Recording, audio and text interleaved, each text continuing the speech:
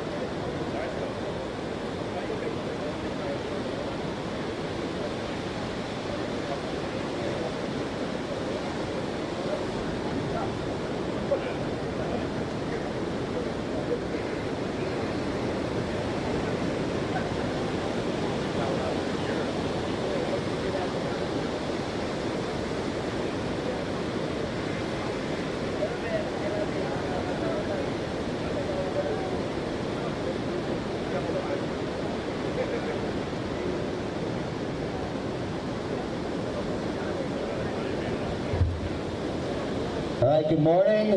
Competition will start in 10 minutes. 10 minutes to start. Any remaining free surfers, you'd better get your last wave and start moving out of the lineup. We're starting this morning with the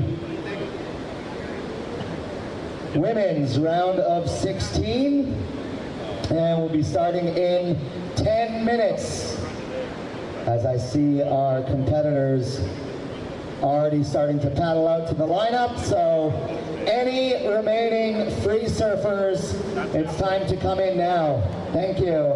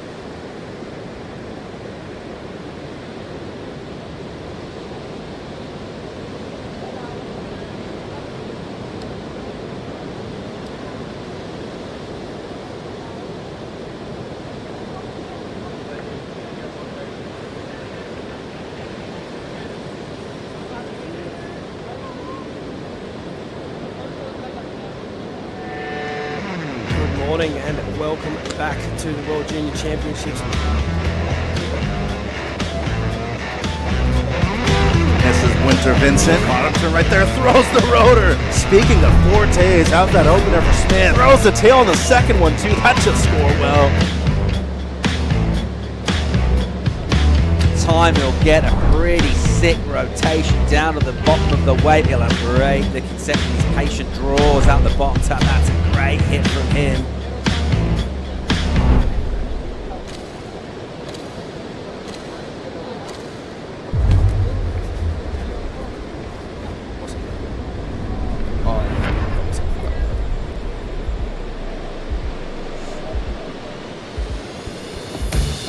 Been an awesome day, great surfing overall. Hoping for fun conditions tomorrow. Pretty confident it's going to be pretty good. We're going to come back for a 7:30 call for potential 8 o'clock stop.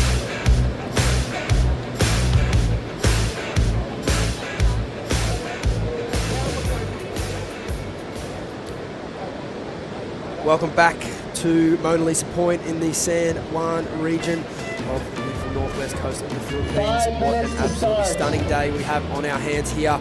Beautiful vision of the coast, and as we can see, swell lines pouring in. It is going to be another action-packed day. We saw some highlights from yesterday. It was all going on, country v country, mate v mate, and there was a lot of amazing surfing action that went down. Plenty of highlights to catch up on if you haven't already, and we're looking forward to another jam-packed day today. If you're tuning in for the first time, this is the World Junior Championships presented by the Tourism Promotions Board of the Philippines. My name's Stace Galbraith. I'm joined in the booth by the lovely Jessie Starling. Good morning, Jessie. Good morning, Stace. How's it going? Great. No complaints here this morning. Nah, no one will listen anyway. We're just digesting yesterday. That was crazy. So much good surfing. The men had a great day of it, and now we're going to have another great day of action today. Yeah, I'm excited that the swell is still hanging around and we're going to see the women at some point today. But yeah, yesterday, like you said, the mate v mate was kind of the storyline of yesterday. It was heartbreak, but I think a lot of camaraderie between all surfers. Yeah, we saw lots of good signs of sportsmanship, plenty of respect amongst all our competitors. We're looking forward to another massive day here today. We've got our boy Mitchell on the sidelines. Mitchell, are you hearing me? I can hear you, Stace. Very good morning to both you and Jesse here with Dan Emsley. Dan, good morning to you, sir. In the Philippines once again, women's round of 16 is on. It's going to be a full day for the women. Women's quarterfinals, men's quarterfinals on standby. Should be a real fun day. What have you made of your trip so far, Dan? Oh, it's been the best trip. Just the people, the place, the area. So many fun waves around. Yeah, it's been pretty unreal so far. Yeah, and taking away a real close loss. You had to surf against your best bud, your travel partner, Luke, twice in a row here at this event. But just take away the victory that you had in the elimination round. What can you take from this event and use it on the Challenger Series level and the regional QS? Yeah, it's been a very good confidence booster. Just to see how my surfing is feeling on this level and dealing with the pressure of World Juniors. And yeah, the Elam round with Keone was a real big high. And even surfing against Luke was tight heat, but I'm happy with the way my surfing felt and looking forward to the regional starting next month. Who slept outside last night? We slept together, but it was pretty we're quite quiet going to bed. Yeah, there wasn't too much talking going on. Hey, anything you saw out there in comparison to yesterday? I know you free surfed this morning already, Dan. Yeah, it felt bigger than yesterday and a lot more power. I was getting kind of smoked. But if you get the right wave from deep, it's kind of firing. It's going to be a good day competing. Thanks for your time, Dan. See you later. Sweet. Mitch, before you let him go, I want to know, does he flip into coach mode and take 10% now? Now that his boy's in the quarters, he's got a good start there. Yeah, no, he's actually walking away, but he's going to be caddying for Luke later on. So Luke actually did that yesterday. He was supposed to jump into the booth with us. He actually ended up caddying for Dan, and guess what? They ended up surfing against each other in the round of 16. Thanks for the update there, mate, and well done. Thank you. Wow. You got to make the most of the trip. Oh, absolutely. Can't just put the feet up. He's got to get right behind his boy now, Luke Thompson. And as you mentioned, Jesse, we were going to see the women at some point today. The Tours and Comms office, Will Hayden-Smith and Ty Sarati have made the call. The women are going to get a good crack at it this morning. The conditions are absolutely beautiful. And we've got some amazing heats coming up. In the first one, a very recognisable name, Luana Silva, former World Championship Tour surfer. At only 20 years old, she's already been on the tour twice. What an amazing career. She'll be up against Reed Van Wagner out of the USA, and it's going to be an amazing day of competition. As Dan Emsley said, still plenty of energy out there and heaps of good waves. We saw a few different strategies yesterday with positioning. and there's definitely some longer waves running down the point, but we also saw a lot of high scores just with the top section being utilised. Yeah, it's interesting to see which competitors are choosing what part of the lineup. I feel like yesterday we saw a lot of great scores come down between 1 and 2 turns. I'm thinking of Winter Vincent, Lennox Smith. They got 2 of the highest scores of the day yesterday just by 2 turns. However, we did see a couple really fun looking running rights this morning. A lot more swell than what I thought there was going to be this morning. I thought it was going to drop off a fair bit, but it's hung around, and I feel like that's kind of just been the theme of this point break. There's been way more energy than what we've been expecting. Oh, it's been unbelievable. And, if you jump on Josh Kerr's Instagram, he went and surfed the point that you can see in the background down there yesterday. And amazing rides, long running right-hand points, like it's just waves on tap. And then that's our place in the distance down there. You can see another little wave. And then obviously here at Mona Lisa Point where the contest is, plenty of good waves on offer here as well. And good variety, as you said. You can sit up the top of the wave, or look to get those longer waves down the line. We're on hold here. We're just waiting for a start, and we'll count this one down pretty shortly. But the women have had a couple of days off, and we will look to get a start here pretty quickly as sets approaching. Interesting to see. Not fighting too hard for the inside at the minute, Jessie, but I'd imagine that would change as the sets start to come in here with no priority to start these heats. I was just thinking that. I'm very surprised Luana settled for the outside position. She's always that kind of competitor who has that really aggressive start, wants to be on the inside, wants to get that first set, wants to be the first thing the judges see, especially first heat in the morning, but she's kind of settled for the 15-year-old, having her inside. And for me, Reed has been probably one of the standouts for me. I had never really heard of her coming into this, and then for her to be 15 years old, have that much power, that much strength, and such good pivot and read on this wave, I think she's going to be a really great competitor for someone who has the experience that Luana has. Yep. And how do you think the competitors feel jumping out this morning after having a few days off? Because it is a tricky little lineup, and I know they've been surfing before and after the comp, but it's not a big window. We've been running big days, and the other day was a bit small when we didn't run. So how do you think they'd feel this morning after being off for a few days? I think they'd be feeling ready. I feel like these people don't like to sit still. Every single surfer you ever met, yes, there's this cruisy factor that comes into our sport, but none of them want to sit around and wait. They're all just, come on, let's go get the job done. So I feel like yesterday it was a really great day for the men to run. Speaking to a lot of the ladies, they were like, we would be happy to run, but the men put on a show. So this morning we've got super clean conditions for them, and I think they're going to just lap up this fun kind of pumping surf we have here at Mona Lisa Point. We might see some action underway here. Reed having a look at this wave. She will have the inside, and she does utilise that to catch the wave. And wham, huge turn out of the top there. Beautiful connection. I think that is going to be a great way to start her heat. Just the one turn, but the connection was as crisp as it gets, Jessie. This is where I actually could not judge, because I watch one turn like that and I think, oh, how brilliant. That was such a crisp turn in a really steep part of the wave.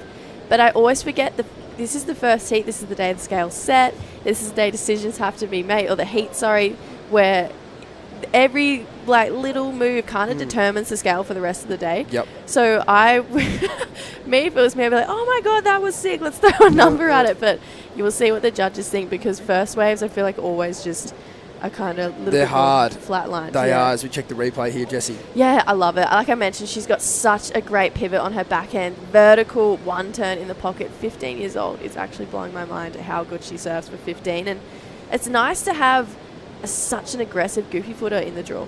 She's just putting it up on the line, and she is the underdog in this heat, and she's not holding back by any means. No, not at all. That's a great start. You make a great point about the scale. I would be not surprised. Well, there we go. Love being wrong.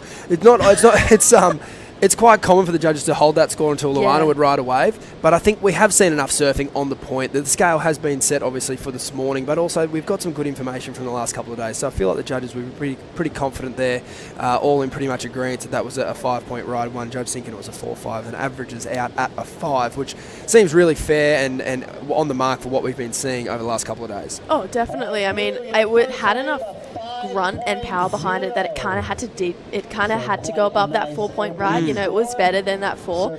If it was me, I was just going, wow, that was sick. Let's throw a bigger number at it. But that's potentially why I try not to call scores on the Broadie, because I'm more often than not I'm wrong because I get overexcited. But yeah, 5 points I think super fair, and it's a good sign for her to know that one turn can get her a pretty solid mid-range score.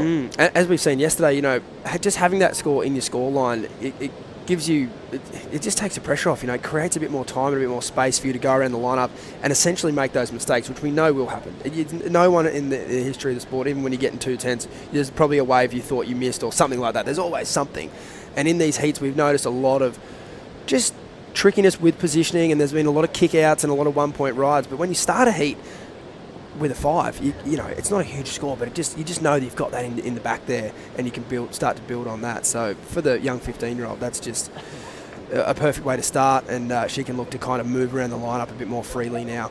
We saw Lennox Smith yesterday get a wave where Reed is sitting, and I think that was a bit of an eye-opener as well as to, you know, how wide this bank really is. And on the paddle back out, I would be not too surprised to see people maybe just taking their time today and maybe waiting for some of those wider ones, because Lennox needed a score on the buzzer yesterday and belt 3 big turns all the way to the beach, got a 6-5. But that was like no one had caught a wave there this whole event where he took off on that wave. So as we see, sets just still pouring in. 25 minutes remaining.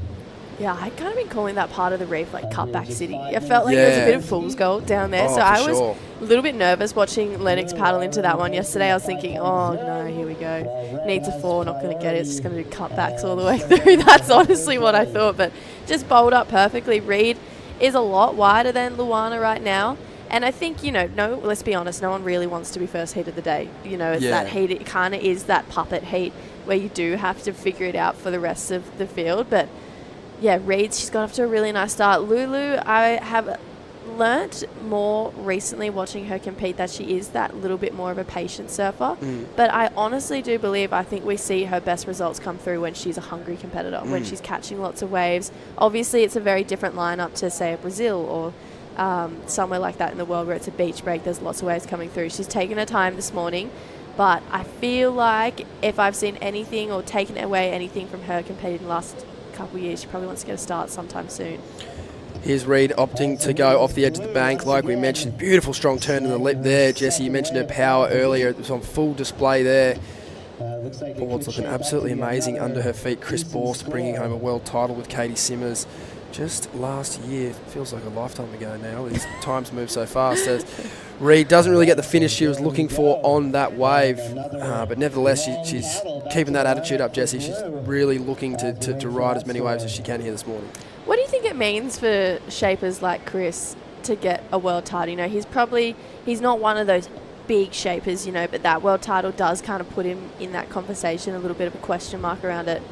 I wonder if he gained riders like Reed from Katie over the last couple of years. I mean, it would be easy to think so, but I actually don't know the exact story there. I don't know how long Reed's been riding the boards for, but given the location of where she lives and how good she surfs, I think it could have easily just been like an organic relationship, and she might have been on the team since she was 10 years old. I'll have to find that out. We'll get back to that in a minute as we see Luana up and riding. Beautiful turn out of the top there, and that is just trademark Luana Silva there. Unfortunately, does not get much more to work with on that wave, but nevertheless, she's on the board and she's into the heat. But yeah, we'll get back to the board and then title conversation in a second if we queue up a replay here. But it brings a lot to the whole stable of your team, for sure. You know, from everyone, from the grommet to the local legend to the punter walking in the shop, having a world title under your belt, it just it holds a lot of water.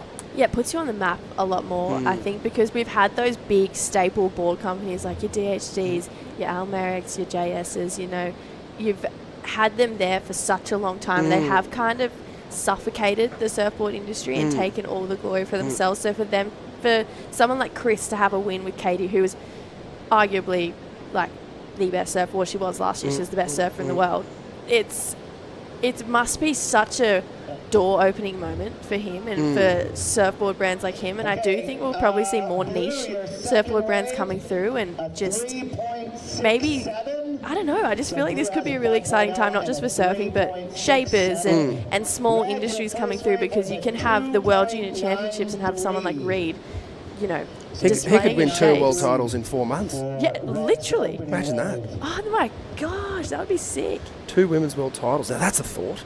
That is a Don't get thought. too far ahead of yourself, Chris, if you're tuning in. But she could do it. She's got the talent. Oh, absolutely. Right now she's got the lead too.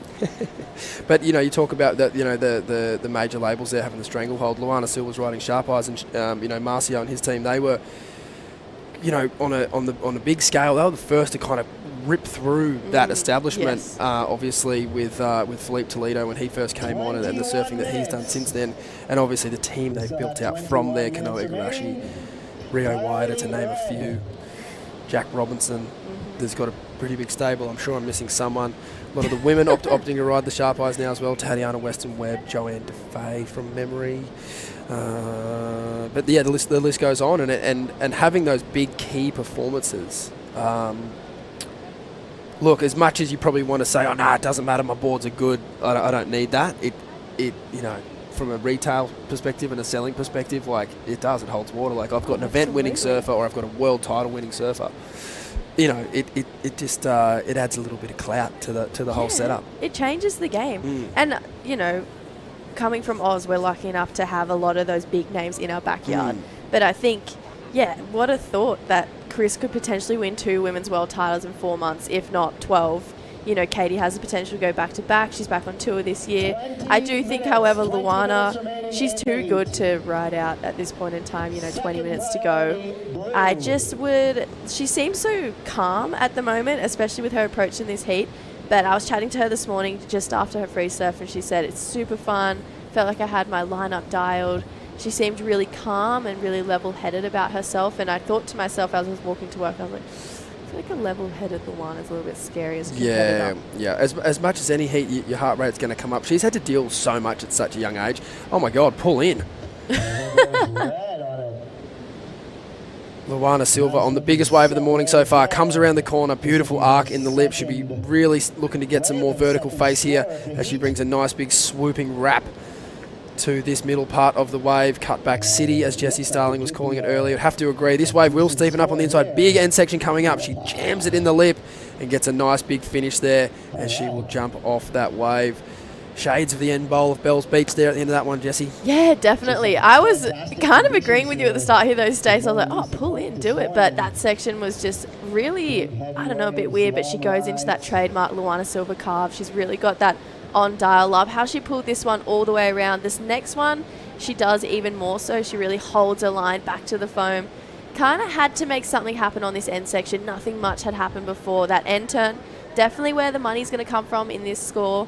Had that little bit extra spark. The judges aren't really paying 3 calves at the moment, so you do have to add that little bit more. And so I think she's done enough to get a score on the board and get herself back in this heat. It's pleasing on the eye, those manoeuvres, but like you said, they don't really hold up a lot of score. However, in conjunction with a big finish, it's a nice overall package, and there's nothing else she really could have done on that wave. Probably a good thing she didn't pull in. That barrel was not, not truly up here. We're just getting excited. She definitely made the right call to kind of skirt around that section and then put it all together. And they're the kind of waves, though, like she did really well to finish that, because if you don't finish that wave, to be honest, she's probably looking at something around the 3.83, 3.5 mark. So the majority of that score, for sure, is coming from the 6.83 and the height of the wave. It was a bigger wave. It was a big steep drop, and there was a lot to like about that wave. The judges certainly enjoyed it. It was a 6.83. Here's the drone angle, Jessie. Yeah. Okay. Let's look at it from this other angle. Really see the damage she got done on this end turn. Here's these calves we were talking about. They feel good. Potentially without this end turn, the score wouldn't have gone as high. Bigger wave though, probably the biggest wave we've seen in the women's draw so far, all event. This turn, she really holds it all the way back. But this is what I want to know about. I want to see how crucial it was. Steep section here. Yeah, belts it for a pretty hectic end section too. There's a lot of foam, a lot of white water coming around her, so she did well to hold on. And it's interesting the fact that she even got an end turn section, because how many waves or how many people have you seen not get anything down the line there? So absolutely skunked. Yeah, she's done herself a Daniel Emsley and found an end turn section, because I don't think I saw anyone get as many end turns as he did yesterday. Oh, Brew, he had a couple of big ones. He was probably you know, aside from Winter Vincent, he was probably picking the best waves out here. I would 100% agree with you. He was on fire. He was looking patient. Didn't have, like, you know, we mentioned there's been a lot of surfers sort of take a look at a couple and maybe not go, or, you know, there's been a few priority mistakes and all that. Daniel didn't have any of that. He was looking rock solid. But, yeah, unfortunately, he bowed out to his good mate and flatmate, Luke Thompson. So we will see Luke potentially later on this afternoon. But Luana Silva's really put her name on this heat at a pretty good moment, a 6.83, as we come up to the 16-minute mark here. When you used to travel and coached Mitch and Jack, did they ever have, was it a bit awkward when they lost out against each other? Oh, it was awkward just every day at home. Like, especially when you're young, you know, like young Yeah. men aren't great at sort of, I guess, expressing how they feel. And it was, yeah, man, it was a unique situation. They were both, you know, like in 2010 when Jack won his first world title, they were both, like, Cruzy was the one that was challenging for that, and Jack ended up winning, obviously. And, you know, they're going against guys from all around the world. We'll get back to that in a minute. Up and riding Reed here, unfortunately. Look, I don't think that's such a bad thing. I think if you miss the first section on that wave, you might as well get out of there anyway. So she'll get back out the back quickly. But yeah, like that, it was gnarly. Even the, you know, the pro juniors and those things, like yeah, it was a big deal. So, you know, there was plenty of growth. I could just imagine the amount of times you probably had to be like, all right, boys, hug it out. Nah, not really. I mean, Cruzy's an interesting character. He's very determined, very confident, and he often did a lot of things by himself, and that was probably a hallmark of his success. Whereas Jack was a little more always liked to surround himself with a team of people, and they were just two totally different characters. Like, truth be told, I never really coached Mitch that much. We were just mates. Whereas Jack, we definitely had a bit more of a professional relationship as well as a friendship. So yeah, just different, two totally different characters. And you know, I think they would both look back now on that time of their lives and think about how lucky and blessed they were. But yeah, in the moment, yeah, there was definitely some. Yeah, you stay here and I'll stay there moments. Separate it. Yeah. Give each other a bit of space. Yeah. Looks like Luana, though, might have got back out there with priority over Reed. So, bit of a better situation for Lulu right now. Reed, she's going to have to potentially find one of those wider Lennox Smith waves. I think so. Or, you know, to the contrary, the other side of Luana. You know, being a backsider, we saw she got 5 points for one turn earlier. I think of Francisco from yesterday. Blair Barton, a lot of the good strong backsiders. Keanu Lasser had a couple of good scores, but the best ones came from having a closeout section to hit and not just kind of, you know, like you said, cut backing your way through the inside and hoping that you get an end section, because they're just not really there. You know, you have to get really lucky to get that end section, and they're not guaranteed. Here we go, the local lads on screen here, Toby and Noah. Great showing, super proud of them, and I know their country is as well.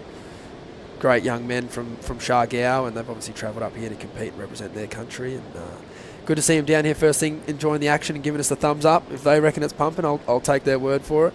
It's been a great couple of days here, and yeah, we're definitely looking forward to getting back up into this region potentially later in the year for Cloud9. And then this event's been a great success so far, so with any luck, hopefully there's some deals being brokered to get back here again, but I'll leave that up to the big dogs. But yeah, we've been super welcoming from all the Filipino crew here, and yeah, it's been an amazing trip so far. Yeah, Cloud9 has to be one of my favourite places in the world. Philippines in general has to be one of my favourite places in the world. And obviously, unfortunately, Noah and Toby got knocked out yesterday, and it was a shame that there wasn't, you know, this awesome story of the local wildcard goes, you know, the story that all the locals were hoping for. But when you go to Cloud9 and you see them do what they do at that wave, and thinking of guys like Marimar Takong, Filma, Alapayo, you know, all the big heavy hitters at that wave, it's so, I've never seen a connection between people and place more than I have seen the Filipinos with Cloud9. They are so well versed there, and it's just like, it's almost like Mother Nature wants them to have it, you know, and it's so interesting because some of our best Australian Asian surfers will go there and get towed up by these local guys because they are just so well-rounded at Cloud9, and it has to be one of the most perfect waves I've ever travelled to. You can thank Jamie O'Brien for that. Can I?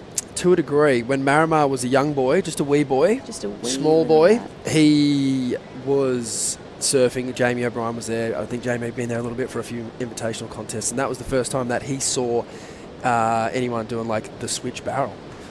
Really? And that's where Marimar saw him doing that. And then you watch him out there now, and it's like he can get barreled goofy as good as he can natural. Yeah. You know, and so yeah, it's a great mix of like, you know, the place and the people that have travelled there, and then obviously the locals now that are, you know, really putting it on their shoulders and lifting it up to the world. So yeah, it is. It's a crazy wave, crazy part of the world, and man, if you're lucky enough to get a wave out there, you're cheering. One wave can make you trip.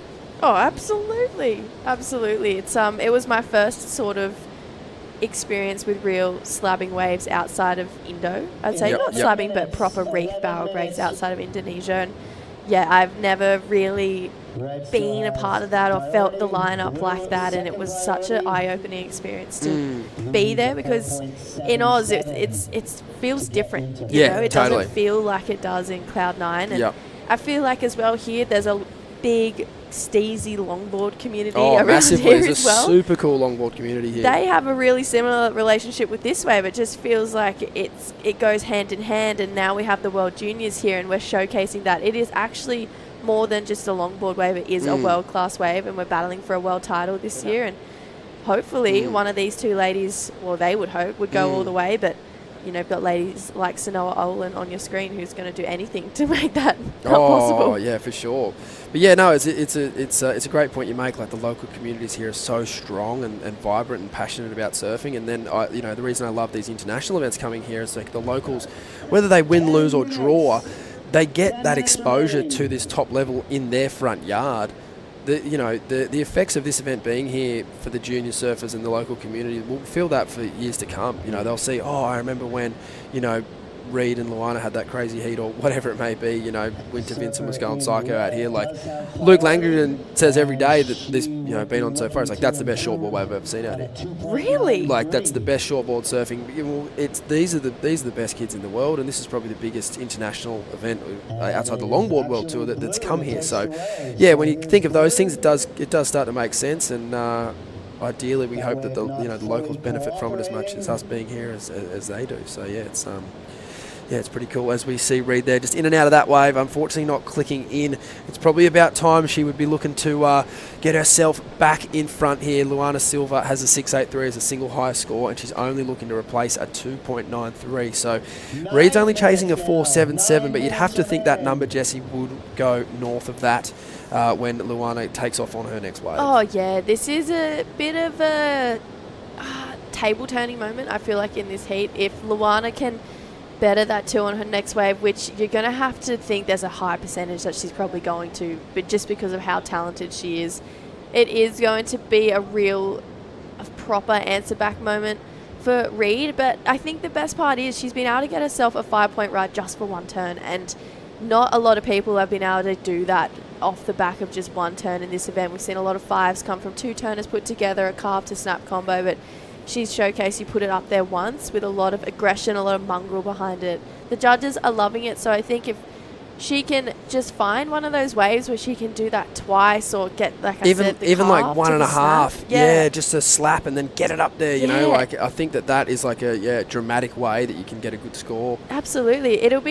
It's still so close between these two, and it's so easy for me, like, you know, just get a carve and a snap and you get through this heat, but it is like a really confusing lineup. And the first day Paul and I commentated together, every time I said one thing about this wave, the next thing happened, you know. It just keeps you on your toes. Yeah, you've got to put your neck out there. You got to, but this wave changes more than what you think, you know. Totally. So yeah, particularly with the tides, we saw that yesterday. Big tides, when the tide was running out, the swell was increasing, and as the tide fills up, it just sort of drops a little bit and moves onto the inside of the bank. But we'll keep an eye on how conditions progress throughout the day. We're going to take a short break here at the World Junior Championships presented by TPB. Stay tuned. Let's wander the historic city of Vigan. This UNESCO World Heritage Site is one of the best preserved Spanish colonial towns in the world. Walk along cobblestone streets of heritage houses and historic attractions dating back to 1500s. Don't forget to take home Ilocano crafts for pasalubong. Travel back in time in Vigan. When you choose the Philippines, you know you're in good hands. where large-scale venues meet state-of-the-art facilities, and where world-class hospitality meets destinations that are beyond extraordinary. With all hands at work to give you the best of the Filipino brand of service excellence. Welcome to the Philippines, where we take your business to heart.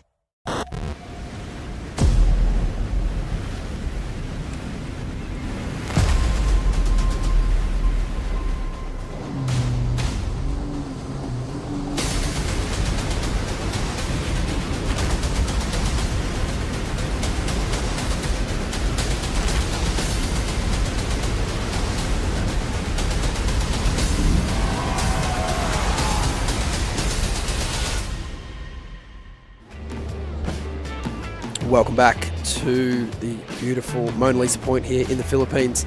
World Junior Championship action underway. Again, it's the round of 16s of the women. Luana Silva, the Reed Van Wagner from the US. Luana representing Brazil and doing a great job of that at the moment. She was 6.83. She's looking better than 2.93. She does have priority. It's been a...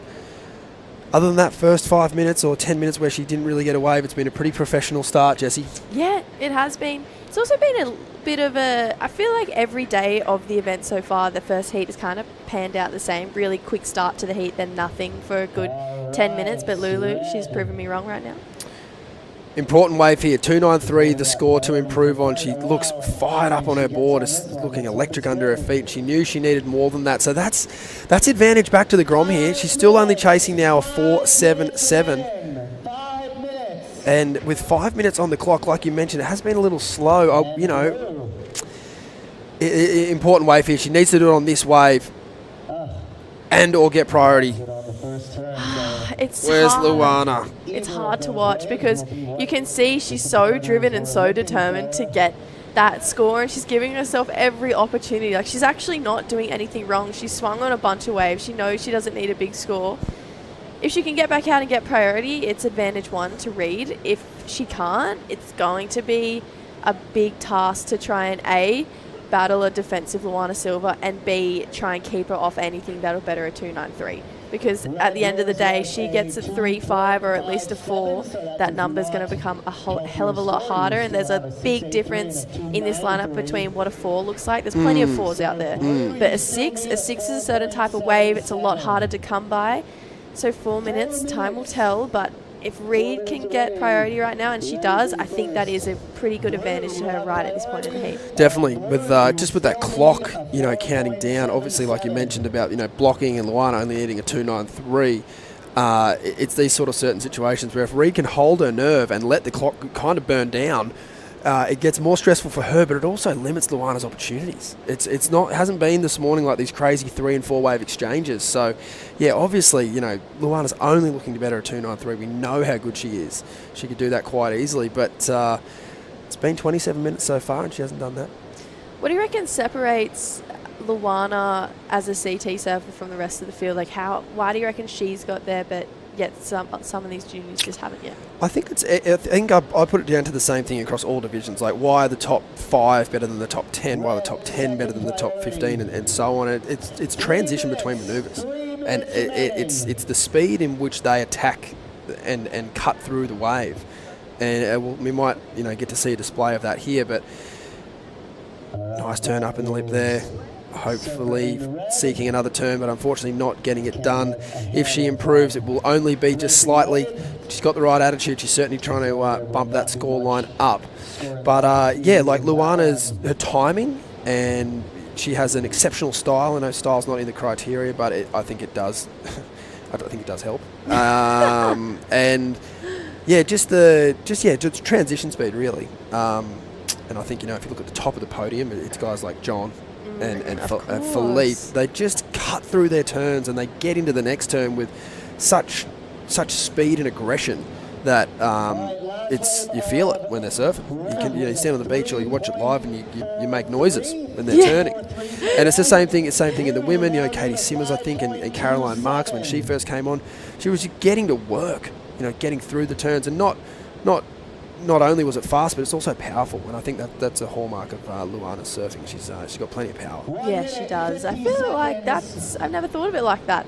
But I agree with you. The judges like that last one, 3.43, just for that one turn. So look at that, Stace, that ever so slight lift in that score.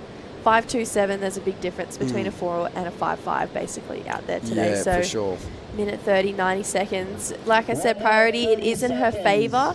15 though, so this is potentially where, you know, heat IQ might come into it as well. She is young. She's actually got really smart heat IQ. She's a very talented surfer, but maybe the extra reps might be helping Luana in this sense. But I'd love to see how Reed kind of handles pressure, because right now we haven't really seen her in a real pressure cooker situation this event where she's had to answer back because she's had a real hold on all of her heats. But yeah, hopefully 60 seconds. It'd be nice to see her get a chance, wouldn't it? Just exactly to see how it plays out. She certainly looks good on her board. Just needs the right wave, like you said. Even just incrementally increasing there, you know, it won't really change what wave she's looking for too much. It's a pretty similar score, but it hurts to hear like, oh, I'm just chasing a little bit more now. It just sort of adds to that pressure. So just coming down to 30 seconds on the clock. We will see how this one plays out. 5.27, that's definitely that 2-turn combination. She can get a 5 for that one big backhand whack, but yeah, I don't know. The ocean's looking like a little bit sleepy. Yeah, not on her side right now. Lulu's playing defense. Try to stroke into this one. She's going to make her go. It's definitely a committed paddle, whether or not she gets the wave or not. Unfortunately not. And Luana Silva will retain priority and likely, well, the heat. Moving on through Luana Silva, bettering her score there at the end, increasing on the 2.93 and closing this one out over the young 15-year-old American who had a great showing at this event. I think she could be very proud of her efforts so far. She'll come in and debrief that one, and I'm sure we'll see plenty of her in the future. We're going to take a short break here at the World Junior Championships. Stay tuned. Heat number 2 coming right up.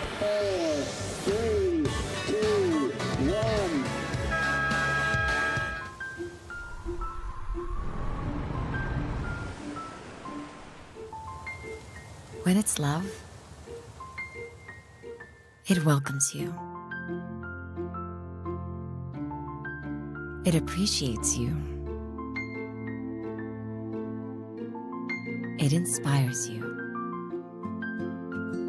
And gives you a reason to go on. A reason to do great things. And conquer great heights. It is there to give you courage, to empower you, and honor your strength. Love is always worth the wait. It is a deep dive into a life of wonders. Wonders that are found in the smallest of things. And in the sweetest little moments. But always better in full view. Better for all to feel, better for all to see, and better for all to share. This is how you know that love is real. When it expects nothing in return, yet makes you yearn to give it back. When it leaves a mark on your soul that you'll take everywhere you go. As you walk into the new chapters of your life. But even if you can't fully understand it, even if you can't put it into words, sometimes knowing it's with you is enough. Because when it's love,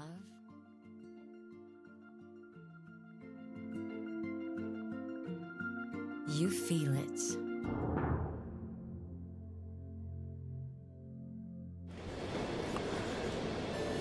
Welcome back. If you're just joining us, this is the World Junior Championships presented by TPP. It's another beautiful morning here at Mona Lisa Point. Heat number 1 just wrapped up. It was Luana Silva getting the jump over Reed Van Wagner. Luana will make her way through to the quarterfinals.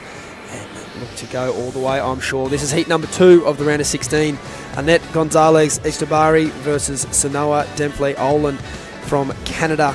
Annette representing the Basque country, of course, and has been an absolute staple and ripping her way across the European junior circuit. So we're stoked to have her out here in the Philippines.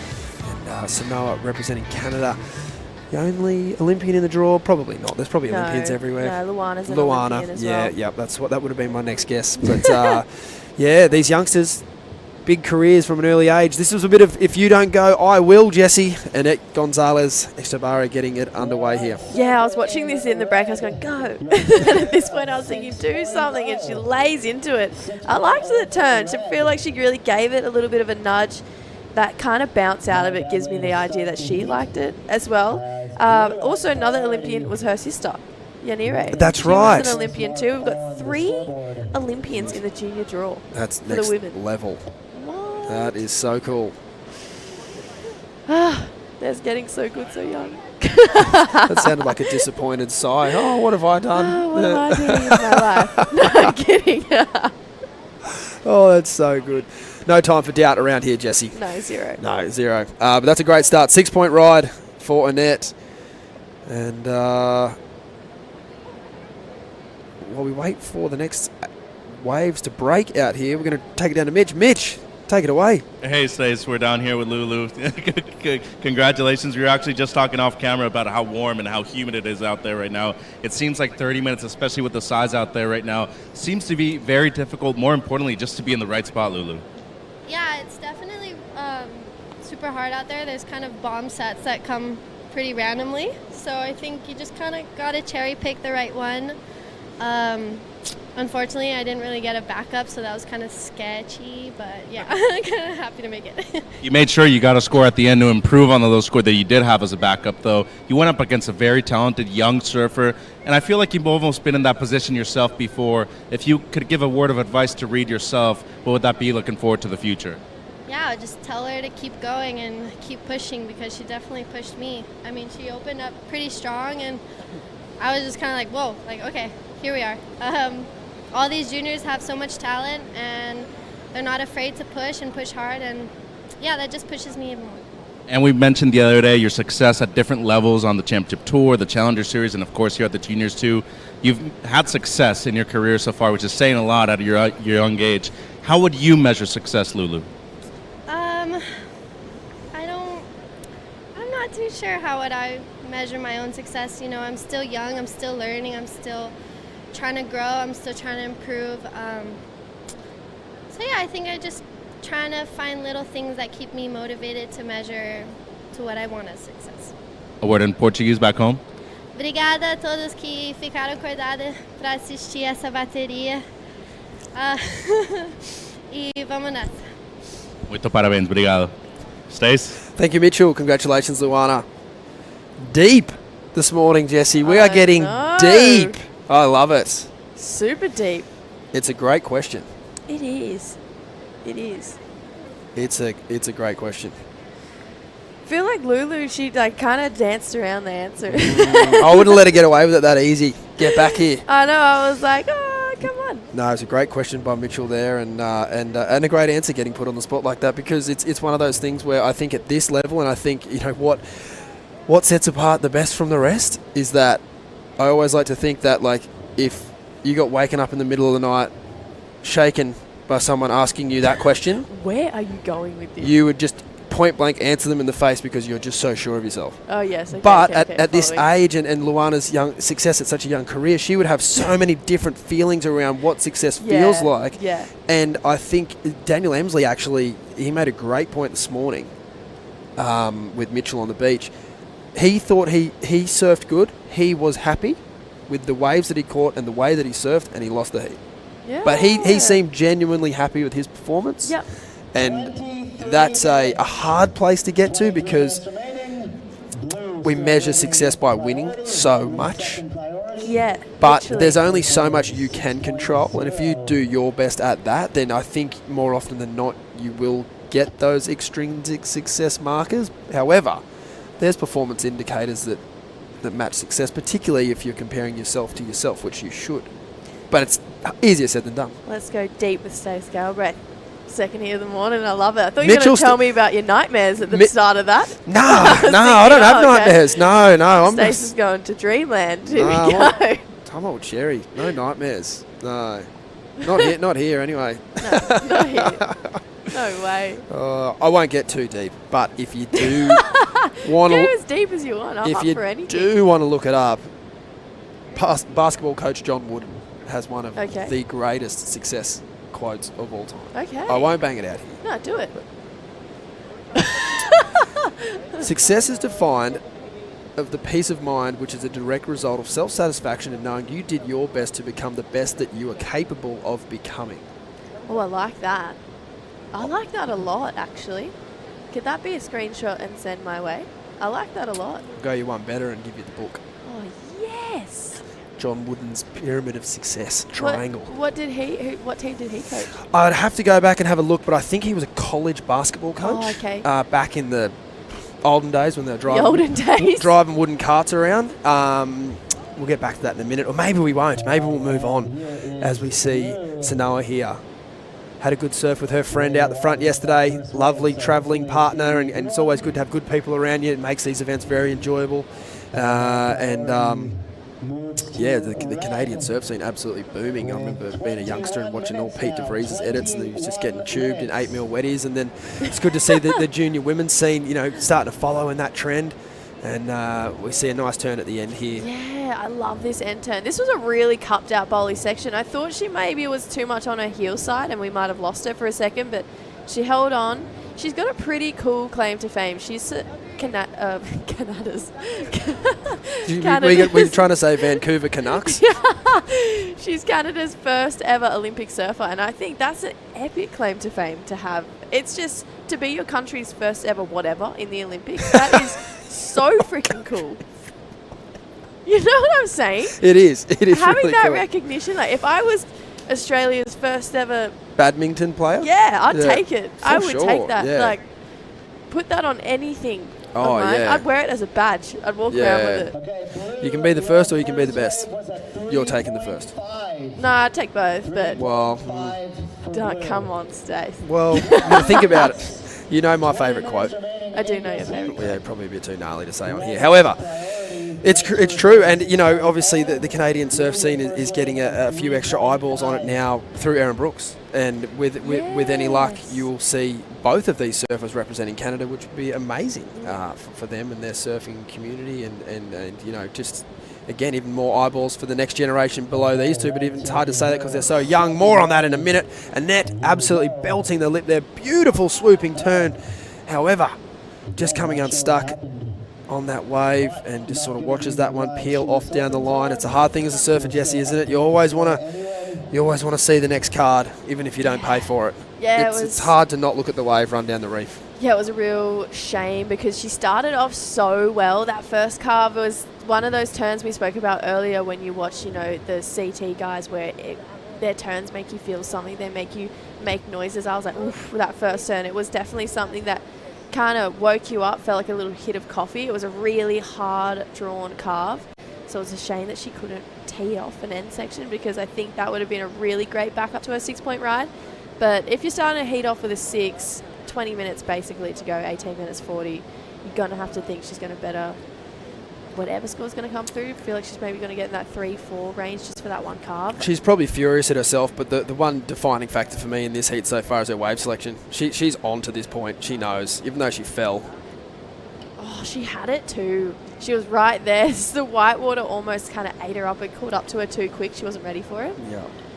Yeah, but that first turn was nice. The judge is still loving it though. 5.17 just for that first turn. So rewarding hard rail surfing this morning. I like it. It's a great turn. Big section on a big set wave. And she'll be stoked to hear that score, but she'll be devastated knowing, there were so many more points left on that wave. Nevertheless, though, she put herself in a great position as we see Sanoa here up and riding. And unfortunately, not the wave you want to be using with first priority out here. Yeah, definitely not. That's a bit of a mistake. I feel like as a coach, when you watch that, I feel like priority would probably be one of the hardest things to teach.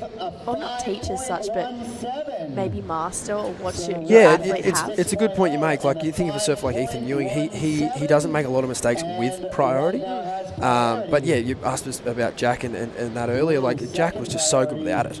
You actually, you go to spots and you don't really want a surfer like him to have that, because it's sort of like a weight on him. But coming to a place like this where there's actually not a lot of crazy quality scores, a heat like this would be kryptonite for some people. Yeah. I feel like, do you reckon it just comes naturally type of thing? It's not really such a thing you learn, but priority and that feeling that pressure when you have it, do you reckon it just, or not feeling it, maybe you're just born with it? Is it something you can get used to? Oh yeah, I think it's an outlook. You just, okay, am I excited to have priority, or am I absolutely, having kittens? Like, yeah, it's just, you kind of, you want to, it's a tricky one, particularly different waves around the world. Yeah. Like if you're sitting there in Tahiti, Oh, I don't want it. or Pipeline, some people want it. Some people are just, yes, give me the next wave. Other people are going, get me in the channel. Yeah. And it is a hard thing to teach and coach. It's definitely a personal desire to want priority in big waves. As we see Annette here, board looking beautiful, carve out of the top, looking unbelievable. Unfortunately coming unstuck, but she's already given us some highlight moments here this morning. Love the speed off the bottom.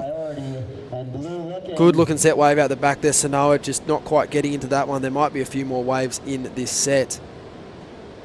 Yeah, I feel like Annette, she's made a couple little turn errors, but the surfing she's done has been epic. I know, chatting to Paul in one of her heats the other day, he says she actually does her best surfing when she's angry, and just she's even more switched on when she almost has a point to prove. Basque woman gets angry, surfs really good. Yeah. That makes a lot of sense. Having a look again. And she gets up on this one. As we see it in and out there. But I wouldn't actually relay that just to that part of the world either. Like, I think of Michel Perez. He gets angry and he rips. Yeah, and it's a funny place to want to get to do your best surfing, but it does work for some people. Yeah, I guess it's all subjective, even just like personal competitive. I knew that I didn't, and I feel like you wouldn't be an angry surfer. You're pretty crazy you got to have a bit of head on you sometimes on the Gold Coast. But I feel like when you're usually like young and in junior events, you're probably trying to do your best surfing when you're calm, and you're trying to get yourself into that calm state. But for whatever reason, some people just love to be revved up and switched on. Yeah, I certainly wasn't, or had a lot of friends that were doing the Taj Burrows smile in the barrel trick. But yes, there are some happy surfers out there. There's also some angry ones, and we will learn more about who is who on the other side of this commercial break. Don't go anywhere. More action coming right up. Let's wander the historic city of Vigan. This UNESCO World Heritage Site is one of the best preserved Spanish colonial towns in the world.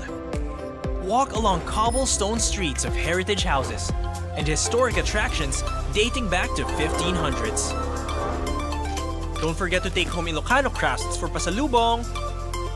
Travel back in time in Vigan. When you choose the Philippines, you know you're in good hands. Where large-scale venues meet state-of-the-art facilities. And where world-class hospitality meets destinations that are beyond extraordinary. With all hands at work to give you the best of the Filipino brand of service excellence. Welcome to the Philippines, where we take your business to heart.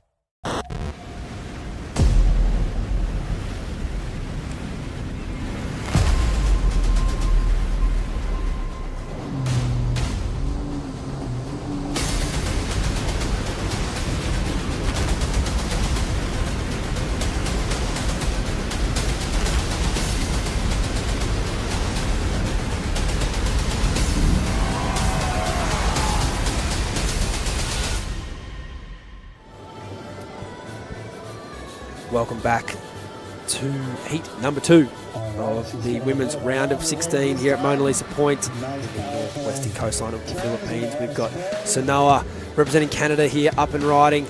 She hasn't had a lot of good opportunity to work with so far in this heat. Definitely wave selection becoming an issue here, Jessie. So I saw this from the drone angle. This was what looked like a great wave from up the top. A lot of water coming off these turns. Excuse me, that was a great turn. Really great surfing here. I saw this as we were coming in. I thought, oh my gosh, he can display some water. Great surfing here from Sanoa. 3 really nice turns put together. Came through, got herself stuck in cutback land for a little bit of time here, but damage was done out the back stace. I just thought, wow, who's that? When we were watching that drone angle shot came in, yeah, Sanoa just finding the best combination of turns in this heat. Happy to eat my socks on that one. Yeah, Great go wave on. selection, great surfing. She'll be stoked to get that wave and get into this heat, really, because she hasn't quite put her name on it yet, but she will now as we wait for that score to come in. As we see Charlau Medina getting his daughter Sophia ready there. He's on the Mount Rushmore of great coaches in the 20th century. Is he? 21st century. 21st century. Has to be, right? Ross Williams got to be up there. Yep. Phil McNamara. Oh, I'm going to get in trouble now. I'm only allowed 4, aren't I? Yeah, Can we do like half a face between like Tom Whitaker and Jake Patterson? Weird. Half each? No. What about Rossi? He coached Carissa Moore for ages.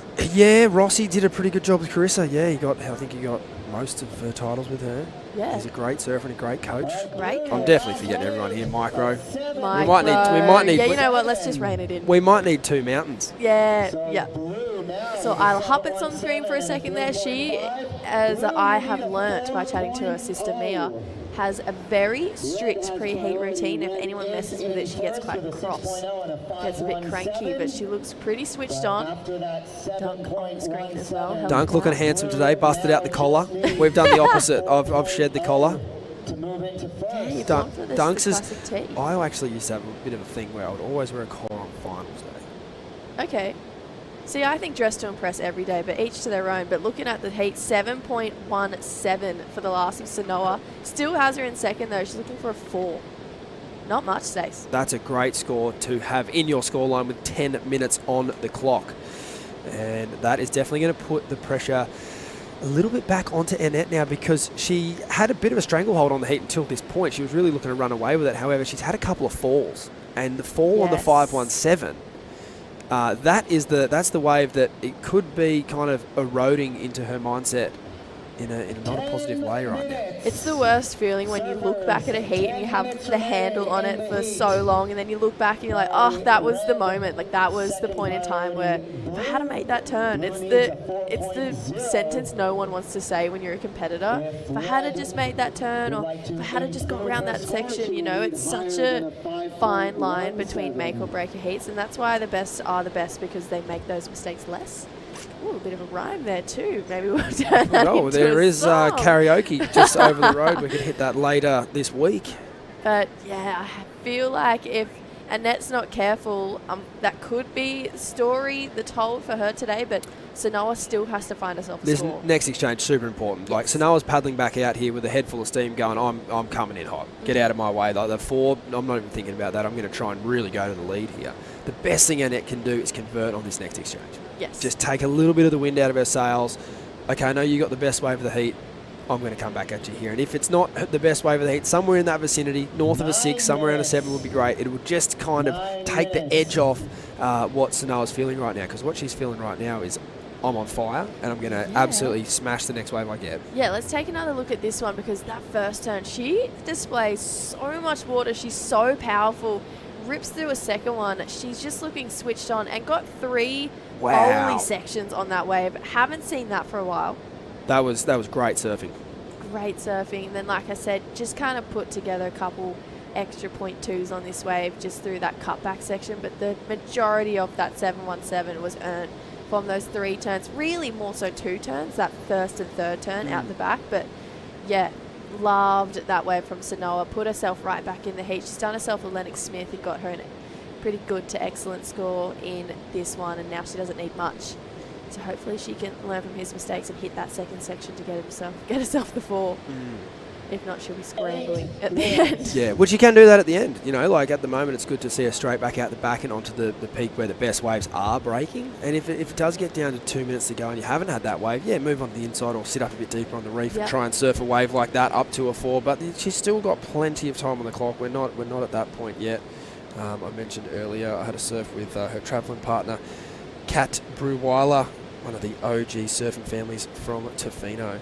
So yeah, it's cool to see the support. We saw Pete Duncan on screen earlier, Charlie Medina obviously, and all of these, young men and women here, pretty much except for Luke Swanson, I think, have support. I wonder, I'm going to chat to Sanoa, I wonder if, you talk to some of the Victorians or people from cold water areas and they almost feel like they do their best surfing in steamers. Yeah. For me, it's the opposite. It's because their shins are protected. Yeah. You feel a bit more locked in. I wonder if that's the case with Sanoa, or if she just loves the good tropical climate. She spent a lot of time in Tahiti last year. Actually saw her really charging over there in what is one of the scariest waves in the world. Needs a 4-point ride here to advance into the quarterfinals. Gets it up there. Big spray out the back. Another good turn. She'll be looking at a strong finish. And she gets the finish and she kicks out. And now out the back, Annette. Good time to reply. She'll be hoping for more action here on this wave, but unfortunately does not get around that section.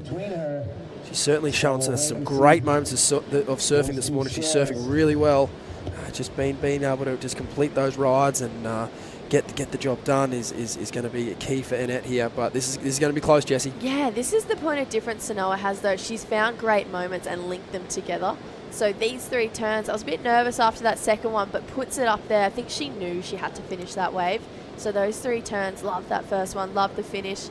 And that, like you said, she's had great moments. She's had excellent moments in this heat that have taken your breath away or made you really feel something or get excited about a turn but haven't been able to back it up with the second turn. She's just slightly come unstuck or had a slight little fumble. So I really hope that's not her downfall for the back end of this heat. Let's take a look at what this one looked like from the very start. So kind of cruised into this first section. Nice bowly one here. This is where we caught up with her. Great first turn, but ran off in front of her. So Annette, unfortunately, like we mentioned, had a great moment on that wave, but wasn't able to link it together with other great moments. And I think right now that's going to be her downfall, because you're going to have to think those 3 turns from Sanoa are probably going to get her that 4-point ride. This is going to sound weird. I'll do my best to make it make sense, but Sanoa's surfed this heat like a natural footer, and Annette has surfed this heat like a goofy footer if you look at their scores and what the moments are. No, I totally It's like agree. such a hard heat to score. And I think the judges have done the right thing here. Sanoa did not get the scores of 3.63, because if I think back to Annette's 5.17, it was just the 1 turn. But it was a sizzling turn. Yeah, it was sick. And so for Sanoa to need a 4, that seems a little close for the surfing that was just done on that wave. The wave was quite small. It was one nice turn at the start, but then it was kind of grovelling. Whereas Annette, that's the big kind of CT style of surfing that you want to see. And that's what these judges here, like Lulu Pereira is the head judge here. He's the head judge of the World Tour. He doesn't want to be selling these kids any false hope. To be successful on the tour, you need to do big dynamic surfing.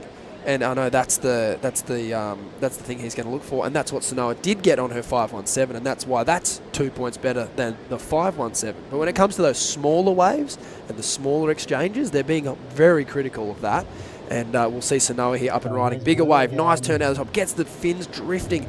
Beautiful turn as she comes through the inside. She's done great to connect her waves through the slower parts, but she definitely will need more steep face on this wave as she comes through the inside. She'll just be praying for anything a bit more vertical here to finish, and doesn't get it as she kicks out. Annette, beautiful carving turn there. And similar sort of situation here, just chasing some steeper face. Beautiful swooping arc. And just gets a little bit mixed up on the end turn there. Oh wow, glad we're sitting in here. Yeah, you can't really afford to not be making those end sections when it is so close between these 2 surfers. The judges really thinking about it. Didn't give Sanoa the score, 3.63. Oh no, I think she's still got one to come. So she's still got, but for that 3-turner, so she didn't get it. But this wave was looking good. Loved the connection between all the turns. Felt like she was starting to feel it, and then just came all undone on that last one. Annette doesn't improve on her last wave, but that's a big turn there from Sanoa. Really steep in the pocket. She, like you said, was hunting for a steeper section. This is that wider part of the bank where some of them do it, some of them don't. It's not that up point where you're going to get an end section, but you might just get 1 or 2 turns. So Sanoa is chasing a 4-point ride. She's looking for it off the back of really just that one big turn there. Wow. Yeah. Nice turn. Great turn. I Really, liked it. really good turn. Just not a lot after it. This is why they're on the big bucks downstairs. We will wait for that score. We've got, they've got a direct comparison. The same surfer still needs the same score, and they rode a wave 2 minutes ago that was a 363. It's not really a hard question. It's just, is it better or worse than that wave? And do they think that she should be the surfer to be getting through this heat?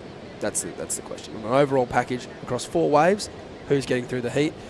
It's flip a coin no matter what way you look at it. I don't think that wave was super convincing, but I wouldn't be surprised if she got it. If I look at the total package, Stace, I do think she deserves to be the surfer getting through this heat just based on overall performance and turns she's been doing and moments she's strung together. I think Annette's probably had bigger one-turn manoeuvres, but as an overall package, I do think Sanoa deserves to be in that top position right now. Great call, Jessie.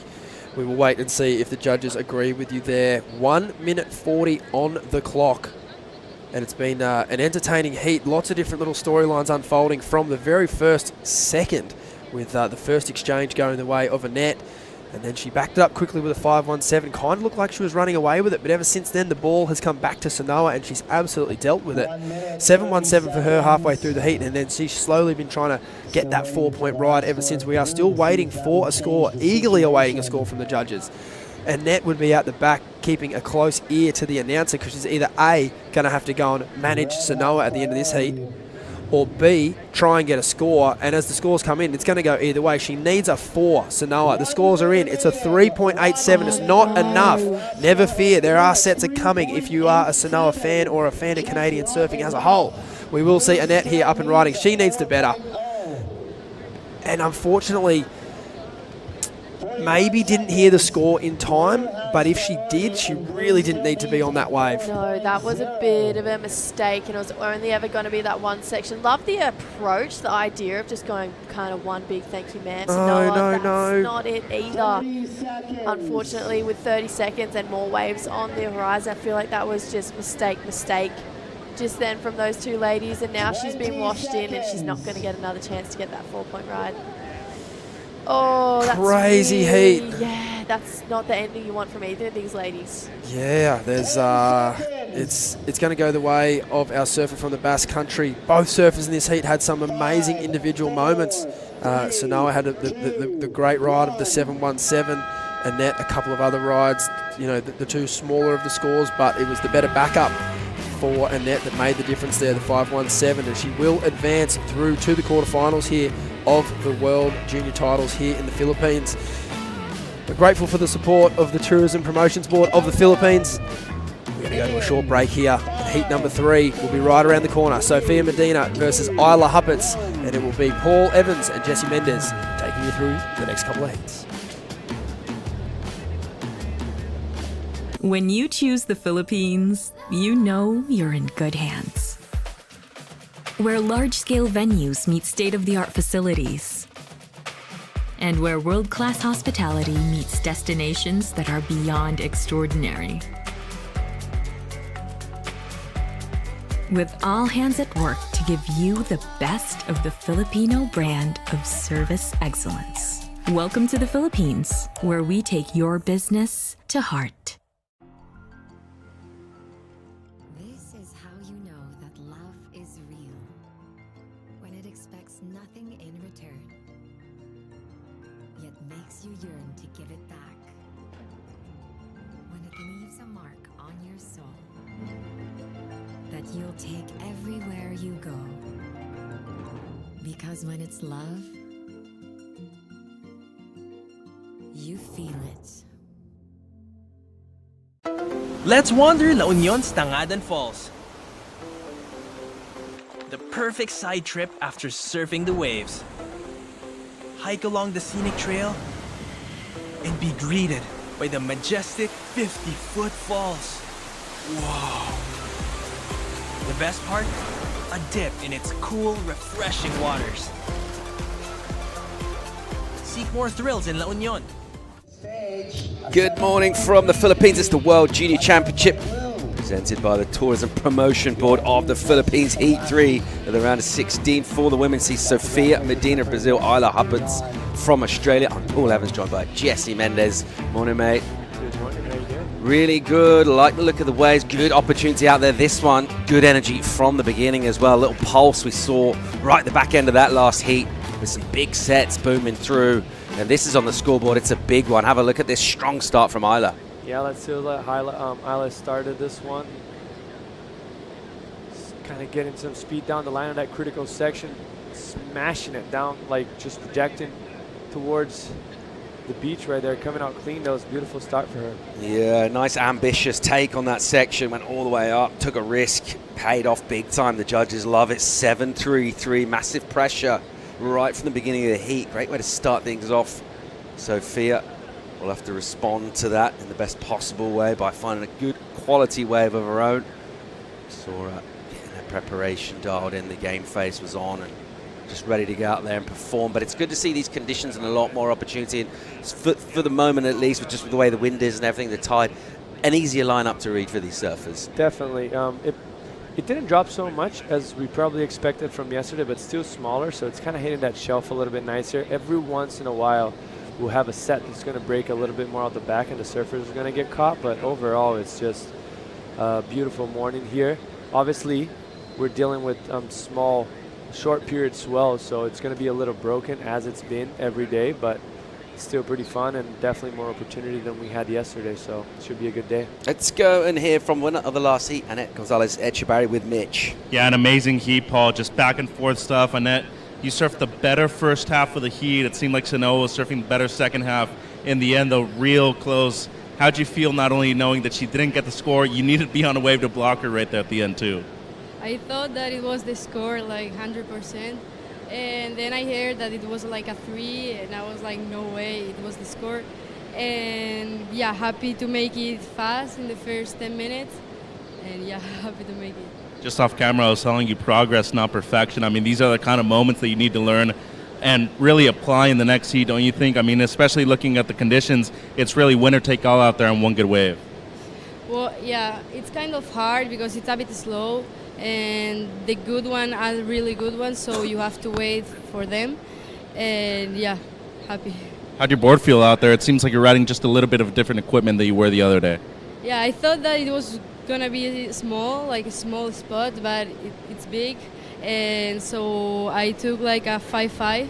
I used a 5.4. It will be better with a 5.7 or something, but I thought that it was like a longboard wave, so no. Well, congratulations. You're into the quarters. A message back home? Yeah, eskerrik asko guztatikan, asko nahi, baina bueno, pozik egiteagatik, eta hurrengoa pasengoet. Sorionak. Back-to-back quarterfinals here at the World Juniors for Annette, Paul. Skargasko Mitch, well done. Translate that for us now. Yeah, she's wow, interesting with the board chat though, mixing things up a little bit, baffled in terms of what equipment to take. It's funny that she actually mentioned that, because she was meaning that I don't think she brought bigger boards to the spot itself, not just to the beach this morning, but to here, which I could kind of see her because we've seen events here previously and it looked like it's more of a small wave place, but we have been getting plenty of swell here the last few days, and we had a big swell before the event as well. So sometimes you just don't know the spot so well. You just got to bring more than less, because it could cost you a lot, because right there she almost lost that heat, and maybe a bigger board would help her paddle, help her be more stable on the wave. And yeah, she's going to learn that one the hard way this time, and yeah, she's going to apply it the next time she has an opportunity, I guess. Plenty of time left to go in this 24 minutes. Still waiting for Sofia Medina to find herself an opportunity. She'll do that right here. Here goes the 19-year-old on the forehand attack. Low line, holds the bottom turn. And a nice, crisp, quite concise turn. Pushes pressure from the back foot.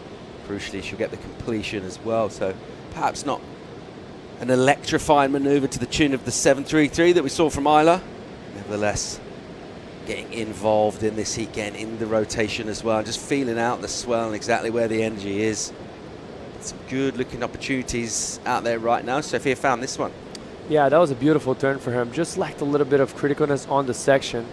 technically speaking, both of them were super technical on the closeout maneuver, but obviously Isla getting the best of it. Much bigger wave, a little bit chunkier. She actually had a lip to hit, so yeah, that's why she got rewarded pretty nicely. But Sofia looked solid on that turn and looked aggressive and looked on point. It's just going to be a matter of wave selection. She's going to need to step it up on that aspect because, you know, Isla's already started with a 7.33. That's a big number. Yeah, straight from the get-go. Wasted no time in applying the pressure on a Sofia. Won't mind that. She's got some experience. She surfed on the Challenger Series this year, got 3rd down in Ballito, South Africa. Beautiful part of the world. Also a 5th in Saquarema to finish off the year. So she's done it at a very high level, building up those competitive chops, the experience. Isla, less experienced, 17 years old. Surfing on the juniors in Australia. But already you can see the potential that she has. Jessie Starling identified the strength in her surfing. We saw that in the early round. Just the fact that there's a bit of physical intensity throughout her rides looks really good. Particularly in a wave like this where there are good sections, but you do have to try and find them. The one big turn, the judges have been pretty consistent really by saying that they will reward that. Here's a bomb come through, not sure anyone's in position. Almost like there's 2 bowls there and a little bit of trying to figure things out. Look at this one. Oh my gosh, Sofia's going to get smoked right now.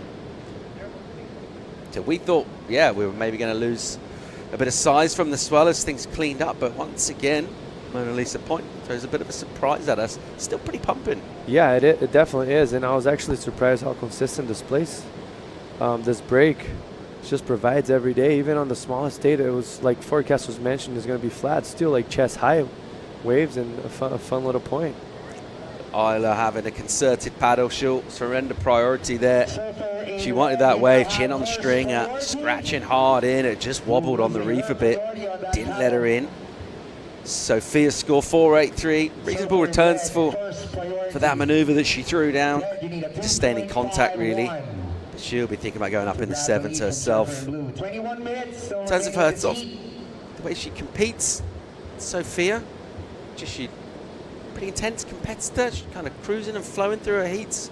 How do you assess the way she puts her heats together? No, I think she's an intensive competitor. I think she's calm, but she's intensive, and that's a great combination if you want to be in the water competing against the best, right? Like, you want to have the intensity to show the judges that you want it, but also you want to be clear and make smart decisions, and I think she has a great combination of that. And obviously her father, Charlon, grew up and went through the whole road with Gabriel Medina, so has a lot of experience, so can translate that to her, and she can apply it in the heat. So yeah, she's doing just fine. Mostly last year, I think Mitchell Salger mentioned she was the most improved surfer on the Challenger Series, and I completely agree. I think not many people expected for her to do as well and develop as much as she did, and that just shows how much work she's been putting outside of Jersey, and looks like she's on a good way.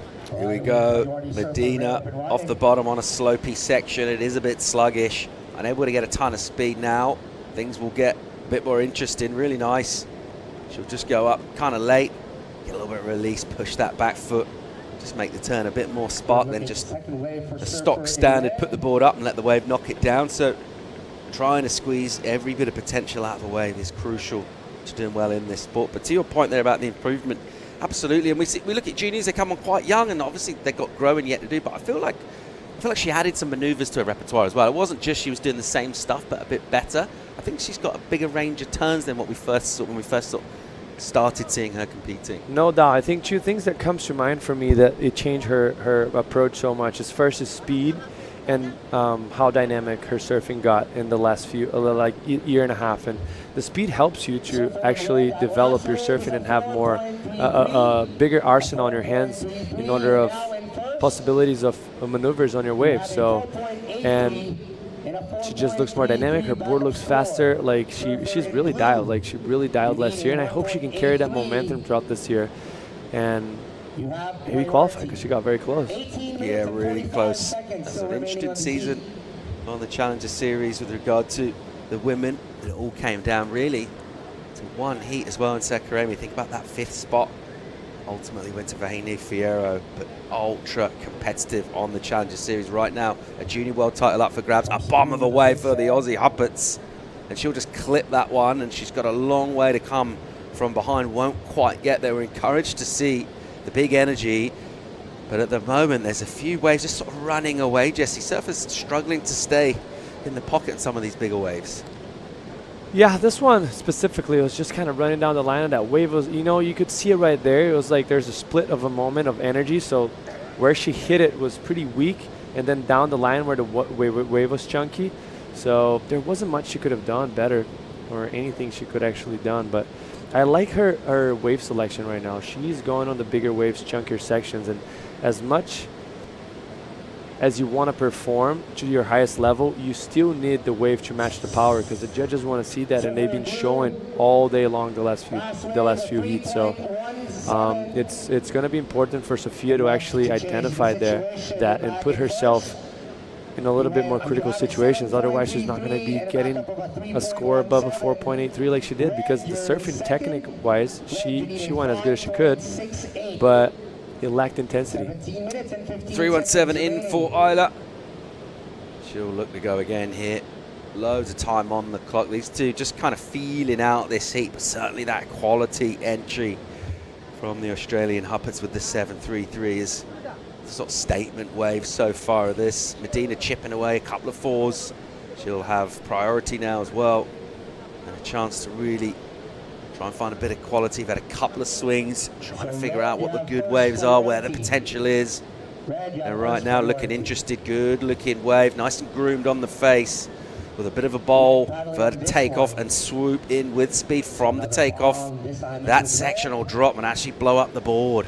So a mistake for Sofia. And that looked like a good wave, Jesse. I know, that looked like a great wave. That wave almost felt like there's the barrel in it. I mean, obviously it's very tricky here to get barreled because it's wobbly. The wave doesn't really ever do that, but that wave almost felt like there's an opportunity there for it.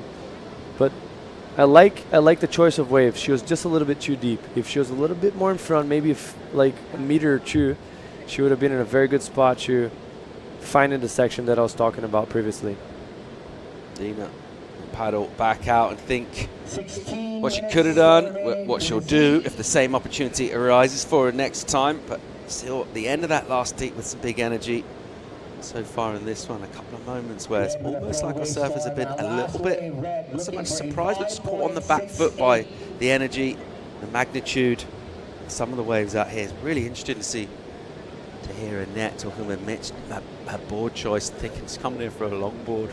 This is going to be a longboard wave and small, and actually kind of surprised by the power out here. It just goes to show there really is no substitute for experience at a spot at a venue.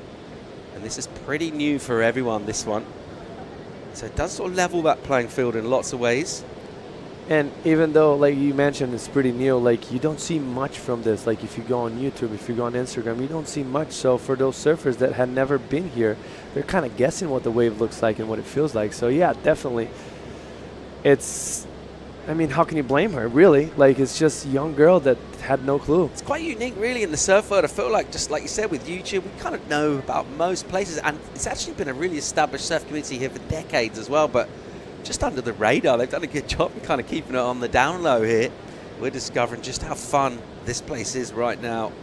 And also, I feel like when you go in, because I actually had a look before I came, and when you go in, you mostly see on the smaller side there, because that's when this wave works the best, like when it's head high, a little bit above, a fit or two above head high. But when it's big as it is today and yesterday, like it's not the typical day that they're probably going to be paddling out here, so you don't see anything from it. There's other points that I've seen it just a little bit away from us, like about 20 minutes, that were firing yesterday and today. But yeah, I think everyone will be surfing those other spots when it's like this. So the girls just had no clue, and I'm sure the boys as well. Signal from Charlie on the beach. Meanwhile, it is Isla with the priority and a steep section here. Just wrap one off the top and be pretty patient. Looking down the line, looking for a steeper section. There's some little setup wiggles and then nothing doing. So that wave, non-cooperative in terms of an inside section. She'll just watch it and make sure kicking out was the right thing to do. But unable to really lock into anything particularly juicy on that one. And we've seen since that 7-3-3, a couple of exchanges that's sort of underwhelmed, really. The surfers at the moment, they seem unable, just a little bit, not lost in the lineup, but just not really tapping into it at the moment.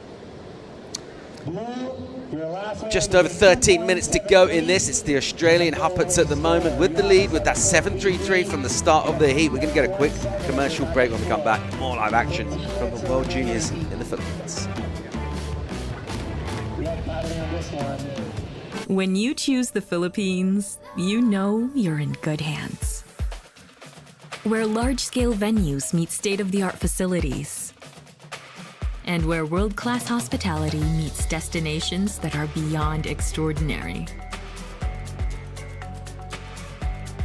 With all hands at work to give you the best of the Filipino brand of service excellence. Welcome to the Philippines, where we take your business to heart. This is how you know that love is real. When it expects nothing in return, yet makes you yearn to give it back. When it leaves a mark on your soul that you'll take everywhere you go. Because when it's love, you feel it. Let's wander La Union's Tangadan Falls. The perfect side trip after surfing the waves. Hike along the scenic trail and be greeted by the majestic 50-foot falls. Whoa! The best part? A dip in its cool, refreshing waters. Seek more thrills in La Union. Welcome back to live coverage from the Philippines. It's the World Junior Championships. We're sending surfers to quarterfinals for the women at the moment. It's the round of 16. As we zoom in on Heat 3, we'll see the Australian Isla Hupperts. It's as we were score-wise. She's still in the lead here. Sophia Medina chasing her down. A couple of fours was the early work for Sophia. And then since then, a couple of sets come through. We've seen low numbers. Surfers just unable really to find much in terms of quality and scoring potential. Here's some more energy. There's still plenty of swell out in the water at the moment. Just figuring out this lineup. There's a bit of a double bowl on some of them. And a bit of a question about exactly where to position. In terms of whether to be deeper on that first bowl, whether to go wide to get the shoulder. Will he get an inside section? It does seem to be a bit of a case sometimes where the only way to find out really is to take the wave. Maybe not so many indicators as you watch the wave stand up. Is Ina Conradi, based in Biarritz, originally from Reunion Islands, making her way down for a tough heat with Rosie Smart from Australia. Sophia Medina in action here. Good steep section for her. And then really, thought she had that finish done. I thought that was great control. Quite audacious the way she held her line up there high for a while, but going down, Jesse. Yeah, that was a bummer for her because that was what she was looking for. That was going to come in a good score, probably close to what Isla had previously on the first wave. Critical section, matched with power, nice floater, kind of lip line, down the line, close-out maneuver, but I felt like she was almost going a little bit, wanted to be a little bit too safe halfway through that turn, put the board very flat, which is smart, but she hesitated a bit. Like I felt like there's a little bit of doubt halfway through that turn, and she was like, okay, I got it. And then once you overthink it, most likely you're going to commit a mistake. So that was my perspective from that wave. She was on her way, man. Yeah, on her way to a solid finishing maneuver and a bit of a score as well. And there's just been a bit of that energy in this one so far. I've seen a few incompletions or some waves kicked out of halfway down the line that are just soft. Meanwhile, he goes Isla straight back at it, driving off the bottom. Little carving shape turn to set up to do this into the lip, and she'll bang that for a finish. And pretty important to get that finish done at this stage, just in terms of the momentum. Nicely done. Yeah, definitely good surfing from her right there. Smart as well. Just kind of eyeing it down, that closeout section. Pushing that back foot. Beautiful style. Just smart right there for her, because she has been leaving the door open for the last 20 minutes. And Sophia almost got a big score and was going to turn the heat over right there. But right now she just really putting pressure in Sofia, and she's going to put a big task for her. She's going to probably bet it at 3-1-7 for a decent score, and Sofia's going to be a little bit further away. Yeah, it's a weird one, isn't it? You got a 7 and a 3, so you know you really like just to get a solid backup on there. And I was interested in the manoeuvre section on that last time. The board didn't do loads, but her line changed a lot, so almost kind of like selling the turn. As she came out of it, she was almost like fading back left, so it made it a bit more dynamic perhaps than it really was, which I think is a pretty good way of doing it. Let's see where the judges go with that. 8 on the clock here, but a strong chance of improving and making life a touch more difficult for Medina at the moment. 5 prior to that score, 5.68 is the requirement for Sofia, which you think, yeah, for sure, all day long, but she can ramp that up by a couple of points. That'll start to apply a little bit of pressure. And aside from those early fours, Sofia's not got a lot going in this. A couple of incompletions might start to weigh in the mind. A touch, there's the number 4.43, so improvements in. And now that requirement 6.94, so basically a 7 for Sofia. Looks like Isla will get prio as well. Sofia won't even get all the way out the back. She'll go here. So one that slipped underneath. She's up and swinging, just carving in this pocket, being pretty patient. Just opening things up, and the back foot coming off, and it's all starting to unravel a little bit at the moment. Yeah, feeling the pressure there, obviously. Isla was pretty smart. She catch that wave and came back with priority as well. So she identified Sofia's way down the line, caught that wave, and was like, yeah, I just need to bet it at 3.17, because any little thing above is going to apply so much pressure on top of Sofia, because Isla's first score is so much bigger than what Sofia has on board right now. So smart surfing for her, just smart heat overall. And like you mentioned, she didn't do much, but she did just enough to make that gap even bigger now. And with 6 minutes and 40 seconds, still enriched, 6.94. It's not a massive score. A setup, nice turn, and one big closeout could get you there. But Adriana always said you want to be in the lead in the last 5 minutes of the heat, because once your back's against the wall, the chances of you committing mistakes tends to be a little bigger. So pull the trigger on the wrong wave or feel the nerves. And Blue's listening to that very nicely right now. Yeah, it's a great point, isn't it? You just think about the way kind of momentum goes in the heat as well, and the fact that if you are falling a few times, even if the score isn't necessarily getting away from you too much, just overall in your own mind, your own kind of feeling of flow with the ocean, start to second guess yourself. Things that you don't normally think about, you can go out and just do and feel. Then you're starting to actually think about them, and when you do that, that's when things can go wrong for even the most elite sports people. 100%. Like, I mean, some of them bring the best of it when their back's against the wall, and we have plenty of those. But these are young people we're talking. You know, they haven't been through so much on the professional level to actually have the experience to know how to deal with. So it plays even out more. But if you ask everyone, it's harder to do in the last 5 minutes when you're losing than in the first wave of the heat. First wave of the heat, it's a tight. You know, it's a tight battle, and most likely you're going to go for it with way less pressure on your shoulders. Isla, so far so good from her point of view. Get down towards that 5-minute warning. She's finally been able to get a mid-range backup in to go with that solid 7.33. She threw that down at the start of the heat. It's a becalmed surfers area. Perhaps feeling a bit of tension and nerves. Or just chilling because they know it's going to be a big day of competition. There's a lot of great surfing yet to come. Medina with a strong, concerted paddle effort. Can't unlock. Find herself an opportunity on that wave. A little look around, just kind of scouring and scanning, thinking, where is my wave coming from? 6.94 is a gettable number for her, but she's going to need to go a couple of points better than her best. She's just not really found the rhythm. A couple of those falls on those end sections, Jessie, could prove pretty costly. Definitely. If she had made that wave, I would say she would be in the lead right now. First nice setup turn, like a nice carve, and then a big finish right there, critical section.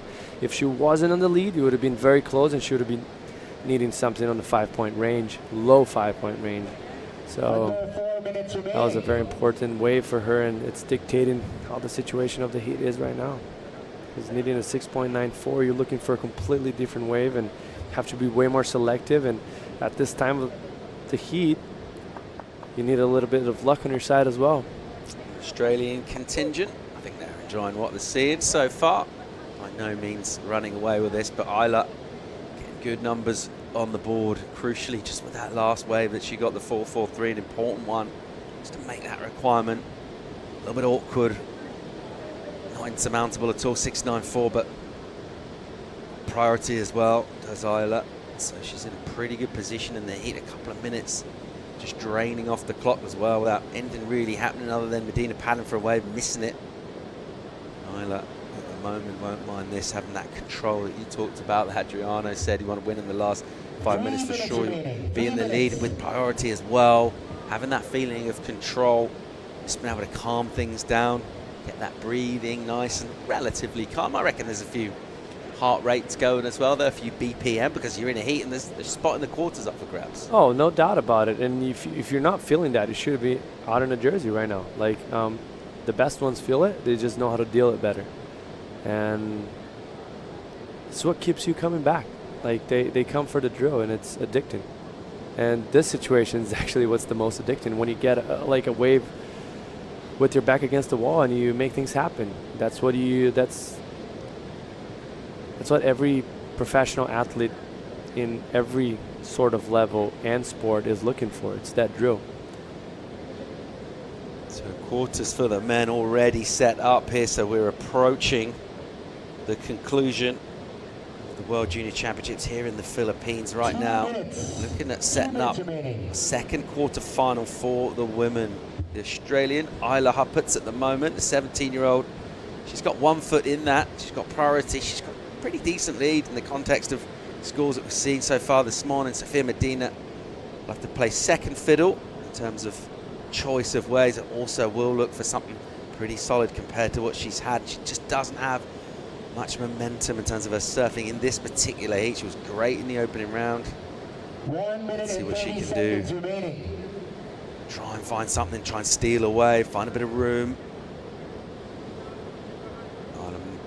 Having a look, showing a little bit of interest, quite a straight wave. It will be the subpar waves, at least deemed by Isla, that Sofia can take. She'll do that here.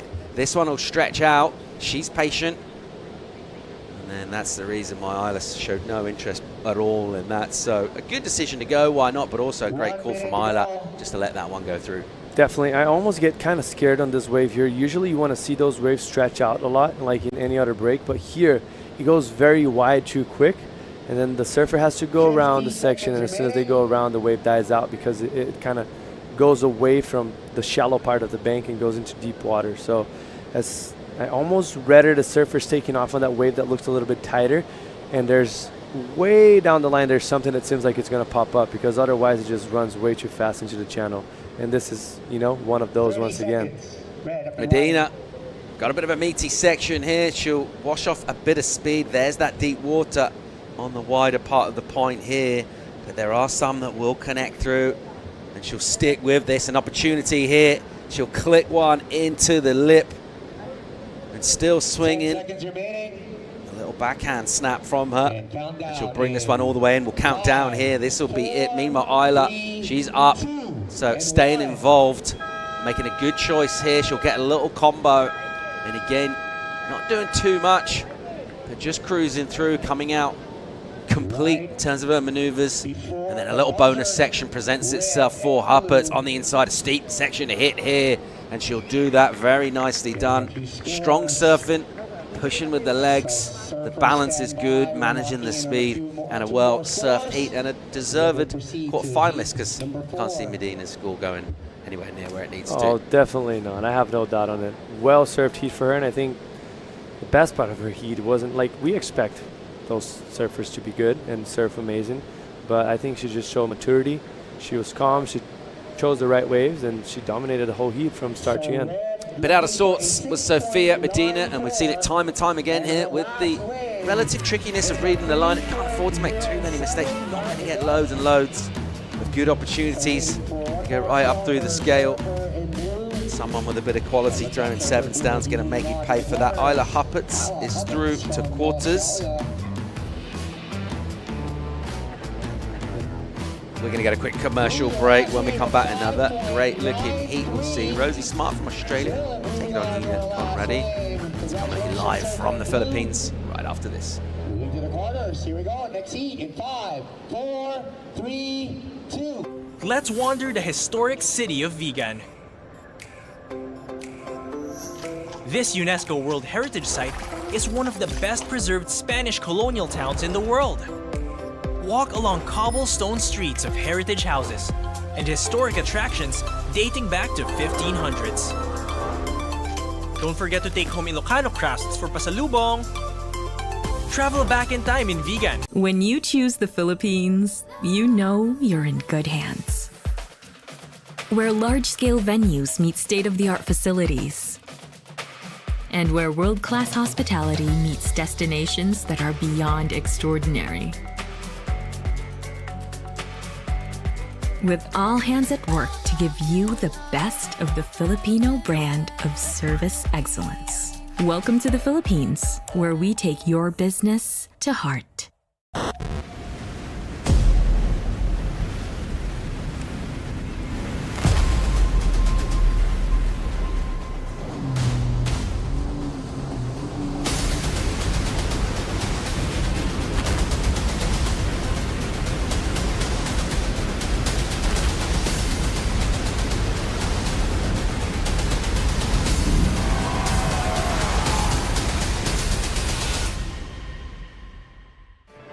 We're back live from the World Junior Championships, presented by Tourism Promotion Board of the Philippines. They don't need to do loads of promoting. It promotes itself. This joint is beautiful. It's blessed with surf, tropical weather, and amazing vibes. Aussie camp, they're smiling. Isla Huppards got out of a tough heat, got herself into quarters. Big 7 early on. Did enough to eliminate Sophia Medina, a surfer with a lot of momentum. Career very much on the up, and it's big names falling out of the draw all over the place here as we'll hone in on another Australian, Rosie Smart. She's taken on Ina Conradi out of France, based in Biarritz, originally from the Union Islands. And a surfer, not a ton of experience. I think she did that one challenger, Mary Sierra, got a wild card into that event. Found it pretty tough, I think. Kind of tricky conditions that we ran that one in this year. Rosie Smart, she did a bunch of qualifying events throughout the Australia and Asia region. She got a 3rd place, I think got semis in NIAS. I mean, if in terms of qualifying, that tour that they run between Australia and Asia, a bunch of real quality ways. We're here in the Philippines, and we're liking the look of this action from the Goofy Smart. And she'll go deep, bottom turn, and then into the lip. Good amplitude from her surfing. She'll keep swinging here with really good rhythm, so the flow to the wave, the steepness throughout, so very little downtime from her, and not much in terms of ball movement between. This very clean rails. Doesn't get the finish you would have liked, but I think that's a decent start. Yeah, definitely. Damage was done. I think that 2nd turn was critical. What catches my eyes a lot with Rosie is just beautiful setup bottom turns. Very light on her foot, doesn't over push it, so what that does, it just generates enough speed, mostly in those flat sections, for her to actually do the damage on the lip. So she keeps to maintain the speed and actually accelerates throughout the bottom turns and just can wipe it off as much as you can and makes the turns look good. So good start for her. Calm and collective. Had a little wobble on the takeoff. Almost felt like she was going to fall, but yeah, regrouped it very well and went it down. Let's go and have a chat with Isla Huppards. She's with Mitch. Yeah, thank you, Paul. Isla, congratulations. You're into the quarters, the 7 right off of the bat, literally in the first few seconds of the heat. I feel like that probably set you in for the back end of it. Yeah, it definitely takes the nerves off when you can get a good score quickly. Preparation for most athletes that people know is probably the most pivotal part of their performance. It seems like for you want to be left alone most of the time when you're preparing. Is that accurate? I've just been sitting up there with like Pete Duncan from Surfing Oz and then all the Aussie crew. I don't know, I just listen to my music, do my stretches, that's about it. What's more nerve-wracking for you, actually paddling out for the heat or being here for the interview? Probably being here for the interview. I don't really like talking. Just talking about your fins real quick. I like your equipment. The Sharp Eye seems to be working good. But if you could turn your board around, actually, you're riding fins that somebody your size normally wouldn't be riding. The Geordies from Future Fins, they're actually honeycombs. Just talk about that and the selection for the fins out here. I pretty much just ride Geordie mediums everywhere and everything. Miller Brown actually got me onto them, and I've ridden them for like 2 years, so yeah. Congrats traveling here with your mom. Anything you want to say back home to your friends and family? that Mum's treating me pretty well. She's been cooking for me, looking after me. Yeah, and hello to everyone at home watching. Thank you. Congrats, Isla. See you later. Paul, we got a young star in the making right here. Love it. Thanks, Mitch. Yeah, very impressive surfing performance from her through the quarters. Well deserved. Here goes Ina Conradi. A bumpy looking wave, though. And she's had to jam one back. She'll do that pretty well, but that'll be it from her. So gives it a crack off the white water. But a bouncy wave. You can see the board chattering. Just a little noisy visually. That kind of surfing not really locking in to that flow and that rhythm, as did the Australian Rosie Smart, numbering for her 5. So exactly that mid-ranger. A decent way to start, not only in terms of the points, Jesse, we said this a lot here, but just finding a bit of rhythm and getting a little bit going with this wave, because I feel like it's a wave you kind of need to surf yourself into a little bit. Totally. And you kind of surf yourself into rhythm on fighting waves. I think the biggest stats for the surfers right here, and I think we spoke with Owen Moss yesterday during the live webcast, that you can't really predict what the wave's going to do. You just kind of got to put yourself out there. Looks like it's something, and you know there's something of substance, and just pull the trigger and see what happens. You got to gamble a lot. Like it's a wave that it's hard to predict what's going down the line, and yeah, why not start it off? And start it off with the 5's not bad. Coast of La Union stretches out to the north. We're on the northwest side of the island here in San Juan in the Philippines. And this swell bends around that headland that you can see way off in the distance. And I love the Philippines flight cam images. Beautiful images of this coast. We've talked about the surf spots up and down. You can see just absolutely loads of potential. And there's a good surf community here, but certainly not mega crowded in terms of the numbers. You can always find a little wave with not many people out, maybe even score one. A perso. A perso. Get a perso, just yourself and a couple of friends. Love that. Ripple left on the high tide. All sorts going on. That rip bowl left down on the beach here. A lot of competitors have been really enjoying that as well. It's such a fun wave. It's almost the sort of total opposite to this wave as well. Just a chance just to do something a little bit different, which is always cool. Bit of punch, bit of power. Really good fun, but loads of energy from the ocean here. And that's good. That's why we're here for a surfing competition. We're looking at waves today. What do we think? We look at the forecast. We're going to continue of this kind of order. Maybe a little wind blowing in, but this kind of size throughout the day. Maybe a slight drop for tomorrow. I mean, we've been seeing a little bit of texture every day in the afternoons, but today it seems like it's going to be a little bit on the lower side. So probably like the first day we had. Forecast is supposed to drop a bit and dropping into tomorrow. So I feel like the contest direction is probably going to make the most of today and try and run as much as we can because conditions are nice. Sun's out. Winds are supposed to be pretty mellow. And tomorrow we'll have finals, I would say. Yeah, on standby at the moment. After this round, we'll have a call at some stage. We'll bring you that as soon as we get it. At the moment, we're enjoying the action in the round of 16. It is Rosie Smart, the Australian, with the better of the opening exchange. One wave apiece. Found herself a long, long runner. And the backhand from her. It's nice and crisp. Never at any point absolutely lit things up to go right up the scale, but I think 5 is a decent way to start things off for her. She's got priority as well at the moment. But yeah, we're in one of those places you quite often get on islands, and generally closer you get to the tropics, where surf forecasting will obviously give you some decent info, but it's all about coming down in the morning, having a look, getting eyes on it, seeing exactly what's on offer. It does seem to be the way the locals do it here. They're pretty early risers in the Philippines. It's busy. If you get up real early, like a bit jet lagged, and you're up at 5, there's crew around already. It's happening. I hear the ring, like at 6 a.m. I hear the ring from the guy that sells whatever he sells, whatever type of drink he sells on the beach, like at 6 a.m. Yeah. And I'm like tripping. Like I hear from my room, I'm like, wow, like there's people actually selling stuff on the beach at 6 a.m. That's crazy. But they are early risers. Like you come to the beach, I've been waking up early because of difference of time zone, and come in and check the waves early morning, and you see plenty of people on the beach already.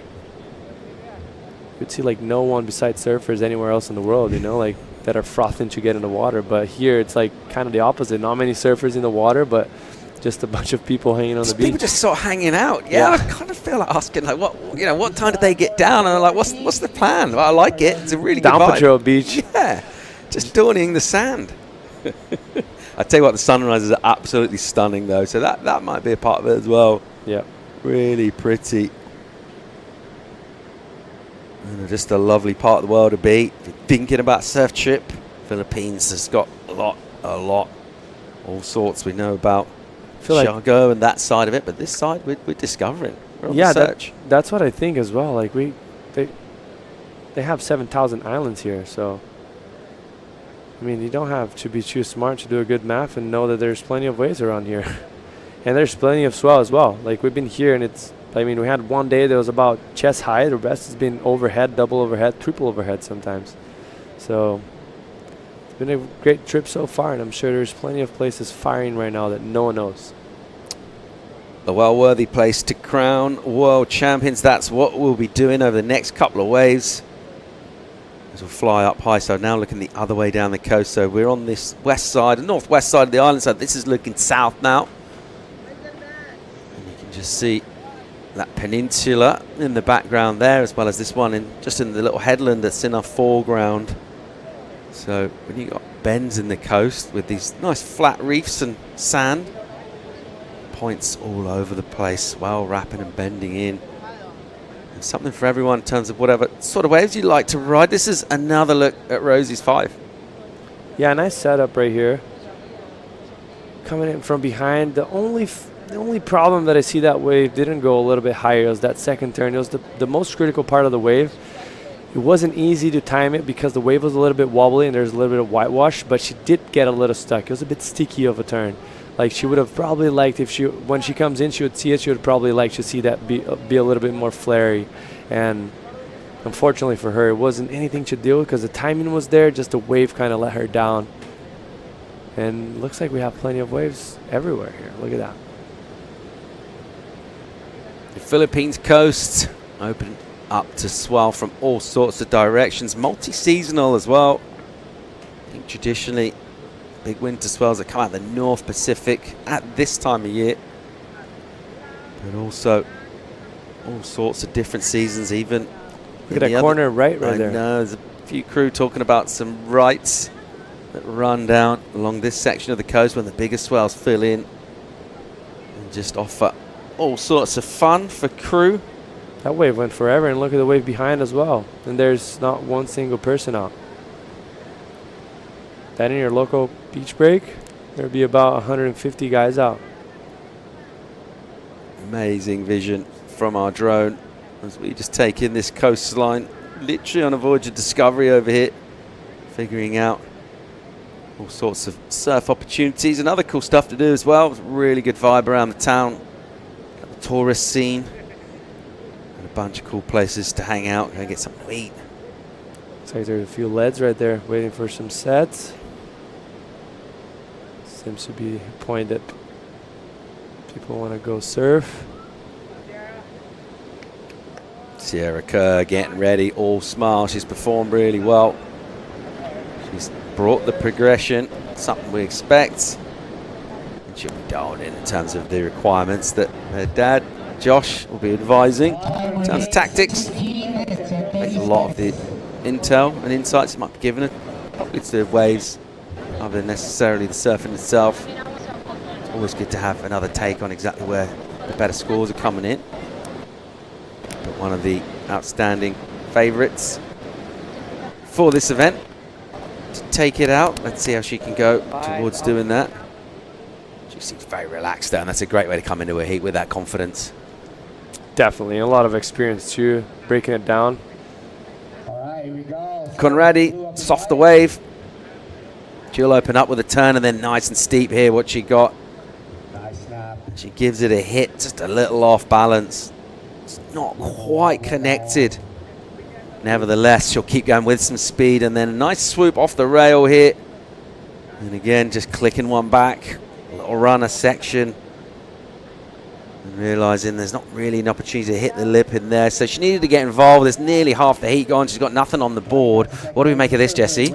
Yeah, I think that's a missed opportunity for her because that was a beautiful wave. Started off nicely, but right here she pushed that back foot, lost a little bit of balance. Her front arm went a little bit up, and she lost that second section, which is for me the most critical part of the wave, and the judges have been pretty clear what they want to see. They want to see you make the most and go big on the sections that you get provided, and because we know that they're not coming that often, so you got to make the most of it. And mistake there for Rosie as well.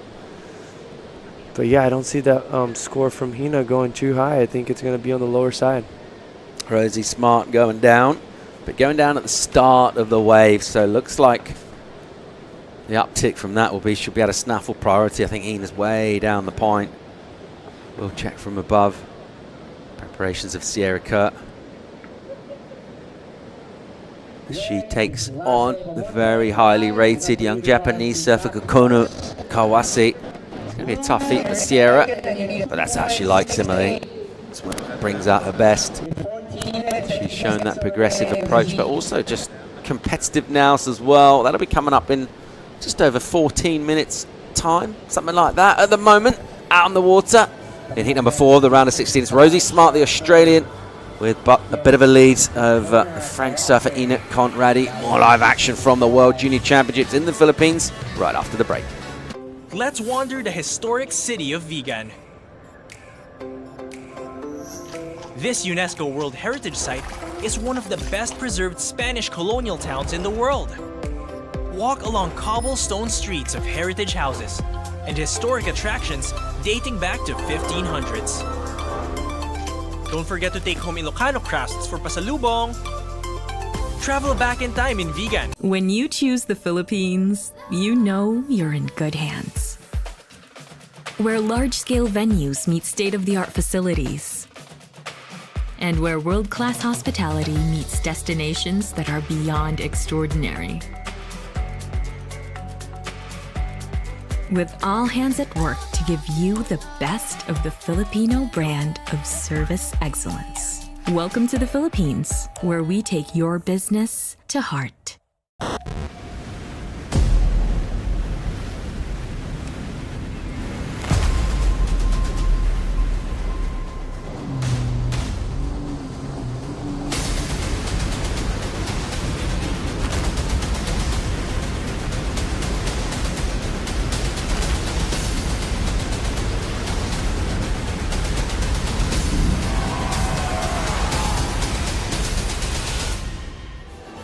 Welcome back live to the Philippines. It's heat number 4, the round of 16, and it is Rosie Smart from Australia still with the lead. Not a lot going down in this one. Jessie, a couple of ways ridden by each of them. A few mistakes going in as well, and that 5 from Rosie at the start of the heat is proven to be pretty decent at the moment. Definitely. It's kind of a tight heat, and sometimes heats unfold that way. It feels like, oh, we get back to that after. Here we go, a bomb for Rosie. Puts the board up, doesn't quite crack it, and then banks off a slopey section as she just opens up with her surfing using that rail. So a couple of whips, it will for sure be an improvement. She did have a real small number in her total, but a bigger wave for her and just a bit of energy. That's definitely something that's required at the moment, and this one's been a little bit flat in terms of the action. But she's been on the better waves for sure. Yeah, she definitely has. But she's going to leave the door open still. You know, maybe an opportunity to get a 4-point ride. Would have liked to see a little bit more energy on that first turn. The opening turn, the wave was critical. It's hard to find a lip, but there's more opportunity on that wave. Let's see what Blue does. Ina, nice little hit off the top. And it was pretty cash coming in. They got a little untidy coming out, and she'll go down. So again, not the wave she was after. She's still really looking to score something of any kind of significance. The 3.83 she got for that long running right, but perhaps maybe it's left a little bit of scoring potential on that wave. And her heat so far not really going the way she would have hoped. Rosie gets a small number, she gets an improvement, it's still 2.83. To her side of things, I think the advantage she has on this heat, I think she's looking more solid on the wave, right? Like, she has the 5.0. It's not a big score, but it looks like she's more in tune. She's absorbing those bumps and weird texture that we have here because of the how the reef set up and how the swell comes in with a very low period. So she is looking better. She's on the upper side, but she's leaving the door open. We have amazing, talented surfers here. Like, there's only a matter of time that, you know, a few more opportunities. Maybe Hina will get the groove of it. lose the pressure a little bit more and let it loose and maybe get a big score. So she needs to make sure this next opportunity she has, she puts a nail in the coffin. You know, at least get something in substance and put a good gap in between her and the second place, because right now she only needs a 4.01. 10 on the clock here. A low scoring affair. The door wide open. Anyone can take this heat and take their spot in the quarters. A connection with a wave will open up the scoreboard in terms of our judges, who at the moment have not had a lot to really reward that 5 early on from Rosie. Built her a bit of a platform, but actually it's turned out to be by far and away the best of the action in this. She'll have priority as well, so her decision making has been good so far in terms of those waves she's been picking.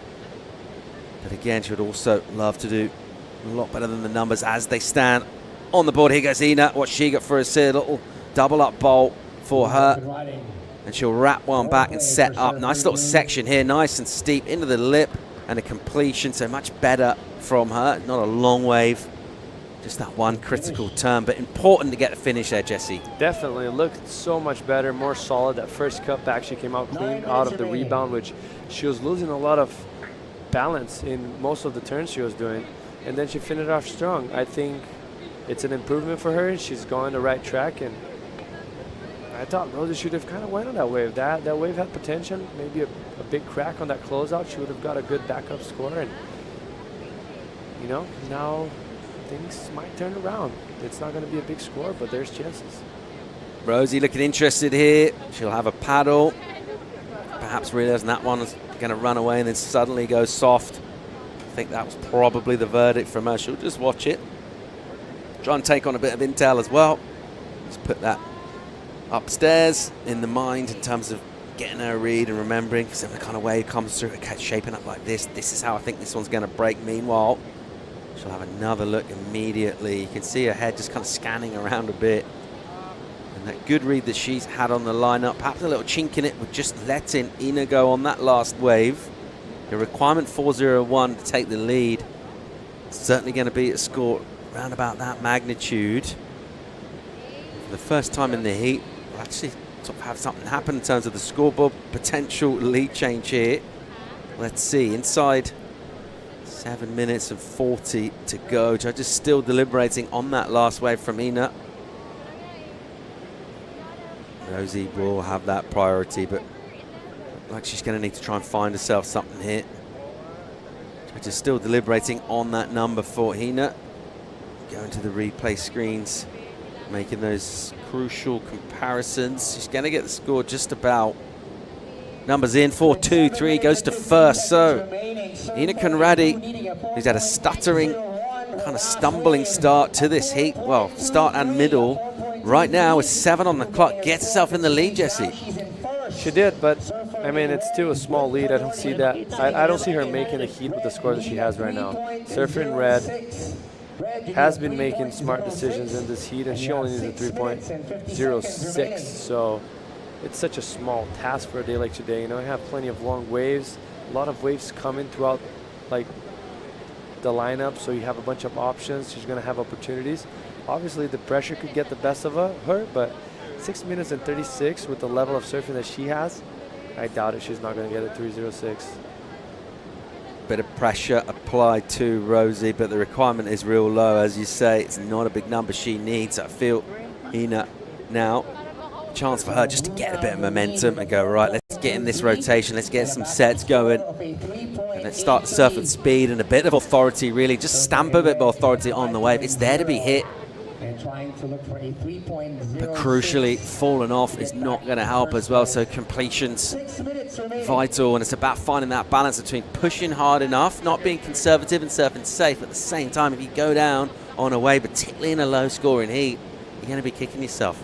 Definitely, you have to choose your readings and what are you going to apply on your opportunities very smartly in the situation that they have right now. They don't need to go big. They just need to find the right wave and serve a solid heat. It's just the exact right amount of mustard in the sandwich. You know, you want a little bit, but don't overdo it. Don't spoil it.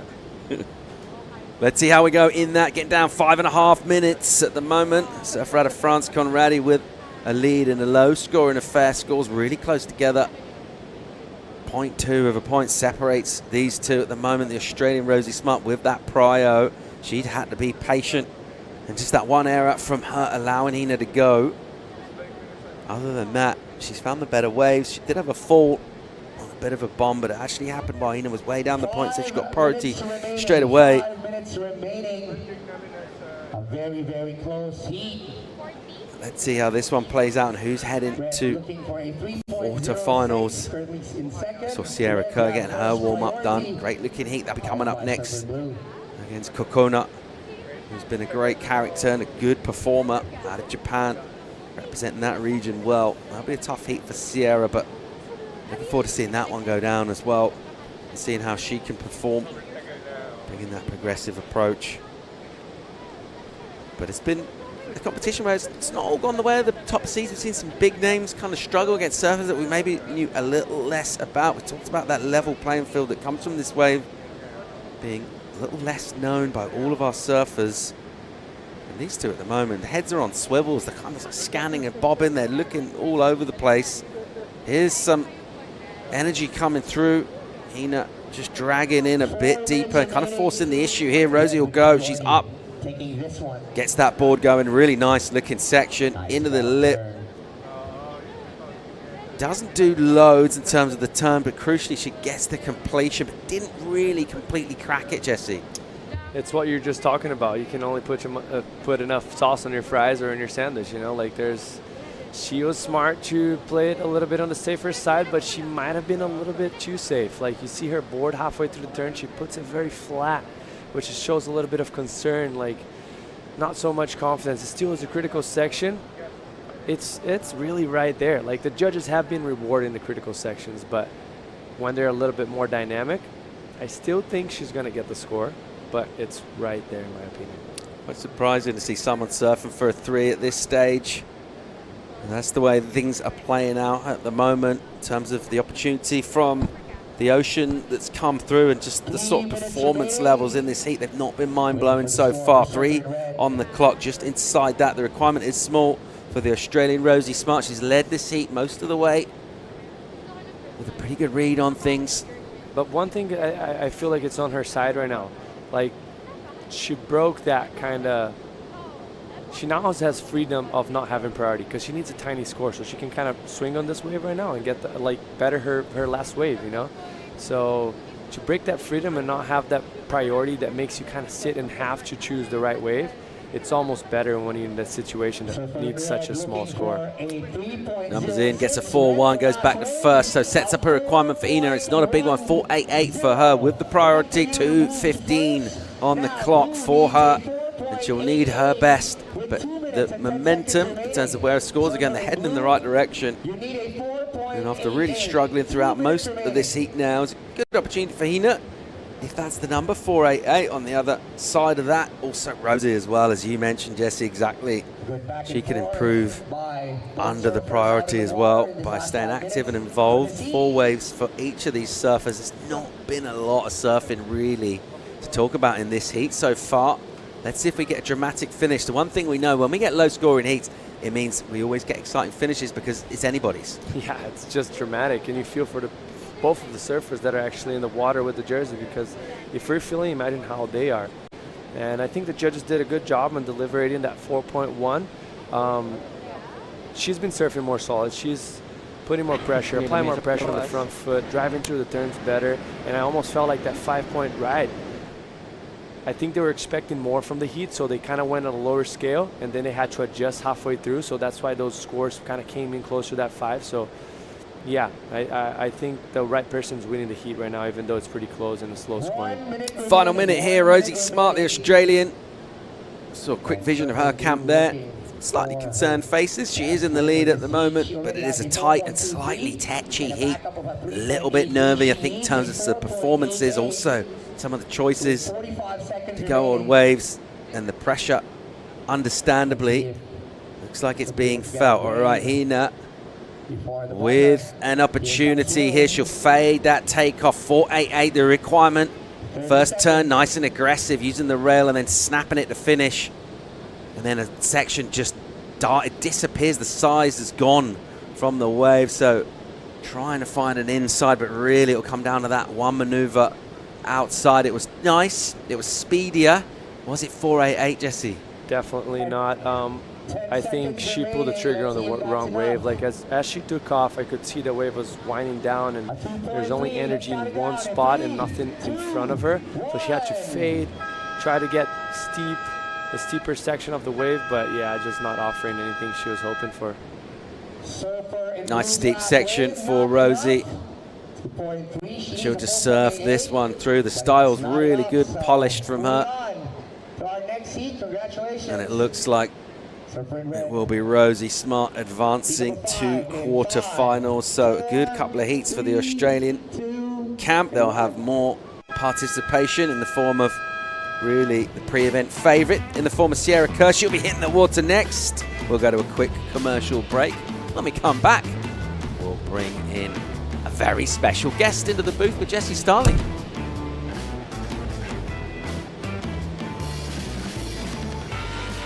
Let's wander the historic city of Vigan.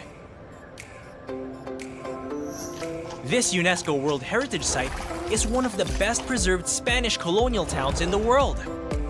Walk along cobblestone streets of heritage houses and historic attractions dating back to 1500s. Don't forget to take home Ilocano crafts for pasalubong.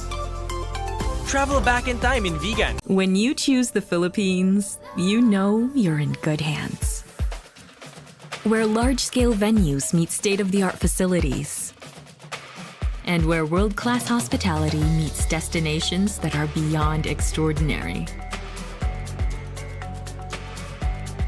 With all hands at work to give you the best of the Filipino brand of service excellence. Welcome to the Philippines, where we take your business to heart.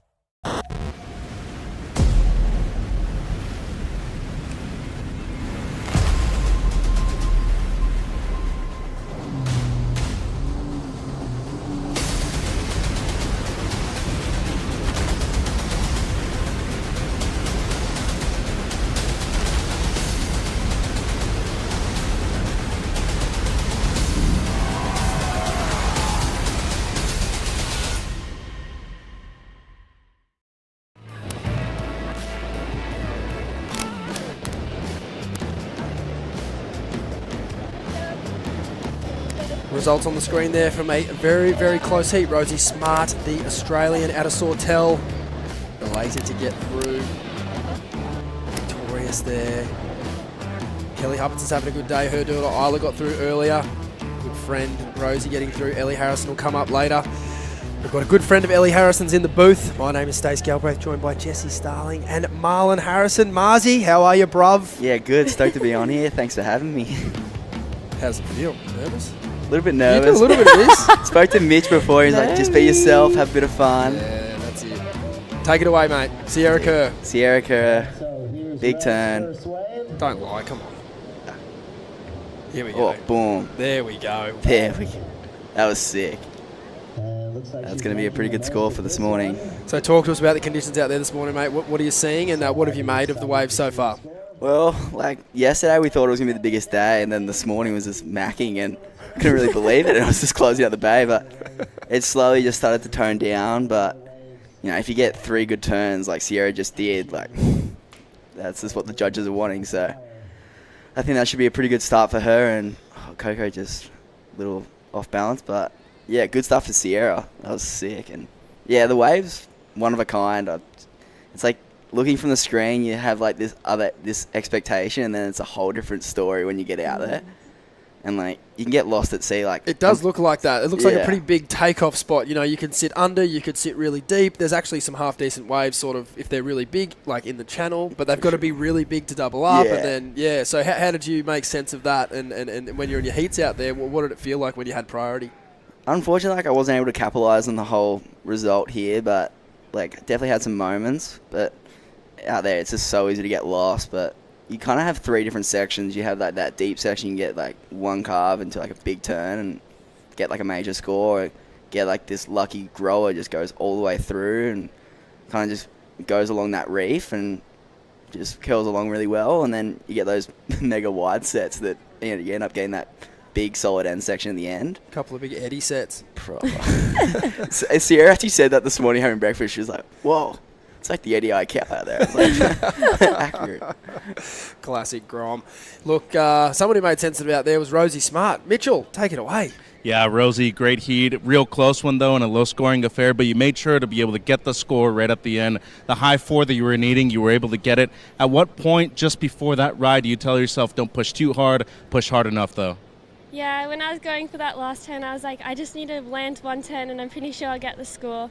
I was pretty nervous on that wave, though. I almost fell off, but yeah, I'm super stoked to make it through that heat.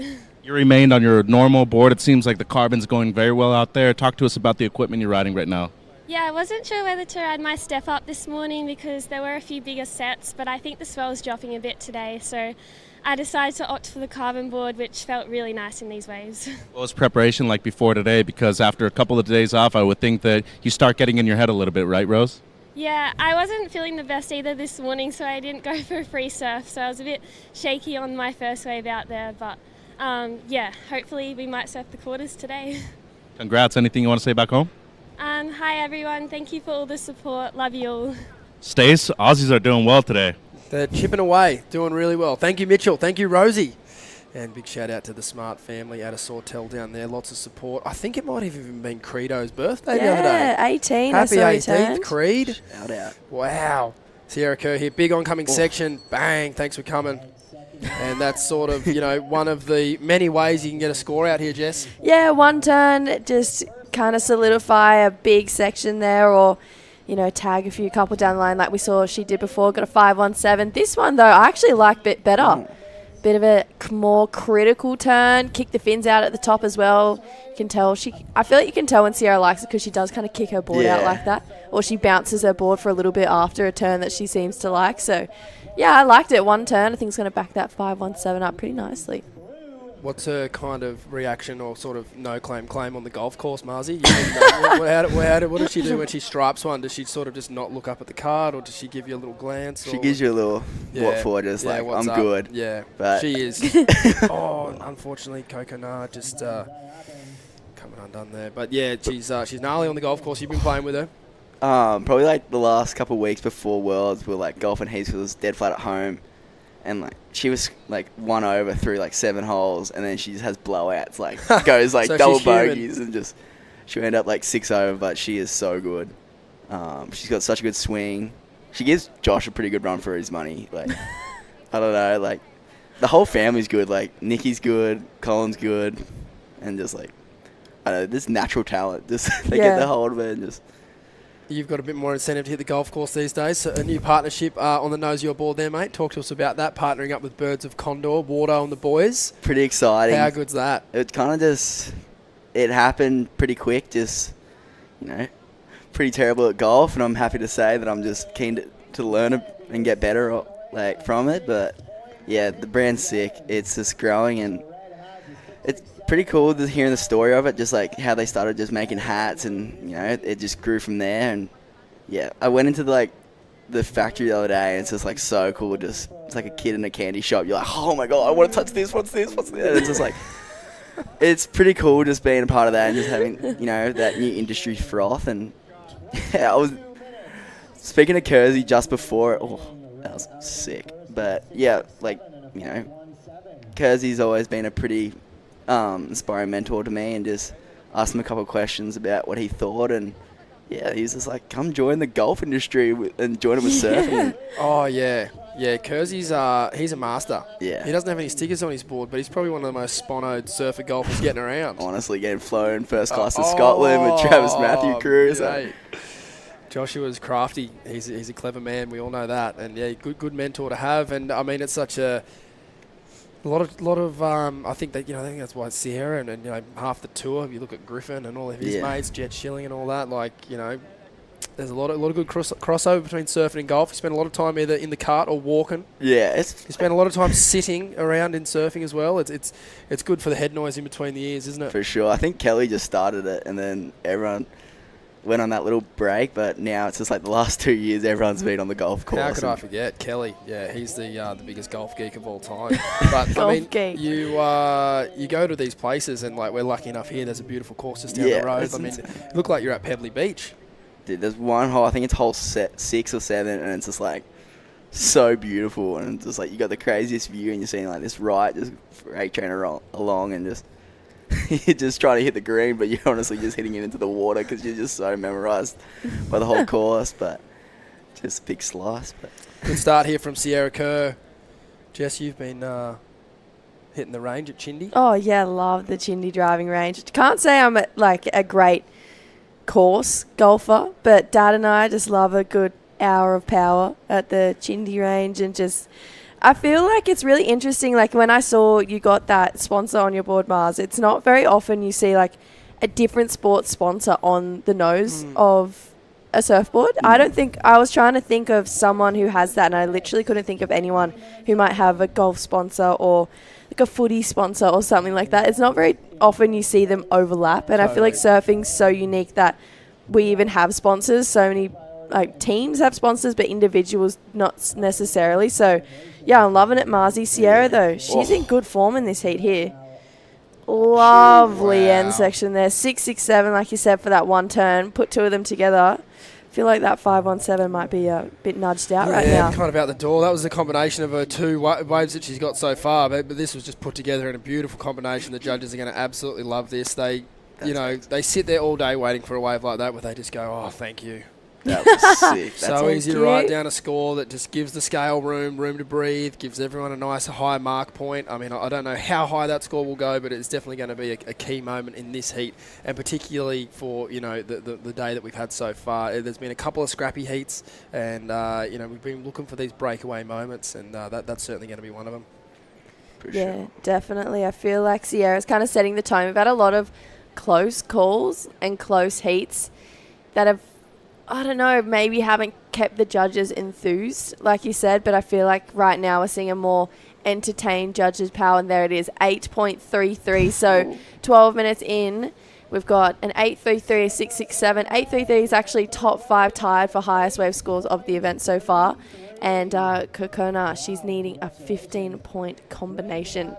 Mars, I feel like you would know this, knowing you need 15-point combo. It's not the nicest feeling in the world, hey. It's hard, but this wave, like, it's either been like one person in rhythm getting 2 excellent scores, or someone just getting lost at sea, or it's just a close heat in general. But that was just excellent surfing from Sierra. But yeah, it's just like you can either be patient and think you're gonna get the bomb of the day, but it honestly just takes you off the reef, with this swell. It just slow shifts you off, and you actually think you're in the right spot, but you're not. And because all these buildings are built on an angle, you feel like you're lined up with that, but your eyes are just looking the complete just on that little bit arched angle, and just puts you off a bit. But definitely can't count Coco out, because she's so gnarly. I watched her win her first pro junior at NIAS, I think not last year but the year before. And she's got a really nice backhand, just very vertical, and yeah, I think she could be gnarly if she gets a wave in this heat. So you spent some heats out here, Marzi. With that being her strength, where would you say she should be lining herself up with to get the most out of this break, being on the backhand? I think where Sierra got that last wave, just in that deeper spot. If she gets one backside Rio and just a check turn before, that's a 5 or a 6, and she's back in the heat needing a 9, but still she can build off that and get that confidence back. What about the task at hand? How important is it to break it down into bite-sized chunks? For sure. But it's so hard. Everyone's good in this event, and anyone's capable of dropping 9s or 10s. And in your head, you're sometimes thinking, I can drop a 7 like that. And then realistically, you're better off getting a 5 than a 5.5, and then getting a 6, and then you're back in the heat. You just got to break it down sometimes and just make it simple, because, looking for a 7, you can either get a set wave and surf it kind of safe and get cooked and get a 6.5, or you get a small one and surf it hard and get a 5.5. What feels better? Probably the fight, getting the smaller one, just trying as hard as you can. But it's a good point you make, because with this much time on the clock, you'd almost have to think, she's going to need to do her best surfing on the best waves. Because Sierra's looking like getting rid of the 667.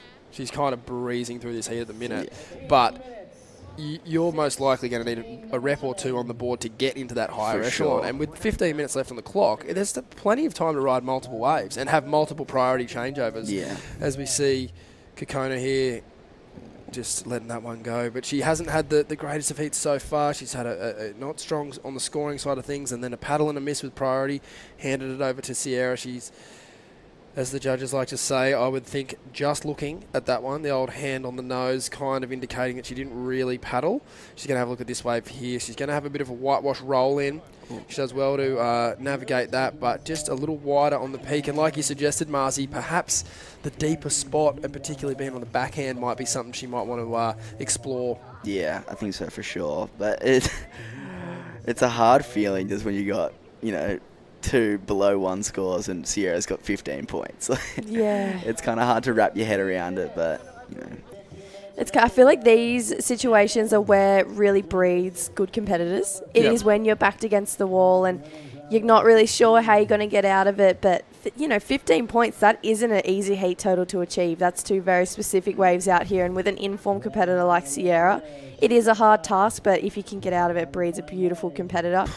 But, Sierra's just looking on form today. 2 really nice turns there. She's chasing excellence. I love it. But she's built the heat so well, like dropping a 517 and then a 667 and 833, and this is probably going to go close to excellent again. Wow. I mean, definitely it's going to go excellent again. She didn't quite get the tag on the end there, but all the risk in the first turn. Beautiful opening manoeuvre, variety to what we've seen in her sort of waves so far. It was a different turn, and if it doesn't go excellent, you'd have to think she's going to be getting rid of the 667. I think she's got more left in the tank too. I think she's just starting. Yeah. This could be a scary one. Oh, definitely going to be a scary one. I'm interested to see. I want to pick your brain on it, Stace. Kokona and Anon Matsuoka spent the last 3 weeks in Hawaii. Spent it on the North Shore training over there. I'm wondering, obviously that is such a big part of becoming a professional surfer, doing seasons over there. Mars, you know this, you've done your seasons over there. I'm wondering if it's the best training prep for a wave like this to come from such a powerful, coast of Hawaii to come to here, La Union, which probably doesn't have the power, that Hawaii has at all. And Anon, you saw she really struggled in those first 2 opening rounds. Unfortunately, lost her a lot earlier on than I think any of us were expecting to. But I'm wondering what your thoughts are on it as 3 weeks in Hawaii as prep for this event. Yeah, it's a great question, and I think it is possible to train over there. Like, you could go and surf northeast, Sunset Point, kind of fat and maybe windy and sort of soft. But even Hawaii, when it's soft, is still powerful. Yeah. And it's just different equipment too. You're going to be riding boards with heavier glass jobs and probably a little narrower, whereas you come here, it is going to be a different setup. And I'm not saying you can't go to Hawaii and train for anywhere. That's why Hawaii is so special. There's so many different waves. I wouldn't say the training, though, particularly is having an effect right now. There's just some crazy attempt there from Sierra. There's just, for whatever reason, Kokona just doesn't really look settled in the lineup. Like, we nearly saw her paddle for a wave then without priority, and she didn't even really look like she wanted to get the wave, but she just kept moving her arms. Yeah, so you're going to give priority away again. Like, she looks like she's paying attention to the fact that she's getting some big scores put on it, really. And she's not sticking to her guns. I don't care if you were training in Hawaii, Australia, or came here early. Like, if you're rattled, you're rattled. Yeah. And we've all been rattled, it's just a tough situation for her to be in. And I think it's a good point you make about Hawaii versus here. But at the end of the day, good surfers make heats, and she's a good surfer. Yep. She just needs to put it on the line here. But while we're waiting for her to enter this heat, we're going to take a short break here at the World Junior Championships presented by TPB. We've got Marlon Harrison in the booth alongside Jesse Starling. Don't go anywhere.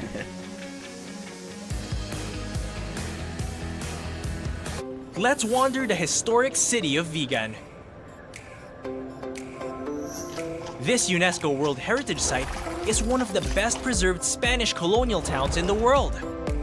Walk along cobblestone streets of heritage houses and historic attractions dating back to 1500s. Don't forget to take home Ilocano crafts for pasalubong. Travel back in time in Vigan. When you choose the Philippines, you know you're in good hands.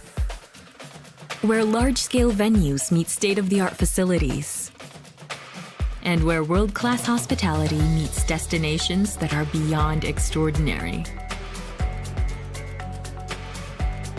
With all hands at work to give you the best of the Filipino brand of service excellence. Welcome to the Philippines, where we take your business to heart.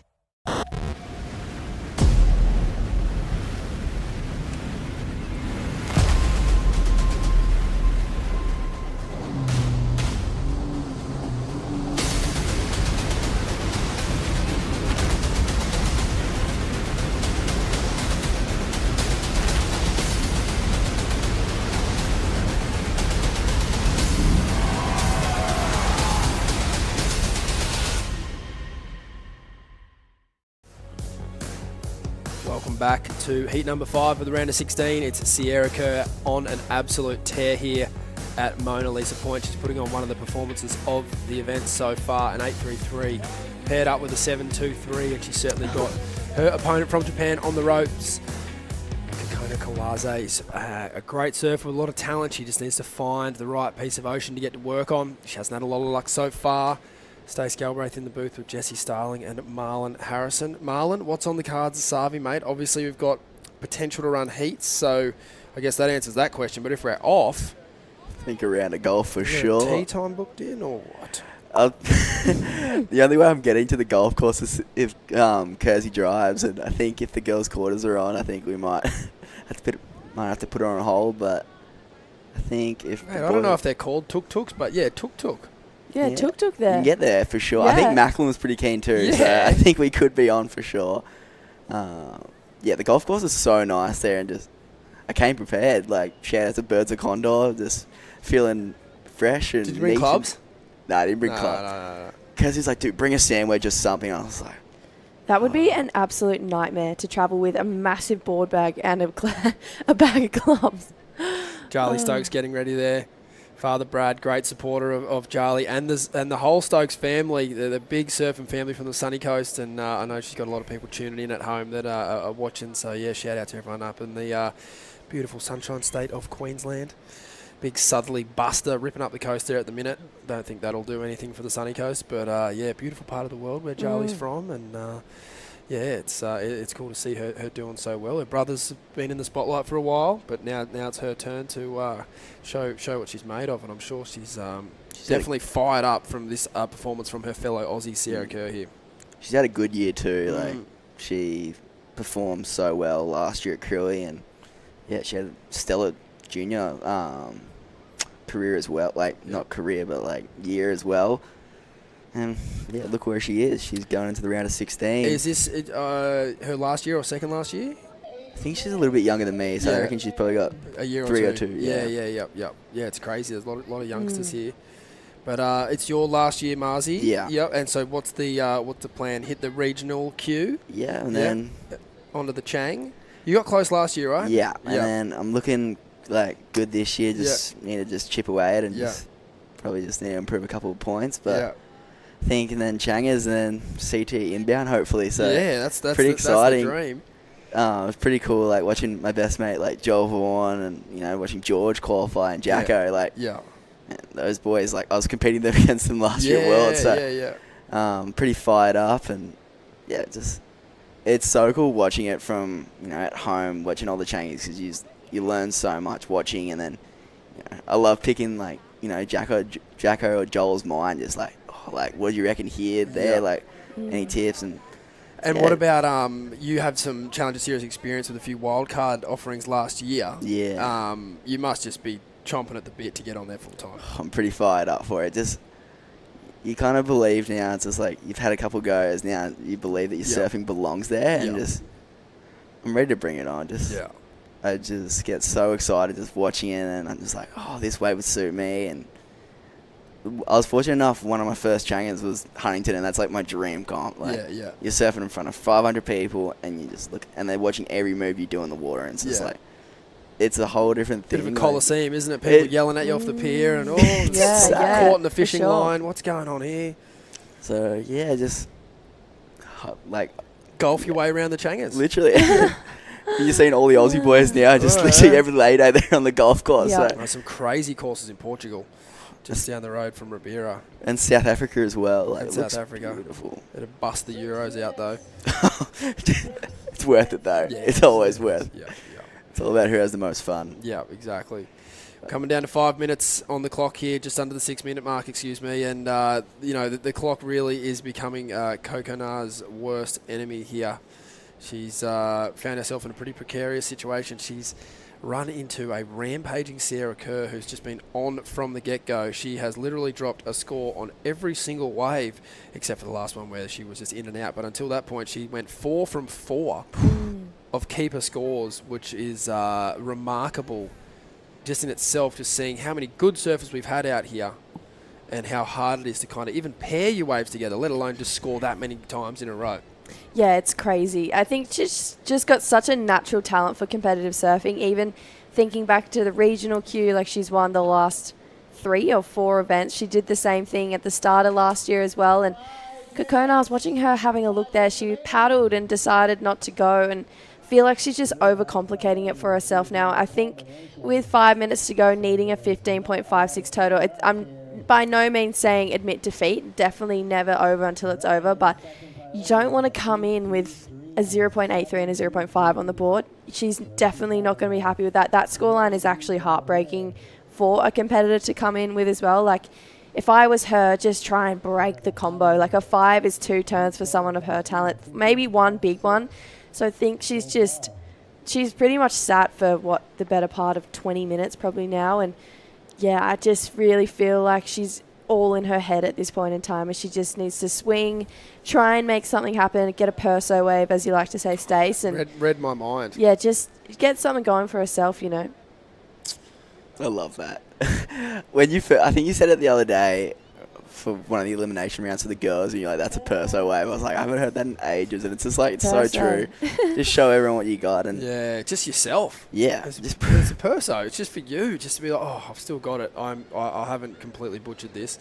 I can do it. And it's just a slightly nicer feeling to walk up the beach, I'd imagine, than at the scoreline at the minute, because it's it's tough to put on the jersey and put yourself in these positions, and you wanna make sure you're delivering your best. But sometimes, these situations, they happen, and you want to see what you're made of and see what you can deliver with your back against the wall. Yeah. It's a great opportunity to learn, everything about surfing against one of the greatest juniors we've ever seen in Sierra Kerr. So it's not all doom and gloom. There's still a few minutes on the clock, and we'd be excited to see, and I'm sure she's got fans at home watching that would be excited to see her ride one as well. Yeah. It's just make that 6-hour journey back to the airport a little bit sweeter. Yeah, it would. It would help just that little bit more, wouldn't it? 15.56, it is that kind of big looming cloud over Kokona right now. But, I dare say this will probably be the biggest learning curve for her and her competitive journey so far. This will probably be one of those heats that she'll just want to automatically forget about. Everyone's had one of these heats. Everyone at some point has gone through this, come in. I've bawled my eyes out over a heat like this before. So, yeah, 2.5 minutes. She just had a paddle. She's just lost priority. This is, unfortunately, like I said, probably going to be the biggest learning curve heat for her, and probably she'll come in with not a lot of self-confidence. But I think when she watches it back and realises that it was just a few subtle decisions that could have changed this heat for her, she'll be bouncing back for the regional cues for sure. I think so, for sure. But it's so, you learn so much from these heats right now. Like, watching Sierra get 4 consistent waves and just go paddle, kick, go. Here we go. Coconut up and riding. She's got a beautiful style. She's got a good looking board under her feet from Jason Rod. A nice swooping carve there. Nice turn in the lip, and unfortunately couldn't ride out of that one, as Sierra behind unfortunately just can't get into that wave. But it's good to see Coconut on the board. And look, whether she was sort of rattled by the score, or I'm going to go out on a limb here and say there's been a bit of a stomach thing maybe going around between a few of the competitors, and maybe she's just not feeling the best. I don't know, but she just doesn't even look stoked to paddle for a wave, So it's certainly not the Kokona we're used to seeing. But on the other hand, It is the Sierra Kerr we're used to seeing. Oh, and then some. And then maybe a little more. Yeah. She's kind of done it all on the wave face, though, which is super inspiring. We know what she can do above the lip. And she's really, really building nicely into this event. She will be moving through onto the quarterfinals. And that will be a dangerous matchup with whoever she will face, the winner of the next heat. Yeah, taking a look at Sierra's best two waves here. Really big, solid surfing from Sierra. Those end section turns are just her money, her trademark. Love that carve down here. And then just beautiful time surfing. She's just looking so switched on. Maybe the most switched on I've probably ever seen her in a Rashi. This heat, she just has not put a foot wrong. The only time was when she took off and pull off, and who doesn't do that 100 times in a surf, you know? So, yeah, Sierra Kerr, she's kind of showing everyone that she wants to go back-to-back here this year. She wants to be twice in a row World Junior Champion, and she's kind of setting the tone right now of the level that we're going to need to see from the rest of the competitors if they want to take on an informed Sierra Kerr. That was sick. I don't think anyone wants to take on an informed Sierra Kerr. This That's is gnarly. scary, this is isn't super it? scary. There we go. That heat counting out. Marlon, thank you for your time. Thanks for having me. We know we will be cruising around the Savo if we put more heats on. If not, good luck on the course. Mate, don't wait for no one. Get down there. Grab Macklin. I'm ready. And get down there. I love it. All right? And let us know how you go, mate. Stoked to have you in here. And, mate, best of luck for the rest of the year. Thank you so much.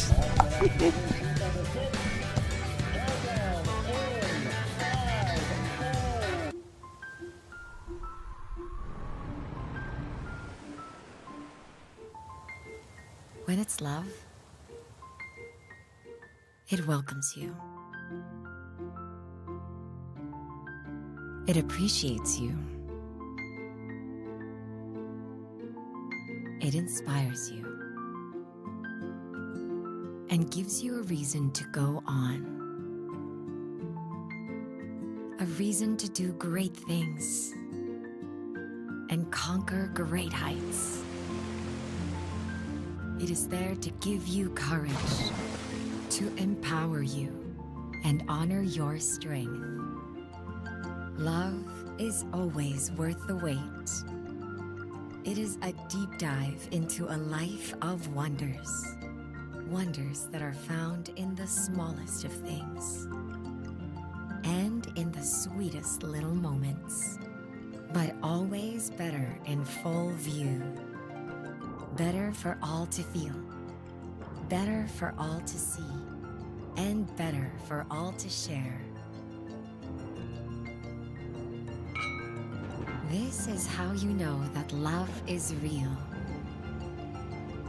When it expects nothing in return, yet makes you yearn to give it back.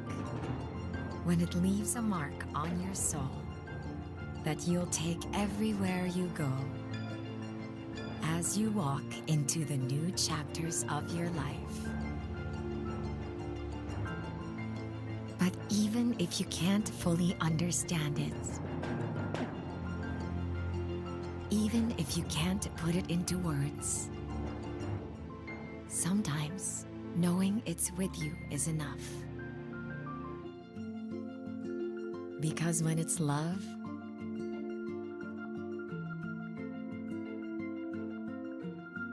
you feel it.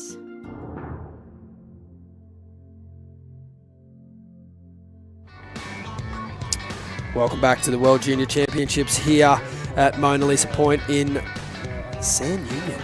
Beautiful region in the Philippines. Oh, excuse me. San Union. Sorry, far out.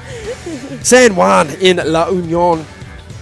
Beautiful heat here. Ana Rodriguez from Peru. Charlie Stokes from Australia, the Sunshine Coast. We just saw, you can see the aerial shot there.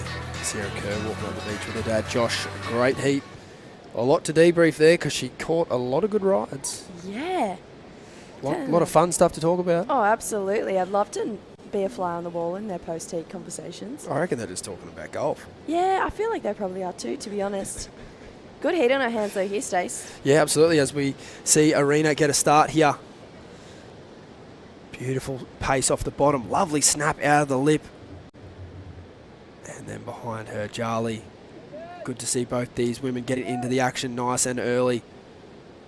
And beautiful combination of manoeuvres there. Charlie out of that one. And yeah, a little different start to this heat than we did the last one. I mean, unfortunately, we saw Sierra kind of take that heat away, really uncontested. And then this heat here, both ladies getting into the action straight away. As we see now, another big set wave out the back. Beautiful pace to the wave. Nice big swoop there. And it is a very similar side here, bringing this one through the inside. A big vertical section to finish. Didn't quite get the timing that she would have liked, but nonetheless, it was a great sequence of manoeuvres, and nice to just, as we spoke about in the last heat, Jessie, just be pairing your waves up and starting to build early on in the heat. It's only 24 minutes gone, 26 minutes remaining, Jess. Yeah, this was really beautifully put together from start to finish, so love that first carve, really brought it all the way around. You could kind of tell this wave was going to bowl out for this last section from when she got up. Lovely end turn. Like you said, a little tiny bit mistimed, but she got pretty vertical in it. Came down, got the landing. That's all you want at the end of those waves, especially at the start of the heat, just to have a few completed rides under your belt. She's got a 4.17 for that one turn, but yeah, from Peru. She's actually pretty dominant junior from there. She's a 5-time junior South American junior champ. Sorry, Peruvian junior champ, which is pretty cool, actually. And there was 2 Peruvian competitors in this draw, and it's nice to see all the different parts of the world getting to shine their likeness in it. Oh, absolutely. It's cool to see all the flags on the screen and the opening ceremony and everyone hanging there. Like the regional series, I think, has been great for a number of reasons. It's pretty cost effective for most people to surf and stay in their region, but it does take away that international element that the like the Challenger or the World Tour have. And with this being the World Junior titles, we get to see people from all over the world. Plenty of different cultures being represented here, and it's great to see. And it's great to see a natural footer from the land of the lefts. It's really cool. But while we're waiting for this heat to get a little more waves into it, I'm going to take it down to Mitchell. Mitchell, take it away. Yeah, thanks, Stay. Sierra, congratulations. Into the quarters. This is your 3rd year in a row where you've made it to at least finals day, into the quarters once again. Just talking about the prestige of this event, that's obviously a major result. But how about your growth over those last 3 years, too? What do you attest to it, too? Yeah, for sure. I've definitely changed my surfing a lot over the past couple of years. Like, the first year was super big lefts, and that was definitely not a strong suit of mine, but I think that comp kind of unlocked it, and now I love going left. And then this is kind of a unique wave for me to surf. I don't surf many waves like this, so it's fun just trying to learn, and I love how these comps can push your surfing. And the best performance of the round so far, how were you able to find those waves out there when everybody else seems to be struggling out there, Sierra? Yeah, the past 3 free surfs I've had has been really big, and then I was kind of expecting it to be really big out there, and then I saw where everyone else was sitting. I was like, oh, this looks fun, and then yeah, it's way more easy to find the sections after I've been surfing at 6 foot. It feels really easy to find a 3-footer, so yeah, it just felt good. How often do you need to remind yourself that you're just surfing, you put on a rash guard, it's obviously great out there to be considered one of the best in the world, but you just get to travel like this, and how fortunate do you feel to be in the position you're in right now? 100%. To be able to do surfing as my job and go to new places and experience new cultures and everything, it's the best thing ever, so I'm proud to be able to do it. Congrats, Sierra. See you later. Thank you. Stace? Thanks, Mitch. Well done, Sierra. Yeah, it makes a good point. And speaking of waves, that thing crunching down the line. Every now and again, there's just this fleeting moment, as the surfers are getting absolutely belted here, bailing. Look at running for the hills. Yeah, that was a pretty solid set, actually. Yeah. Arena's just getting absolutely worked on that inside section there, but she got herself a 3.93 on that last one. But yeah, what were we saying, Stace? I can't even remember. Yeah, I'm just mesmerised by these set waves coming through. Sets and Hawaii duck dives. But yeah, what I was saying was Sierra, and she's just bringing up the the point of how important it is to just spend so much time in the lineup, regardless of the size, or even if it's small and not that good. Like the opposite of what we've seen. We've actually been blessed with a lot of waves here. Sometimes too big, it's kind of overloaded on the bank. But then, like Sierra said, when it drops off a little bit, she's got that read on it, because she knows what it's like when it's washing through, she knows what it's like when it's 1 foot, and now it's 3 foot. She's just putting all that information together, and she's really starting to get a good read on the lineup, as we see Ellie Harrison getting ready there for her next heat. Jessie, the Aussies have kind of made that little corner their own. Yeah, it's definitely the little... It's actually Macklin Flynn's accommodation. Just that corner. They've just moved in. Come on, give us a wave, mate. Love, he's got no clue, he's scrolling. Yeah, it looked like he just waved at us. Maybe he was just scratching his arm. But, yeah, I think Ellie Harrison would be loving the look of the conditions out here. Yeah, it's definitely her forte, that kind of bigger, almost fatter right-hander. You know, she's from that Barwon Heads, but surfs Bells Beach, Winky Pop a lot of the time. You weren't calling Bells Beach fat, were you? Just kidding. No, we all think it. No, it's you're right. It's that style of wave. You know, it's still powerful, but it's similar. It's not like the Gold Coast or it's a bit slopier. slopier. You know, it's more similar to say Portugal and that raw, rugged coastline where there's energy in the water. It just breaks along the reefs differently. You're right, Ellie from that part of the world. I think she's got a lot more to give.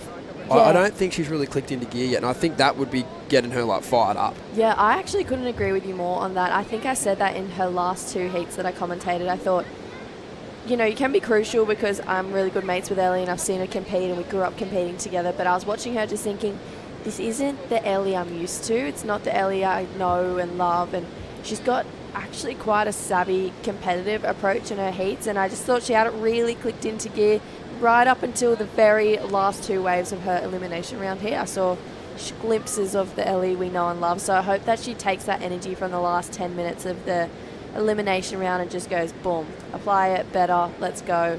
And that's all you want to do. She does have a hard task of Kana Nakashio, who actually, this event last year was a QS 3000. She won this event. So she already has a really great relationship with this wave. She took out an informed Sierra Kerr in that opening round. So Kana is actually a pretty hard draw to try and get through in this round. Yeah, I agree. I really like the way that Kana surfs, and she's got a very direct approach that she doesn't really look like she's fussed against who she's surfing against or where she's surfing. She's got one gear, and that's hard and fast. Yeah. And she just goes for it, and it's an exciting brand of surfing to see. So yeah, it's a really good matchup coming up, as is this one in the water. It's Arena Rodriguez at the minute who's in the lead with a 4.17 and a 3.93. The surfers have degassed their airlift vests after getting through those big sets before. Yeah. Caught their breath back, and they're ready to get back into this heat after just getting absolutely ragdolled. And we see the ocean's cleared up, a lot of clean water out there. Charlie Stokes with priority will elect it to use it on this wave. Nice steep drop, beautiful turn in the lip there. This wave's got good curve, and she's given her multiple sections to work with. 3 nice turns in the lip there. All those years at Cartwright Point certainly paying off. I think something Charlie did maybe 2 years ago now, could have been 18 months, something around that mark. She did that, actually really benefited her surfing. She spent about 6 months abroad. She spent about 3 months in Indo and 3 months in WA surfing bigger waves, open ocean over there in West Oz. West Oz surfers aren't scared and they're so aware of the ocean over there. They've got such great ocean knowledge. And then she spent, after that, a good 3 months in Indonesia, where you're just kind of getting to surf reef breaks, point breaks, beach breaks. Like, there is every kind of, platform there to practice your surfing. And I think that solid chunk of time she had away was really smart for her, because she came away from it a better competitor. And yeah, after that last one, 5.83, I feel like that was a really beneficial move for her to make so young, to then come to a stage like this and apply all that knowledge in a lineup like this. Yeah, for sure. Yeah, it's a really, really good thing you bring up. Like, you have to be well rounded. You have to be able to score excellently going left and right, 1 foot to 6 foot and above. And it's you don't always get that in competition. Competitions are set dates. We obviously hope the waves are pumping everywhere we go, but that's not always the case. So you can't always just rely on your competitive savvy to get you through, because at the end of the day, it's about surfing and scoring points. And if she's putting in the time to travel and get better, that's only going to improve her contest ability. So yeah, it's cool to see. And the experience that surfing gives you from traveling around the world is it's a unique sport where you do it for a profession, but you also do it for fun. Yeah, I feel like it's one of the very few sports where even once you retire, you still do it. For sure. There's not a lot of sports like that. I feel like golf, once you retire, you probably still do it. I don't know, I could be wrong in saying that, but surfing, people want to surf to their 80. It's not a hobby. It really is a way of life, and it's a lifestyle. And you, myself, these guys, anyone who surfs, I plan my day around when I'm going to surf and how many surfs I'm going to get in. And if if I can't get a surf in and it's not lining up, I'm like, okay, so what time do I have to wake up to get a surf in? You know, it's such a unique sport, and I think it's interesting for other sports to look at us because it is so hard to understand if you're not a surfer, but once you are, you know, you're hooked. Kind of hooked. Yeah, no, I agree. And it's funny. I don't know that like footy players are like running on very tired, just getting absolutely belted again. Yeah, definitely not. Most of them go to surfing. Shout out Joey Johns. He was ripping with Ethan Ewing in the wave pool the other month. Oh, there you go. Well, actually ripping. Oh, really? I was tripping. He was surfing so good. Yeah, it was. Maybe it was a lost talent. Arena Rodriguez here. She needs to answer back to Charlie Stokes' 5-8-3. She selected a great-looking wave just under the lip there, but keeps her speed going down the line. It was a good selection of manoeuvres. She needs to get up in the lip for this turn, and she does. She'll be stoked with this wave. She's chasing a 5.4. A consolation prize to that is if she doesn't get the 5.4, she will look to better the 4.17. But Charlie Stokes isn't waiting around. She's got another nice turn to start that wave, but she kicks out there as it goes off down the line without her. That was a great wave there from Marina. I'm excited to see the replay and what score the judges think of it. Yeah, Arena seems to be a bit of a power surfer. She seems to rely on that, and I think when the wave matches her power, it's when we see a lot of magic happen from her. Like you said, a bit under the lip on this one, but this next turn was really nice. Kicked the fins out the top. That energy matched her energy. It kind of was hand in hand for what was a really good-looking end turn there. Needs a 5.4.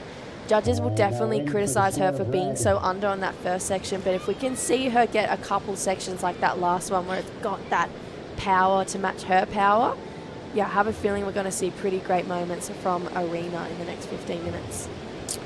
I'd love to see the ladies get into the floaters a bit more. I love a floater. Good to hear. A backhand floater. Yeah, you do love. You're from Narrabeen, though. Yeah, I am. Yeah.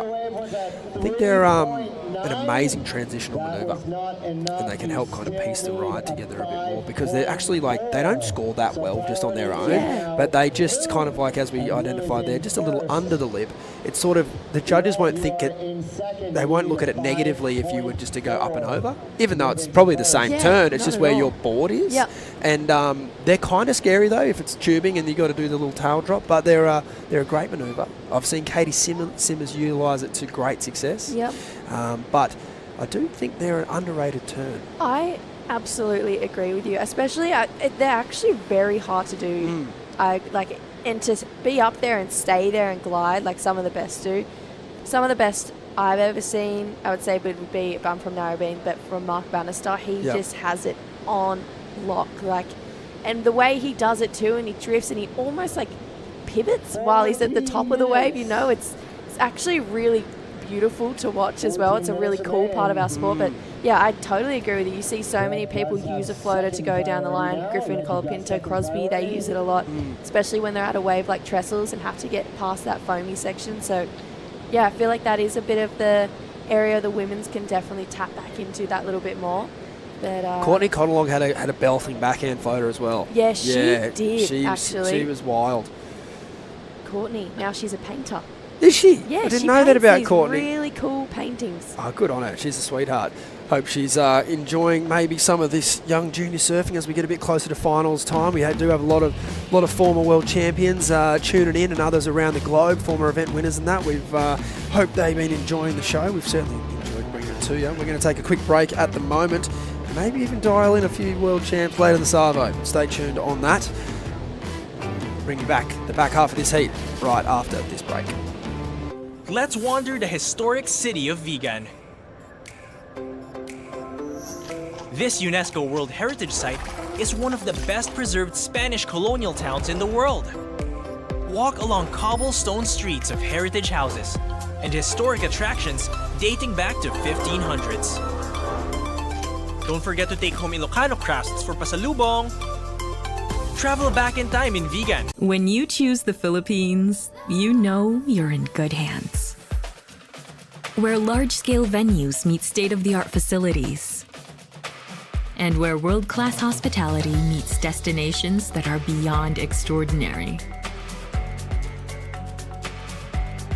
With all hands at work to give you the best of the Filipino brand of service excellence. Welcome to the Philippines, where we take your business to heart.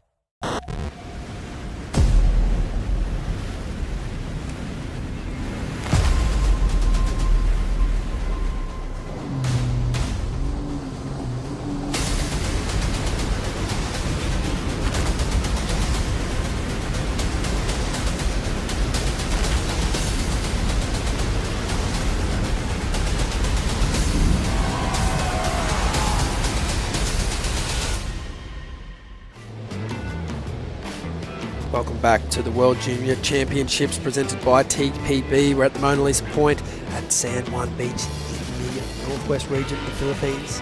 We've all had a ripping time so far, and a lot of the surfers are really starting to get a handle on this wave, starting to learn about it, starting to put on their best performances, and one of those surfers is Irina Rodriguez from Peru. A standout moment. We'll bring you the replay. She's jumped into the lead. There's a variety of ways you can get a score here today, Jessie. This is one way to do it. Yeah, this was beautiful to watch while we're in that break. Big single maneuver. That was just textbook surfing, that one. I really loved it. She's back up and riding here, though. Beautiful swoop. Some more vertical phase coming her way. She's got her timing and she's looking locked in. And talk about the buckets over the back of the wave. It's raining out there. She's looking like she's clicked into that gear. We were talking about watching some competitors click into gear earlier. This wave is really nicely done. So swoops that one all the way back to the pocket. Look at this. Boom. Like I said, when power meets power, it's going to create great things. And this is the type of bowly waves where it seems like Irina is going to, shine brightest and show us what she's really got. And there's last two waves. They've got to be her best two waves of the heat so far. And she's putting the pressure on Miss Charlie Stokes with 10 minutes to go. Yeah, it's definitely time for Charlie to return fire. She is sitting on a good score of herself, a 5.83. But she will need to now, she is chasing a requirement of a 5.35, but that's prior to this last score of Irina to come in. So we expect that number to go north a little higher, and we know Charlie's got the skills to do it. It's just, as that clock starts ticking down, we've seen the pressure. It's real, Jessie. Oh, absolutely. And I think as well, we're talking about that Aussie contingent. She would know that Rosie's made it through, Sierra's made it through, Isla's made it through. She's really going to want to be looking to keep adding to that Aussie total of getting it through. You always want to do what your friends are doing. Ellie's coming up next. But pressure is on. One thing I do like to say about Charlie, she does seem to be quite a composed competitor right the way through. I don't think I've ever seen her flustered. I don't think I've ever seen her heart rate go above 40 BPM. She's as cool as a cucumber. Yeah, she's just knows what she's got. She's got that dialed as well. But in saying that, Irina in 7 minutes has found herself a 7 and a 6.33. What's to say that Charlie in 7 minutes can't find herself an 8 and a 9? Like Sierra did the exact same thing in her heat. 7.5 is what she's needing, so I won't overcomplicate that one for her. 8 and a 9 is a bit much, but 7.5, a couple of those big backside turns, she's on. Yep, I agree. Talk to us about that feeling. Surfing's obviously an individual sport, but traveling with a group, everyone's getting through. You would just give your pinky finger to get through your heat, wouldn't you? You know what's the worst? Is when your sister gets through and you don't. Oh, I can only imagine. It's just the most painful feeling in the world and you watch them, or like your best mates, like all the girls that I travelled with on the QE and still travel with, they just are like my best mates. They almost are like sisters, but when you watch your real sister just dominate a field and you're just like, oh, Jessie, come on, bang your head against the wall. Yeah. Charlie would know it too, but she's got brothers, so I feel like it's slightly different. Oh, I don't reckon it is. Not at all? Nah, I don't reckon. Like, you look at some of the great brother-sister combos of all time, and like I reckon they don't, they just see each other as equal, and so many younger sisters, they have their older siblings or older brothers to thank just for pushing them and kind of being ratbags about it, but it sort of develops you into the character that you become. Charlie's got to be careful here with her priority. Not the maneuver she was looking to pull there. She just had too big of a look. That's the most reaction I've ever seen out of Charlie, and you know what? I like it. I like it too. Shows us how much she actually wants it. Yeah. How much it means to her. Sometimes you don't get anything out of her. She just seems like not phased. Yeah. But the fact that she's feeling it, she really wants to get through this heat, showing us, and this is the World Junior Championship. Like, it's not like it's just another event for her. This is a really big deal. She's having a real kick to try and get into this one, but unfortunately that mistake's costing her right now. Yeah, well, I think she's done a good job there to retain priority back. Irina probably looking at the player more than the wave, and that's all a part of the learning. There was never 7.5 points on that wave, and it's just, these are things you'll learn and as you make your way up to the CT, because those are the little things that sort of can come back to bite you. And realistically, Charlie is she hasn't lost anything. The only thing she's lost is time, and that was going to happen anyway.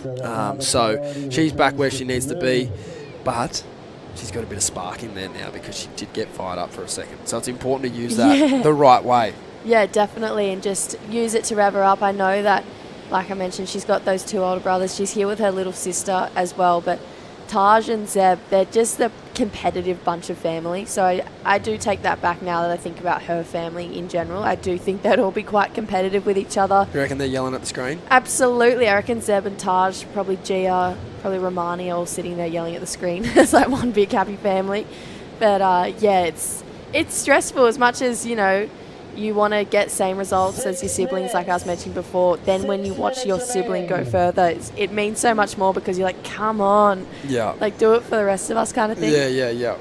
As we see, Arena here looking at a little double up underneath Charlie's priority. As she's been identifying these waves well. It's looking nice and steep. She's done well with the 1 turns already in this heat, and that would have been an excellent score just for the 1 turn, I would have thought, if she could pull that down. But not the case. Charlie's turn to reply here. Nice turn in the lip. She's just a little bit caught behind, and I'd like to think, like the backhanders, I think they have a bit of an advantage if they can identify the right wave. They can kind of, with all due respect, kind of fake it a bit more with the dramaticness of getting like up and under and giving it to the lip. Whereas with front side like this, you've really got to risk it all, and that's why when they make the turns, they're getting big scores for them. But I think with the backhanders, they have the ability to kind of put the head down and the backside up and get it right up there. As we see a recap of Arena's 2 waves here.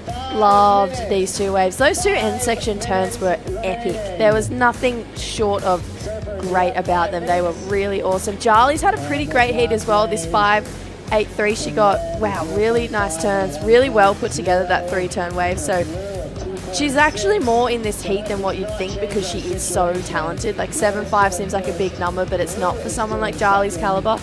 She's got a lot of multiple turn waves, but maybe on that first wave you should have given it just that little bit more. But unfortunately, you know, you can't say that now. Hindsight's a beautiful thing. But yeah, you're right. At that point in the heat, you have to think, oh, you kick out of that wave, getting a 5.83, being pretty stoked with yourself. Yeah. But, you know, like what you said, you can't live life in the rear view. You got to see what's coming around the corner. And what came around the corner was Arena Rodriguez absolutely belting the lip and getting a 7 and a 6. So, you know, you've really just got to play the hand in front of you. And that hand is, there's 4 minutes on the clock. She's got priority and she needs a 7.5. Like, it's so doable. And Arena's, she's kept it pretty simple. Like, she's pretty much winning this heat on 2 turns, really. Those 2 end section turns are really what's got her those big scores. And when you actually break it down like that, it seems like nothing, you know, but she's identified the best waves in this heat, really capitalised on those end section turns. Sierra did the same thing, you know, she really won that heat on, 3 or 4 turns, which is so crazy to think about when you break it down as simply as that. But Charlie, she really needs to push pretty hard on this next one. I think if she could find that similar wave shape to that 5.83, but maybe drop a turn, just rely on 2 turns, but 2 better turns, that 7.5 could come pretty easily because her back end, when she really connects, is pretty lethal. You know what else is pretty simple? Tell me.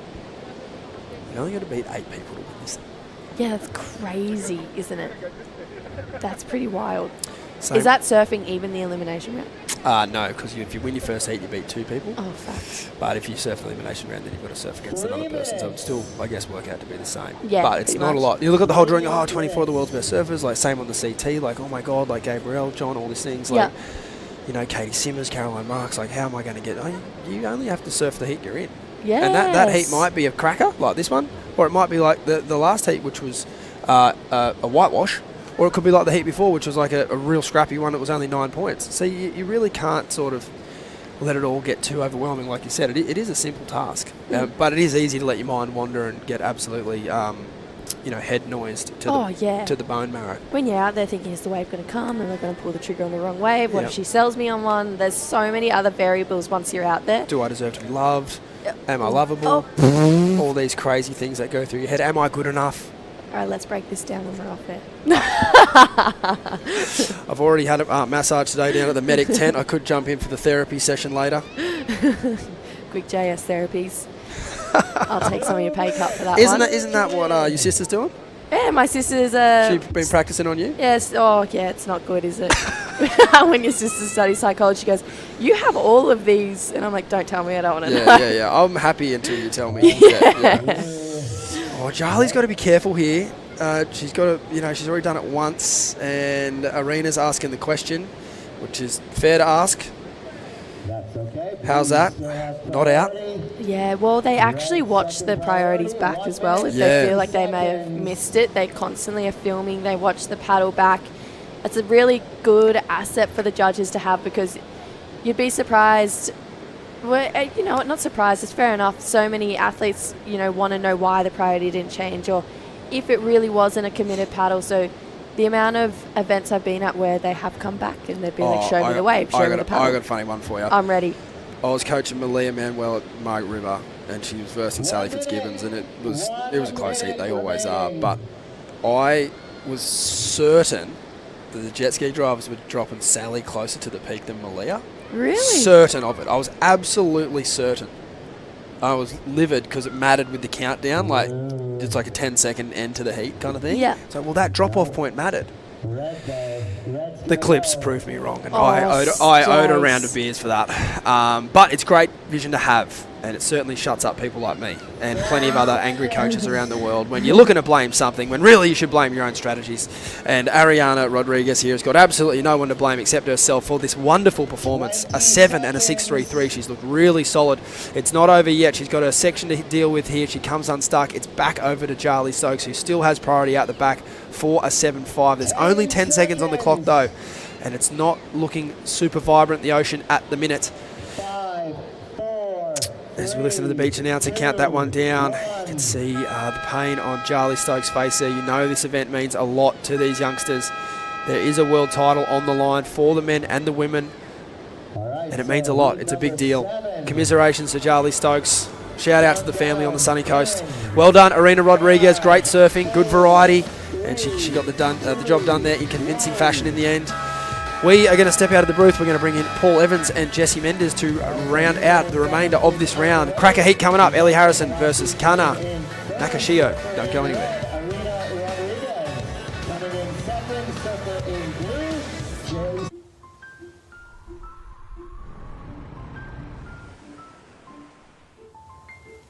When it's love, it welcomes you. It appreciates you. It inspires you and gives you a reason to go on. A reason to do great things and conquer great heights. It is there to give you courage, to empower you, and honor your strength. Love is always worth the wait. It is a deep dive into a life of wonders. Wonders that are found in the smallest of things and in the sweetest little moments, but always better in full view. Better for all to feel, better for all to see, and better for all to share. This is how you know that love is real. When it expects nothing in return, yet makes you yearn to give it back. When it leaves a mark on your soul that you'll take everywhere you go. As you walk into the new chapters of your life. But even if you can't fully understand it, even if you can't put it into words, sometimes knowing it's with you is enough. Because when it's love,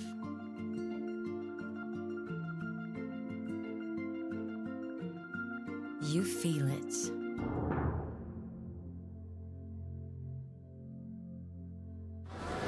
Beautiful scenes for the World Junior Champs flying over the point known as Mona Lisa. La Union Philippines World Junior Champs checking out. Heat number 7 of the round of 16, Ellie Harrison from Bowen Heads, Victoria, Australia. Taking on Kana Nakashio, highly rated Japanese surfer with some success and wins on the qualifying series, including right here at this wave early in the season. Got the victory out here. That's a great winning feeling. I'm Paul Evans, joined by Jesse Mendes. Nicely can match up this one. That's a good match. I think Let's see how it starts things here with Ellie Harrison. Just stonking a little bit too much on that back foot and compressing, which sometimes is great, but you don't want to overdo it because you just wipe off your speed, and that's what happened for her. Got hung up. Beautiful opening turn right there on rail. Unfortunately, wasn't able to get that second section, but kind of definitely coming up with some confidence. Beating past world champ Sierra Kerr in the first heat. Yeah, definitely. Speaking of which, let's go down here with the winner of the last heat with Mitch. Yeah, thank you, Paul. Arena, muchas felicidades. You're into the quarterfinals. Just a real good heat out there, especially under priority. It seemed like you had your way out there, especially on the inside or wider ones. Oh yeah, so happy to make it into the quarterfinals. I'm just super excited to be here in the Philippines and have this opportunity. And yeah, the inside was super good. It was really standing up and giving you a big section to line up some maneuvers. And yeah. For a lot of us that speak multiple languages, Arena, how important has English been in your development, not only as an athlete, but also traveling worldwide to a place like the Philippines? Oh yeah, it's super important because not many, English is like the most spoken language in the world, and it's like the most useful when you're traveling. So it's really important, and it has played a big part in my traveling. We mentioned Punta Rocas the other day from Lima. This wave not only resembles that a lot too, but you also have Señoritas right there in Punta Hermosa. How many waves do you think you've taken into consideration while paddling out here at Mona Lisa? I wouldn't even know. In the smaller days, it resembled another beaches like less known La Pampilla, right point breaks in the city, not on Punta Hermosa. But it just changes so much that you got every condition, every day is different. So it's just really exciting. Un mensaje para la gente del Perú, Arena. Hola, muchas gracias por quedar viendo. Estoy súper emocionada de pasar los cuartos y bueno, vamos con todo. Arriba Perú, Paul. Arriba Peru, thanks Mitch. A great job for Marie. You can see the Stoke sheet is glowing with this. Quarterfinals, important for her and that proud surfing nation, being represented at the very highest level here in World Junior Champs. She's stoked. Meanwhile, out in the water right now. Let's get caught up on action, Jess. This was away from Ellie. Yeah, it looks like Ellie had a section in front of her, needed to project it and put a little bit more momentum down the line and glide through that lip line. Got stuck a little bit and then noticed that there wasn't much opportunity ahead of her, but overall, there wasn't much for her to offer in that wave. Kana opening up. Check the speed and the section. Really nice looking turn. She just shroups into it. Full pressure on the rail. Couple of nice speedy carving turns with big amplitude. Not loads of lip in it. But in terms of the section available and what you can do with maneuvers, surfing with a bit of authority. It's nice to see her open up. Nice to see that rail line held in the water, seeing the spray. It looks great. Yeah, definitely. I think it's a good word that you mentioned, authority, because we've been seeing a lot of wobbles today and people not looking so solid on top of the board. So for her to show that, it's going to translate in her scores. Beautiful 2 opening turns. Basically went as big as you could on those carved sections, extended, accelerated, and looks solid. No downtime. Just beautiful surfing from her, rear to rail. If you look back, she got a 5-point right on that first wave. Maybe a little bit more critical on the first turn, but it was only one big carve. This one, she had a combination of it, and it's looking to a good start. Here's Ellie, late takeoff. Good decision based on this section. She'll tag that much better from her. She's looked a little bit wobbly herself thus far. That was better. And then if this double up cooperates, she might get a little runner section through here. She's been patient, and now we'll just fade back a touch. If she can combo this up, there's quite a bit of downtime here, but nevertheless good enough to crack it.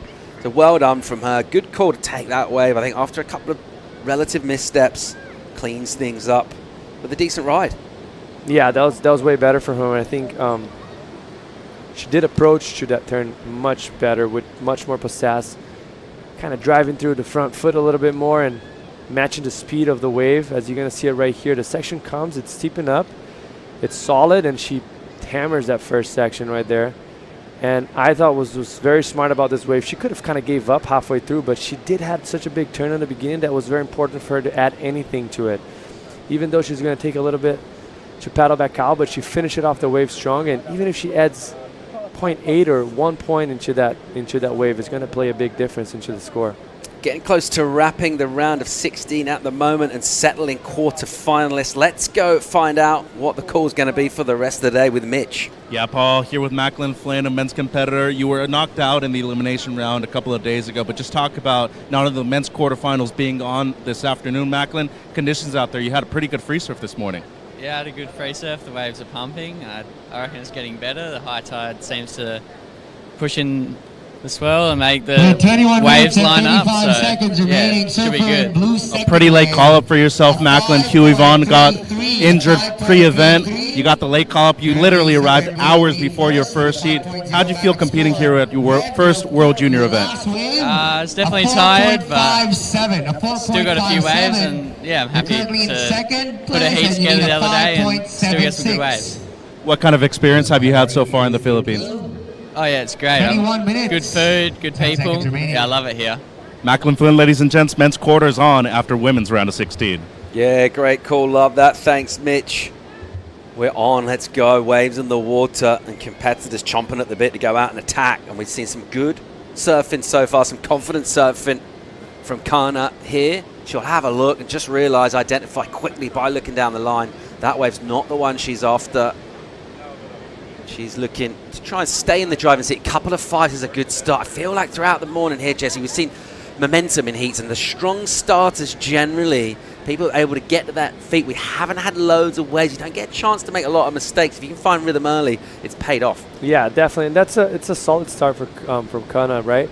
10.33 total at the moment. Obviously, it's not that big of a lead right now, but it's something for her to build on, and she knows she doesn't need to back up anymore. So now she can maybe play a little bit more of a more settled down heat and be a little bit more selective, and yeah, try and close out the deal with a big score. 20 minutes to go in this. The score in for Ellie, the 4.57, keeps her in contention. I think a really important wave just to get that and stay in touch here after just a couple at the beginning of the heat, which didn't offer her much in terms of points. Rounded out season on the Challenger Series pretty well. Ellie this year, a couple of ninths and a fifth, I think, through the last three events. Of course, standout result for her came back in 2023, making semis at the US Open in Huntington on the Challenger Series, making the wild card appearance as well in Bells on the Championship Tour. But right now, a World Junior title is the glittering prize in front of her. But a few heats to make at the moment, and a tough competitor out of Japan who has had the podium feeling, as we mentioned, won the QS event at this very venue at the start of the season. And she's won a few events, actually, going back over the last couple of seasons on the QS in the Asia region, which is basically the dream tour of qualifying. Like the venues they go to, taken in Indonesia, over here to the Philippines and Cloud9.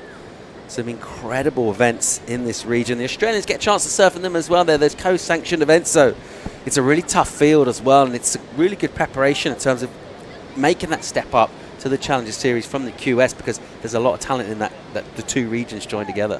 Definitely, mostly in Australia. If you look back on previous years, I mean, they've been dominating for the past 40 years on the surf scenery, and yeah, it's such a blessing for them to go to Indo and be able to surf the best waves in the world on the Jersey, which doesn't really happen until you get on tour. So for them, it's good practicing and setting them up for success. That's a great job that obviously WSL Australia has been doing and putting them in the best possible conditions ever. So good for them.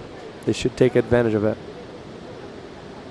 We've already seen strong performances from our Peruvian squad as we have a look. Catalina Zariquille, she's getting ready. She surfed great early. There's a big crack from Ellie. I love the way she held the bottom turn for ages but couldn't get the completion. Meanwhile, another bomb here for Kana, who's got great flow with this wave, I feel, in this heat thus far. Whoa, and she'll hang on to that. I thought she'd put that down, maybe just bitten off a little too much. That was an ambitious maneuver, and she, from some point of view, just had no right to make that. That was incredible. That was so incredible. I was just about to say that there was a massive missed opportunity opening up with that big of a turn. As you're going to see it right here, coming from behind a white watch, which sets you up on a critical part of the wave, stomping on that back foot, driving through, and then finish it off even stronger. It seems like she disappeared, but she's so solid and compact on top of the board that she was able to regroup and come out actually pretty clean, which the judges are going to love that. This is going to be a massive score for her. And just how I was mentioning, you know, like she already built the house, just needed to put a roof on it. And right now she's definitely looking very good, like apply a lot of pressure on top of Ellie. We're anticipating a big number from the panel here for Kana Nakashio. She's been a wave magnet in this, and then she's also delivered performances on the good waves that she's found. That one most notably, degree of difficulty. Think about that last turn, just completely disappeared. She arrived pretty late. It's a pretty solid section as well. Definitely. It's pretty clear in my head, like, to what the judges have been doing and where they should go to it. They've been separating those critical maneuvers. They've been separating the surfers that have been attacking instead of just placing the board on the lip on the heavy sections that are provided. And that's what she did right there. Combination of major maneuvers.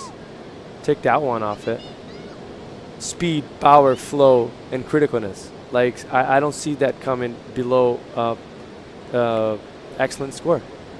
Yeah, really good chance here to throw something really rather significant into the scoreboard and make life tough for the Australian Ellie Harrison. We talked about the experience that she's had at the elite level, the wildcard appearances, championship tour, but also on the challenges where she's been more than competitive. She's been really good. She's going to need to try and draw on some of that quality and deliver here, because she's going to be up against things on this number drops.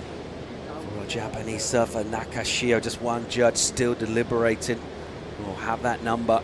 She's going to be way out in front. It's in 7.83 for her. It's a really, really good number, very close to the excellent range. And I think, again, thought a big number would come through. They're kind of nailing it as well, the panel. I feel like she can go better than that as well. She can do similar sort of stuff, but maybe a bit cleaner as well, to go like legitimately into the excellent range. I think it's a really worthy number.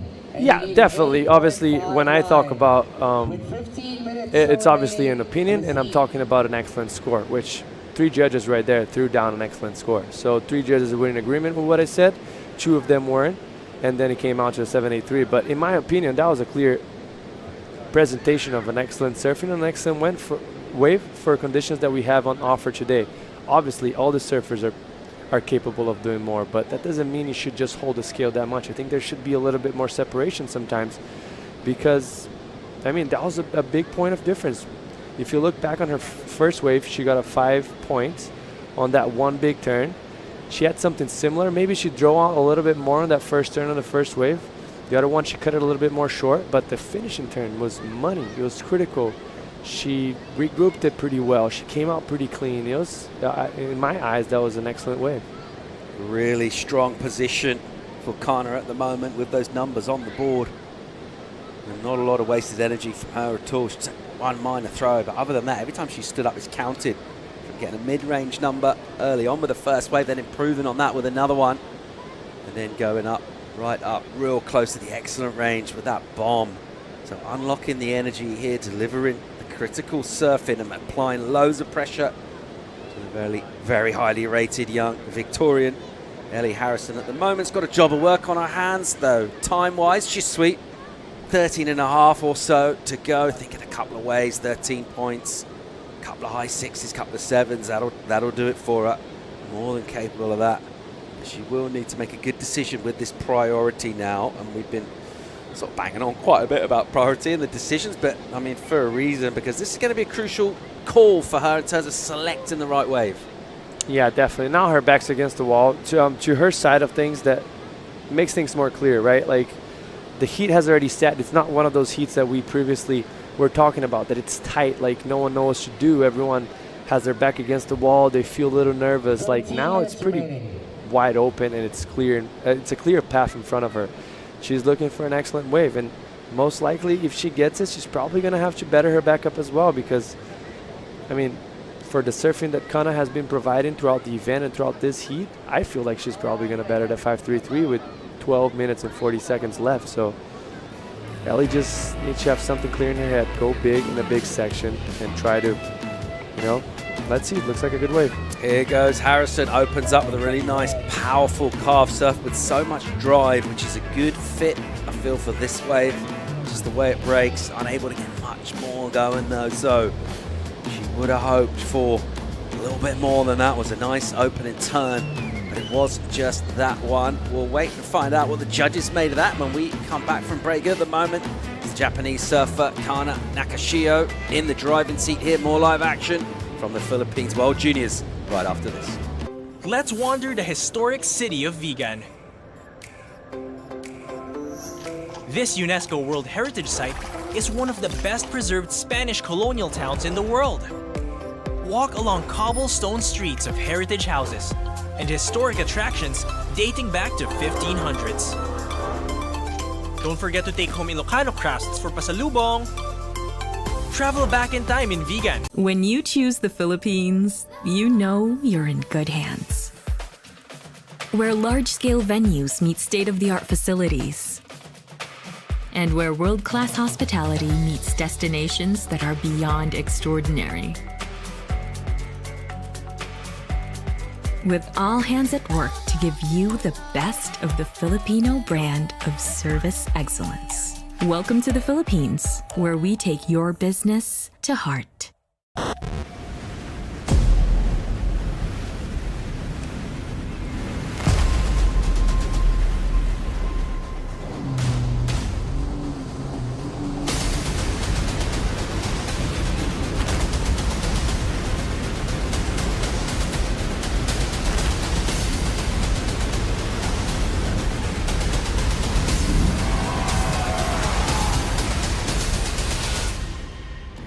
Welcome back to live coverage of the World Junior Championships. Beautiful Philippines. We're checking out Ellie Harrison from Australia, taking on Kana Nakashio of Japan. At the moment, it is our surfer out of Japan with a bit of a statement performance so far in this one. That 7.83 that she dropped in, just hammered it. Disappeared, we could see her thinking, oh no, what's she done? That's midsection. Then all of a sudden, she popped out. You could see her face kind of lit up. She looked a little surprised herself, which only adds to the drama. And it looked really, really good. In a moment of excitement, it is all about the moments, particularly on this wave. It's not necessarily got loads of flow in terms of roping sections. It is just sudden opportunities that present themselves. You've got to grab them with both hands. If you want to go to quarterfinals, she's got priority as well. There's Kana. Ellie Harrison's task, Jesse. She's up against it a little bit here, but in terms of time, no need to panic at all yet. Yeah, not yet. The task is big, but in her side of things, she's already got a 4.6 and a 4.57 that basically came out of one turn. The 4.6, 100% of that score came out of that beautiful carve she had. So if she looks back, there's positive things for her to think, right? Like the judges are liking her surfing, are recognizing that she surfs big and she's matching the power of the wave. She just needs to find a wave with that opportunity and combine with something else that it's solid. She's going to be looking right there with the best score of this heat, a 7.83 from Surfing Blue. Having a look at some of the big numbers. Sierra Kerr, unsurprisingly, given her status and stature in the sport, big numbers in, excellent scores for explosive surfing. But you see Kana right there. It's the heat we're watching currently. That's 7.83. Of course, one of her compatriots, Kokona, she was surfing great. Isla Huppert's getting in the top 5 scores as well. Isla, the young Aussie, is surfing really, really strong out here. It's someone else who you feel their style good fit for this wave. A patient moment as we tick a little bit of time off the clock now, getting down towards 8 minutes. Around about 15 to go in this. Priority remains with Kana and that big lead, which will loom a little larger in the sights of Ellie Harrison, who is chasing. And as you mentioned, that carver looked really nice from her, but she just wanted another section. It was just that one, and we've seen a few waves do that. It's pretty hard to tell which ones are going to gather and bowl again and which ones don't. On the inside, from under priority, Harrison opens up first turn just to set up snap. Now a steep section with a bit of lip, if she'll get there. That was really nicely done. Great drift, technical surfing, good control with speed. That was really cool. That was massive. That's some of the best turns we've seen the whole event. Great momentum forward, pushing that tail. As you're going to see it right here, she's kind of snaked that wave underneath. Like beautiful double up. Not the biggest in size, but just a great shape to it. And she has just a nice carve to open up. And right here, The wave doubles up, critical section. You see how much momentum she was gaining forward, and she matched that with her body and her board and just stays on top. Very solid, kind of had a board slide, a lot of control. Judges are going to love that. That's the heat smarts coming through there for Ellie, finding that, snaffling it, sitting a little deeper and inside and getting one of those runners that hugs the reef. I just thought the approach to that last turn as well, not holding back at all. We've seen a lot of stuff just kind of put their board up. There's a bit of power in the wave. It will knock it back down. You come out with some speed, and it'll look pretty good, but actually getting that slide and that release as well, just being really technical with basically textbook and a body position. Very well done. In terms of surfing up the potential of a wave, that's the name of the game when you're in second priority. 100%, and what a way to actually capitalize and find a gem of a wave underneath and get back in the program. Obviously, she's needing a big score right now, 8.56, but that's long gone after her next wave drops. Yeah, we're game on here. This score comes in. She's right back at the races. 7-1 for Ellie now. And now this has turned into a great-looking matchup for the final 6 minutes or so. So still in second place, Ellie. The numbers come right down, 6.07. And again, I think, she paddled into that wave a little inside her. Just initially, what we're looking at, I didn't see a 7 on that. You're thinking, yeah, why not? Why not go for it? You never know. But incredible surfing to finish off so strong there. Nice linkage as well between the sections just to get there. And a 7-1. And she'll be feeling a lot better right now. Oh, definitely. That's a momentum shift for her. If she can get that energy and put into the next 5 minutes and 40 seconds of this heat, she can definitely do some damage. And kind of 100% sure right now, it's like thinking about it, like, hey, I just let a wave go. That was a priority mistake. She let that wave go. I know it was a wave kind of underneath, so kind of came under the radar, but she capitalized, got a 7.1. If I was on that wave, I'll probably get something similar. So that's a lot of thoughts start to creep in your head, and that could lead you to mistakes. So if Ellie can apply pressure right now and make the most of it. Just a little chink, a significant one really in the armor for Kana at the moment in terms of, I'm not sure she even saw that wave. Definitely didn't give it much consideration. It just slipped through and stood up suddenly. Ellie did not need asking twice. Gobbled up that opportunity. Got herself right back in this. So let's see how we go here. Priority is with Kana, a surfer out of Japan. She's going to need to try and improve to hold off a late charge from Ellie, because we know that's coming. Talked about how quality a surfer she is, the way she competes. She'll be looking for sure to chase down that 6.07. Wave-wise, well, that's something that neither of these two can control. They're just trying to put together their best read on things. See if they can figure out where this energy is going to come through. But at crucial moments for Kana here, just to kind of stay with things. She's not really done anything wrong other than that little, I don't even know if she let Ellie go. It's just the wave popped up underneath her, basically. Yeah, like sometimes that happens. Mostly, I've been seeing a lot of waves kind of coming underneath and deep.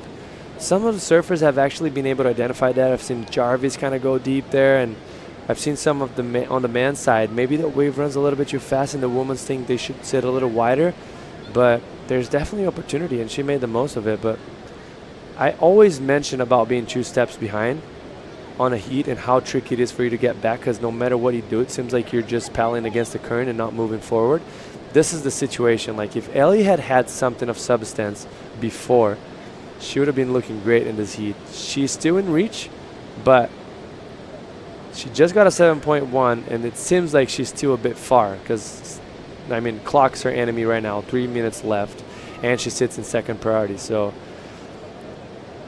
Surfing Blue needs to better a 5.33, which is a smaller requirement than what she needs to actually takes first. So it's just that problem of leaving things for later on and letting your opponent get too far ahead of you, and looks like she's going to block her. Kana will go here. Nice looking opening section. First turn's just a touch tentative. She's patient now. And then onto an inside. Opens up. Creative with the snap. Will she get a steep finish here? She will not. So let's think about that score. 5.33 was her backup. Did we see much to threaten that? It was a well-surfed wave, but I think there's opportunity left behind on that that section. In that wave, what comes to mind for me That second turn needed to be a little bit more energetic to generate speed to get that critical part of the wave, because obviously the judges have been loving that, and I think they're right to be loving that, because you got to put risk in your wave in order to get rewarded, and that wave produced her that opportunity, but she didn't take advantage of it. So I don't see that coming better than a 5.33. Yeah, it comes in under, you're quite right, a point under, so it's not going to help her. Chance for Ellie, doesn't hang around. She's got a wave here. She's got a steep section, building up the speed. There's a setup. Here's a lip, and she'll crack that again. But a mistake, and not really the time to be making one. She didn't have much from what we saw on that wave prior to that, so did have to give it the treatment at the end, but maybe just not quite the speed in there. Yeah, I think the wave didn't help her. She tried as much as she could, but maybe could have. I think she's still going to get priority, but if she doesn't, she should have maybe kicked out of that wave before. And we're talking about a place that the period of the waves coming in are very small, so there's sets coming all the time, and there's opportunity everyone like very, very quickly. They're not easy and clear to see, but they're out there. So might have put the trigger a little bit too early, because look at the set behind, as I just mentioned, you know. She'll go again here. Ellie Harrison swinging on an inside, gives it a crack. Comes out with plenty of speed. Again into the lip. She'll click one. And on that occasion, a different maneuver selection. Not trying to do too much, no throwing of the tail, but a combo of turns. Tidy surfing. Bit of speed to it too. 6.07, that requirement. Surfing was there, lacked criticalness and energy on the wave, you know, like the wave needed to match the surfing that she was doing. If I look back to what she has previously done and got a 7.1, I don't see that wave coming in a 6.07. See that wave kind of like fast, she had to go down the line and finish it off strong, but still, the wave's not matching the power and criticalness that you need in order to get a 6.07, so I personally think that's going to come under. Yeah, valiant effort from her there, but I think she probably feels that as well. Just a little under in terms of energy from that wave, a little underpowered numbers in. Good effort from Ellie Harrison to rally and get herself back in the heat and made it entertaining. But it will be this woman who is going to quarterfinals here. Kana Nakashio, look at this stuff from her, just ripping clean rails, tons of spray.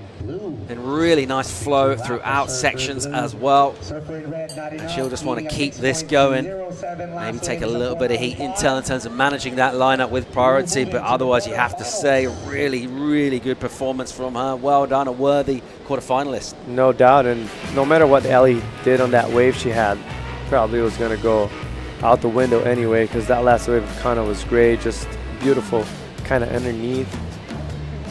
Very critical surfing and smooth. Team Japan is stoked. We'll wrap up the rounds when we come back from break. More live action from the Philippines right after this. Last score for blue is a 5.33, same as for backup. Let's wander the historic city of Vigan. This UNESCO World Heritage Site is one of the best preserved Spanish colonial towns in the world.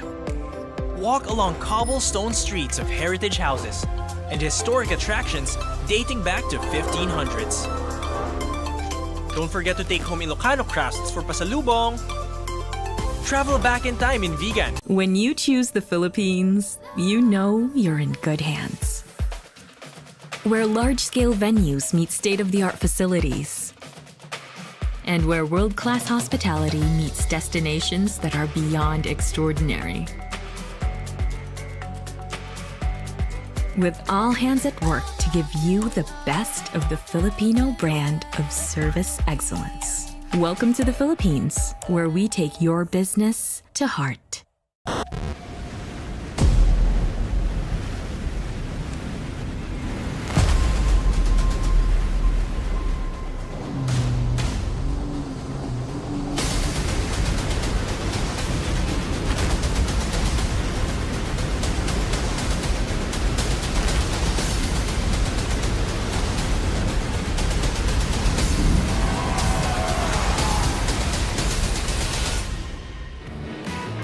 Welcome back live. Great scenes on the beach here. Team Japan delighted. Brilliant performance from Kana. Nice moment there as well from Ellie. Just congratulating her. And she surfed her way through with style and panache. And she'll be carrying all of that momentum into quarter. She'll need it as well because there's some pretty stacked heats lining up. Who's she going to face? One of these two. Laura Haupt out of Brazil taking on Catalina Zariquier. An interesting looking matchup this, Laura, with some solid performances on the Challenger Series. A lot more experience. Catalina, the youngest surfer here, only 15 years old. Part of that strong Peruvian surfing contingent, definitely on the come up. Hailing from Mancora in the northern Peru, neighbors with the Macinas family. An old-time member of Peru's junior team. And someone who made a bit of a statement early on in the opening rounds by just being something of a dark horse. Not a lot of pressure on her, and she absolutely ripped with a really good style and kind of a little bit of sort of cheekiness and spark to her surfing as well, which I really like to see. Particularly when you're taking on some of the biggest names in the sport. She'll go here. Catalina off the bottom and driving and snapping, throwing spray. So just that one maneuver on that wave, but finding the early action and energy and getting involved, snaffling that first wave from Laura. I like what I see from her. That first turn was, you know, you can see that she has some sass on top of the board, like applies the right pressure to it. Very front-footed. You're gonna see it right here. Her body kind of leans forward, which is great for generating speed. Just maybe went a little bit too hard and kind of got stuck on that whitewash. But I don't know. I don't think there was much opportunity in front of her, anyways. But she's looking solid. It doesn't seem like she's phased at all to be 15 years old and going against someone like Laura that has so much experience. Let's get down to Kana Nakashio with Mitch. Yeah, great heat, Kana. Congratulations. You've won both of the heats you've served here at the juniors. La Union, here Mona Lisa Point. Good wave so far, I expect. I'm so happy to hit my hit. Yeah, La Union, so good wave. Yeah, my favorite wave. Yeah, yeah, I'm so happy. A message back home to Japan, Kana? 応援ありがとうございます。すごいタフなヒートで、自分の 7.83 もこけちゃったなと思ったんですけど、出てきて、すごい自分に勝利の女神がくっついてるなと思うので、このままの勢いでクォーターファイナルも頑張るので応援よろしくお願いします。ありがとうございます。Congratulations. Thanks, Mitch. You can see how much it means to her. She's absolutely stoked. Meanwhile, game face on Winter Vincent surveying the scene, checking it all out. The guy to beat so far in this event, man, right? He's been surfing unbelievably. I mean, we're not really surprised to see that, but nevertheless, it's good coming in with form, but still got to go out and do it. But he's just looked on another level. Obviously, a heat is a heat. It's 30 minutes. You gotta. It starts from zero, right? So every heat you get in there, you gotta provide it. But definitely, the surfer with most form in this event so far. So who's going to face Kana Nakashio? Maybe a surfer out of the north of Peru on your screen. Catalina Zariquier. A lot of really fun lefts up there in that part of the country. Great waves, plenty of swell. So red getting the better of that initial exchange. And then Laura Rapp out of Brazil, who's coming in with a bit more experience competitively in high stakes heats. A lot of smarts in the way she puts heat together. She'll get the better of the opening exchange as well, the 4, 6, 7. And just a bit more authority to her surfing in terms of that particular wave. A little extra muscle, a bit of power to her turns, which always looks good. And even if the wave maybe is just a touch more sluggish, able just to kind of force the issue a little bit, find points. She'll have a swing here, actually. She's interested. Here goes the Brazilian Raup. She's up, composed, off the bottom. Really nice technique, great carve, textbook. Just rotates on that rail and slicing up water. And continues again with that rail line, just kind of matching the rhythm of the wave with some flow. Looking for something on the inside to stand up, which doesn't eventually happen for her. But busy in terms of not waiting in the line up too long, and also on the wave. Multiple maneuvers linked together. All right, here goes Catalina. What's she got here? Good looking section from her. Little carve and snap does a little extra. But maybe, to your point on the last wave as well, a little bit of a repetition. Maybe trying a bit too much and then maybe missing something down the line. 100%. That looks so great from the start, you know. When you're talking about carves, the most critical you can get, that's basically what she did. She came up in vertical, not so lateral, so that gave her a good spark, gave a good drive throughout it, but halfway, maybe not halfway through, but like as she was going like 80%, that wave got a little bit hollower, and maybe she was pushing a little bit too much and disengaged a little bit of the rail.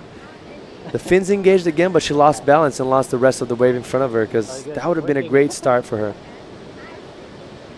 She'll make her way back out and just think on that. But let's hope she doesn't change her approach, because we love the way she's been radical and taking risks. And I think it's a good way to surf, a good way to approach this. Not much point coming all the way over here and just going safety. Coming up against someone, you know, their quality. Bring some of your own. But once again, they're just slightly overcooking it in terms of the ability to stay with the wave and unlock another section. Plenty of time though left. That number for Laura, the 5.33. So in terms of, you mentioned it in the last one, being 2 steps behind. It's kind of 2 exchanges that have happened, and it is the Brazilian that's had the better of both of them. Yeah, it just looks solid so far, Laura. That first carve was beautiful, twerking the upper body, bringing the board all the way around. The judges love seeing that. Obviously, that wave for Laura came in on the good scoring range.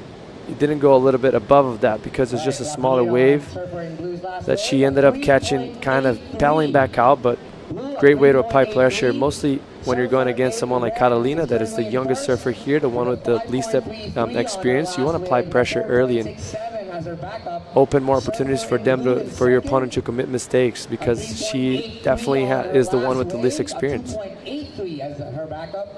You don't want to let those phenoms, young people, just grow in confidence, because they could be very dangerous. Keep a lid on them. That's what Laura's doing right now. And she'll swoop again. And just the board looking really loose for her as well. Even on those kind of waves, maybe aren't going to offer you much points-wise, but always good just to feel things out. Those rails fully engaged, maintaining the speed as well. So then when you do get a really good opportunity, feel like everything's really prepped in, almost kind of like revving the engine, just warming things up, getting ready to go. Will be a throwaway number for her. Catalina, just a little bit to think about in terms of a couple of opportunities. That do feel like each of the waves she took probably wasn't as good as the ones that Laura had, but nevertheless, just unable to go and surf down the line and open up opportunities through to that inside section. She's still got a 3.83 for that turn, and she lost balance. Like, that just shows how on rail and how aggressive she actually serves. But the problem for Catalina is just a little bit of wobbles, but it looks like a great wave. Here she goes, a late drop with speed and then an opening turn just to set up snap now. Down the line, there's that forward momentum. Bang. Nice. Slides out with Whitewater. Maybe not loads of power in that turn, but some nice control.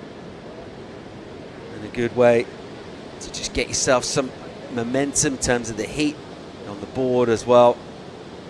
Let's see where she'll come back into the lineup, where this will put her in terms of just sort of staying in touch. She's had a couple of exchanges, she's been on the wrong side of it. This is a good wave, Jesse. Definitely smart right there, wiggling the board around to generate speed, because she identified this critical section and putting those arms up and high, giving that extra something to think for the judges, a lot of expression on the upper body and making it dramatic. And for a young age, she looks great. Technically speaking, she looks on point. Obviously a little bit smaller than Laura, and she's going to be a little bit weaker on power, but on the other hand, the technique looks on point. Laura's had a bit of success on the Challenger Series, a 5th in Ericeira late last year. And the year prior to that, she didn't do the whole tour, but earned herself a 9th in Bolito back in 2023.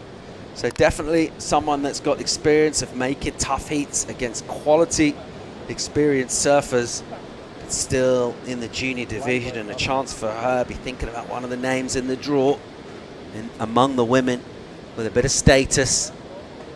A chance to earn the ultimate crown in terms of a world title. Bring that back to Brazil. Let's see how she can go about doing that, building up the campaign by trying to get in the quarters here. Number will come in for Catalina, and it will get her right back in the heat. It's not quite the number to go to first, but it is the high score and the 5.57 for her. So that approach, being sprightly in terms of her surfing, it's paid off big time, and she's right back in this.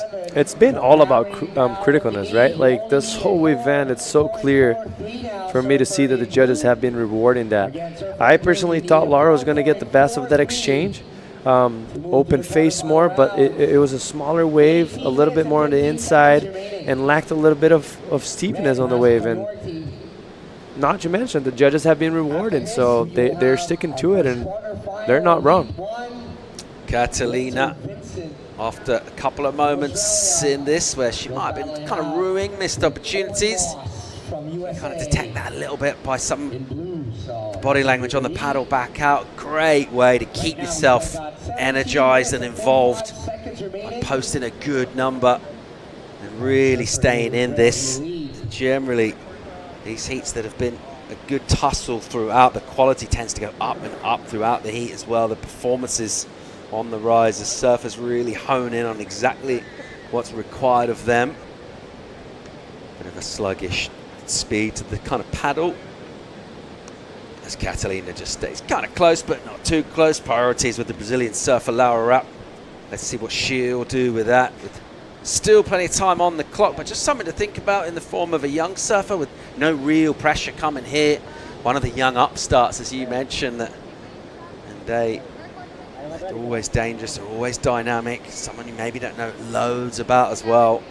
And a bit of a threat, solid threat post in. I feel like Catalina's one of the surfers that we're kind of finding out about at this event. We're discovering her. Yeah, definitely. That's the first time I've actually seen her surf. And the problem of those up-and-coming growns that are very talented, they obviously going to feel the pressure a little bit more than the veterans. But as soon as they start to get loose, young people tend to be less fear. They tend to have less fear. So you don't want to let that gap get a little bit too loose. You want to apply pressure from the beginning. And it seems like in this moment of the heat, she's kind of starting to find her groove. And if she does and she finds the wave, she's going to go big. Definitely no doubt on that. So she's been showing that to us. And if I was Laura right now, I would be making sure I'm coming in a very solid wave and apply a lot of pressure in the next turn of events. A little period of calm here, 16 on the clock, not a lot coming through in the last couple of minutes or so. Chance for surfers to reflect on exactly what they want to do on the next wave, particularly that priority with Laura. How she wants to try and just put a little control on this. Very evenly poised actually at the moment with these two. In terms of their skill sets, both very capable of going right up through the scale out here. Just a little lull in the action means that we'll just watch Laura Rapp try and hold down the peak here, try and put herself in position to control things. It is her in the lead in this one at the moment. She's headed to quarterfinals, but I tell you what, it's very evenly poised. Find out if the youngster out of Peru can come back at her when we come back from break. Let's wander the historic city of Vigan. This UNESCO World Heritage Site is one of the best preserved Spanish colonial towns in the world. Walk along cobblestone streets of heritage houses and historic attractions dating back to 1500s. Don't forget to take home Ilocano crafts for pasalubong. Travel back in time in Vigan. When you choose the Philippines, you know you're in good hands. Where large-scale venues meet state-of-the-art facilities. And where world-class hospitality meets destinations that are beyond extraordinary. With all hands at work to give you the best of the Filipino brand of service excellence. Welcome to the Philippines, where we take your business to heart.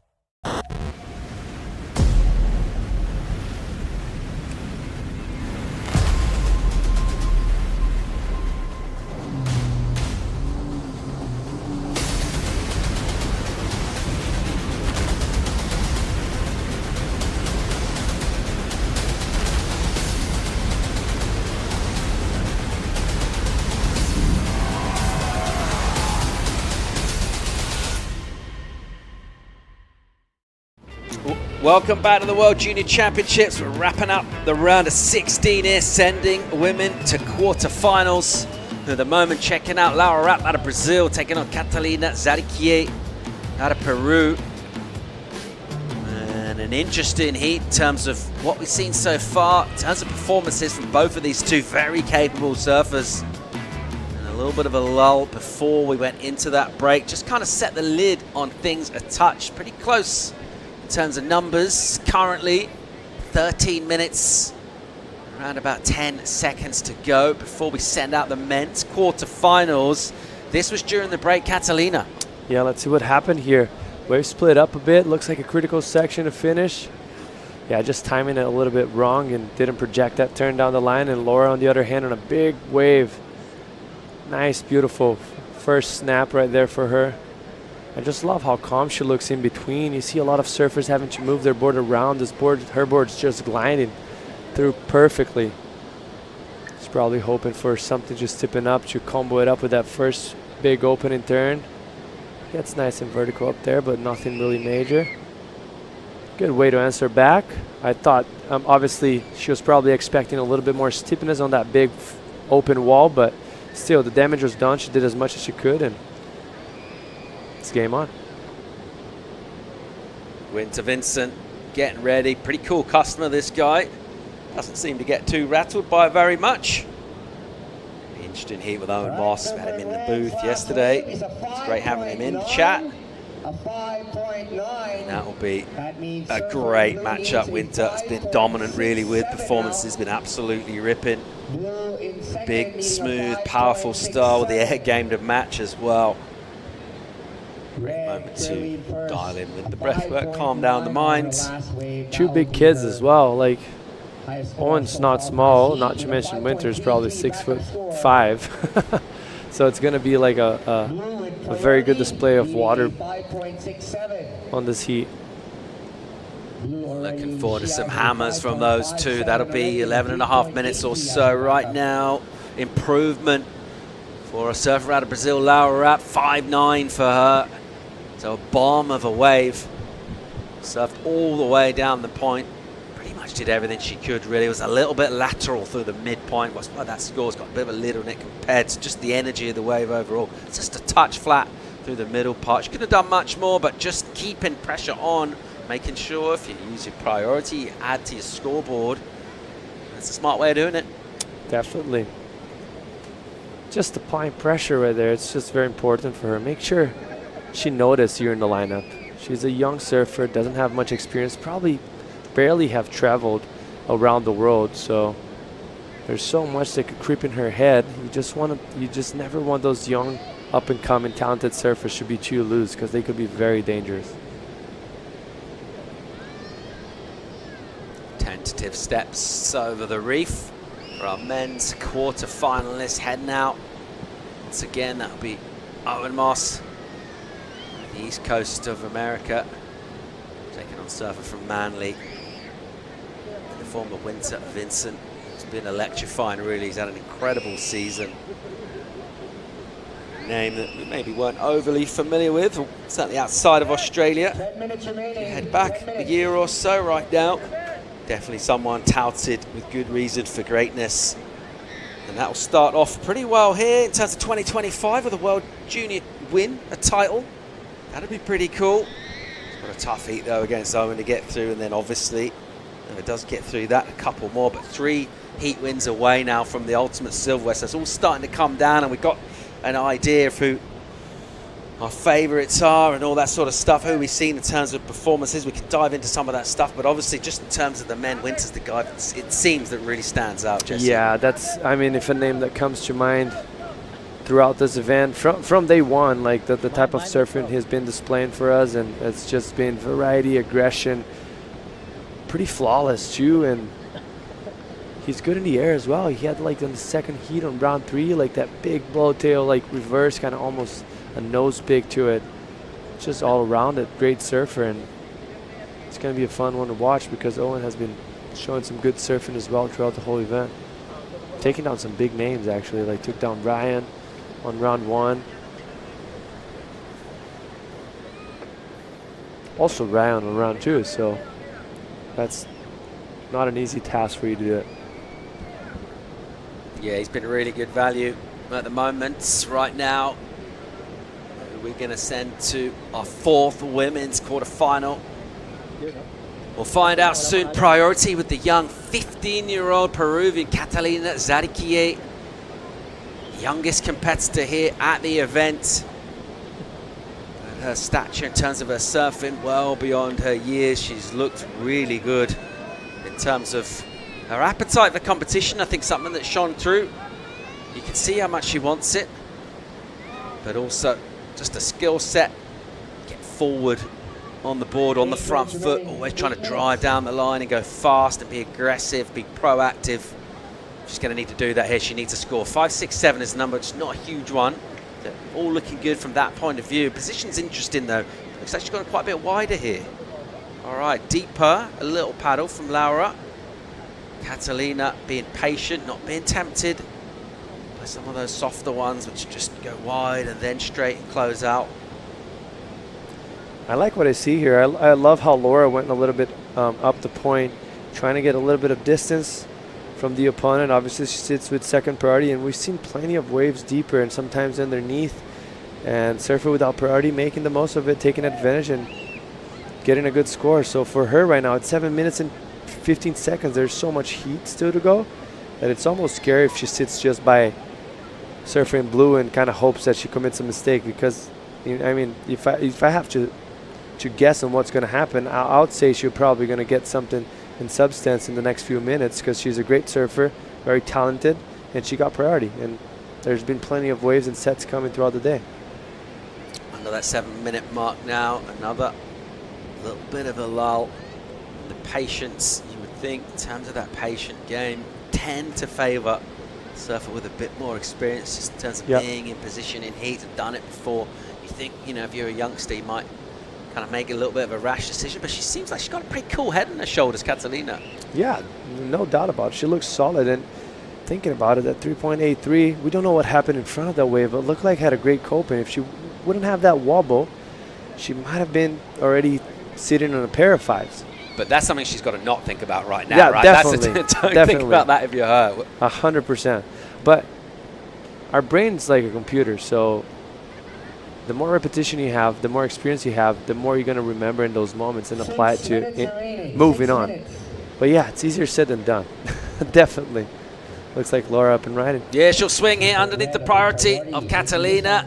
Opens up, carve to snap from her, and then just kind of cruising, realizing the wave will run and go soft, so she'll get out. But why not probe?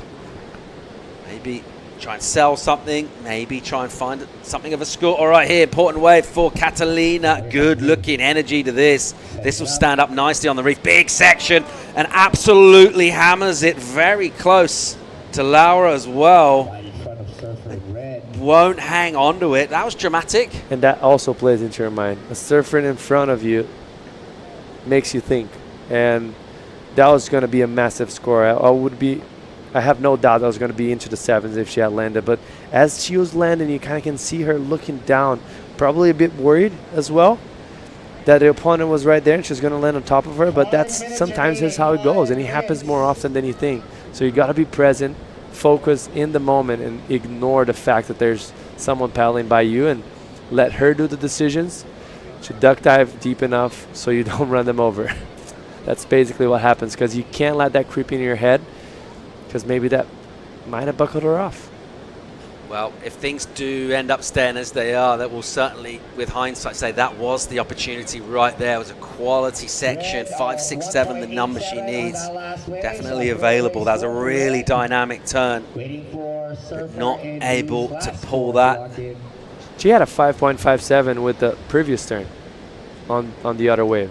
The setup turn was nothing. Like, it was only, the 5.57 was only basically from that last turn. So this turn was critical, more critical section, better lip line, more aggressive, air dropping, falling from the sky. So she was going to be looking good to get something on the 6 range. So Laura dodged the bullet right there. Yeah, dodged a bullet, dodged a board as well. That was pretty tight. What do you think about this positioning sitting wider at the moment from Katalina? Is this a good call? Yeah, you want to gain some room. Like, you don't want to be so close from Laura right now. But you also, there's a borderline from being too wide on that wave that we just saw on the left hand of the screen. Goes into deep water. Most of them just kind of, yeah, turns into nothing. They look good when you take off, but then all the surfers go around. As soon as they bottom turn, it flattens out. But Laura now, it's starting to creep in and getting a little bit closer to her. So in my opinion, Catalina just has to paddle deep. Yeah. Paddle deep and put yourself in the right position. It is what it is. You're in second priority. The other surfer is going to sit on you. You're going to have to make the committed mistake, go on the wrong wave, lose priority, and then it's your turn to make the most of it. Or a two-wave set. We haven't seen loads of those either, but something like that's exactly as you thought. It looks like they're going to head a little bit back towards the peak here, but the pressure being applied now with under 3 by Laura Rupp. She's in the driving seat, but numbers are very tight indeed. And really one maneuver, surfer like Catalina, is dynamic and flashy, capable of that 5.67. Laura knows she's not going to have to give her any kind of free opportunity. But yeah, those multiple wave sets, not seen loads, maybe a couple, 2 waves in the sets, not always necessarily more than that. And generally it's the one wave that seems to be superior as well. So different than like a place like, I mean, obviously a lot of spectators are usually seeing a JB or something, a point break that like the first wave comes, second and third are even better usually. So the surfers will even let that first one go. Looks like she's trying her best. It's not the time yet for her to freak out and pull the trigger on anything, because she needs a substance of score. 5.67, it's not that small. He needs that wave with criticalness, and she's just gonna have to let that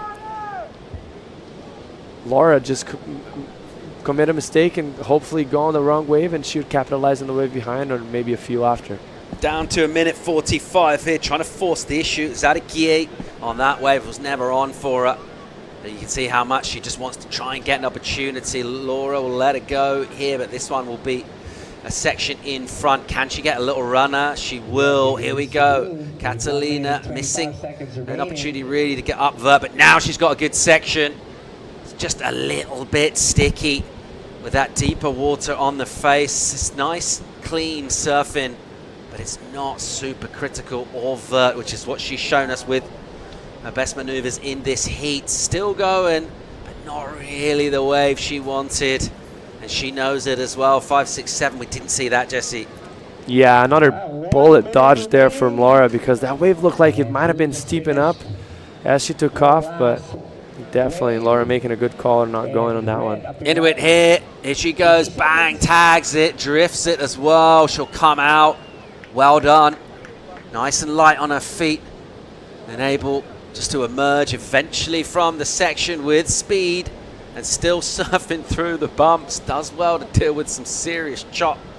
And there's been a bit of that about, actually. And it has been about finding cleaner water. Some lips, and she's done that in this heat. And good decision making, a crucial decision to let Catalina go. And after that white water, with kind of like one eyebrow kind of raised as that wave opened up, doubled up. And unfortunately from Catalina's point of view, and fortunately from Laura's, didn't offer much. And a well surfed, it was an interesting contest, that one. The numbers, they were reasonable. It wasn't crazy, but it was actually a really interesting contest, that one. It was, definitely it was. And Laura showing us that obviously she has more experience, and she was very calm and collected. I felt like she didn't even put her 80% of her surfing in it. She was just being smart, making smart decisions, and surfing the waves that she caught for the best potential. She dodged a few bullets, but hey, that's how it rolls sometimes, and you get those out of the way. Expect to see plenty more of both of these surfers at the elite level in the future. We'll be seeing Laura Rupp in the more immediate future in the quarterfinals. Well done to her. That'll wrap up our women's round of 16. We're going to come back with men's quarters. First one, it's a banger. Winter Vincent will take on Owen Moss. Stay tuned.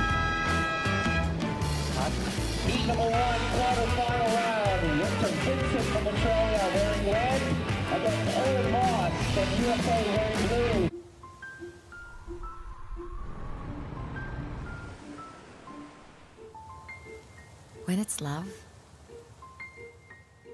it welcomes you.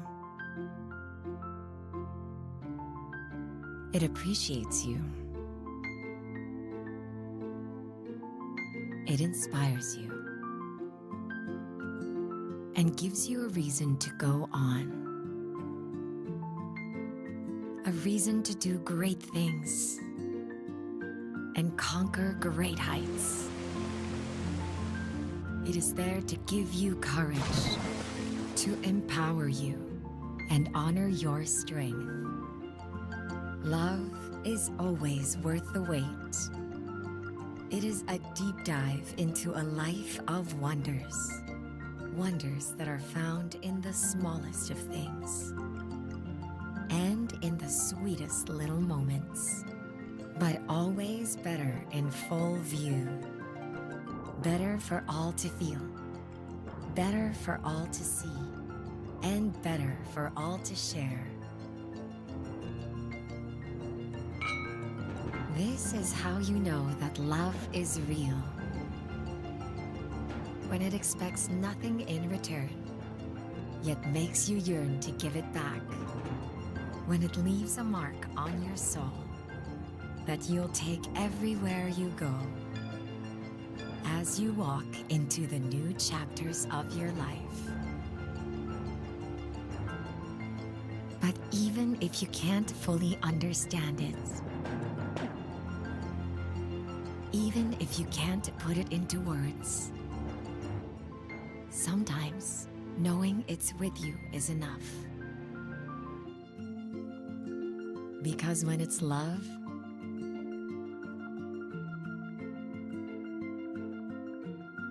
you feel it.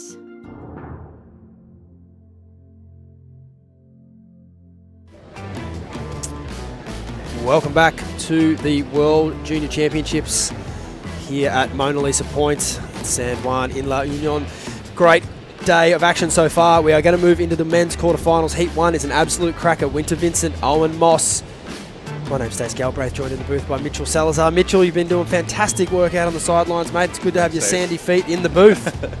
Appreciate it. It's been a beautiful day, and to me, the waves really turned on. We've seen some great performances, excellent scores already today, Stace, and going on with the men's quarters right now. I'd have to say the most informed surfer in the event. He's posted an excellent score in each of the heats he surfed, and Mossy's won actually both of his heats too. It's going to be a banger. Yeah, this is a great matchup, and the East Coasters have been doing well. Unfortunately, we lost the birthday boy Huckabee earlier in the event, but it's been a great showing from Owen so far, and he's looking locked in, and strategy already coming into play here, Mitchell. These boys aren't giving each other an inch. Well, he knows how dangerous Winter is, and Winter's kind of been the pedigree surfer out there with the selection of the best waves so far, and I think that's the best strategy. Apply some pressure early, especially knowing how good he is once he gets going. For the most part, I think he's been leading the majority of the heats he's surfed out there, Stays. You don't want that to be the case right here in quarter number 1. Yeah, you make a good point. It might be an opportunity for us to see if Owen can get that quick start on the inside, how Winter would respond, because he's been belting everyone. I thought we were going to get a start there, but it doesn't look like it. We're going to throw down to Jessie Starling on the sideline. Jessie, take it away. Yes, Laura, very close heat. That one you had Catalina, who's young. She's a fiery competitor, but you got the edge of her in the end. Yeah, it was a South America heat, and Catalina is such a good surfer. I knew that wasn't be like an easy heat, but I'm super happy to make my ways out there and made 2 good regular scores and made it to the Crowders. You had a pretty good result in this event last year. You got to the quarterfinals. You're back there again this year. What's going to be different for you to make it through the quarters and push for a bigger result? I think everything is different now. I'm much more experienced than last year's, but I'm in such a good place here. This is such a good wave and warm weather that California was freezing last year, but I'm super stoked to be now in the quarterfinals. I don't know if it's going to be today or tomorrow, but yeah, super excited to compete. Talk to me about your year last year. You got a full Challenger Series year of competition. You also got a bit of a CT experience. It feels like you're a more well-versed competitor coming here to the juniors this year.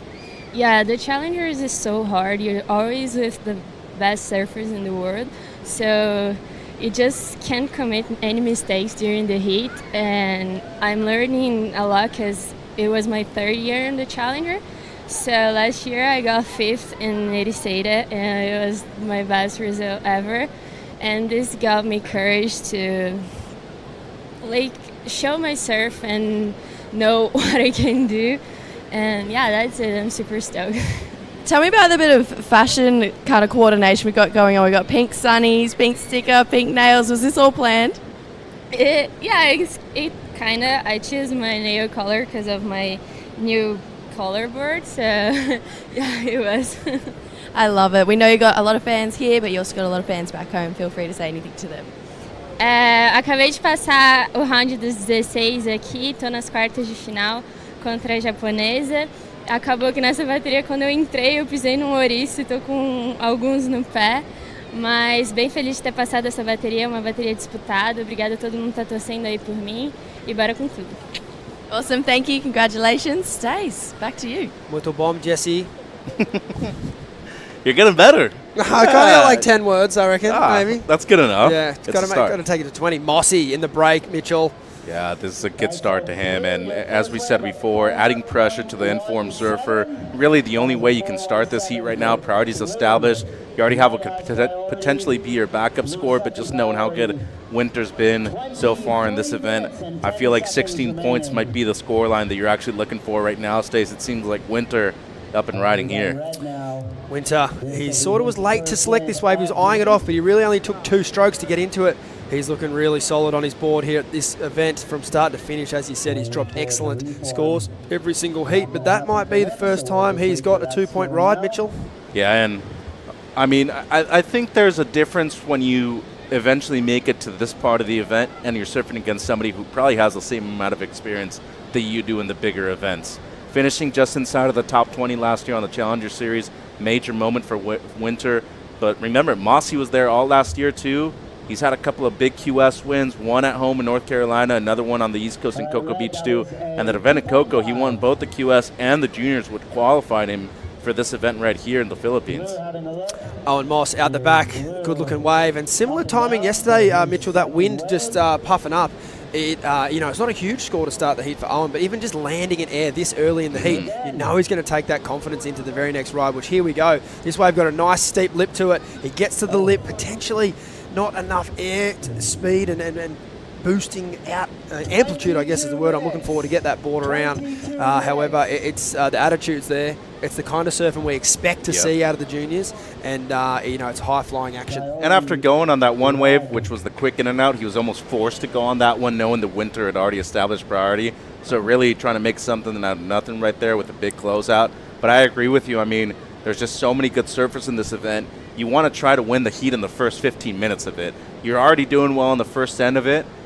The back half is really freed up for you. And as Mendes always says, coming from the De Souza camp right there, you're really only protecting the lead in the last 5 to 10 minutes of this heat. So going up against Winter right now, I said it once again, 15-plus point heat total is what you're searching for against this guy.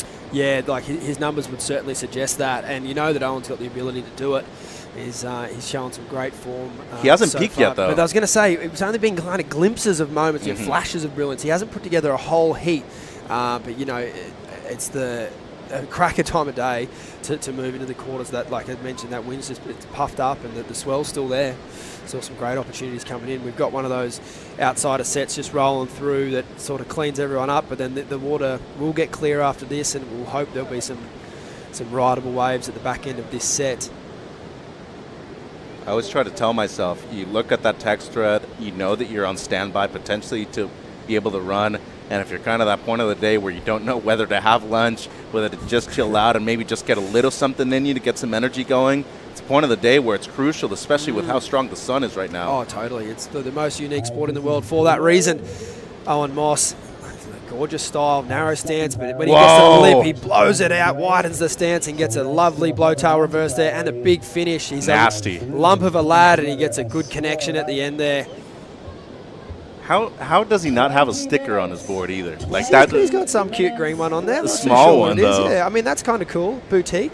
We'll have to dig into that a little further, but talk us through this, Mitchell. Well, to me, that's the best blowtail reverse we've seen all event long. Just tail high and combos it up well with the send section turn 2. Speaking to Luli Pereira, our head judge earlier this morning, though, moments of brilliance are out there. We see great quality waves on offer, too. You need to combine it with major maneuvers, though. You had one with a blow to reverse and a good second section, so not expecting an excellent score, but it should be the best of the heat so far, Stace. For sure. The drone angle will show us this one big moment of brilliance here, but it was comboed up, Mitchell. Well, and deep bottom turn, too. It adds a different aspect to that throw tail reverse that we've seen from many different surfers in this event in the past.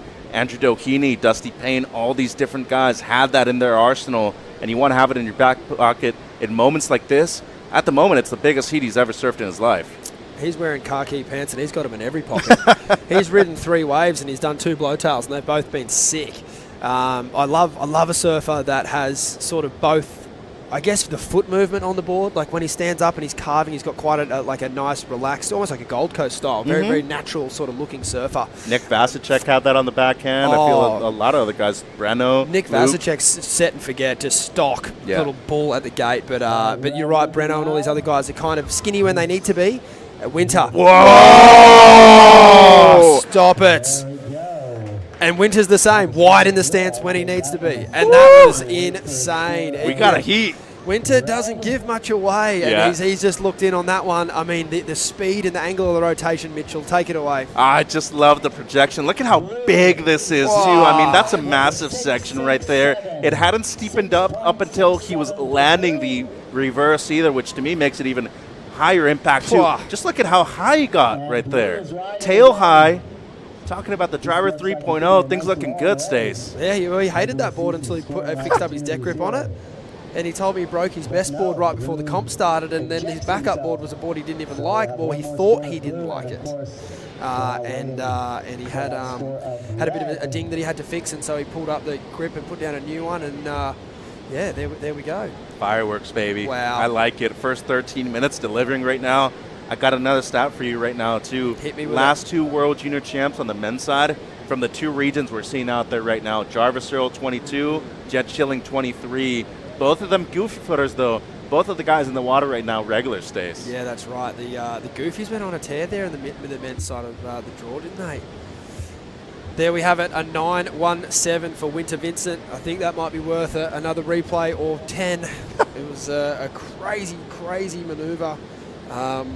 Mitchell, what are the judges seeing, and why is that a 9.17 versus Mossy's 6.67? Both similar, potentially photos, but in real speed and vision, why is that such a big difference in score? Beginning of the wave, much more risk. Obviously, the commitment to the big section right there, too, but you integrated the big 3 and the criteria right there in just one section. Speed, power, flow, and of course, you just have to reward the commitment right there on the large section, as I mentioned once again.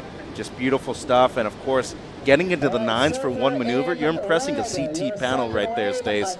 Once you make it to that point, and you're able to integrate this into your heat strategy, once you make it to the championship tour, good stuff will come. Absolutely, and it's the style of surfing that I think we all expected out of these guys. It was just a matter of time before they were feeling confident enough on their equipment and their lineups and all of that to bring that to the table. It's quite a unique wave, and we've really gone on a lot about it, but it's obviously a longer wave if you decide to sit on that section of the bank. But it is kind of a pretty fast, short, rampy, good section closeout for this type of surfing. And that's what we want to see out of these 20 and under surfers. I'm going to be honest, I'm glad we grew up in the generation that we did, because going back then when they used to count turns, to me, like, that was horrible judging. And now getting to the point right now where less is more, they're just rewarding those big explosive maneuvers. Obviously still getting all the quality with the combination of real old school surfing, especially the roundhouse cutback. That's never going to go out of style. You want to reward, though, what's most difficult. What we just saw right there, you're putting your whole body on the line. Imagine if you break your board, you break one of your limbs. That could potentially be a career-ending injury right there. So I love to see that kind of risk get rewarded the way it has. Absolutely. Yeah, it was, the speed, like you said, it had everything, and the size of the section. One more time, Mitchell. And just look at where he lands. Look at how steep that was right there. I mean, for the most part, you're going to feel your tail pad maybe crease a little there when you're landing. Props to Winter. I mean, he's got to have some strong legs on him to land the way he did. Crazy, crazy turn. What a heat. I mean, Mossy opening up with the mid-6. Winter answers back with the 9. And for Vincent right now, having priority, it's major right here at the half-point mark of this heat. And it's you can tell that Owen's got these type of scores in his arsenal. It's just up to him now to select the right waves and get that job done. Winter out of the top. And Smart. a nice two-turn combo there. I mean, he's just showing some crazy heat IQ. Why wait? Use priority, get a backup score immediately, add some pressure to your opponent who knows you're very dangerous. And as of right now, the 667, excuse me, seemed to be a pretty good wave at the beginning of this heat. I feel like that actually might have to be a throwaway for Mossy at this point, considering how much time we still have left on the clock, Stace. While we wait for the next sets to roll in, we're going to take a short break here at the WSL World Junior Championships. Stay tuned, more action coming right up. Let's wander the historic city of Vigan. This UNESCO World Heritage Site is one of the best preserved Spanish colonial towns in the world. Walk along cobblestone streets of heritage houses and historic attractions dating back to 1500s. Don't forget to take home Ilocano crafts for pasalubong. Travel back in time in Vigan. When you choose the Philippines, you know you're in good hands. Where large-scale venues meet state-of-the-art facilities. And where world-class hospitality meets destinations that are beyond extraordinary. With all hands at work to give you the best of the Filipino brand of service excellence. Welcome to the Philippines, where we take your business to heart.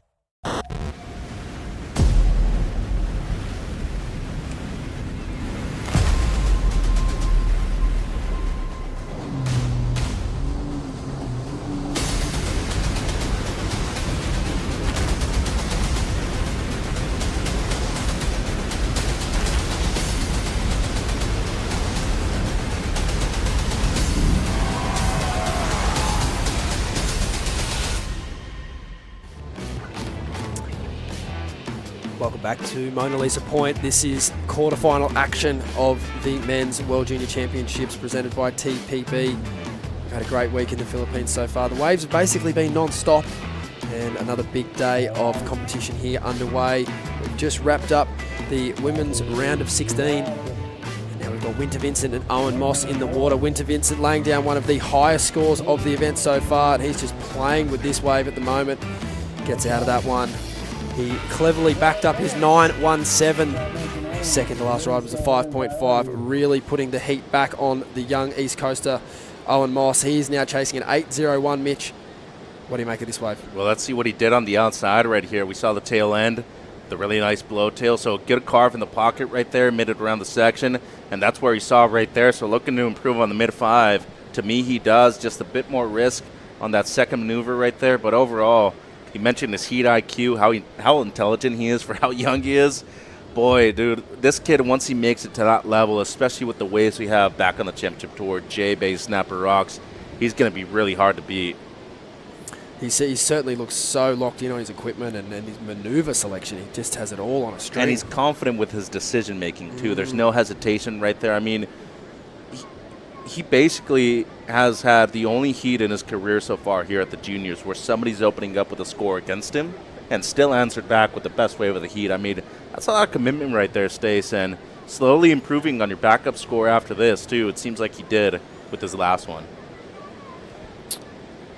Just slightly, a 5.63 there for Winter Vincent.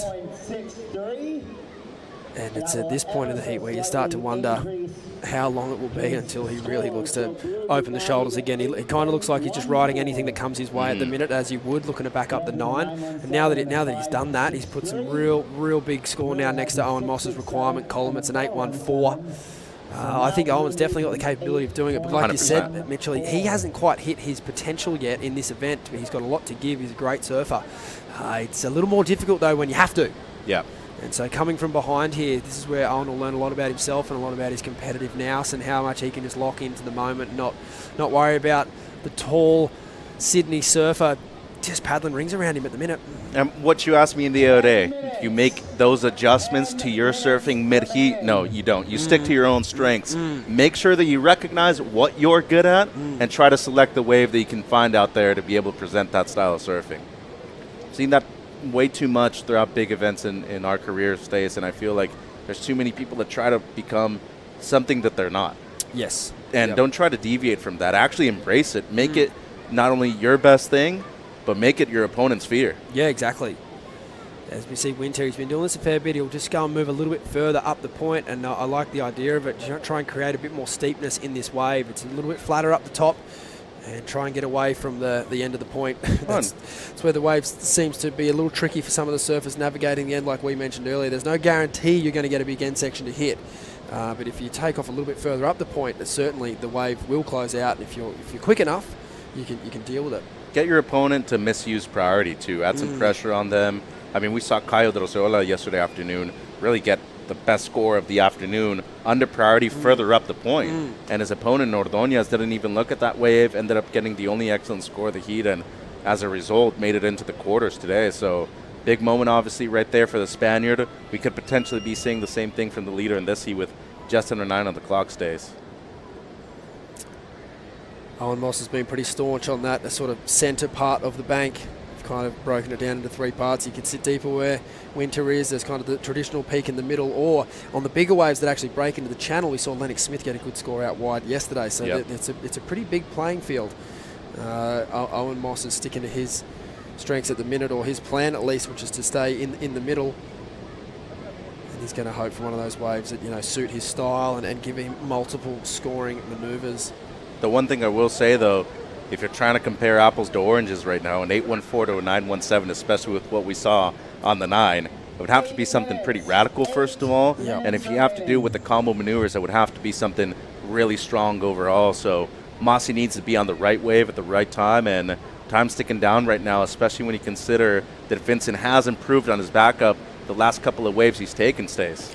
And you look at the 667. That was obviously good surfing. It's in the good range, but it could have been a little more maybe. I'm not saying that it should be, but it was a great ride. You push a bit harder at the end, you're getting excellent. Wow, great drone footage there from Ryan Williams at the 917. And that guy barely claims waves, too. Yeah. So to see him actually claim something, you know that it had to be something otherworldly. And then the backup right here, the 5.63, great carve in the pocket right there, and pushing hard enough to make it just spectacular to improve on the 5.5. And as I said before, his decision-making, second to none in this event so far, Stays. This is the 667 Mitchell. Yeah, just good setup right there. As you said, could have pushed a bit harder.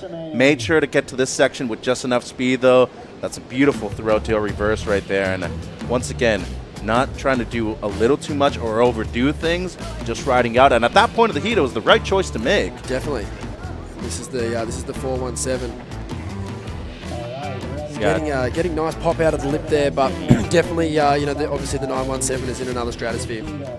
But great heat, and it seemed like Vincent might have caught a wave right there. It seems to be just a throwaway in and out, so Mossy still with priority right here, but once again, 6 minutes 30, and you're thinking to yourself at this moment, where's my wave? Do you want to be able to search on the inside? As you were mentioning, there's a big playing field out there and multiple different takeoff spots too, Stace, but you don't want to get desperate until it actually hits that maybe 2-3 minute mark once you actually start thinking about going on anything out there. Yeah, I mean, desperate at this point is not going to work anyway. It's such a high requirement. If it was a smaller score, you might think to do that, as you mentioned it earlier with some of the closer heats, getting a bit scrappier, but at this point it's kind of clear cut. The hard thing for Owen is, as most of these young surfers are, they just love to ride waves.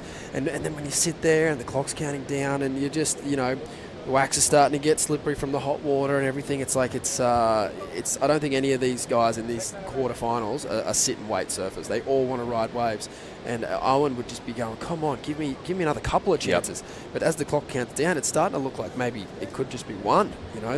There hasn't been a lot of waves that he's missed. Winter's obviously backed up his score, but they're only 5s. They weren't 8s, so it's not like Owen's made the right choice to not be on any of those waves. But it's a bit of a sad sign for the heat and what could be coming if that trend continues. He's going to have to look to, maybe adjust and look for one big section like we saw at Winter. But time will tell how that plays out. I think Owen's definitely got the surfing to do it. Just no doubt. Find the canvas. Well, and I think for him, it's good that he got the grindy and the gritty heats out of the way already, because at this point of the event, that you're probably needing at least a couple of 7s to make it into the very next round. So expectations are there, obviously, but your internal support system, you got to rely on yourself in these big moments. And as I said the other day, Stace, replicate those memories and those moments that you had when you had success and try to get those emotions to come out of you in these next 4.5 minutes, because going to have to depend on those big moments right now, needing his first and only excellent score of the event so far. Yeah, it's a tough one. I think we both believe. I know he believe he's got it in him, but now he has to really believe, because it's the requirement to keep his campaign alive. We know how much the East Coast love their surfing, and then love their the people that represent them, and to take a world title trophy home to that part of the world would be very well received. And so this does mean a lot. This next 4 minutes is crucial for Owen's campaign. And it's also crucial that Winter, he closes this one out well. Likewise with Australia, obviously.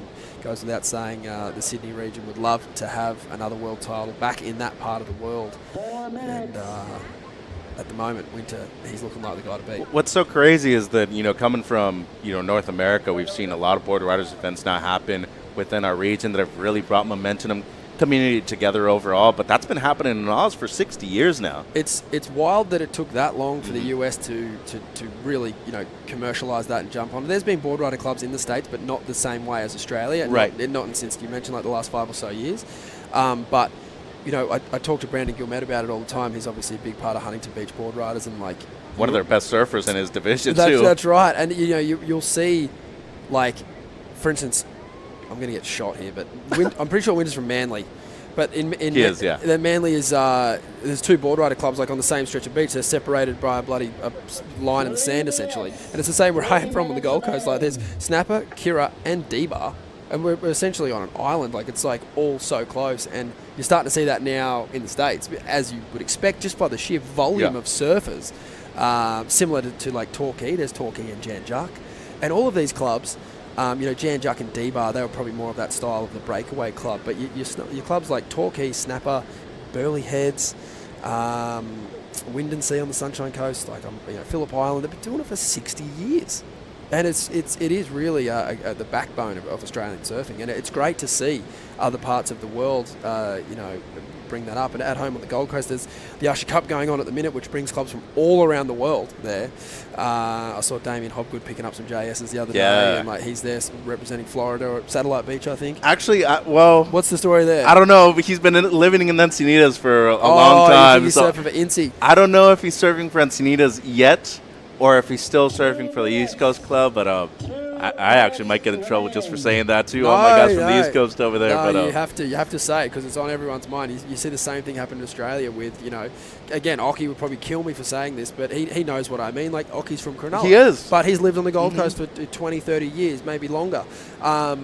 So, you can't just move somewhere and not join a club. I mean, people do it, but you want to be involved in the culture. You want to be helping the kids come through, and then your own kids in the club, and then all that kind of stuff. So, yeah, there's plenty of stories like that about, I'm from here, but you surf for there. It's very, very commonplace in Australia. So don't feel bad, Damo. Do what's best for you, mate. As we get 1 minute and 20 on the clock here, it's important for Owen to keep his wits about him. As we said, he's got the talent to do it, but he's up against an in-form Winter Vincent who's been on fire this whole event.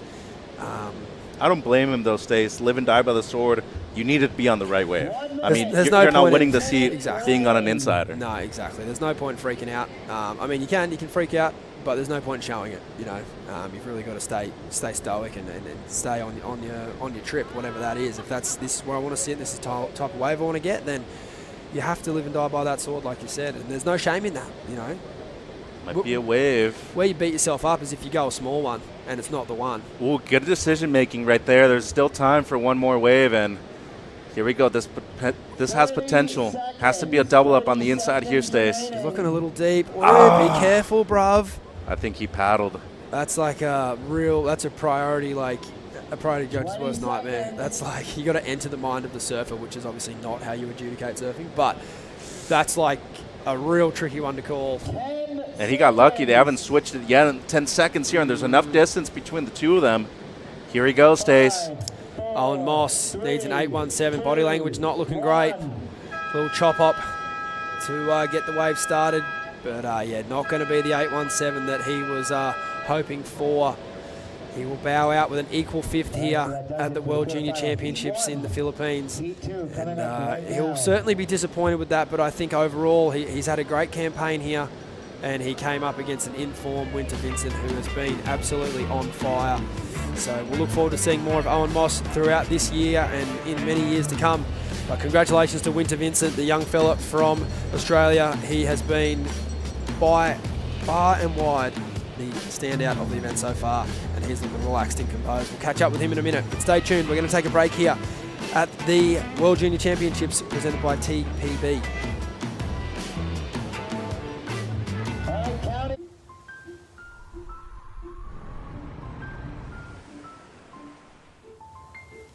When it's love, it welcomes you. It appreciates you. It inspires you. And gives you a reason to go on.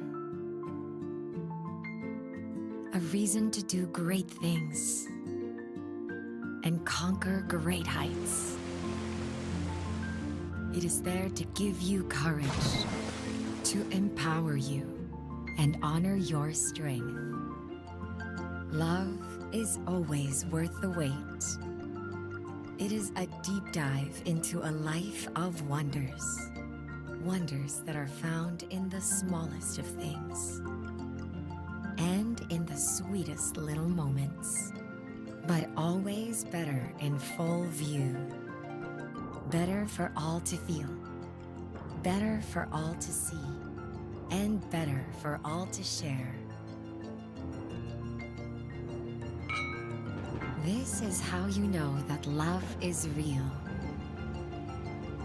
When it expects nothing in return, yet makes you yearn to give it back. When it leaves a mark on your soul that you'll take everywhere you go. As you walk into the new chapters of your life. But even if you can't fully understand it, even if you can't put it into words, sometimes knowing it's with you is enough. Because when it's love,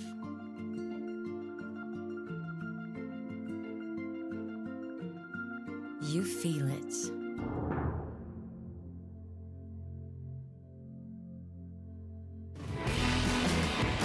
Good show of sportsmanship here. A couple of East Coasters, East Coast of Australia, Winter Vincent, East Coast of the USA, Owen Moss. There's the heat totals.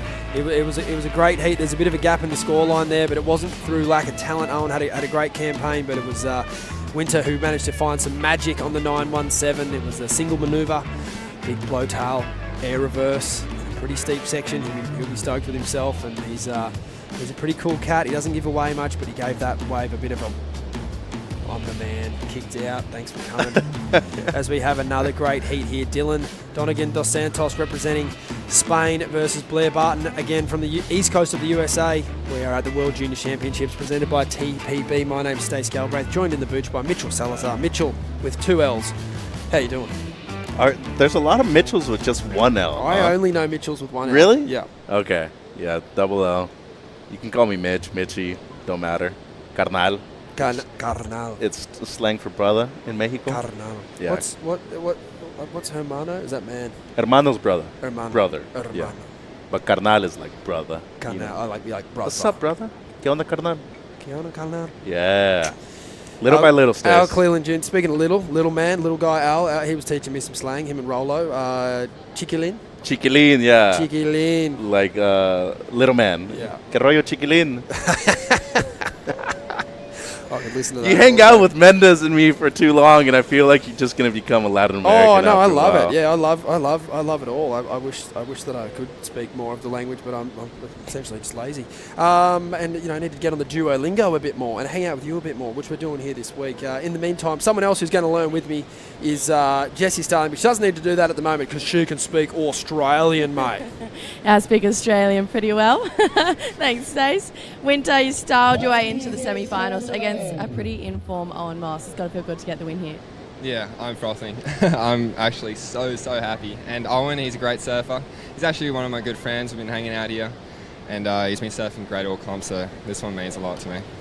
Yesterday we saw a lot of claims go down, a lot of close heats though, so I understand the emotion in it. You've had excellent scores in every single one of your heats. We have not seen you throw a claim or get excited. Not the kind of guy to claim, Winter.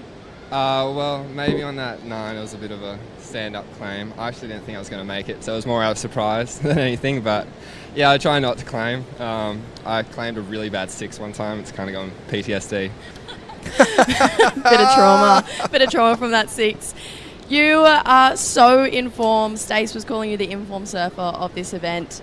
We've grown up with each other. I've known you for such a long time. It feels like in the last 12 to 18 months, something's just happened and clicked into gear for you. Was there a certain event or coaching session that kind of made you go, all right, like, let's level up? You know, let us know. Let us know what's happened, Winter. I can't really put it down to one thing. I've been training a lot back home with my coach, Mick Kane, and I've been doing a lot of sessions with him. And then my year on the Challenger really helped me. I felt like I was a kid going into that year and then kind of came out a bit stronger. So those 2 big things, I reckon. Love it, Winter. Love it. We know you got big fans back home. Go say hi to anyone you want. Probably little sis. Yeah, hi to Dad and Sunny, my sister, and all my friends and all the boys back home. Beautiful. Thank you, Jessie, Winter. Before you go, could you ask second. Winter, is he in Queenie or North Stain? I'm pretty sure I can answer this. You're in Queenie, right?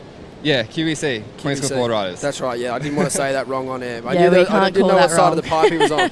Awesome. Thanks, Winter. Thanks, Stace. Queenie boys will be frothing. You probably would have gotten, you know. Oh, if it's a 50-50 call, I'm getting it wrong, for sure. I think Yeah, somebody would have yeah. dropped in on you over there. Oh, yeah, well, at Manly. It happens anyway. No worries. Yeah.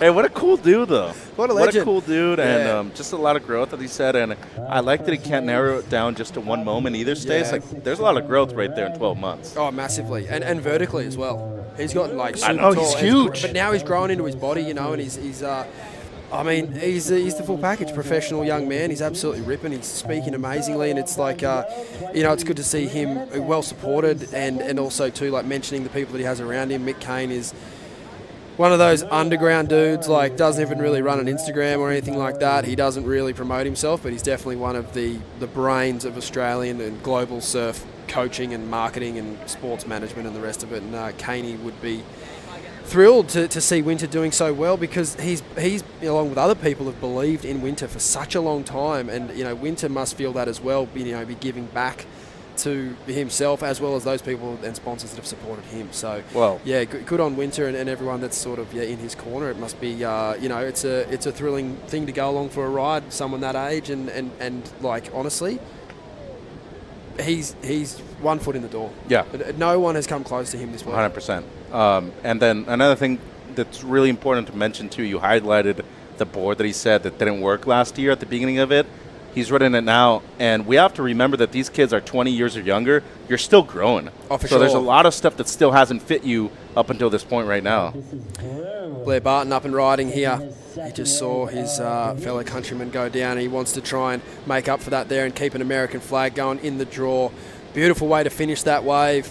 And a nice connection and a good way to get things going there, Mitch. Yeah, Blair's been a longtime member of the USA Junior team. Simo back home, Ryan Simmons, one of the all-time greats coming out of Seal Beach, and longtime head coach of the USA Junior team too. Blair's been there. My favourite word of Simo's? Dreamwall? Razoping. Blair Barton up into the lip. I've just silenced Mitch Salazar Can with you that say slang. that again? It's like when the waves are pumping. Blair Barton, great finish. Whoopah, love that turn. Just a nice little sort of get the board in the lip, throw a bit of spray, let the judges know you're in full control. Razoping.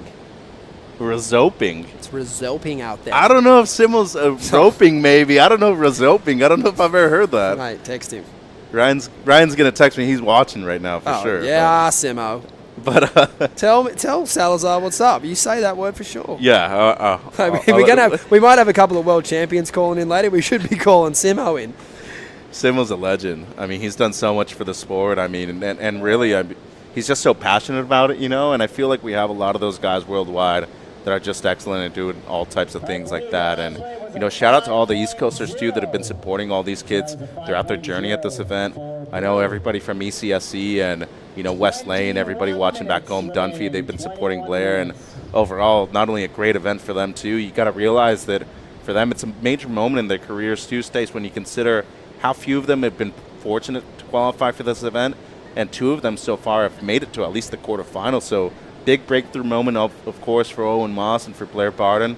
They're looking to make it deep into this event later on too, and Blair's on his way to the semis right now, dropped a 5-point ride, so strong start right there in the first 10 minutes for the surfer from BB. And speaking of his waves back home, you're lucky if you're getting 10 to 15 days that are real good at that location right there where they run ECSC, Stace.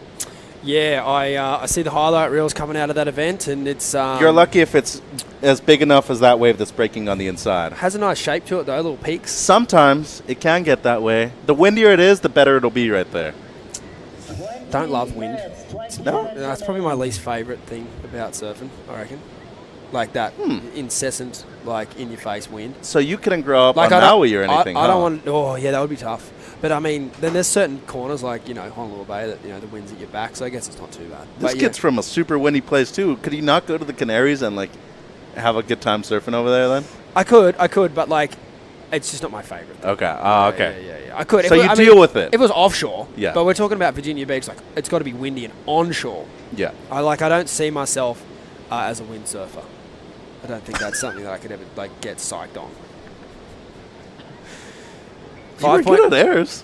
No, I'm not. No? I've never done an air in my life. Really? No. Only power surfing? No, I wouldn't call it power surfing. Thank you. Surfing. You're making me blush. Yeah, I sort of think of, I'm a delicate surfer. But more on that later. Actually, no more on that later. Less about me surfing and more about Blair Barton. 5-point ride for his, second ride there, the first real wave of consequence. And, it's a good way to sort of set up this heat and this battle with Dylan Donegan at Dos Santos. I didn't realise I think you mentioned it to me, or maybe Dylan did, but he's got some Irish in his blood. Yep, Irish mom, Brazilian father. Yeah, that's a great combo. Yeah, and coming from Lanzarote. And he lives in Lanzarote. Yeah, beautiful. Canary Islands. Wow. Won ISA Gold last year, too, over Lucas Skinner and a couple other excellent guys in that final over there in El Salvador. And kid's got skills. Might not be the tallest surfer in the draw, but definitely has one of the biggest hearts out of everybody still in the field. That goes, to me, the longest of ways. Definitely. For sure. Because talent you can acquire. I mean, you can maybe be born with it too. You can't teach heart those days. No, that's right. Yeah, you got to have a bit of grit, and it's good to know that these young fellas have got it, because you have to at this level, particularly surfing. It's such an individual sport. When you get into these battles, there's no teammate to quickly run out and give you a tap on the shoulder and say keep your chin up. You got to figure it out for yourself. Mm-hmm. And I think a lot of life lessons to be learnt, and all these kids are doing it really well. If there's one thing I can tell you about being on the QS for so long and doing double duty at the same time, either beach announcing and surfing and maybe doing something else with the event, is that in the end, rely on the people that are around you and don't be afraid to ask for help either. Totally. There's too many people that I see that are struggling. They don't even mention hey, can you give me some piece of advice? There's many people that have been here and done that already, Stace. Absolutely. There's plenty of good mentors around within the sport. Blair Barton looking to put a bit more pressure on the young surfer from the Canary Islands. Wow. Brings it through the inside, smashes that lip there. He's got a nice looking bit of wall to work with on the inside. Another good turn there as he kicks on out of that wave. And that's going to be, you'd think another similar score, maybe even a little higher. And that'll really put it back to the young Spaniard, Mitchell. Well, the spike as the second maneuver was just beautiful. Great roundhouse carve right there. Look how deep he gets on that bottom turn, though, and the timing right there, just perfect. Took him a while to ride out of it, though, but once he made it back to the open face, excelled once again. So a lot of speed in that last maneuver. Good 3 diversity maneuver right there selection on that third wave of his. And nearly halfway through the heat, Donegan only with the 1.67. This is going to be a big moment right now and a big momentum shifter towards Barton's favor, Stace. And just looking at the scoreline, building on his, a 5, possibly better than that right here on the second one. And got to be thinking that you get up into the double digits. Big moment pressure-wise for Donegan Dos Santos here. It is, yeah. It's a tricky one. I wouldn't say this if I knew he had to surf another heat today. He's only got to surf one heat this afternoon here. but I do know that Dylan's a bit under the weather, unfortunately. And these things can happen in the competitive windows. And there's talking about grit, Mitchell. He's probably just got a bit of a 24-hour bug. It can happen when you're traveling. It's so common. And how do you manage that? And I don't know, you know that as well, being a competitor, like, or traveling through, places like El Salvador and that. Yeah. It's like, it's Russian roulette. You're gonna come across that. And how do you manage, and how do you make sure you travel well prepared, with the right stuff? Obviously, we've got people here that can help them as well. But it's an unfortunate situation, but beware the wounded warrior. Yeah, for sure. I mean, they're more dangerous because of that. They have much more to lose, or at least they feel that way. But hydration's the main thing. I always feel, and as I said before, don't be afraid to ask for help. If the medical attention is there to service you, go ahead and do it. And in this case for him, though, a quick turnaround. He probably didn't think there was a chance to really compete this afternoon in the quarters. So he probably thought that he had a bit more time to rest and recover. But in the end, you just got to try and do your job. I mean, if it's 10, 11 points and you have to go out there, try to ground that out. Totally. It kind of, in a way, it can remove those outside thoughts and feelings and any doubt. It kind of can leave you in a headspace of, I've got nothing to lose, which can be dangerous. Yeah. Oh, it's even more dangerous. I mean, that's really when you're at your best, when you're wounded. And a lot of people think, oh, he's sick, I'm going to take advantage of that. Next thing you know, the other person's posting a couple excellent scores. We've seen it before on the CT. Whole time. I mean, people have won events on the championship tour that way. Yeah, I think if Sally Fitzgibbon's looking like mummified, she's got that much strapping on her head, and in Fiji, winning events, and I can think of other times, other surfers, doing the same thing. Some crew are just warriors, and most of them are, and so it'd be cool to see Dylan here do his best and see if he can get competitive with Blair. As expected, that score came in at a 5.67. Dylan Donegan going to use his priority here. He had an amazing campaign so far through this event. As he gets onto the rail here on the open face, this one a little bumpy, but he's cutting through it well as he brings it on through to the inside. Looking like he's going to get a steep section here to work with. He goes to the air and he pulls it off. Not bad. Lovely full spin there, and that's a personal moment for him there. I can tell that meant a lot just to get to the end of that ride and finish it so strong. Obviously, he had the little point to the beach there, but I think that was probably more to his coach and teammates rather than say to the judges as such. That was like, oh, I've got this, boys. And that's even a personal thing too. Get your attitude up. Make sure you're doing what you should be doing out there in the back end of this heat right here. First two carves aren't bad either, especially the first one. And the air maybe a bit flat. Had some height to it though. And once again, we have to consider how much the wind has picked up, how much the conditions have maybe deteriorated out there in the last 30 minutes to an hour. That's difficult to do what he did. And breaking that little mini combo right now, because you're not getting a 9 out there unless you're doing something spectacular, right? So getting at least something that'll match one of the 5s of Blair right now, you've done your job. Totally. You've used priority the right way, you're back into the heat, and you have more than enough time to take not only the lead, but extend that by a significant margin out there too, Stace. And we saw that in the last heat. It's funny how the heats work. Owen Moss started really strong, 6.67. Winter kind of missed the start, but then he took it up another gear and went to the 9.17. You fast forward to this heat here. Blair Barton's got off to a really good start, 2.5s. But as you mentioned, that's well within Dylan's capability, even if he's not feeling 100%, to get a couple of 5s on the board. So you're right. His first task is to get into the lead from this point and just stay in contention, which he's doing at this point. We'll wait for that score to come in, but we expect it to kind of be around a similar kind of range.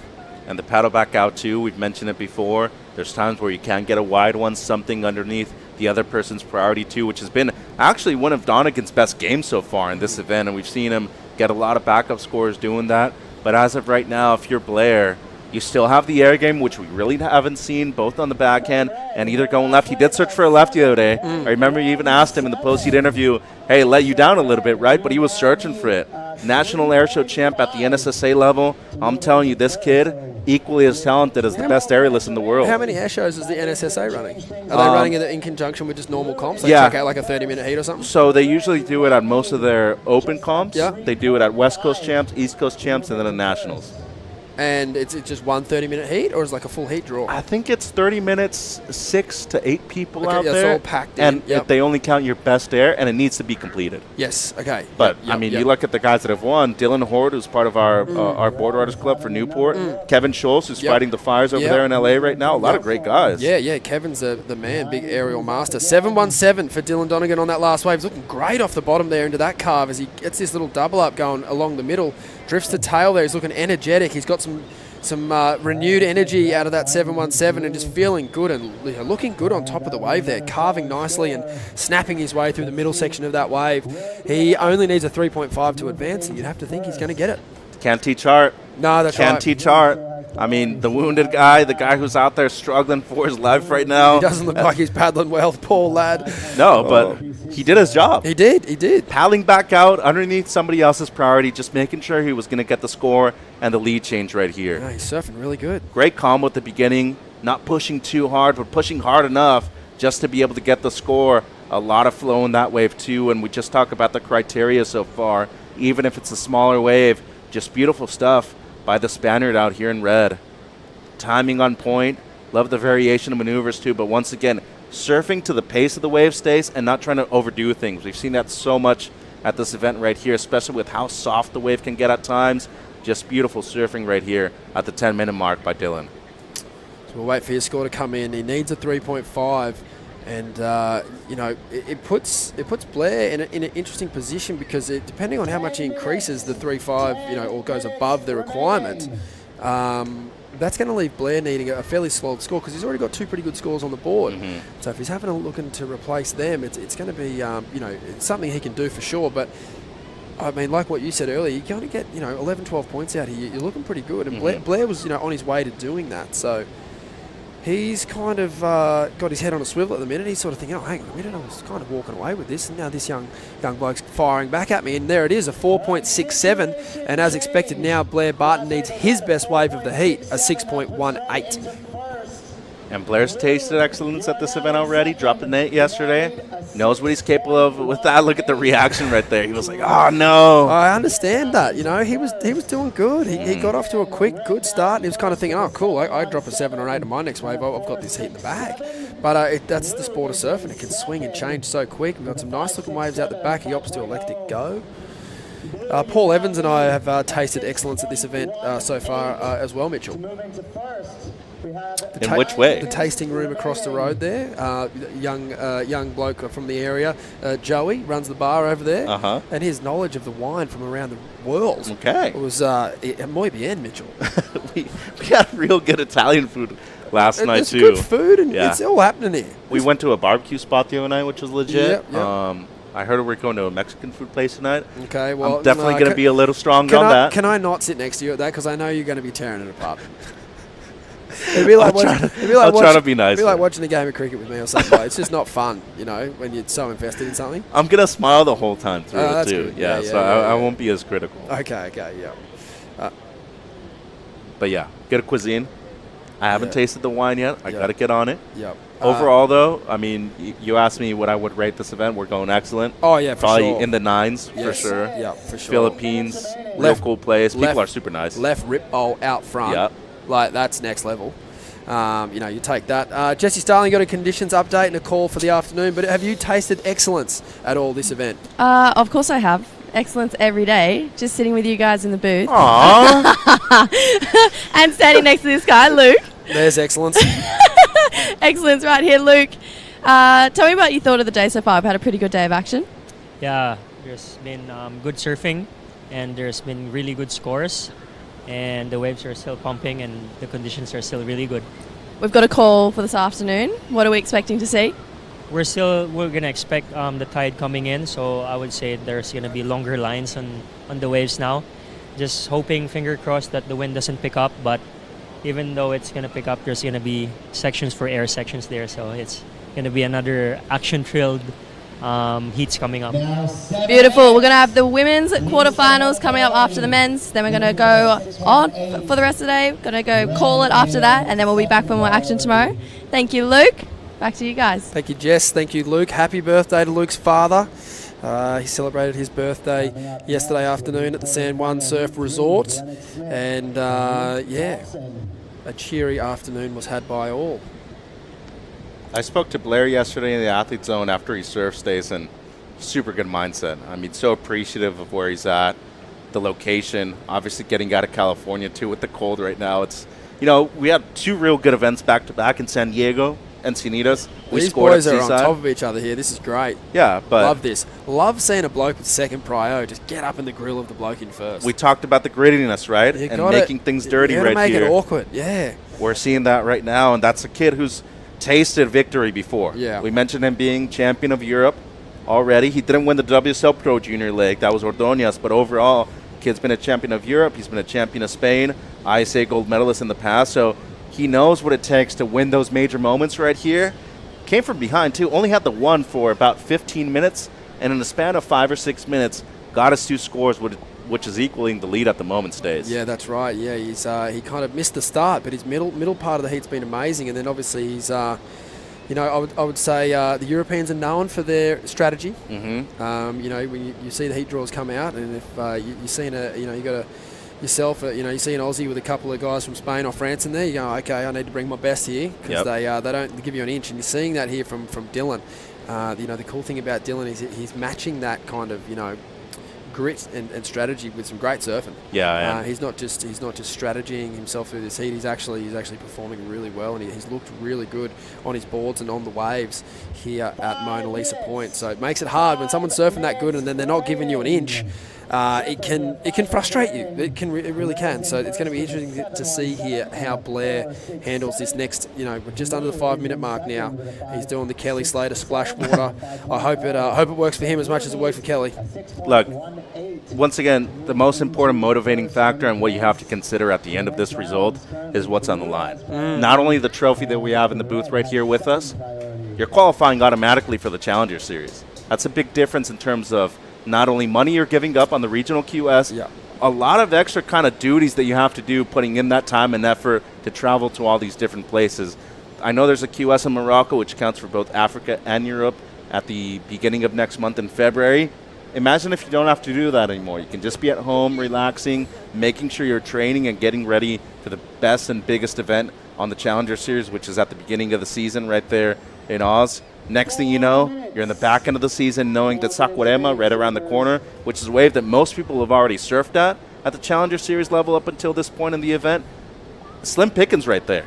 You make a top 20 in your first year, automatically requalifying again, Stay. So a lot of line at this event. That's true. It is a great pathway to the Challenger Series, and obviously freeing up, like you said, expenses, but also you touched on it as well, time. It's you get that free calendar to go and do what you need to get ready. That could be equipment, physical preparation, surfing some new waves. Instead of spending $5,000 to go to some comp where the waves are probably going to be average. Let's be real. Below average at the most part sometimes. That's right. So you can spend that money now going to that next level of location, and maybe it's coming out to Oz early. Or any of those things. Maybe if Huntington's a weak point, you could get over there and maybe sniff out a few smaller days and just start really preparing to actually qualify for the tour, and also to start thinking about maybe if you're surfing slabs and that isn't what your thing is, you've got that time to put some energy into that as well, because when you get to the tour, I wouldn't say Dylan's got an issue from that coming from the Canary Islands. But a lot of people don't have those style of waves in their front yard like Pipeline. Yeah. I mean, obviously there is only one Pipeline, but there are some other waves around the world that are, up there equally as frightening, if not more scary. And if you can get around them and get comfortable with it, like you said, the steps are all there. It's the pathway is really clear, and I'd say that every single one of these kids, men and women in this draw, we will see them, attempting to qualify, if not qualifying in the next couple of years. 100%, and right now Blair up against it, Stays needing the 618, and with just over 2 minutes to go. He's been waiting with priority for a long time. You don't want to get cold out there, luckily for him. Water's at a good temperature, but you got to be making a move pretty soon, and we haven't seen him go to the air so far in this heat. Has had a couple of blow-to reverses on the backhand so far in this event, but slowly sticking to the rail, and Donegan still adding pressure. Time winding down, though, 1:45 here. Barden's got to get a move on soon. Yeah, he does, big time. And how's that pressure, though? I mean, just look at that proximity right there. Oh, I love it. This is, to me, the best European contingent that we've had since the Euroforce. I mean, 15, 16 years ago, Mickey, Tim Bowl, Jeremy at the forefront, Michelle, all those guys. I feel like we're seeing real good competition out of these kids right now. No, for sure. Yep, there was crazy unit of blokes there that were in that squad of Europeans. As we see, coming down to a minute on the clock, Blair Barton's got to make a call here soon. He needs a 6.18 to advance and keep that dream alive of bringing a world title back to the East Coast. In the meantime, it's Dylan Donegan chasing an opportunity to better his 4.67. Does not get that done on that wave. And we will wait with bated breath to see what eventuates out the back. Just got to make a move. I mean, at least give yourself a chance. I want to see him try to catch a wave right here, Stace. 40 seconds. Waited a long time. There were a couple of sets to roll through in the meantime when you do have priority. And, boy, if he doesn't even get a wave right here, you got to be bummed out about your decision-making in the back end of the heat. But overall, you lose out in the quarters. It's a good result, but you have the chance not only with the lead to extend it, at least try to get the 6.18 that you need. This might be the last chance. Now or never, Stace. 15 seconds on the clock, 6.18 the requirement. The wave's got a couple of sections on it. Whether it'll be steep enough. Dylan's got to be careful here that he's far enough out the back. He does have priority. And I don't know if he's going to be far enough over to even catch this wave. And Blair might go He's out. left. No, that wave's done. And you can see the frustration there. Unfortunately, that will be the end of Blair's campaign. It was a solid campaign for him and Owen Moss, both reaching the quarterfinals, but unfortunately they have been eliminated here in competition. In this heat in particular, it was Dylan Donegan dos Santos taking the victory. There's the scores. It was a great start by Blair. A couple of fives to get things going, but then the Spaniard fought back with the 7 and the 4, got the job done. We're going to take a short break here at the World Junior Championships presented by TPB. Don't go anywhere. Lennox Smith and Luke Thompson in the next quarterfinal. Paul Evans and Jesse Mendes will bring you all the action.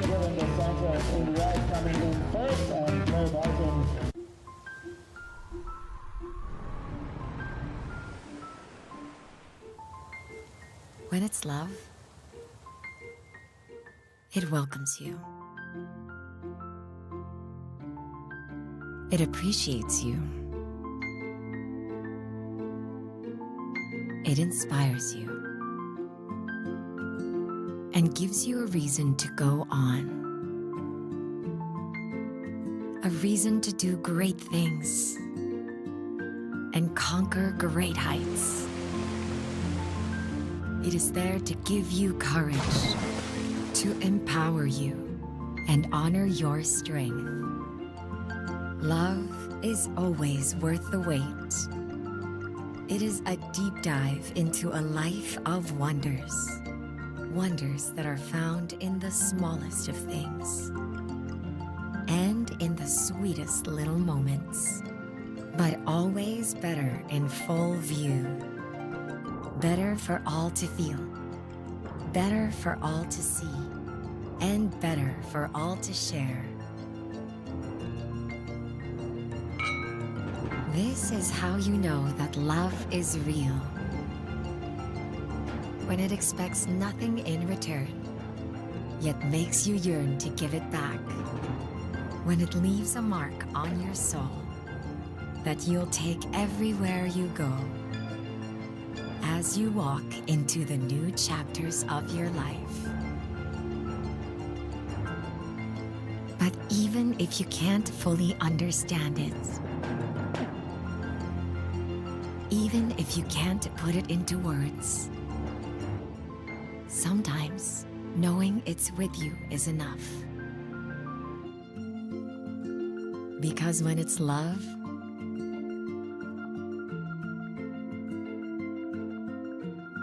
you feel it.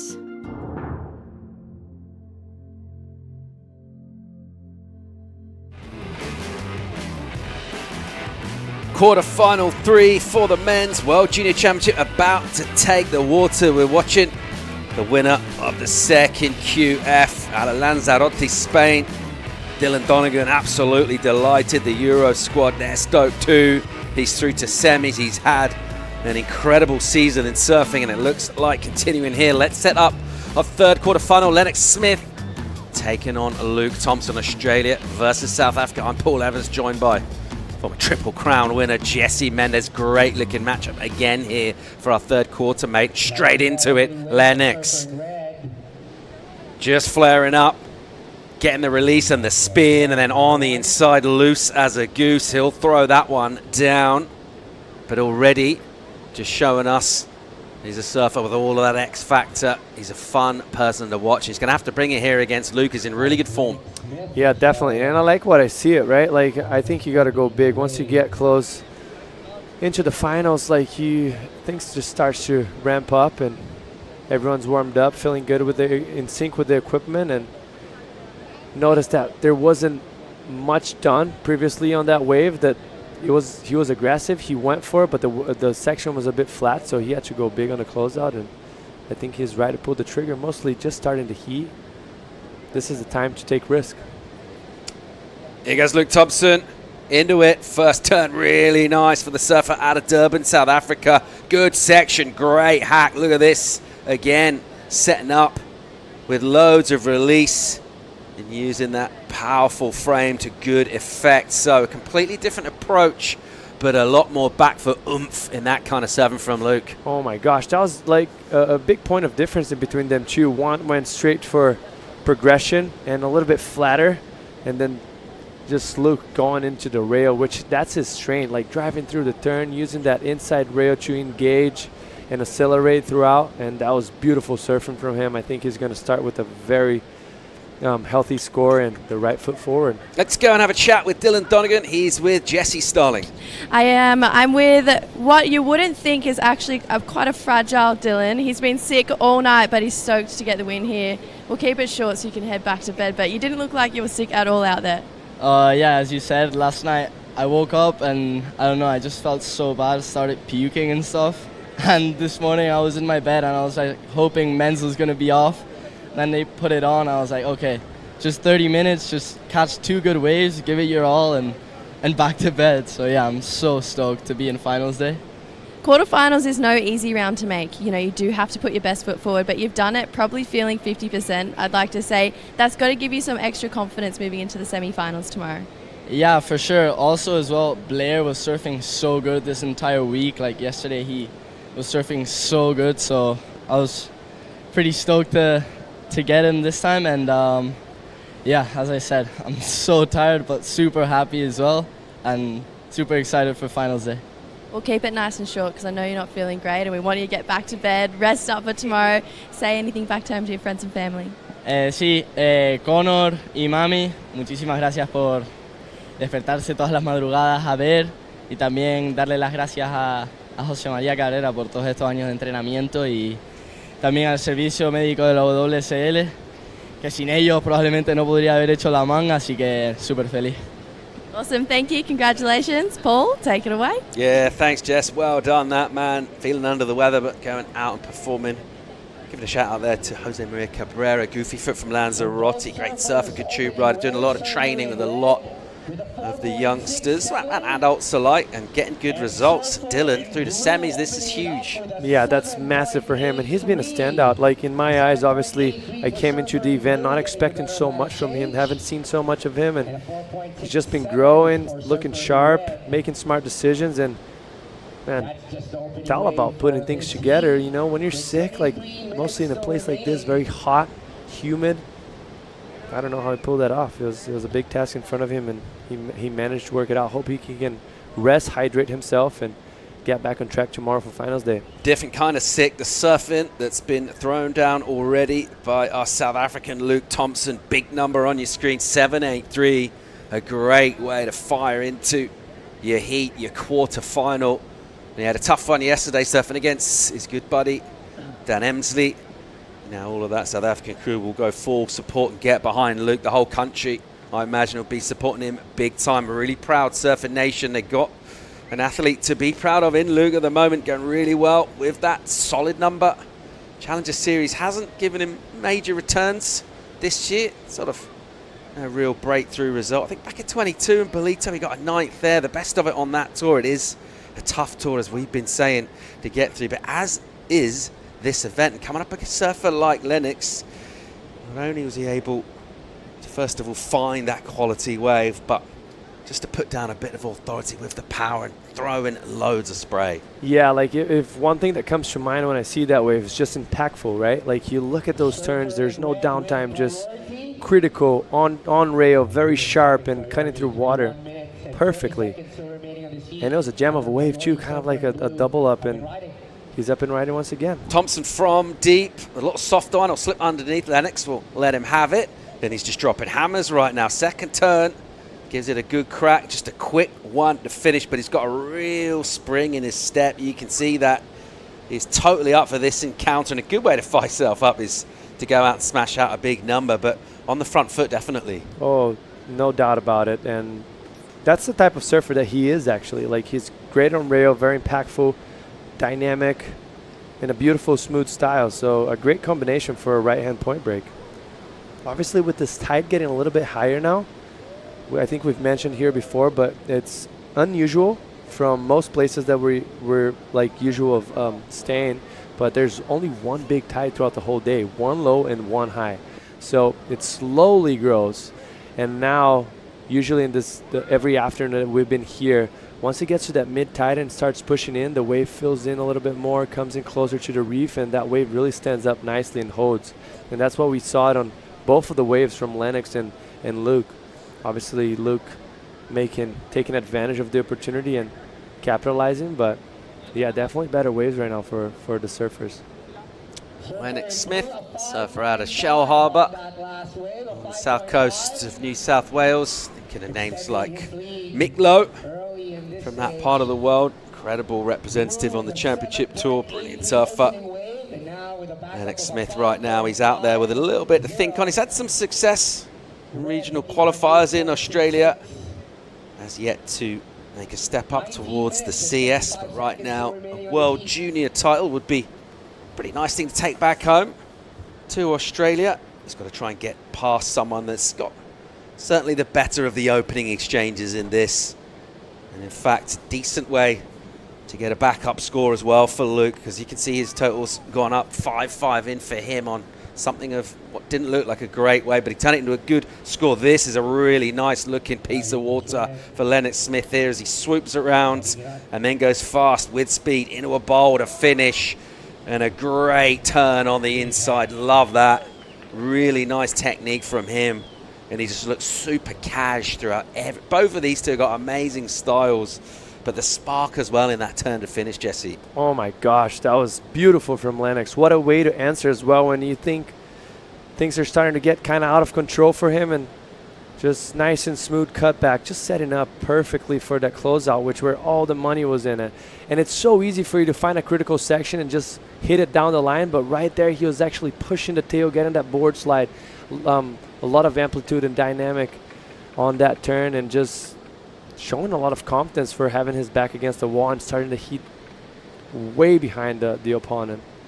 As we're going to see it here, going through that flag section, zigzagging and pushing the tail so high right there. Saw the 3 fins from that screen, so judges are going to be so stoked. Most critical turn, we've seen it so far in this heat, and he's going to get rewarded. It's going to feel a lot better for him as well. Just his opponent certainly getting the best of the opening exchange, and then just slipping away, stealing under prio, getting a number as well. And you start to think a little bit of pressure being applied. Great way to stay in it, make a good choice on a wave, and then convert that as well. It's with the panel right now. Lennox Smith will paddle back out and await to hear his number. But a decent score coming his way. And that will wrap things up. We see Kai Odriozola out of Donostia, San Sebastian, in the Basque Country, in the north coast of Spain, taking on Bronson Meddy out of Lakey Peak Sumbawa. And that also looks like being a great matchup. He just saw his good mate Dylan Donegan get through. He was down there congratulating him at the water, but just saw the earphones in as well. We're getting his amp up, his prep ready. And now thinking about going out and doing a bit of damage out there. Bronson has been electrifying, and that looks like a great matchup. We're also really enjoying this one. It's just got pretty exciting in terms of the scoreboard as well. Lennox 7-6-7 in for him, so real close to Luke. And this one's so evenly poised, Jesse. Man, this is a great match, and luckily for us, we're actually commentating this because there's been a lot of slow heats and this one's just turned on for us, and it seems like the waves are shaping up to be a little bit better. The boys are taking off right on the perfect spot, in my opinion, just up the point and kind of generating that speed into that wider bowl that we've seen it and making the most of it. It's been a pleasure to watch. Big talent in the water as well. Time we get to quarterfinals, as the surfers not only performed best throughout this, but have also been able to pick and read conditions and using that intel and knowledge to find good waves out here. But certainly, to your point, you tend to get a bit of ebb and flow with events, don't you? You're going all day and you get some tougher heats, but it does feel like really good energy at the moment. I think our surfers just demonstrating that semi-finals is a big prize. We won't be running them today. It looks like tomorrow will be finals day, but to get yourself in for finals day is a huge opportunity, and all you need to do is just go out and get 2 waves. Easy. Easy as it sounds, right? But as the contest rolls in, and the deeper you get into the contest, the more in sync the surfers are. So that's why you're going to see like more consistency of big scores and right decisions that you make. Thompson up. Here he goes. He's patient, stands on the tail, then he gives it a little squirt for speed. Wow, gets that rotation. Nose pick, stomps it again on the gas. Up for a little prodding, probing float. And then a snap with the tail. Great combos here, using that variety. A little stuck on this. And then he'll get a little bit loose on the rail and just snap to finish. Great work done from him. Love the repertoire. I mean, it's impressive. Like it feels like his board right now, it's just an extension of his body and his mind. So everything he feels like doing, he's executing with perfection. And as you see right here, beautiful setup. Tail high, lofty air reverse. And then down the line, the wave gets nice and steep once again. Hammers that section. And then right here was the only time that the wave kind of let him down. Seems like it was going to give him a steep section, but it kind of feathered on top. So what that does, you place the board on the right place, but the whitewash just kind of hides everything out. But damage was done. That was beautiful surfing from Luke, and we see it from the screen, just very calm, setting up for this beautiful, wow, what a great shot with all the background right there. That was, felt like you were watching a movie right there, and that's just how good he's surfing. And when you're able to actually put that type of surfing into heats, translates into very big scores. Looks so free, collective, and just smart surfing. Gives a little glance back at the tower as well. A really enjoyable quarterfinal, this one. These two are absolutely hammering it. Luke Thompson is owed a number from our judging panel. We're going to get a quick commercial break. At the moment, it is the South African with the lead. He'll almost certainly extend that lead when that next number comes in. Lennox Smith, it's his mood. He's surfing really well. Find out if he can come back at Luke right after the break. Let's wander the historic city of Vigan. This UNESCO World Heritage Site is one of the best preserved Spanish colonial towns in the world. Walk along cobblestone streets of heritage houses and historic attractions dating back to 1500s. Don't forget to take home Ilocano crafts for pasalubong. Travel back in time in Vigan. When you choose the Philippines, you know you're in good hands. Where large-scale venues meet state-of-the-art facilities. And where world-class hospitality meets destinations that are beyond extraordinary. With all hands at work to give you the best of the Filipino brand of service excellence. Welcome to the Philippines, where we take your business to heart.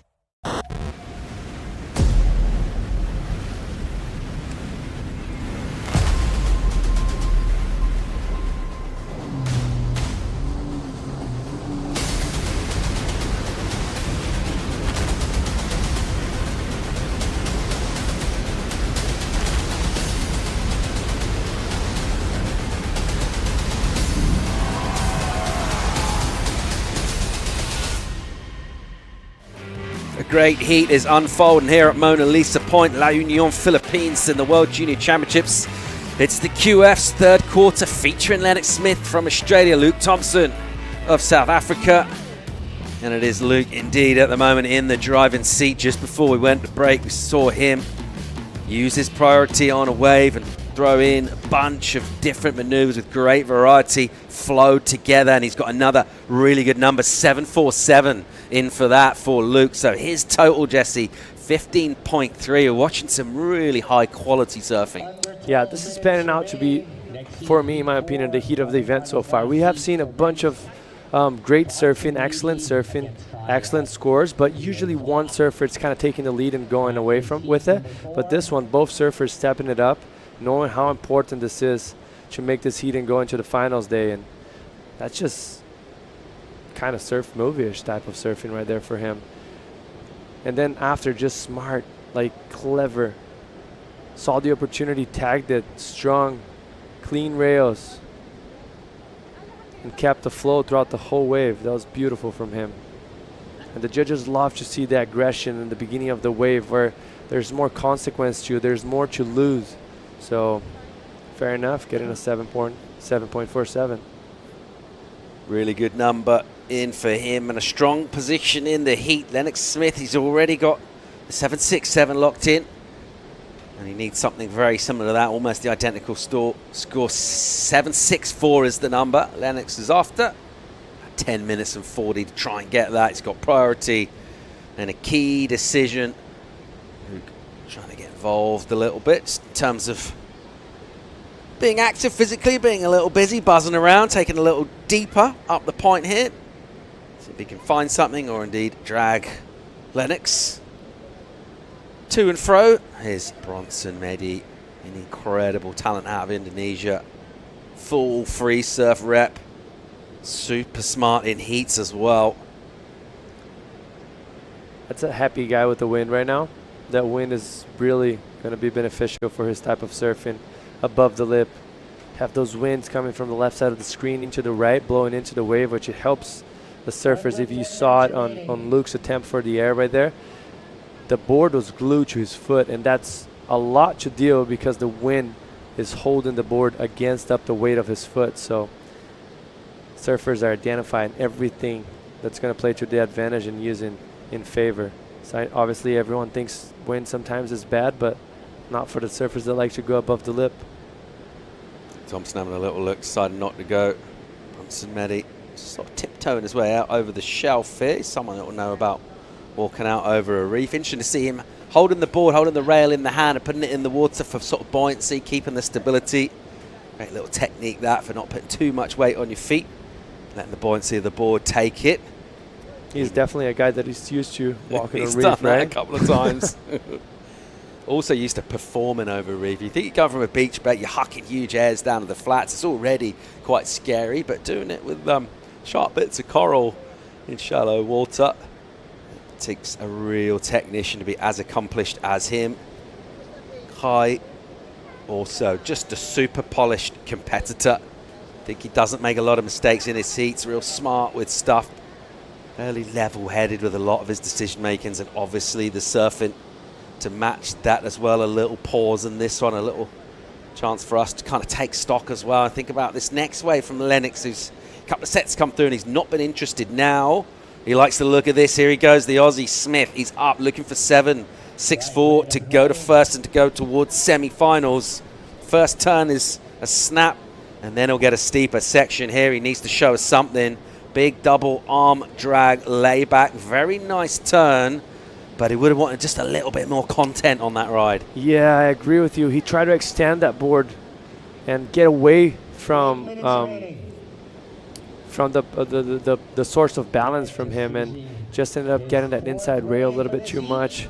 Probably was hoping to get a little bit cleaner of a turn out of that, but not to mention that was a good wave in size, but lacked a little bit of steepness compared to the other waves that they have. But you see it right here, nice setup turn, eyeing it down the section that's right in front of him, then lays it down. It was beautiful, powerful, but did get a little bit hung up and then just kicked out because he saw that there was nothing really an offer to provide. Still going to be a good score. That was a solid turn, very powerful. Yeah, it was a sick turn, wasn't it, in terms of the execution. Also something we don't see loads of, but just almost got a little unlucky with what the wave it did and where it kind of bounced. It almost just took something away from it a little bit. That was out, as you mentioned, on that steep face. You can really appreciate the rail work, but Almost got a little white water around him. Couldn't really see exactly how technical that was, but a reasonable return. 5.47, not the number he was after though. And this will hand back advantage to Luke Thompson, who will have priority. And he'll look for a little bit of proximity and just head in Lennox Smith's general direction for now. But he's really just positioning on the peak and thinking about priority and the ball being in his court. Absolutely, in terms of the lineup, Lennox very capable of being able to slip underneath and find something without priority, which he hasn't really been able to do in this, but he's definitely a surfer with that sort of a skill set. And let's see if he can try and bring some of that energy in this one right now. Luke will sit with Pryor for a little while now, but interesting that wave. Had a steep bowly section on the take. Looked really good on the takeoff. You contrast that to Luke's last wave. It's got a slow takeoff. Yet he stood up at the top and didn't even drop in straight away. But then by contrast, Luke's turned into a runner. Lennox just didn't offer loads. Yeah, just different part of the banks. I feel like that wave from Lennox was a taller wave inside. It was just kind of running down towards the deepest part of the shelf a little bit more. And Luke's is just that typical double up that gets that inside road and just keeps providing. It's like, I mean, some of the nicest wave you can actually hope for to pick today. Just over 5.5 to go in this, our third quarter final. And we're going into women's quarters as well to round out the afternoon. And round out a great day competition here. Which, according to my calculations, will leave us just the 6 heats, 2 semis, and the final for men and women. This is another look at Luke Thompson here. This was his early work in the heat, this first wave. Yeah, that's just, both of his wave have very similar positioning into the in where he took off from, just like double ups that were a little bit cleaner, a little bit steeper. He was able to apply plenty of impactful maneuvers throughout. And this one's the one you mentioned. Takes off, kind of zigzags it around, wait for that wave to double up, and just massive rotation right there for him. Coming out pretty clean as well, generating speed once again, and then tags this section here. One more critical turn, so combination of major maneuvers, and this is just a wrap up, a little cut back, and add in just a little bit more points to that wave. And this is a beautiful wave as well from Lennox. I love the flow that he keeps throughout, brings that board all the way back around, doesn't get ahead of himself, and finish it off with a massive turn. A lot of amplitude, beautiful board slide control, and coming out pretty clean. Judges have been on point on the scores in this heat. Both surfers very aggressive and going for it and getting rewarded. And this is his last wave. A little bit on the flatter side. Does well to get a nice layback here, but maybe pushed a little bit too much the back foot. That's why it didn't come out as clean as he was probably hoping for, but I don't think it matters so much. I don't think there's more to offer in front of that wave, so he kind of had to go for it and hope it's going to turn into something better than or what he was expecting when he took off on that wave. Yeah, trying to maximize what turned out to be a bit of a slopey section, wasn't he? Couldn't have done a whole lot more with it. This just happened, Jesse. That looks like more of a wave that Luke was picking apart. Oh, I kind of feel like that was a missed opportunity. That first section, if you had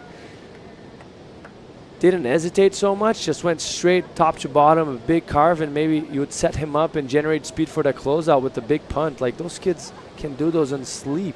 He didn't need much to get that done, and obviously it's not a small score, 7.64, but he was looking a little bit down the line, hesitated a little bit too much in the beginning of the wave, and in my opinion, that was kind of an opportunity. And I don't know, like, you're not going to get many with Luke sitting on top of you, a guy with experience, has been on tour for a few years, and yeah, let's see how it's going to play now, but maybe a missed opportunity there for him. A big punt there could have made a big difference. Trying to slip away from underneath Thompson's priority. Did so there, but unable to really capitalize. As you mentioned, that first maneuver, kind of digs in, to stops himself a bit. He'll look to try and do that again, see if there are more inside runners, potentially from deep, those ones that hug the reef, pick up loads of speed, even on an inside wave. And go to the air and go big. Do something crazy and dynamic. Every chance of going right up through the scale towards that good towards excellent score that he currently needs at least, and that is assuming, of course, there's no further improvement from Luke Thompson. It does have priority, can just pick the gems as well. And a bit of interest being expressed here. This is just one soft section and it'll all come to nothing. He won't go on that. Luke Thompson will just circle back, kind of eye things up. And these are nervous moments now for Lennox Smith. He's just got to try and get something happening for him. Let's see if he can do that. Luke Thompson really throughout this heat he's had really nice control in terms of the lineup, but mainly of the surfboard while he's riding waves. Like you said, we've seen surfers, we've seen a lot of excellent scores, but we haven't really seen much democracy in the heat with those. It's like someone's dominated, kind of run away, snaffled a couple of bombs. It's great to see both surfers really showing that they're locking into good waves. That Lennox not really on his second score. He hasn't been able to get two good ones thus far. We're getting down towards a minute. I mean, to the level of the heat, yeah, he hasn't been able to get the second score, but if we look at the heat total that he has, 13.14, it's not a small one for the past few days that when what we've been seeing. It so great surfing overall. He should keep his head high no matter the outcome of this heat. Still 50 seconds to go. Task is big now without priority, but it looks like he might find a double up. Wow, look, he's letting that wave go. Yeah, little rip stands up and gets a steep section. Lennox Smith, first turn over some white water, setting up. Will he get a ramp in here? That's what he really wants. Let's see, he's got a bit of speed. There's a section, and he'll go to the air, and he'll land it as well. So, wow, kind of spun late onto that one. Super technical landing. Down on the flats, and he'll tag it to finish with loads of spray as well. The Aussies will be fired up. Luke Thompson maybe looking a little bit concerned here, Jesse. No, you just gave her heat away right there. And, I mean, that happens. That's not the first time he's going to do it, not the last one, but this is going to sting big time. That's the semifinals that he just wasted right there. Let's see what he did on the wave. I don't think it even mattered what he did in the beginning of that wave. You could see that he was kind of freaking out because he heard everyone screaming. We could hear from the booth.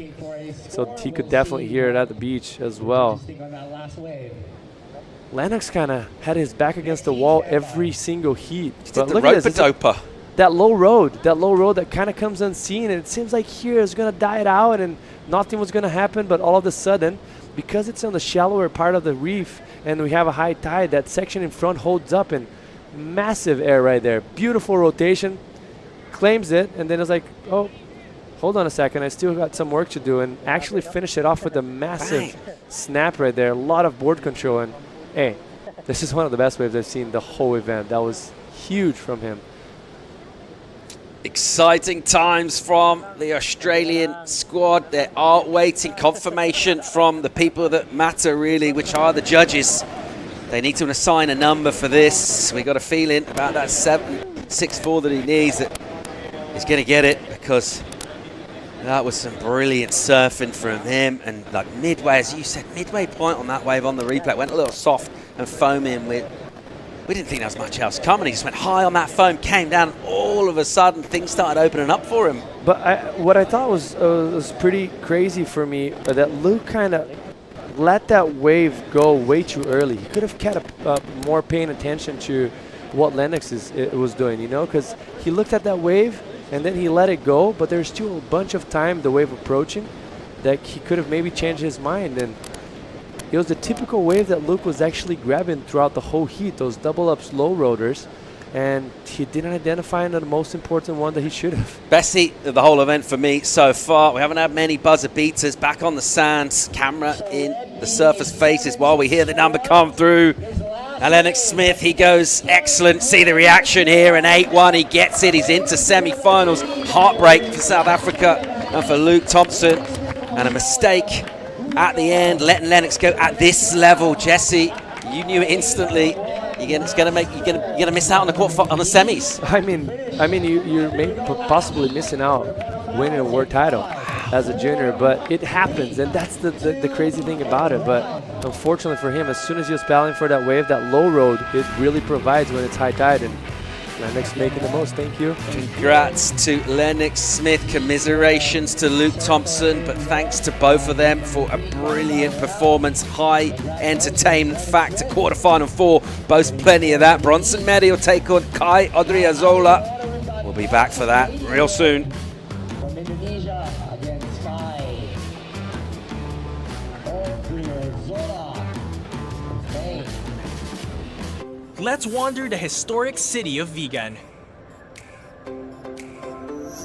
This UNESCO World Heritage Site is one of the best preserved Spanish colonial towns in the world. Walk along cobblestone streets of heritage houses and historic attractions dating back to 1500s. Don't forget to take home Ilocano crafts for pasalubong. Travel back in time in Vigan. When you choose the Philippines, you know you're in good hands. Where large-scale venues meet state-of-the-art facilities. And where world-class hospitality meets destinations that are beyond extraordinary. With all hands at work to give you the best of the Filipino brand of service excellence. Welcome to the Philippines, where we take your business to heart.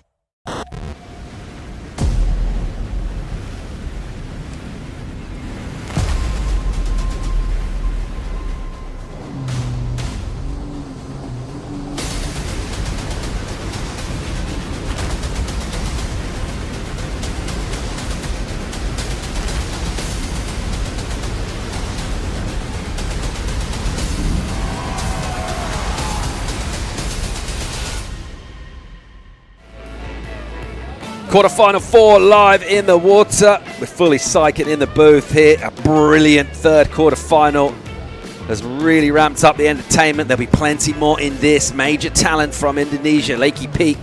More precisely, Bronson Meddy, an electrifying performer taken on Kai Odriozola. Represents Spain, part of the Euro squad, and a brilliant surfer himself with a dynamic, versatile game. And he'll need to bring that in this heat. Be interesting to see how Bronson goes in this, particularly after seeing a little bit of what went down, because he definitely would have seen where those scores were coming, and they were coming with some major aerial maneuvers. You mentioned that wind as well as he was walking out that might tickle his fancy. Here's Kai. Yeah, let's have a look at how he started. Kind of the board floating over that section. Beautiful carve all the way back around. You notice it's a complete maneuver, mostly a complete carve when you see the nose of the board going all the way back around into the foam, or even more vertical than that. And that was a great turn for him. Let's go here from the man of the moment. Lennox Smith is with Jesse Starling. Doesn't get as close as that, does it, Lennox? Nothing feels as good as that either. Got the score, heard it with your best mates up on the balcony. Must be on cloud 9. Yeah, far out.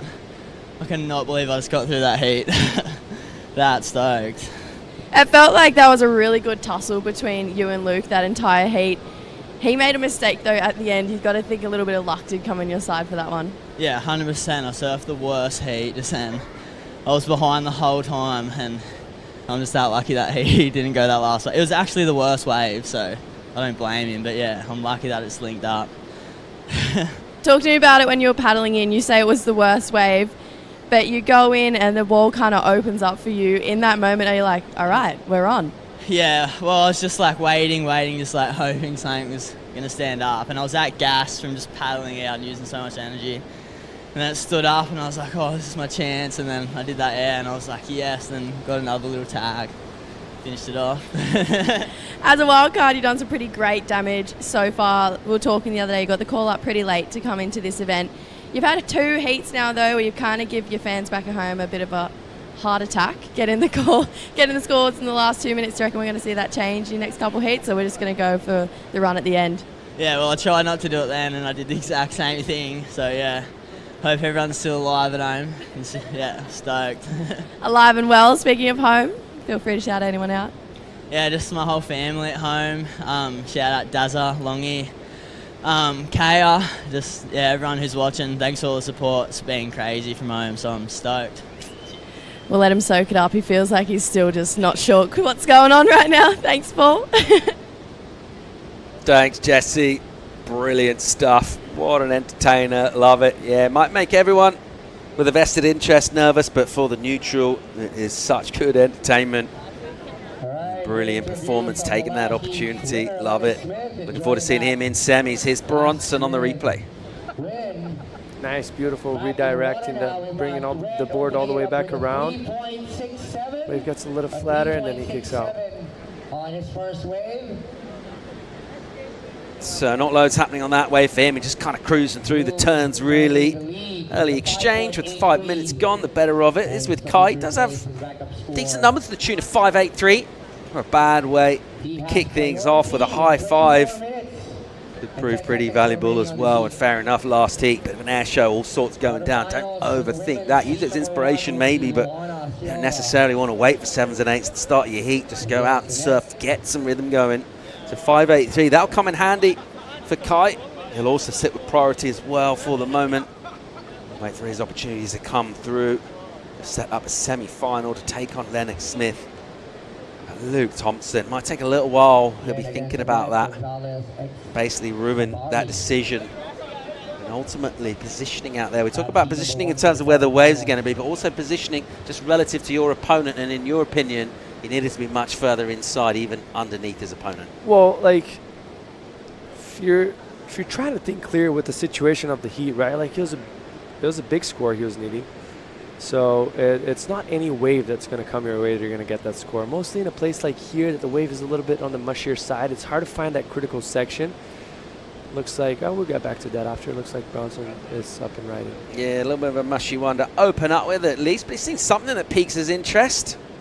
Bit of a clean sort of half-blooded wrap, then he'll give it a good hit. And then again, that cool style that he's got. Here we go.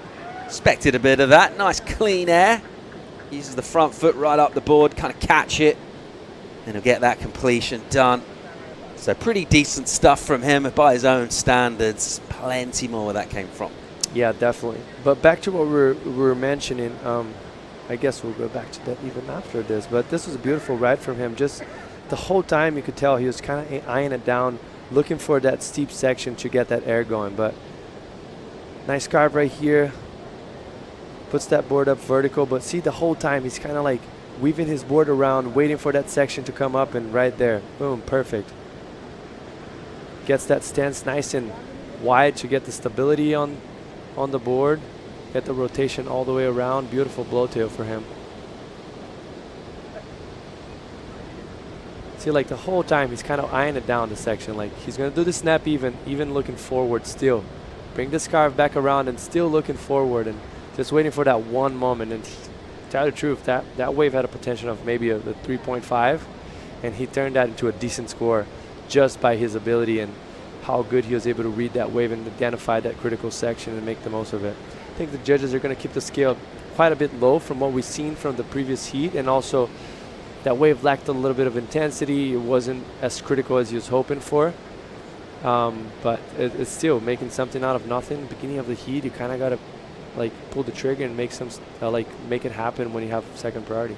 Yeah, it's an interesting point. I think Stacey's been chatting a little bit with Mitchell as well about the score for the maneuver, also for the section. It just wasn't the super critical section where he did that air. Meanwhile, here we go, speed. Kai fanging down the line, a little skid out, loses the back foot. So a mistake there. That's not like him. He'll just have to wash that off. Just forget about that. Put it out of his mind. Whatever was available on that wave. That's gone now. Bronson will get his number in. Pretty similar actually to Kai's opening. So they set things up with their high scores, but pretty evenly matched in the heat. There it is. A 5.93. Absolutely, to your point, potential of that wave. That's like a 3, you're thinking a jet, when he turned it basically into a 6. Yeah, like it's very impressive, and that just showed the ability and the talent that the kid has. And you want to be able and capable of doing that if you want to qualify for the World Tour and if you want to win world titles, because not always you're going to get the best waves of the heat, but the best in the world, they tend to pull that trigger and make the heats even that with the back against the wall with the worst wave selection. They just work their way out. And the other thing as well, if you just think about where the scale has to go, you do that on an in-between wave, you do that kind of surfing again on a quality wave. Well, there's only one thing that judges can do, which is give you a really good score. So you're kind of setting 100%. yourself up for success in a way. The only concern that I have sometimes for guys that are super talented and a freak of nature, like a guy like him that can turn 3s into 5s, is don't get stuck only on trying to manufacture waves, because it's not just about the turn, it's about the section, like you just mentioned a minute ago. Like, the wave quality plays into count. Like, you're not going to get massive score all the time with bad waves, bad wave selection. So your opponent's going to take advantage of that when they go against you. So you want to make sure you're at least in one of those sets throughout the heat in a day like today that the waves aren't that good. But if the waves are kind of firing, you're going to have to pick the right ones. And every once in a while, you're going to have to pull the miracle and manufacture stuff. But yeah, overall, you see the best in the world. They're good at both ways. Here he goes, Bronson Meddy up again. And again, he just looks down the line at a potential ramp section. He'll find one. That rotation will be ultimately incomplete. He doesn't quite get the landing. They're just so light on his feet. The pop is impressive. Like, zero speed coming in from a flat section and found that little pocket, a little bit of a lip, and just perfect time in getting the board all the way spinned around, full rotation. But as he landed, that foot came off. Just to your previous point, saying in terms of surfing up the potential on kind of subpar waves, like amazing plan B, but don't make that like your sole focus. Don't make that the kind of thing you become necessarily known for, because you need to find some quality set waves as well. And I see a lot of that happen throughout the years. You know, guys that are better surfers but just not making the smart decision and turning 3s into 6s, but your opponent's getting 2 7s by just doing solid average, not average because no one's average here, but yeah, just sticking to their game and picking the right waves and doing solid surfing. Kai Drizola out the back with priority, took a wave, realised, no, not this one. I'd rather hang on to priority, gets out, and gets back, snaffles up the prio again. Bronson's still in that role at the moment of being the busy underneath type of surfer in terms of not having the prio, but it's actually Kai's been busy in terms of the number of waves. Ridden quite a few. I think some of these waves, like, he just kind of had a look, you know, like obviously he knew he wasn't going to lose priority because Bronson was still paddling back out halfway through. So I think it's smart. Sometimes when you have that freedom, we've heard, and I'm going to get back to it once again, Owen mentioning how hard it is to actually recognize a good wave out there. I think with this high tide, it's a little bit easier, but still hard. So might as well put yourself out there, sniff, have a look, and if see your what opponent's goes. way down the end of the reef, like, you know you got room just to stand up, make the call whilst you're surfing. Yeah, I completely, I think he's playing a smart heat.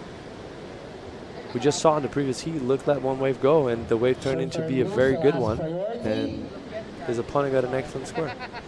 So you don't want to let one of those go by unridden. There's not many opportunities out there. The prize on offer at the moment is a berth in the semi-finals for the men to take on Lennox Smith. One of these two will be doing that, not today. Finish up these quarters, women's quarters as well, set up our finals day. We'll just have just 4 surfers in the draw, men and women. Meanwhile, good looking section, Bronson Meddy again, he'll boost, and he gets that spin, and he makes it look so easy. A little nonchalant finger flick as well from him.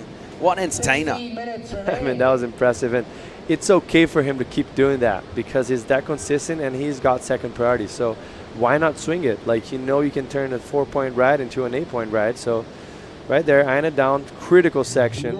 As he was landing, the lip was coming back up. So what it does, the wave when it breaks, it comes back up, and you're going to see that on the screen, hopefully.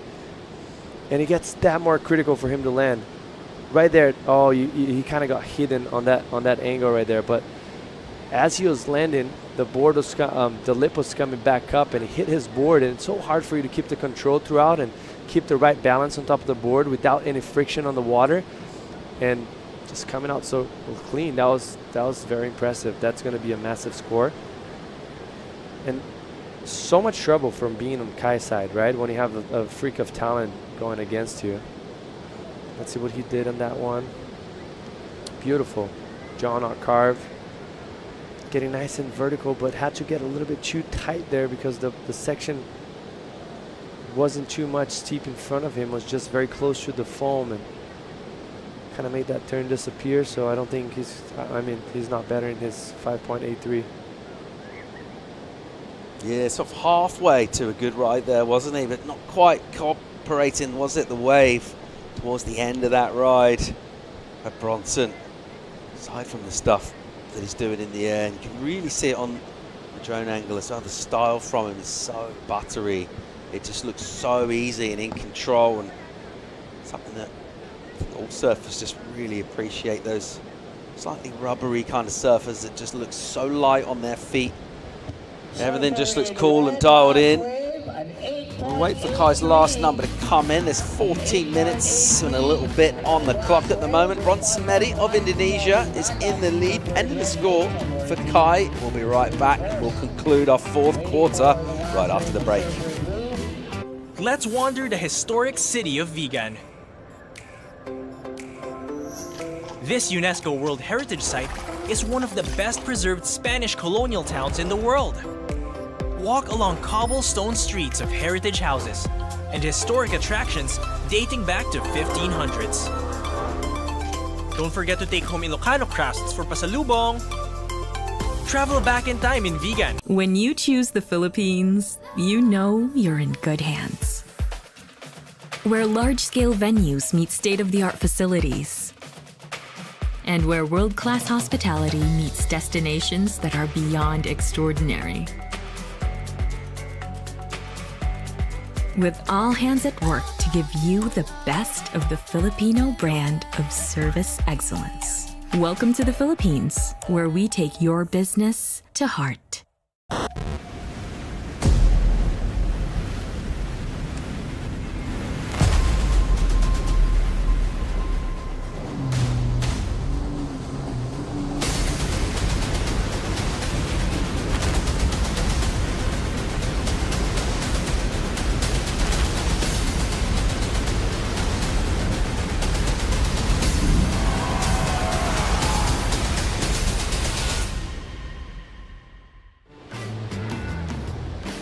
High entertainment from the quarterfinals, and we're getting more of that in this. Bronson Medi of Indonesia, electrifying surfer, a performer, particularly in the air, against Kai Odriozola, and it is the Indonesian who's starting to get a bit of control in this one, and that's because he's just gone excellent with a really well executed air.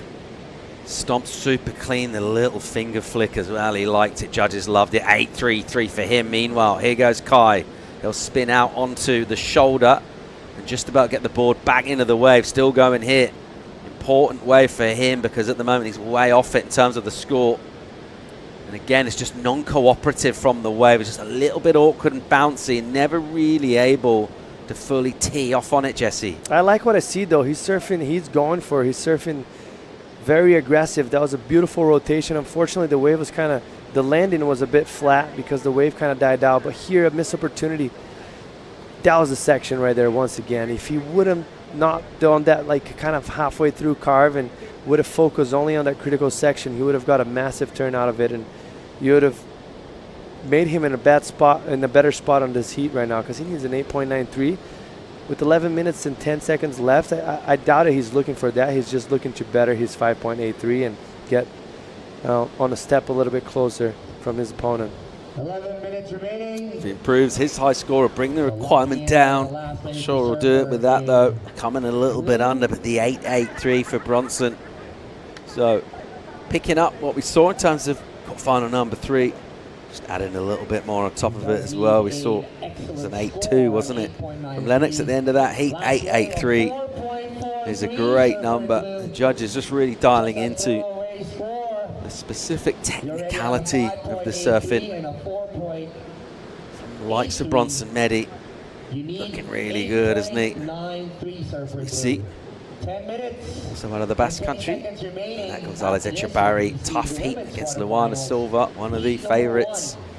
Definitely with the most experience with 2 pre-cut seasons on the championship tour. Luana Silva out of the North Shore, representing Brazil, taking on the Basque Country in the form of Annette, who's got the game face on. Looking forward to that first quarter. There's Kai. He's going to need to try and push it. Go for something a little bit special. Not quite getting it there. He'll just stick with this though, and he'll keep pushing. Under that 10-minute mark. And he's in a bit of a spot here. 8.93, that requirement for him that he's chasing down. 5.83 that he got early on. Feels like a real long time ago. And since then, he's had a couple of 4s. But other than that, a bunch of small throwaway numbers, less than the 1. And it's really sort of changed the context of the heat here, as it tends to. And that pick number comes in, nearly a 9 really for Bronson. Prior to that, he just looked like he was really enjoying himself out there. Just nice and light. Not overthinking much, not really thinking about scores or positions. Do you think he's going to change his approach now? He's got a massive lead. I don't think he's going to change intensity. I think he's just going to be a little bit more selective. Obviously, already has a massive lead. Better's a 5.93, which it's not a small score. Obviously, for him, he can do that in 1 turn, as previously seen, but he doesn't need to put himself in that situation anymore. I think he just needs to be smart, selective, and try and better that on a nice, solid wave. Here he goes, Bronson Meddy. Just wrap that takeoff back to get a little steeper and deeper, and then exactly not that. Yeah, disinterest from him as that wave fizzles out. Chance for Kai. Here he goes. Odriozola up on a nice section. Good first turn. Tags it. That was really cool. And he stomps that, adjusts the feet. He'll keep going here. If he can get another section, he's well on his way. Great looking piece of water for him just to carve up into the lip. Bang, he'll tag that, and he's back in the heat here. We got lucky with the heat draws in this second half of the men's round.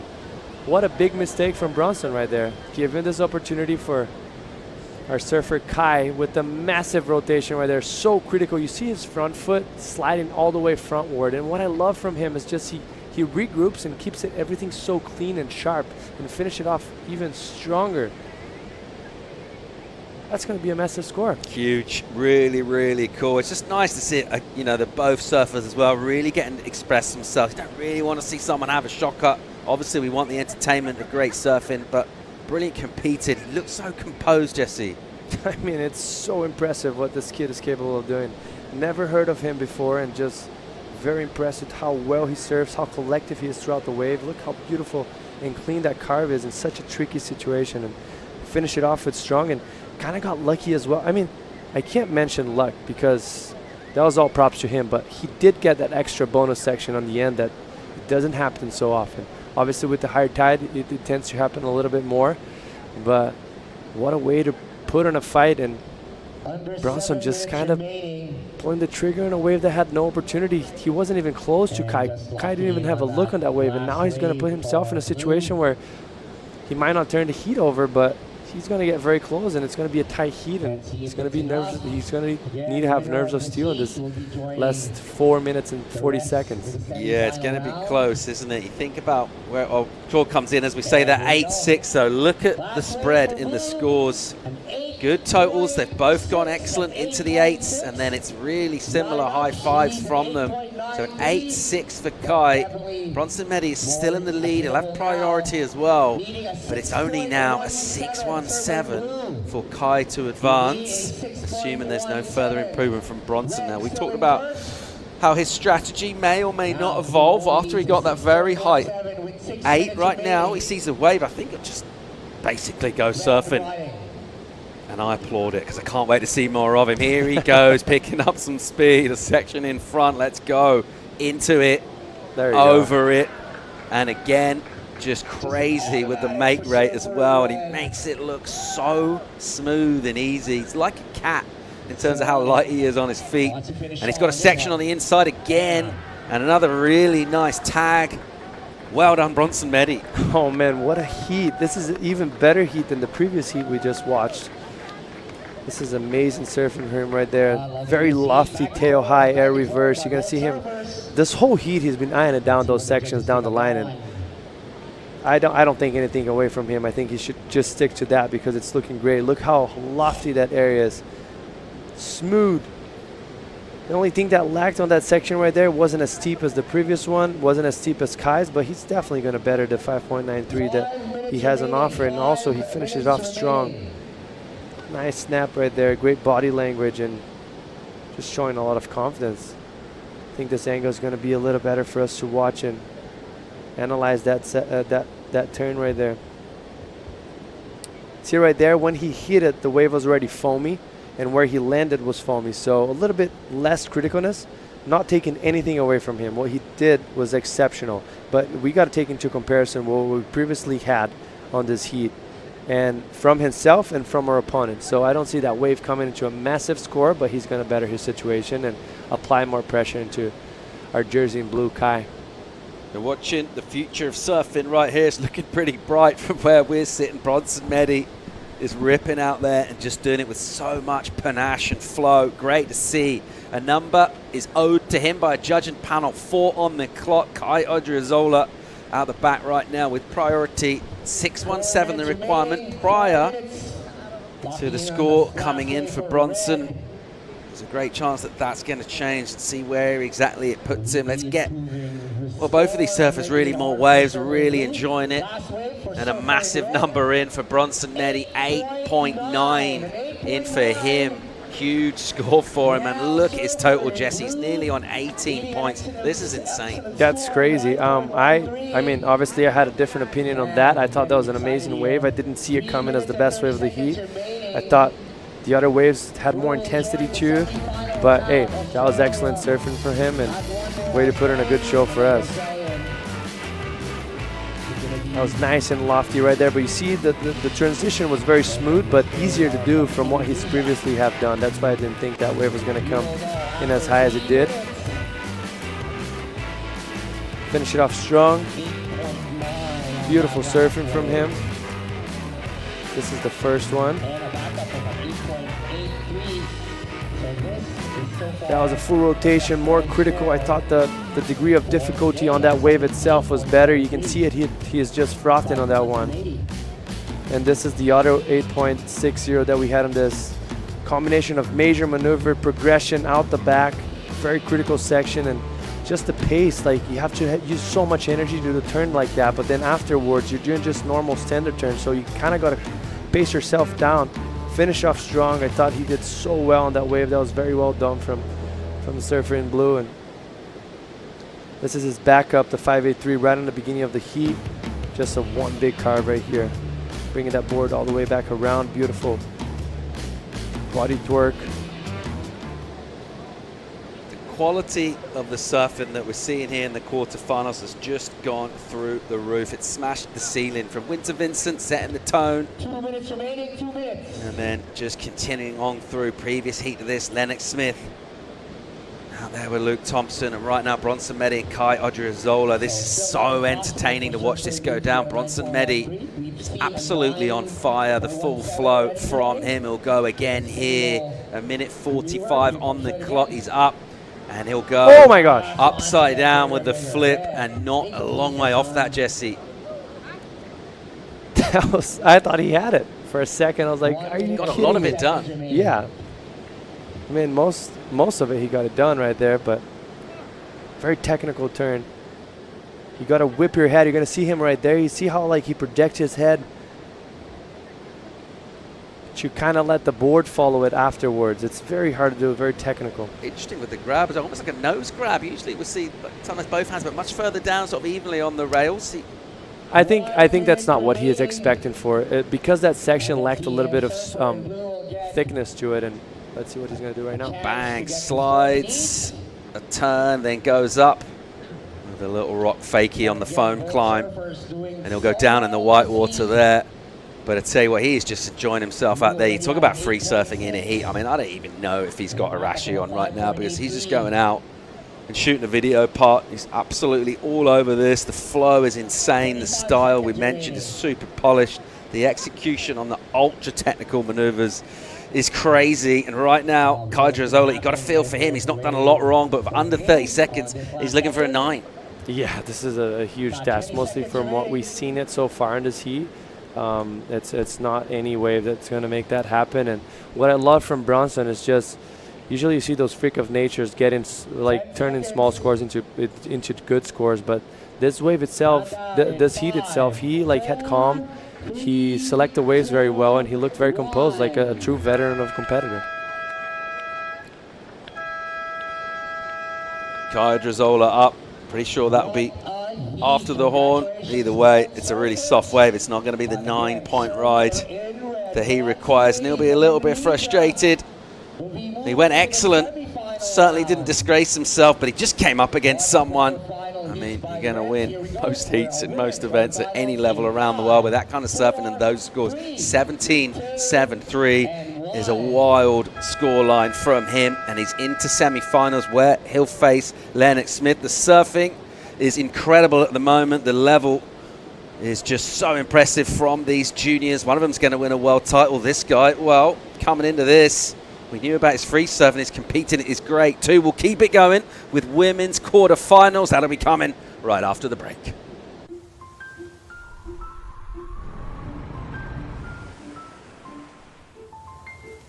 When it's love, it welcomes you. It appreciates you. It inspires you. And gives you a reason to go on. A reason to do great things and conquer great heights. It is there to give you courage, to empower you, and honor your strength. Love is always worth the wait. It is a deep dive into a life of wonders. Wonders that are found in the smallest of things and in the sweetest little moments, but always better in full view. Better for all to feel, better for all to see, and better for all to share. This is how you know that love is real. When it expects nothing in return, yet makes you yearn to give it back. When it leaves a mark on your soul that you'll take everywhere you go. As you walk into the new chapters of your life. But even if you can't fully understand it, even if you can't put it into words, sometimes knowing it's with you is enough. Because when it's love,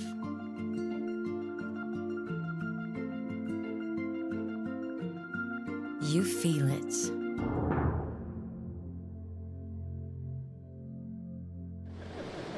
It's the world's best juniors out there in the water right now for the World Junior Championships in the Philippines. Quarterfinal number 1 of the women out there. Luana Silva, former championship tour surfer in the red, going up against the red-hot Annette Gonzalez Echevarri out there from the Basque Country in the blue. Mitchell Salazar with one of the premier coaches in Australia, Stace Galbraith. Stace, good afternoon to you. The men just went off in the quarterfinals. Should be expecting the same thing from the women out here in these 30-minute quarters. Yeah, the waves are still pouring in, Mitchell, and yeah, you're right. There was a couple of really exciting heats, particularly heat 3 and 4 of the quarterfinals. Lennox Smith will take on Bronson Mady in semi number 2 tomorrow.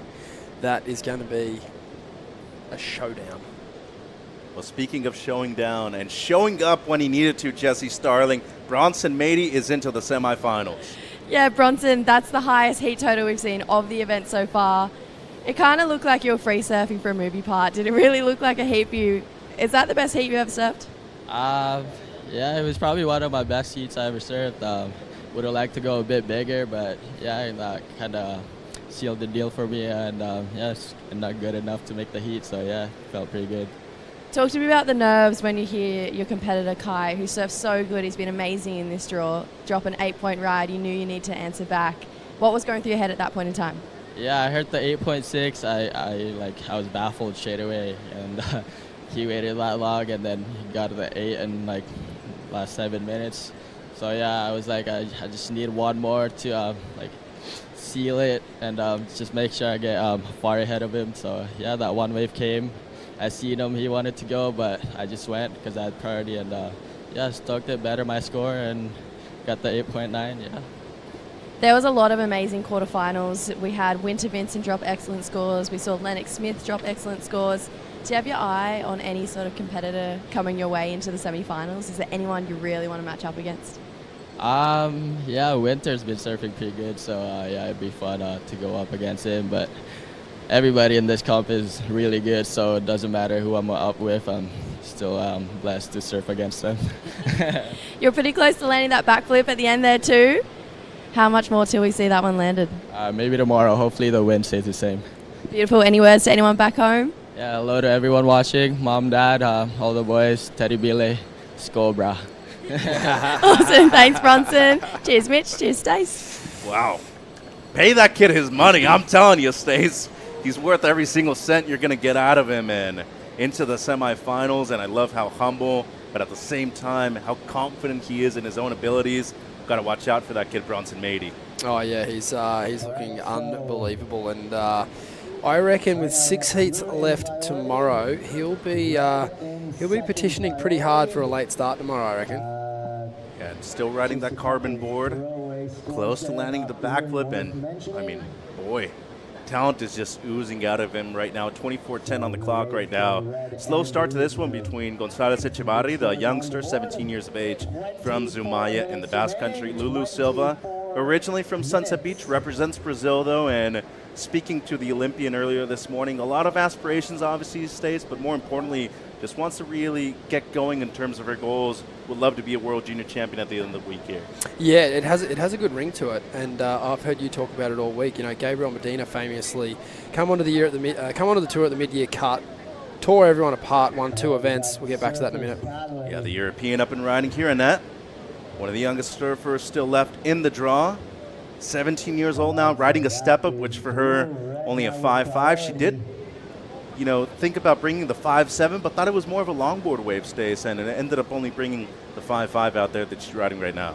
Yeah, it makes sense to be on maybe a little bit longer of equipment if you're looking to ride some of those bigger waves. Look, luckily enough, there's not a huge current out there, so you're not really looking for more paddle power, and the waves they break in a pretty similar spot each time. So it's an interesting call to go an inch up, just given the size of the waves and how dynamic Annette surfs.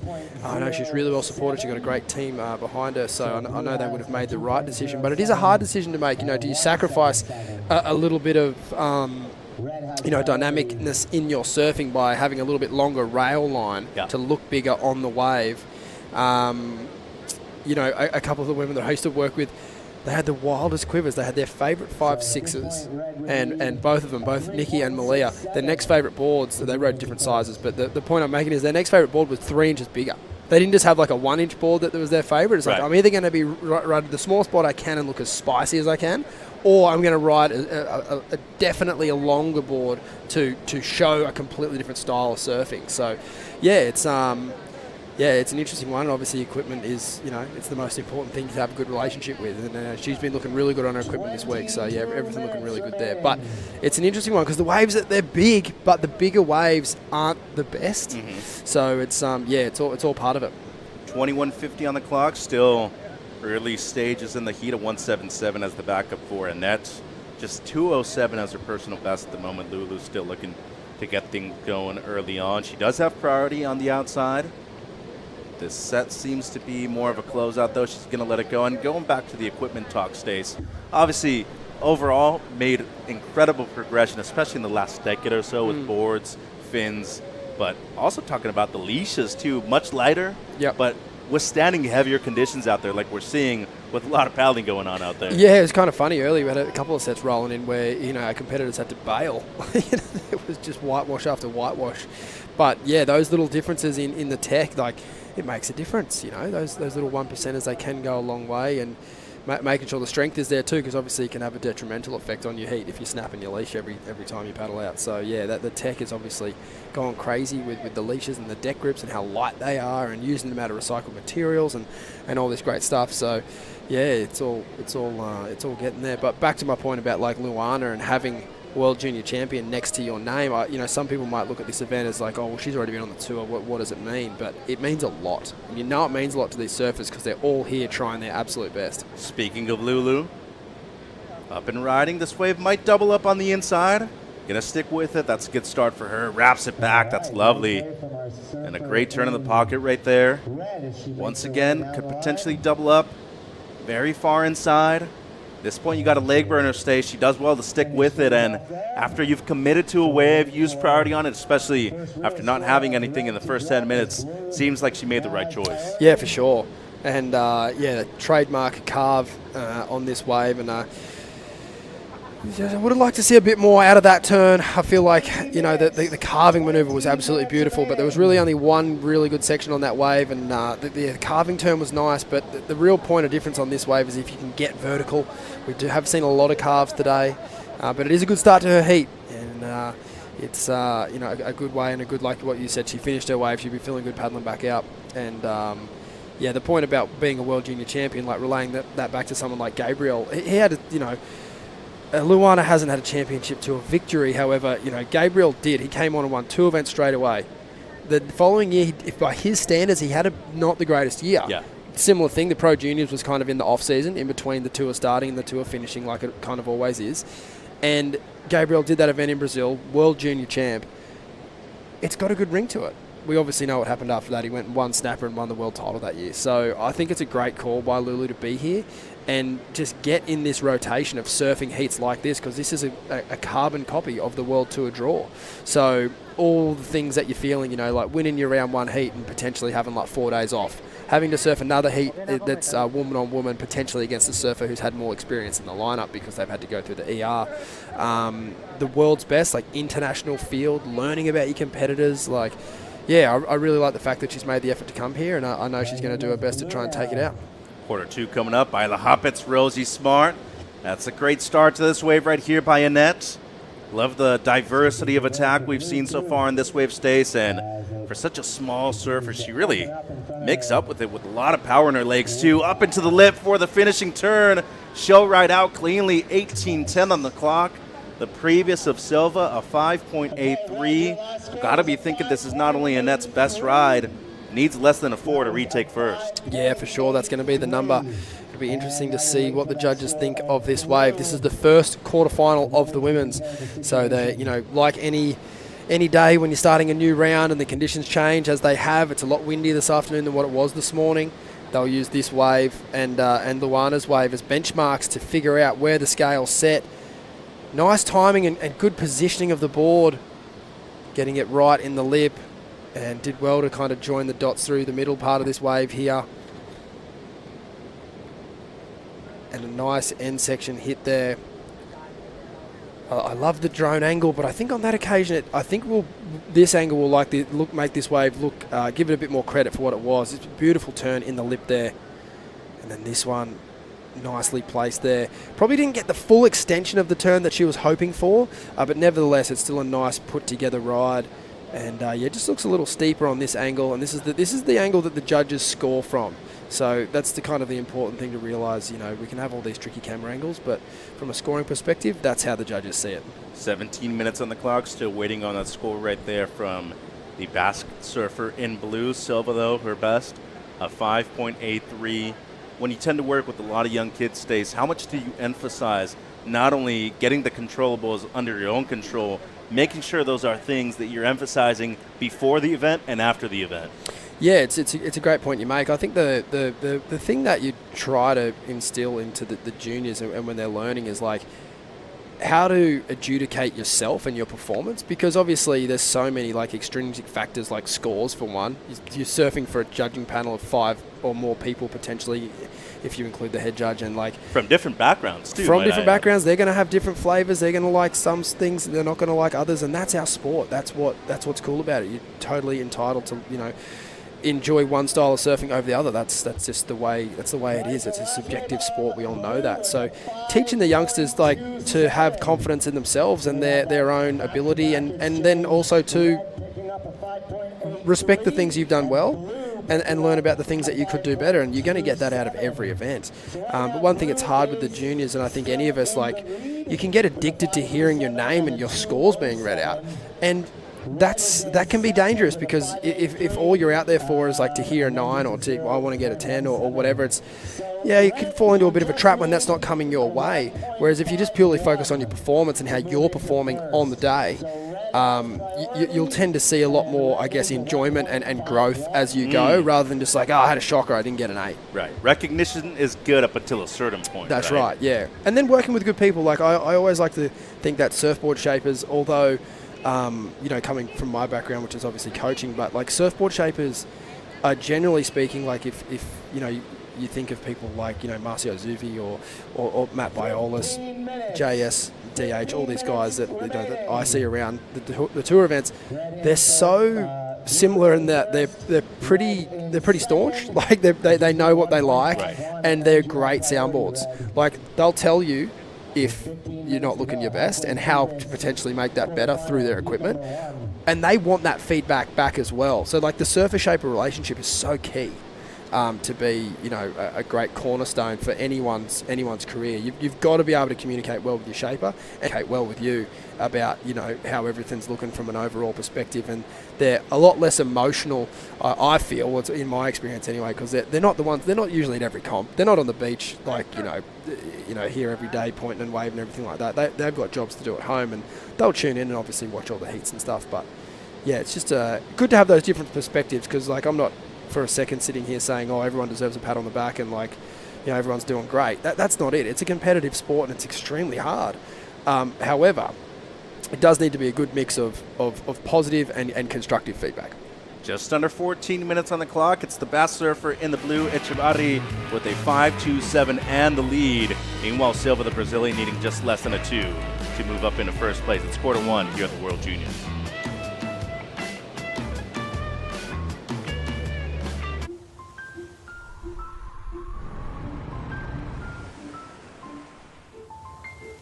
When it's love, it welcomes you.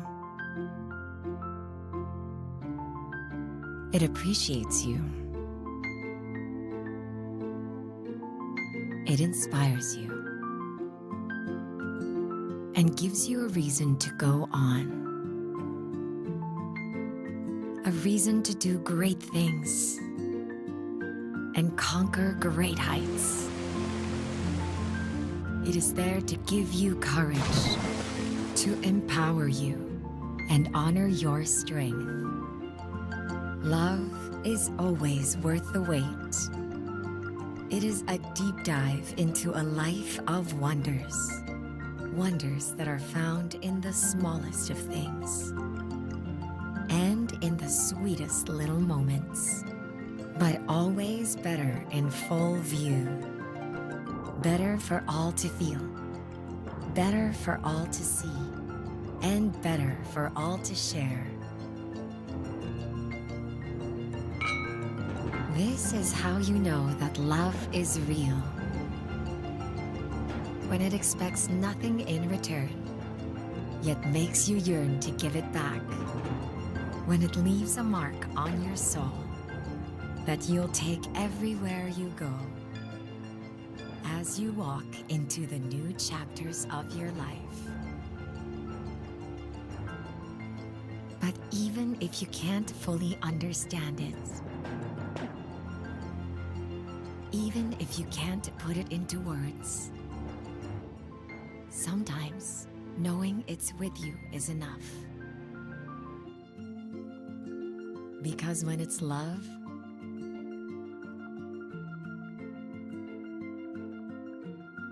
you feel it.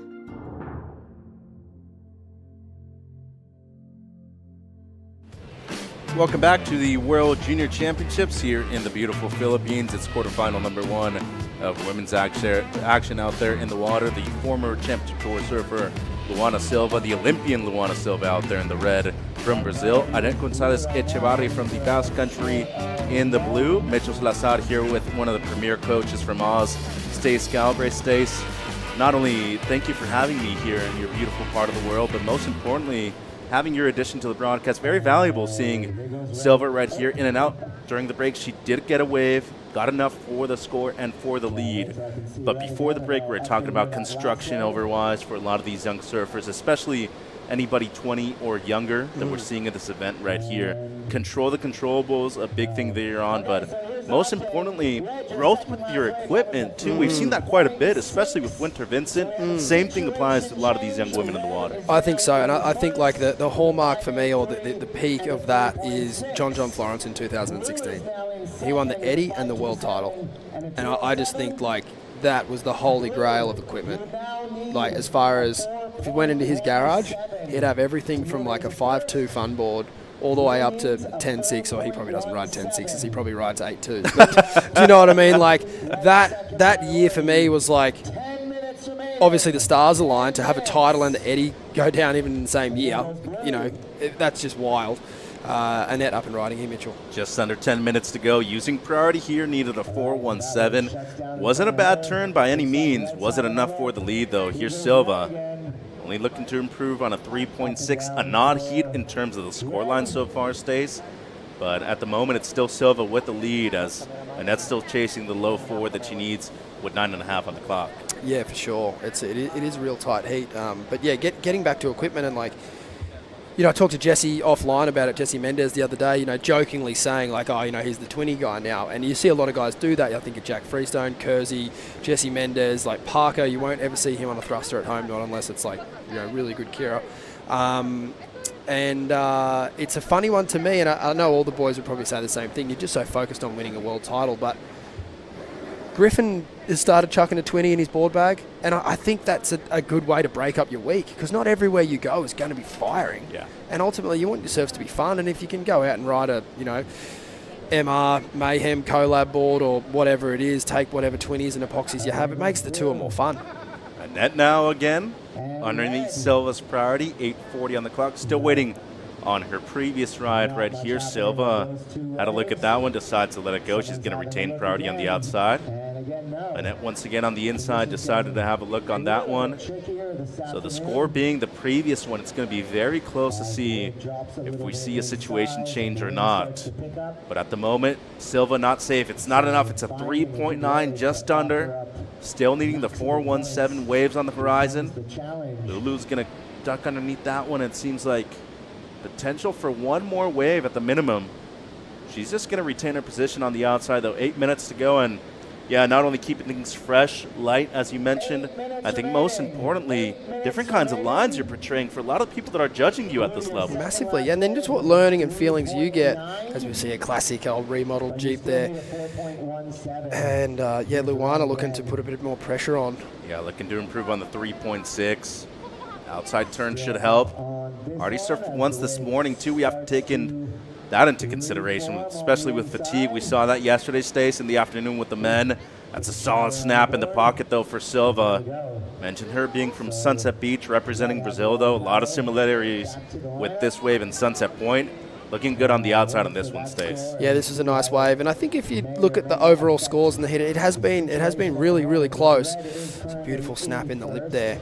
If you look at, say, for instance, Luana's 5.83 and Annette's 5.27, you know, it'd be fair to think that maybe Annette should have got a higher score. She had more turns, she did them in the pocket and all of that. But my compliment, I guess, to Luana is when she has her moment in the wave, like the 5.83 had the nice carve, and then this wave has the nice snap at the start.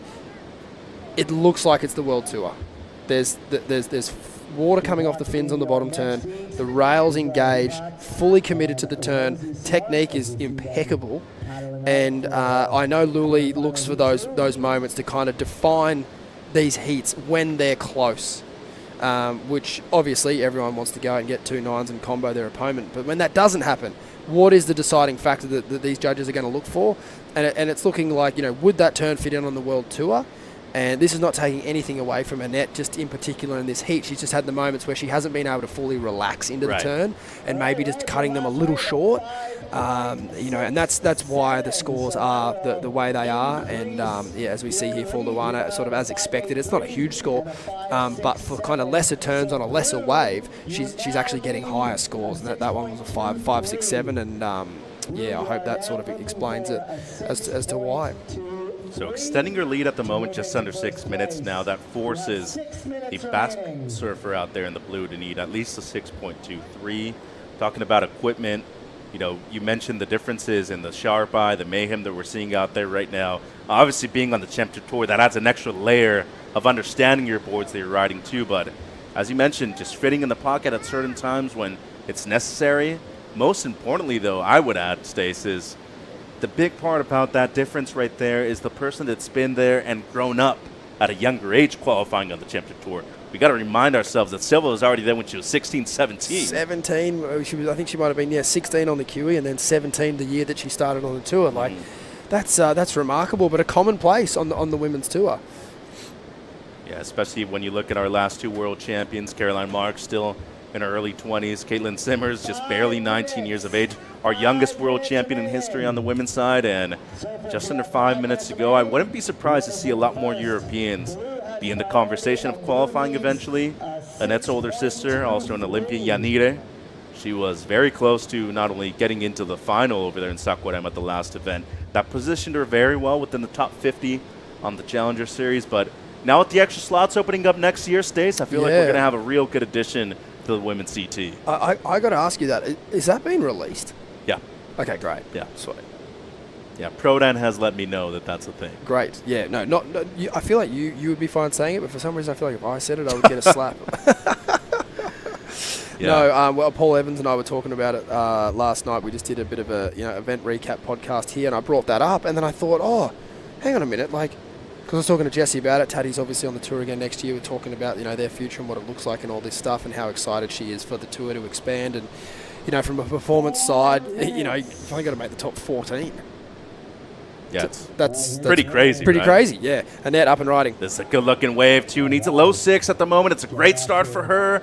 Just slightly catches a rail, though, and got to give it to the ladies out there that are doing great right now, especially when you consider the 5s. They have not been easy waves to surf so far, Stace, and needing the best wave of the heat right now, Echevarri with her back up against the wall and getting caught inside in the process as well.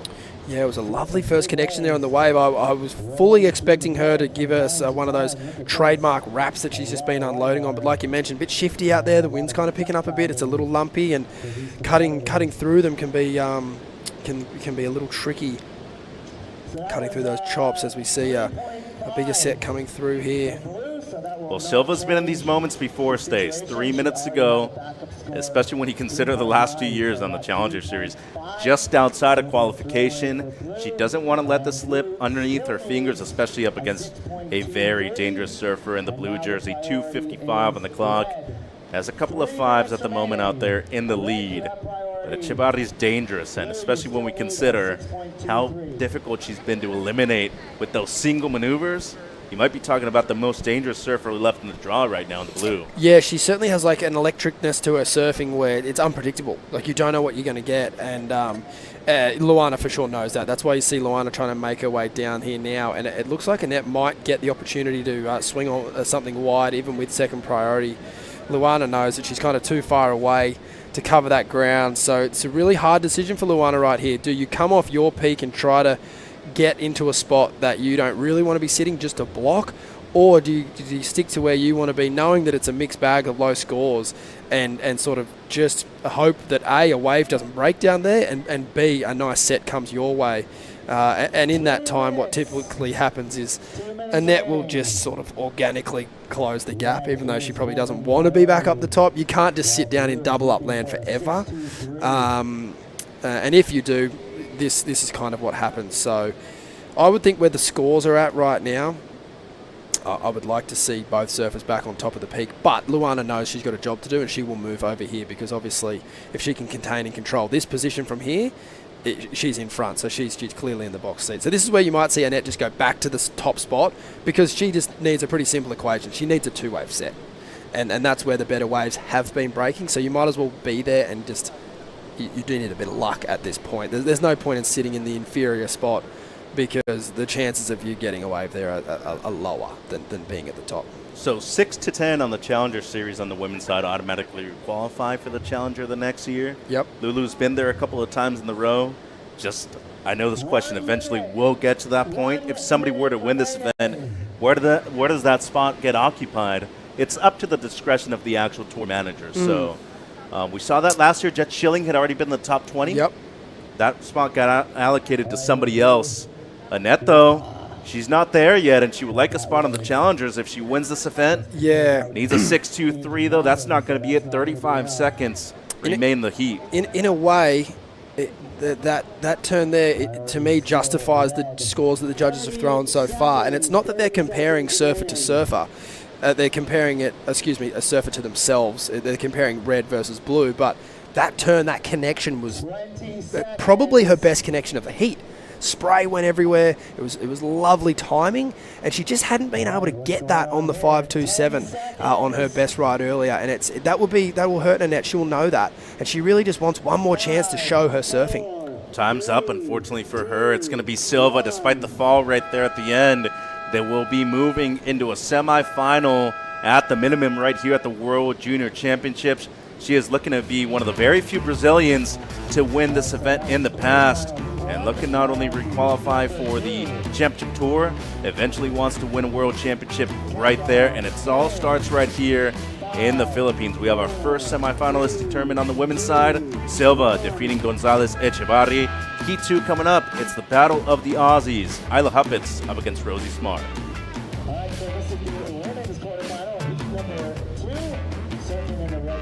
Let's wander the historic city of Vigan. This UNESCO World Heritage Site is one of the best preserved Spanish colonial towns in the world. Walk along cobblestone streets of heritage houses and historic attractions dating back to 1500s. Don't forget to take home Ilocano crafts for pasalubong. Travel back in time in Vigan. When you choose the Philippines, you know you're in good hands. Where large-scale venues meet state-of-the-art facilities. And where world-class hospitality meets destinations that are beyond extraordinary. With all hands at work to give you the best of the Filipino brand of service excellence. Welcome to the Philippines, where we take your business to heart.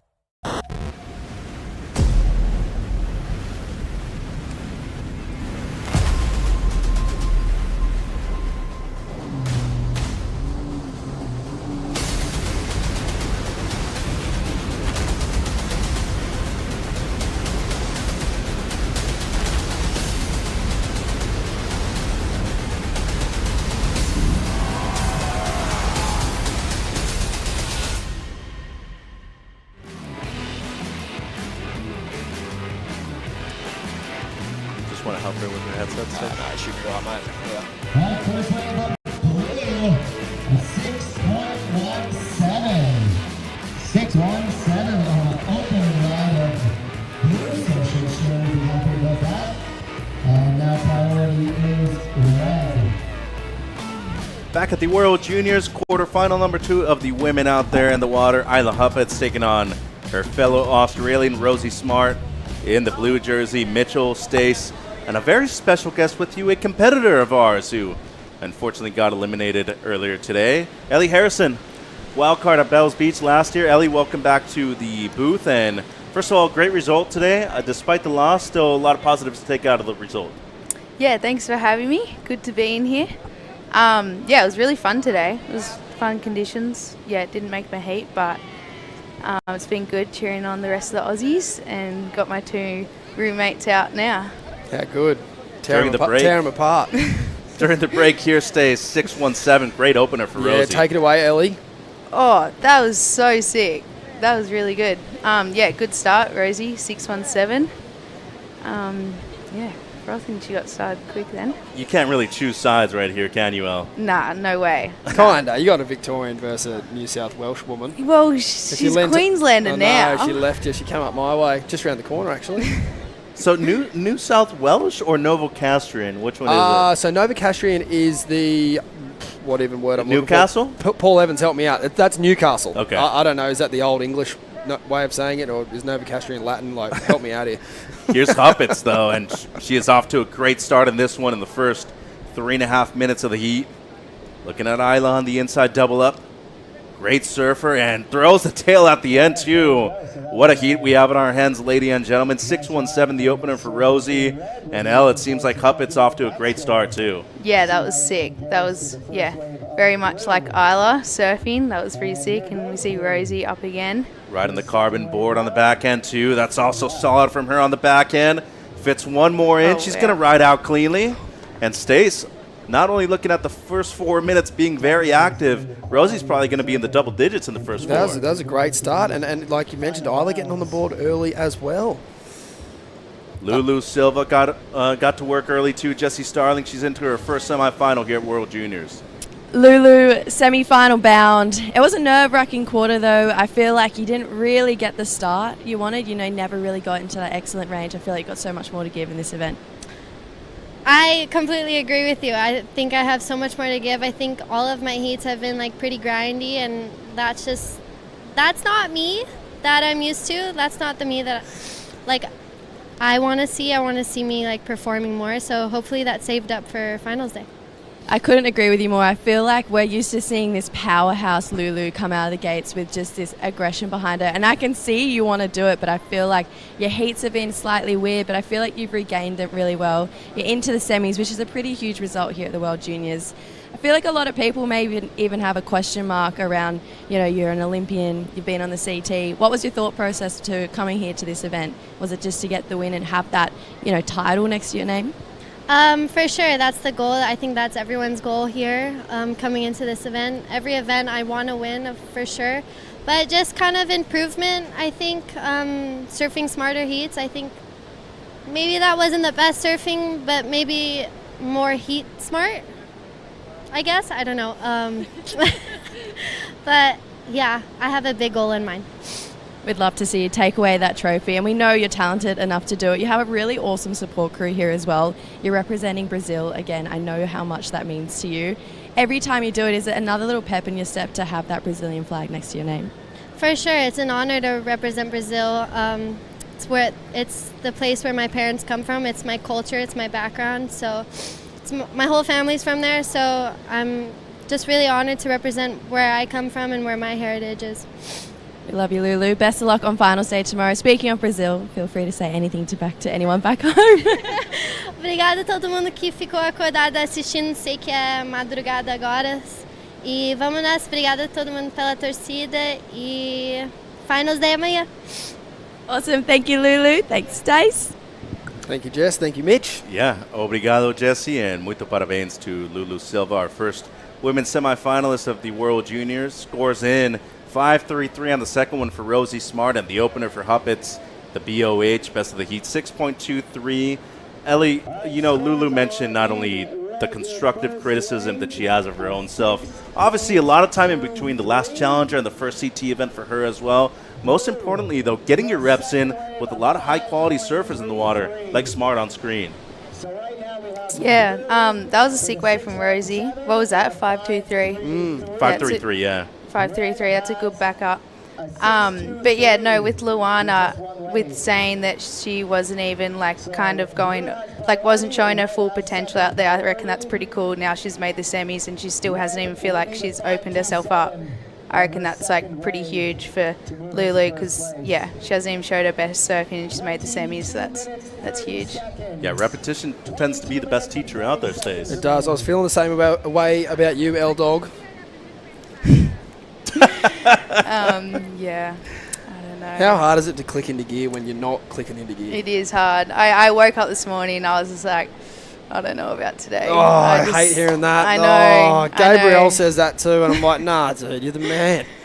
Do you want me to just tell you look good today, Gabby? Like, mate, just get, Fake it till you make it, right, Stace? 100%, but it's hard. The head noise is real.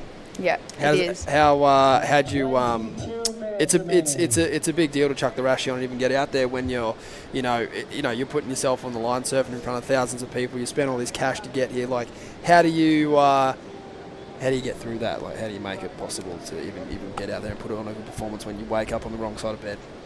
I just kind of like sounds a bit like cringy, but I was just like look at the life I live. Like, this is pretty crazy. Like, it's pretty special just to be here competing World Juniors amongst like the best juniors, and like here with such good friends. Like, life's good. Like, you just go remind yourself that this is like really good. Would you ever chuck a 20 in your board bag? You should. I should. We're talking about it. You're only should. 19 and you're already Devon Sangers about one event world title. I mean, I should. If I might add, though, Elle, you're very hard on yourself, but as Stace meant, you're not even 20 years old yet. And look at what you've done with your life so far. Yeah. Just as we spoke the other day during the interview, everybody has expectations of their own selves, but in the end, if you're not enjoying it, what's the whole purpose of doing this? Exactly right. Yeah, I don't know. It's better than coming to win and like it kind of expecting that you should win. Like, you kind of need to come and expect that that like everything's kind of, I don't know the word, but like everything's kind of gift in a way. Like making a heat, you should, even if it's a heat that, like, I know in my round 2 it was a local girl that I definitely should like make the heat, but you still got to pat yourself on the back when you make those heats, because it's just still making yourself improve. And if you lose, you need to walk away learning as well. Otherwise, why be here? Yeah, Like, totally. Yeah, no, it's well said, and you've had as Mitchell said, some great success over the last couple of years. Oh, yeah. And such a youngster. Yeah. It's quarters at Bells as a wild card. I mean, you kidding me? Great year on the CS. What'd you do Doesn't really feel overall? real. What'd you do that night? Oh. Yeah, might have been a paddle right there by Smart, and yeah, priority will switch. So Huppett's needing a 5.27, just under 20 minutes. Well, yeah, as Stace was mentioning right there, obviously fifth at home. Thanks for coming. That's like winning. Ring the bell. But there's a lot of real positives to take out of that too, right? You're working with CBW over there, Kale Bell Warren, a great friend of ours too. Having your friends and family over there. I mean, I would think the environment overall must have been special. Yeah. Even just after the trials day, it felt like I'd won the belt. Like, that was just the best week of my life. And see Rosie having a look now. And she's going to go, looking to improve on the 5.33. Quickening out for her, but some potential on the outside for Huppets. Looking for a 5.27. It seems like she's going to retain her priority on the outside. 19 minutes to go. But overall, 2024, great year for yourself, Elle. And what do you think is the major area you can improve on? Probably consistency. Just like, even just in like my everyday life, just getting training. Like, I'll train for like a good week, but I think just like training consistently more, like every day, just trying to improve myself more and more. And at comps, just having more confidence. Like, I don't back myself as much as I think I should. So just trying to find that more. Yeah. I was explaining to Mitchell earlier that the club scene in Australia and obviously the US is starting to pick it up now, which is amazing. We're getting there. You guys are getting there. You've Trying. got to start somewhere. It's going great. You've got plenty of great surfers, plenty of great sports administrators. You've got a lot of people that'll work for free. That's what you need. I don't know about that. That's what you need to make a club run. But Ellie, I want to talk about like the Huppets family, and obviously they all grew up in Victoria, moving up on the Gold Coast now. But this is a long way of saying Isla went like out of body at the ABB last year, which is our like national champion. Right. And if you win the national champion, Biggest comp for the year. like it's the biggest, sickest comp of the year. And you're a legend after it. Oh my word, it is crazy. And Isla had a personal performance that was crazy, and Burley won, right? Yeah. She was in the club that won, and the club that won at their home break. And more on that later. But I would love to know about Ellie's club history because I know it's rich. Here's a 5.33. What Smart's looking to improve on. 17:40 on the clock. Seems like this wave opening up on the inside for her. She's going to be forced to kick out as that wave does close out, though. It's 17:30 at the moment, still remaining in the heat. And Huppets, after the 6.23 stage, she's been a bit lost out there, looking to get the 5.27, most importantly, just with positioning. Yeah, totally. I mean, it could work in her favour. I mean, Rosie hasn't really put on much pressure else since that sort of 6.17. I mean, the 5.33 is a nice backup, as Ellie said, but I think that these two have been surfing well enough to hopefully have higher scores than that in in their scoreline, and Isla could either be A, lost at sea, or B, dropping the, I know she lives on the Gold Coast now, but the Victorian anchor, because you have to wait long for waves down there. Yeah, you sure So do. she's kind of, she could be leaning into that. It could be one or the other. So we'll see what happens here, Mitchell, as she has a paddle. Yeah, Huppet's cleaner looking wave. Off of the bottom well, but maybe a bit of hesitation right there, and that wave eventually closes out on her 16:40 on the clock. So used priority, only her second ride at the moment. And these kind of situations, and I hate to say it, but the last 12 months, I've had the pleasure and the maybe unfortunate timing of calling certain heats of yours, especially the first one we saw, this event right here. Timing is everything, and you being in the right position at the right time for a lot of these waves tends to be really the success that we see from these junior surfers out there. Yeah, it is definitely hard out there. And most of them look like good waves, and then they kind of fade out. That one of Isla's, I see the foam from the sets beforehand. I don't know, those waves are really hard to surf. I like how Rosie's keeping busy though. I think it's probably like making Isla think a bit, like, and maybe made her go that wave because like Rosie's keeping busy. I don't know. I know it definitely gets in my head when people are kind of going underneath me. But yeah, no, out there there's still good waves to be had, and like we see with Lennox's that before, like that wave looked so bad, but then in the inside it gave him an 8. Like, yeah, it's definitely hard to pick and choose them out there. How was being in the Aussie little corner over there when he came up? It's kind of intimidating. I mean, when you look at it from the beach, you see everybody all together, and I'm almost like, I don't know if I'm invited over I feel like there. I'm back at school. Marzi and I were in the athlete area actually. We were going crazy together. Like, that was just insane. I was on FaceTime on my mum too, and like it was just, yeah, it was all happening. Your mom's the best, by the way. She's awesome. She's the best. Yeah, Oh, Mum's probably tuning in. Shout out to Mum. Hello. You got to meet Ellie's grandmother. Yeah, Is she even cooler than your mom? She's fabulous. Oh, I won't say cooler because I'll probably get in trouble, but she's the best too. But we try to get her to the Challenger Series comps, but she'll come to the Oz ones, but not to the international ones. Yeah. Just under 15 minutes on the clock. It's been smart in her activity so far that have her in the lead. Having a great combo with Ellie Harrison and with Stace Galbraith. Be right back for the back end of quarter number 2. Let's wander the historic city of Vigan. This UNESCO World Heritage Site is one of the best preserved Spanish colonial towns in the world. Walk along cobblestone streets of heritage houses and historic attractions dating back to 1500s. Don't forget to take home Ilocano crafts for pasalubong. Travel back in time in Vigan. When you choose the Philippines, you know you're in good hands. Where large-scale venues meet state-of-the-art facilities. And where world-class hospitality meets destinations that are beyond extraordinary. With all hands at work to give you the best of the Filipino brand of service excellence. Welcome to the Philippines, where we take your business to heart.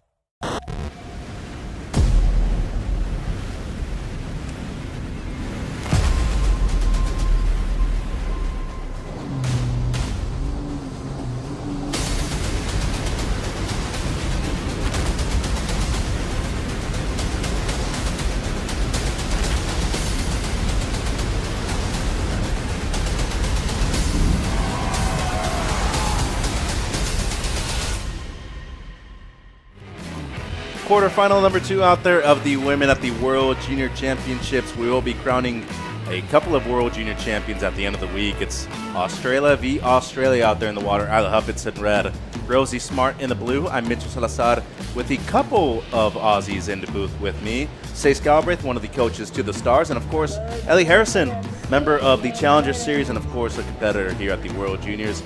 Ellie, before the break, we were talking about your Board Riders Club. Obviously, the AVB, as Stace was mentioning, one of the big things that's coming up. But Usher Cup 2, how much has that impacted the local community, both in Oz and worldwide? It's been one of the best things out there. Yeah, the Usher's sick. It goes crazy. I don't think we've been in it till this year. I know we had a heat today. I think we had one this Savo too. I'm not sure. Come on, Tricky Chook went ham bone last year. He was getting tubed behind the rock, dropping 9s every heat. It looks hard today. Troy Brooks. Oh, Tricky Chook. I was like, sorry, got to speak English. Not But yeah, the usher's sick, especially when they had the individuals with 10K prize money. Like, that's insane. How much pride do you take being from where you're from, Mel? I mean, obviously Barwon Head's a cool area, but just overall that area, Turkey, Victoria, very underrated when it comes to great surfers too, I feel. Yeah, I love my home. Yeah, and the people around it, like Zabe, Tully, Willis, and then you got Bella and Ange. Like, yeah, I love the community, the surfing community in Torquay, and then home, obviously being home, best place ever. Good to have Ange at the Challenger Series event in Portugal. Yeah, so it was classic. You've been to Urban Surf quite often now? I go a bit. Like, she's got a tent there.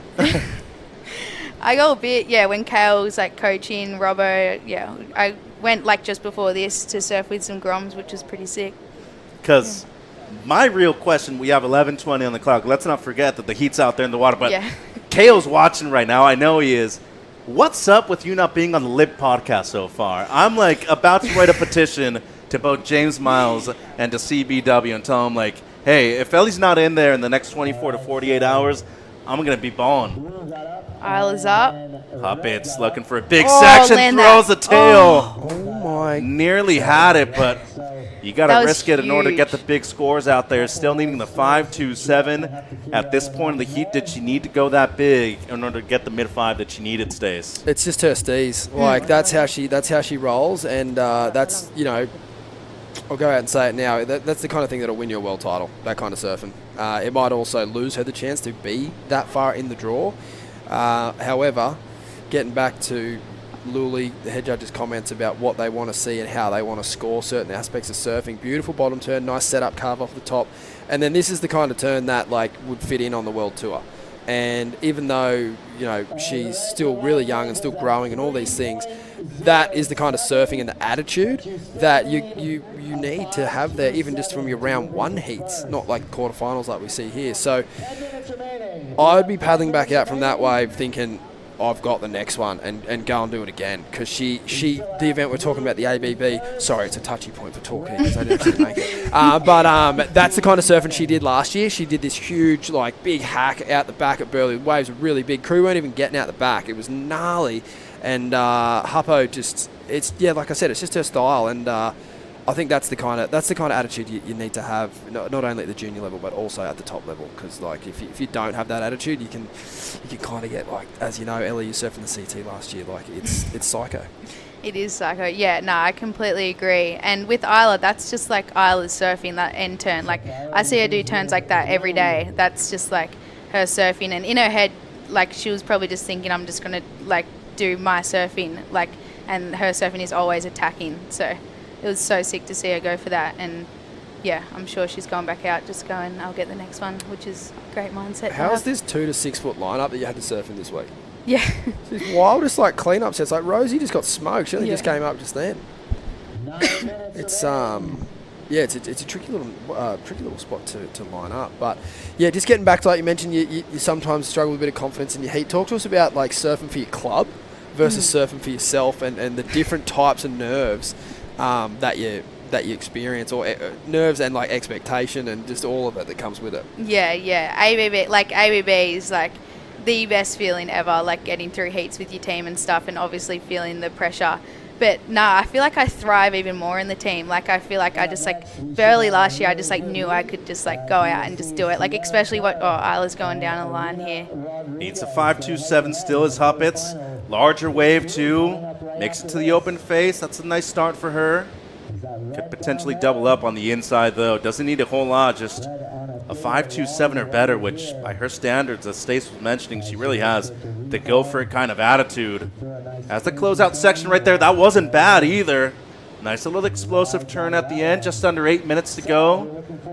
Is there doubt in your mind though that goes into the fives, needing what she needs at the moment, especially when you already have a couple of scores to compare to, Stace? Yeah, there is. There's a lot of doubt. It's just the distance between the two turns. Neither turn was bad, but it's just, I think to get to that 5 range, my initial thoughts would be that it's probably going to come under that. And the biggest bummer about that ride, I mean, if she gets it, she'll be stoked. It'll be a great call to have gone. But if she doesn't, the biggest bummer is where she ended up. She's pretty much back at the hotel. And I think to get a 5 today, and with Isla's skill set, I think there's enough opportunity out there to like narrow down the focus to the top section where it's just one huge turn. and that way, even if you do fall, you're straight back out the back. Whereas that paddle back out with 7 minutes to go, she's going to be trying to get out as quick as she can. And then when she gets there, she's probably going to be gassed. And you need another 30 seconds to catch your breath. And by that time, there might only be 5 minutes remaining, which is that's getting down to the end of it. You really got the coach's cap on right now, You can't take it off. I mean, I appreciate you introducing me as a coach, Mitchell, but I actually haven't coached anyone in years. But I still feel like a coach. You still got the kids, I though. actually forgot that you were a coach. Like, when I'm listening to you right now, I'm like, whoa, you look right. Really He's got the inside. Thanks, guys. He? Oh, yeah, cheers. Yeah, far out, eh? Might send an invoice for that. Well, no. As Ali was saying, we got to bring your confidence up. Oh, too, thank you. Stan. Yeah. No, don't do that out of my head. It'll explode. No, it's I don't know. You never take it off. Like all of us, like whether you're a surfer or a commentator, judge, coach, like, yeah, we all love it, and it's like, it's a fun sport. And I think at times we probably in society get looked at as kind of just drop kicks, but there's a lot of good tactics to surfing, and the good surfers at the top level, like your Jack Robinson, like your Gabriel Medina, they're able to harness like the highest level of skills with the highest level of IQ. And it's like coming up against those competitors, like as a coach, you're looking at that and you go, I hope we get a couple. Like it's tough, it's gnarly. And that's same on the women's side too. Like there's a bit of a changing in the guard there, which is cool. Like your Carissa and your Steph, obviously, Steph looking like making her decision about being a full-time competitor or not in the next couple of weeks or so. I think that's obviously something that we'd all love to see her back. But obviously Carissa's retired, and that age group is kind of only like Tyler and Taddy and Joanne that come to mind. I might have missed someone there, but that age group that have that kind of strategy core in them, just because they've been on the tour for so long, the rest of the tour is like full-blown grom. It's like I don't even think they really care. They're just going for it, which is it's refreshing. It is cool to see. But as they get on a bit longer, and these girls start to qualify, people like Ellie and that, there is another level of strategy there that you do have to, show on the tour. It's certainly not a QS 1000. 5 minutes on the clock, and Smart still out in the lead. Scores in for Hupp. It's not enough. It's a 4.57, so a solid attempt now, but still needing the 5.27. And it's good to have different kinds of minds in here in the booth too, because Stacey and I have gotten along well, obviously, but most importantly, coming from different regions overall. And getting that kind of comparison, because surfing is such a beautiful art form, I almost feel. It's an extension of yourself. How fortunate to you be able to feel to not only do that on a wave, be able to do that throughout different regions worldwide like we're seeing on the Challenger Series. Yeah, it's pretty sick, with the Challenger, with different countries, and especially experiencing different waves and cultures. Like Portugal's so sick, going to surf Koshas and stuff, world-class waves, so when there's swell at each Challenger, it's pretty fun, especially a wave like this. This has been fun too. Hardest question you're going to get. Where's been the best food you've ever tried at? Portugal, for sure. Yeah, Portugal. I was hoping you were going to say California and Mexican food, but we'll get you to the best Mexican spots next year. Yeah. You've got good Mexican in Torquay. Yeah. I'll be the judge of that once I go. Yeah. You'll have to get you down there for the comp one year. That'll be fun. 3:40 on the clock. What are you doing here, Ellie? Yeah. I really like how Rosie, I reckon she listened to Isla's score, waited, and now she's, she listened and she's like, all right, 4 minutes straight on Isla. I reckon that's really smart by Rosie. Dinner's going to be awkward tonight. Oh, it's going to be so awkward. I might go have dinner something. Nah, I'm kidding. Nah, they were they're the two of the sweetest girls. They would never make anything awkward But I think, Rosie's looked like she's still 3 minutes. That's heaps of time, especially in Rosie's mind. It's going to feel like 10 minutes. But she's been really smart here. And how important is it to play the wave and not the surfer? What do you mean?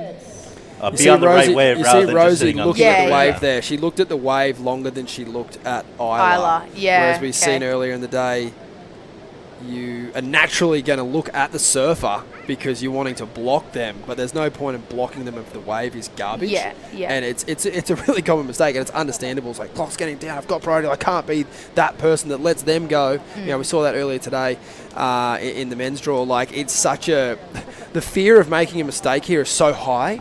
You're being so critical of yourself, and it's comforting to see Rosie's positioning on the outside of Isla, so she can get a look at what the wave's going to do first, and she has to react second.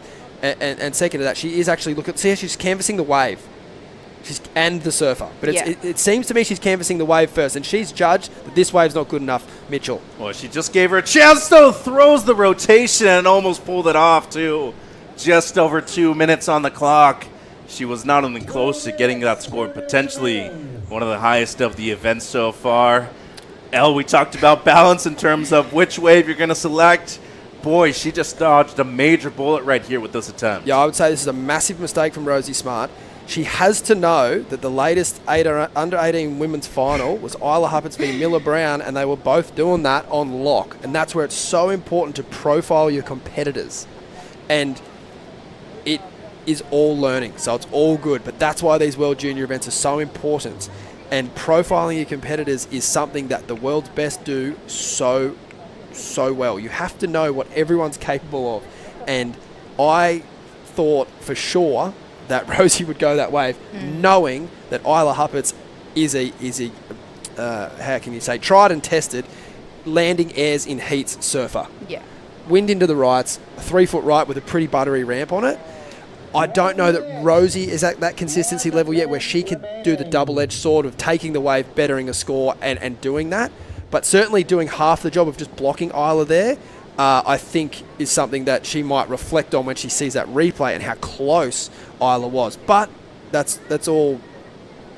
Doesn't mean a thing. She didn't land it. But it was absolutely a scary moment going, oh my God. You read everything down, Ellie, that he just said in the span of 90 seconds right there? What would have you done? If I was Rosie, Yeah. oh, I would have for sure gone that. Even being Rosie, knowing that I've got like a huge backhand snap, like I feel like she could even bet it on a 5 on that. And even if Isla didn't go so big on an air rev and just did a huge lip line like she normally does, like that could have easily been the 5 as well. So yeah, if I was Rosie, I would have gone that. And But the age yeah. of the internet has made that a lot easier to profile. Like coming onto the tour, there's not one person you shouldn't know about. All their heats are on Heats on Demand. And everyone puts their best clips on Instagram. There's no secrets anymore. Well done, Rosie Smart. Yeah, well, the heat is over. Smart will be moving through into the semifinals. She's going to match up against Brazil's Luana Silva, but a great effort by Isla Huppatz. I nearly Tried to landed go this for it huge right air and there got a at the 9. end. I nearly had you. Tried to go right there at the end. Ellie Harrison, we really appreciate your time. Best of luck in 2025, and hope to see you soon on the championship tour as well. I think you're deserving of the spot there. Oh, thank you very much. Thanks for having me. Well done to Rosie, and that was amazing by Isla too. Well Jesse done, Ellie. Mendez, Good Paul luck this Evans year. coming in quarterfinal number 3. Sierra Kerr will be taking on Peru's Arena Rodriguez. When you choose the Philippines, you know you're in good hands. Where large-scale venues meet state-of-the-art facilities. And where world-class hospitality meets destinations that are beyond extraordinary. With all hands at work to give you the best of the Filipino brand of service excellence. Welcome to the Philippines, where we take your business to heart. This is how you know that love is real. When it expects nothing in return, yet makes you yearn to give it back. When it leaves a mark on your soul that you'll take everywhere you go. Because when it's love, you feel it. Let's wander La Union's Tangadan Falls. The perfect side trip after surfing the waves. Hike along the scenic trail and be greeted by the majestic 50-foot falls. Whoa! The best part? A dip in its cool, refreshing waters. Seek more thrills in La Union. Welcome into quarterfinal number 3. World Junior Championships from the beautiful Philippines. Having a look at one of the very highly rated favorite really for the event, Sierra Kerr out of Australia, Arena Rodriguez from Peru. I'm Paul Evans, joined by Jesse Mendez, and Sierra has been electrifying throughout, and we can expect, hopefully, we're going to see a bit more of that in this one. Yeah, we're expecting that because the first few heats have been pretty fun. The boys were going to town and the waves still providing. I just actually saw a set break a bit deeper than the surfers were in the end of that heat, just because they kind of got caught in that seating on each other situation, and there's some very good waves coming still in the lineup. Sierra Kerr's been on a bit of a tear competitively, just smashing out events on the podium with the big wins throughout qualifying, throughout Asia, on the regional QS at some really great venues as well. Got deeply tubed and got herself some serious points, but it seems like she's that kind of surfer. It doesn't really matter what the event is. She's all about bringing the entertainment factor as well, the performance with the results. Speaking of which, a really tight heat between these two. And the slightly more smiley of the pair is Rosie. She's absolutely delighted. She's a semi-finalist here, and the strong Aussie squad will celebrate her participation in the semi. And lucky Isla Huppets, who I think is a really, really bright prospect for the future as well. But it will be Rosie Smart, who is delighted to get through. Not a lot to split the pair in terms of the numbers. The semi-final place coming back for finals day. So close, you can almost smell it. Here's Arena kicking things off. Yeah, let's see what happened here. Beautiful opening up carve and finish it off strong, solid surfing. Punchy, like it. The 1-2 combo, the little jab, the right across, bang in your face. 6-5 from the panel. They enjoyed that, and a good start. Don't let someone like Sierra get control early on in the heat. Get involved, put a bit of pressure on her. Maybe then potentially a little slip up or kind of a missed opportunity, and then try and strike again. Get her on the back foot, maybe. That'll be plan A from Arena's point of view. Let's go down and hear from Rosie Smart. She's with Jessie Starling. Rosie, you got the heat win, a huge result into the semi-finals here at the World Juniors, but it's never easy surfing against one of your good mates. Yeah, Isla and I are staying together as well, so it's a bit tough that we both had to verse each other, but at least it was a bit later in the rounds. Yeah, I'm super happy to get through that heat. It was a very close one. You kind of have another Luke Thompson, Daniel Emsley situation where the roomies are pulling each other. Did it seem to be too awkward between you guys, hugs as soon as you got to land? No, we had a little bit of a chat out there before our heat. It didn't feel too weird, so yeah, that was good. Talk to me, you're from Sawtell, which is one of the most beautiful places on the east coast of Australia. Is Sawtell Point kind of your training ground for Mona Lisa Point? Yeah, I do love the islands, but I usually don't surf there too much because there's a little longboarders out. But yeah, shout out to everyone from home, cross-border riders, all the Sawtell community, parents, Creed. Thanks for watching. Tomorrow's finals day. This is a big day for your career, potentially taking home the World Junior title, which is a huge accolade. For you to have that, you know, result next to your name and have that trophy at home, that's got to feel amazing. Yeah, I'm not really thinking about that too much. I only just found out I was in the event a few weeks ago, so I'm just super happy to be here, to be honest. Now, Rosie, you already shouted out your family in Coffs Harbour. Was Coffs Harbour in the Usher Cup? Yeah, Coffs were in the Usher this morning. They didn't do the best, but good luck, guys, for tomorrow. Hope you guys get some waves. All good, Coffs. Rosie's getting the job done here. Thanks so much, Rosie. We'll see you tomorrow in the semis. Thanks, Jessie. Thanks, guys. Great stuff. Thanks, Jessie. Rosie Smart. Absolutely delighted to be a semi-finalist here. Love the way Jessie's just sort of dangling that in front of her, that the world title's up for grabs. Rosie just playing it cool, just enjoying the fact that she's even here. Got a start, she's ripping. She's through to finals day. Here's Arena Rodriguez of Peru out of Lima. Bang, big, powerful, confident turn on a muscular section. She might get a little double up energy through and inside as well. She'll stick with that. A little patient. Now this will run. Maybe she can get up into the lip, just finish things off, bookend this wave. It'll actually slope away from her. She did well to stay with her. I think that was a good choice. Didn't offer her much, but outside, Jessie Mendez, that was a good hit. That was an impressive hit. Just a solid wave. One of the biggest sections we've seen the girls hit so far in this event, and she looks solid, man. That's a good way to start applying pressure for probably the standout of the event so far on the women's side. Nice critical section right there. Very hard to identify, very hard to aim it. There's a lot of noise and texture throughout that lip, and she was able to time it perfectly. Here she was just hoping for maybe that wave should get a little bit steeper and get that bonus section to put an exclamation point for the judges, but it's such a gamble, that inside section, right? Like some of them just provide. We've seen it with Lennox, we've seen it with Bronson, but this one just going into the flats, and that was a nice section from her, and she made the most of it. Always looks more impressive from that drone angle looking in. You can see how much the board does Appreciate how steep the section is as well. It's basically a closeout that way, just a real short section. And a smart move, identifying the first opportunity and then thought, why not stay with it, see if I get a runner. Good way to do things and get another score on the board. Put a bit of pressure on this lady, Sierra Kerr. She doesn't mind a bit of pressure though. She's been performing incredibly well. I kind of like the situation that Sierra's in right now. Obviously, since the first heat she had, she really didn't have her back against the wall. She lost the first heat, but she was kind of dominating throughout the whole heat, and the Japanese surfer got the best of her in the last wave. And then from that on, she basically was winning from the start to the end. And this is going to be a different scenario from her. Like, Aryna applying pressure early stages right here. Yeah, absolutely. We talk about when you come up against someone that's got all the hype with them. Very much deservedly so as well, just based on her performances. What a cool thing to do, to get a couple of scores and apply pressure. Now, see what Sierra can do. Speculative takeoff, quickly realizing not the wave she was after. She'll pop straight back into the lineup. Snaffle up priority as well, but just look at these numbers here at Aryna. Another 6.617 for her.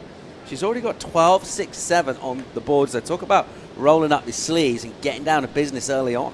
Yeah, I think that's one of the best starts we've seen on the women's side as far as consistency. Just solid on her foot, no downtime, no wobbles, just straight into work. She's already posted higher numbers than the winning score in the previous quarterfinal, so realizing she's going to need to up the ante here. You got Sierra Kerr in a quarter. Fives aren't going to be cutting it. And smart stuff from her, building up that platform.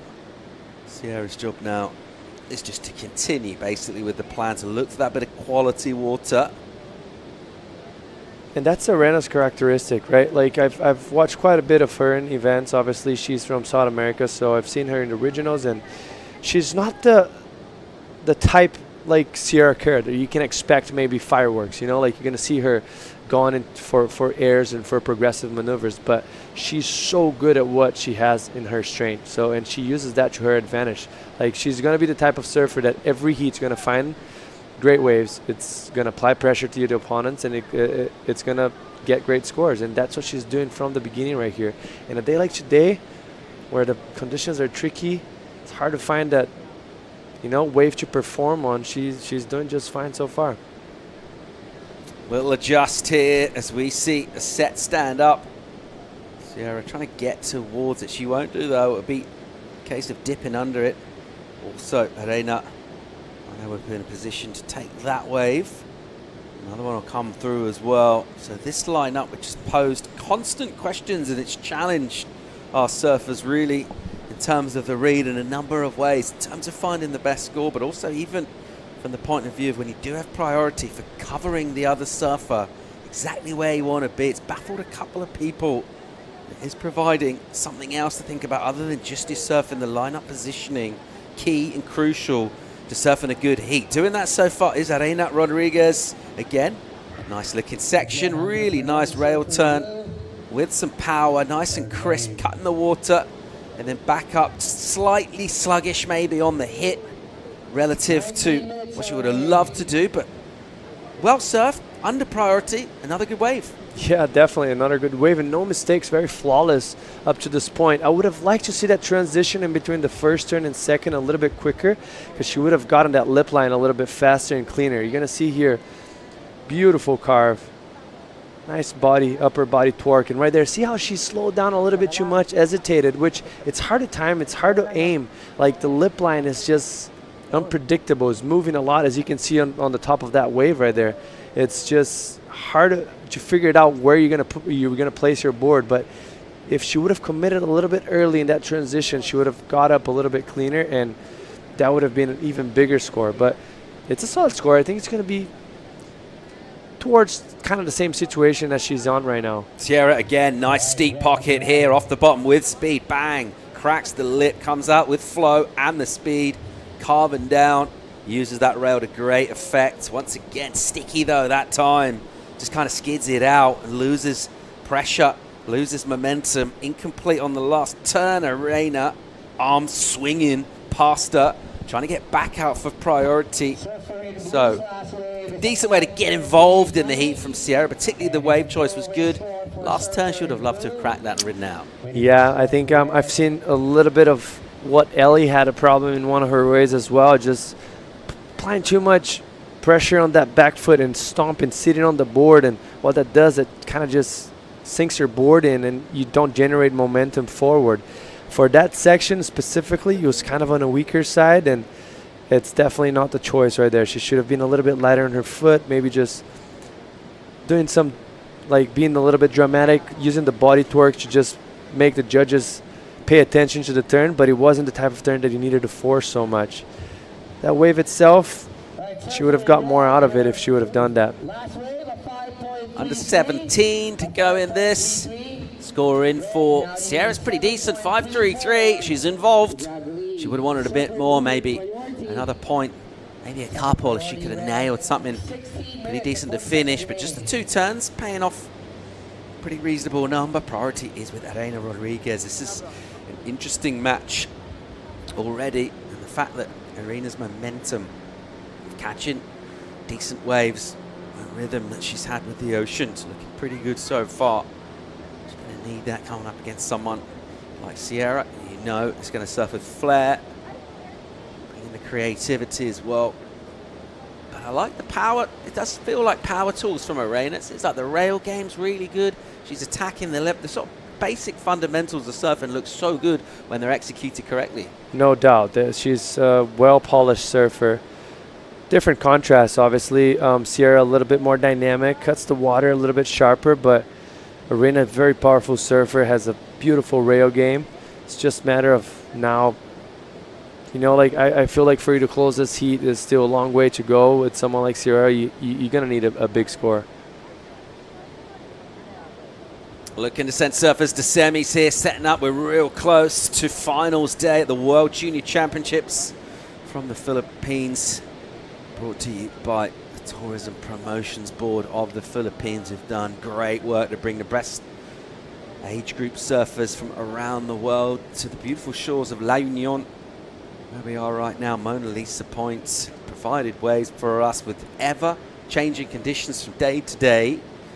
Winds have stayed reasonably light through this afternoon, particularly compared to yesterday. Things got really tight and the kind of scoring reflected that. A lot of texture and bump. But today, yeah, it's a bit bumpy out there, but still really good scores on offer.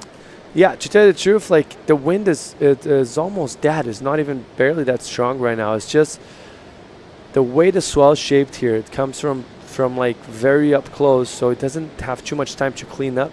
So it gets a little wonky like it is.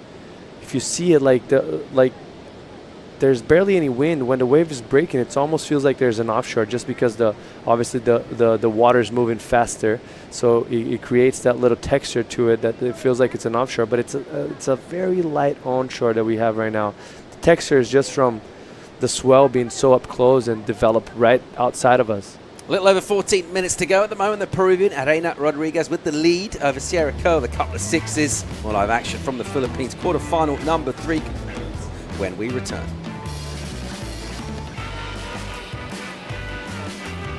Let's wander the historic city of Vigan. This UNESCO World Heritage Site is one of the best preserved Spanish colonial towns in the world. Walk along cobblestone streets of heritage houses and historic attractions dating back to 1500s. Don't forget to take home Ilocano crafts for pasalubong. Travel back in time in Vigan. When you choose the Philippines, you know you're in good hands. Where large-scale venues meet state-of-the-art facilities. And where world-class hospitality meets destinations that are beyond extraordinary.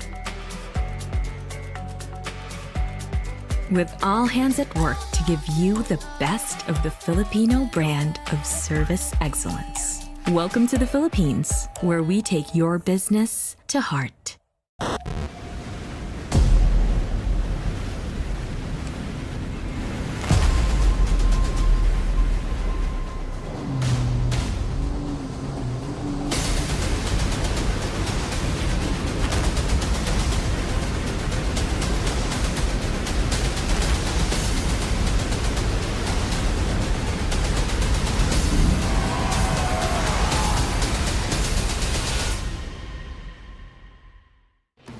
Welcome back to live action here. Looks like a bit of a set, pinging through.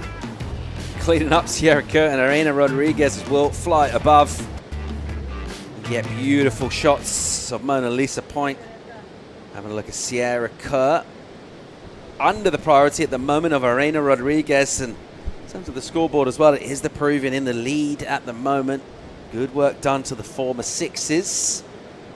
Vigorous preparation here. Laura Halp of Brazil getting ready. A tough heat taken on Kana, who's been really, really good. The young Japanese surfer Nakashio was blazing earlier on. Full power approach from her. As the sole representative of Japan still in the draw here, she'll be looking to carry that nation's hopes. Let's see how that one plays out. That'll be for settling our fourth semi-finalist. But at the moment, Jesse, still waiting to see a little bit from Sierra Kurt. Not a lot happened in this, and that one wave she did get, legit wave. A little mistake on the end. I'm surprised she's not been able to do a little more at this stage. Yeah, I mean, sometimes that's just the ball roll. Like, we have so much expectations, obviously, for the big names, but it's not always that you're in sync with the ocean. You know, it makes so much easier when you have an environment that you can control and you have the same opportunity for both athletes, but that's not how it works in surfing, besides unless we're in a pool. So in this situation right here, just not really much opportunity for Sierra, and the opportunity she had, she kind of had that mistake of stomping too much on the back foot, but looks like she's going to have something underneath. Under Pryor having a go here, crack into the lip. Nice little bit of drift and release at just the short section, really. That's why Arena wasn't super interested. She didn't know that someone like Sierra can do incredible things on subpar waves, but just, I think, realizing there really wasn't going to be a lot there. Sierra Kurt, decent surf in front. There wasn't a lot more she could have done. Yeah, definitely not more that she could have done. If there's someone that could have maybe tried to find an air ramp, an air attempt there in that wave, was her, but just didn't provide her the section, the stiffness that you're hoping for. But nonetheless, beautiful turn. She takes off, has to go straight up vertical. Beautiful. Projecting that board up front, using a lot of the body energy, and yeah, that was great surfing for her. But smart from Arena. I don't think it was the time for her to pull the trigger and block Sierra from. The read of the ocean here has proved absolutely crucial. We keep saying it, but in terms of Arena's decision there not to go, Sierra Kurt will get a number, for that. It was a really nice turn, but it's not going to be anything crazy. But also, what it means is Arena will remain with with numbers in for Sierra. It's pretty good. It's a 6. 6 comes in for her. I just thought she arrived a bit later. That was kind of a whitewater hit rather than lip. But hey, 6 points from the panel.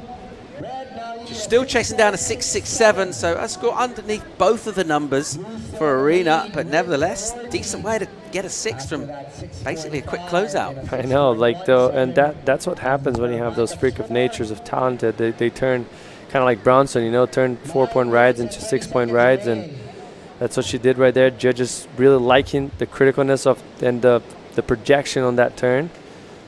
I personally thought that he wasn't going to go up to the 6-point range compared to the other waves we had in the heat, but nonetheless, the judge is thinking a little bit different than me. That's why I'm sitting here. Generally speaking, if there's white water behind you and white water in front of you, it does tend to keep the score down a bit, but it was dynamic. Nice control, riding out with the speed as well, and the 6 in for Sierra. So she'll feel quite a bit more reinvigorated by that as well. She just didn't have a whole lot going in the heat, and that was a bit of a gimme there, really a gift to get right back in. But it still is Arena with that priority, and if she can find a bit of quality, because we've been impressed with her read, it's very evenly matched in terms of opportunities. 3 apiece at the moment. We've got lines here, Jesse. Bigger set. Looks like they're going to get cleaned up. Wow. Doesn't this place turn on before dark? It's always like massive sets when we're like watching the sunsets like non-stop every day.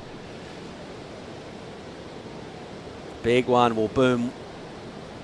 First of all, outside, and then this wave just kind of fluff a bit on the reef and actually slip underneath. So that bigger wave took them a little outside. Might see a bit of repositioning here. But this lineup providing challenges for our surfers in terms of picking the right moments. I think in terms of exactly where they want to be on the reef, though, they got that figured out by now. And if you will sit there and will be patient, you saw it earlier with surfers like Lennox Smith, just waiting for the opportunity to come, even in the dying stages. Meanwhile, here we go. Sierra Kerr will be allowed just to swing at that. Arena Rodriguez again deciding that way. It's just going to shoulder and slope and stop. Again, she decides not to go, so Sierra will take this one. Pretty thick, chunky section, almost gets a little head barrel for the takeoff. And that wave will just run away as well. So again, Arena making good decisions not to go. It's smart, she's hanging on to priority, although she will at some point want to put some more points on the board. For sure. Mostly the way Sierra has been approaching every wave she takes off is just very aggressive. You think she's going to get a 6.67 with 7 minutes left, but you never know. She hasn't got one yet, and it's been, you know, way over than 7 minutes. So let's see how this is going to plan out. Yeah, just wonder where the nerves are at the moment for Arena. She had this lead for a long time. Her scoring was done quite some time ago. You see her looking around a little bit there, having a look at the watch as well. I mean, that's pretty normal kind of behavior for a heat, but just wondering if this will start to nag away at her. Let's see if she can keep that resolve of not being sold. Sierra, she's very well tuned in Heatcraft, trying to sell things, take an opportunity. She'll head straight back over. Tell us about the positioning here from Sierra Kerr.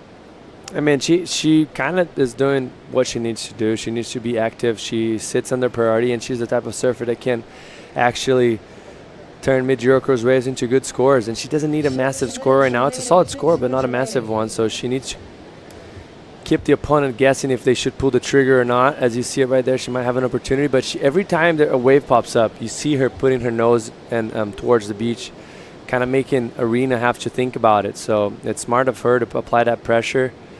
And yeah, she just sold it a wave right there. Let's see if it's going to be a good one. Rodriguez, here she goes. First turn, sticky, not great. What's this section got? It'll close out. She'll tag that, but get a little hung. And then a lot hung and unable to go out in front. So, from the point of view of selling that wave by Sierra Kerr, job done. Because she's not going to add to her points there, Arena. And now Sierra's got run of the lineup. Yeah, it's her turn now. I feel like she caught a wave as well because she just lost priority. Probably a quick up and out, but she's going to be back in no time. Yeah, she's paddling back out. She's going to be back in the lineup with 5 minutes to go, and the ocean is hers right now. But it's proven how crucial that strong start was from Arena. She's still in the lead here, 5 minutes on the clock. That's a lot of time generally, but we've seen lulls. We've seen lulls out here, easy 4 or 5 minutes. That can happen. Or even just sets that close out wider ones, softer ones, 6, 6, 7, that number for Sierra. So she needs to go quite a bit better than what we've seen from her thus far. You'd probably back her just kind of numerically, particularly the kind of form that she's in, but it doesn't matter how good your form is, you will need a wave. Arena, a little bit of a mistake. We were sort of speculating on how long is they going to keep playing this game, and like to your point, Sierra just kept kind of nagging away, getting that board turned around, paddling, kind of making her think about it, and 3, 4, 5 times. Eventually she gets a bite. Arena takes the bait. And that's what you got to do. Keep yourself active, keep your opponent guessing, and like you mentioned, statistically proven, you know, like so many times, there's only so many times someone's going to paddle by you, you're not going to pull the trigger. Sierra Kerr, nice looking opening section for her. Bottom turn's good and crisp. Hits off the top. That was really nice. Oof. Oh, down, and that impact, the little shocky that bounced up on the reef there, gets her board. I thought she had that. And you can see now the way she's paddling, there's a bit of urgency to this, and there's a reason for that. She needs a 6, 6, 7. She's going to get into the lineup with around about 3 minutes. That was more likely of Sierra, you know, like that first turn was great, down the line, generating speed, attacking the lip. You see the approach that the board hits the lip, it's different, you know, it's less flat, like it's more on rail. And then that big critical section, she was looking at an excellent wave if she would have landed that. And in my eyes, I thought she had it, and all of a sudden she got buckled off.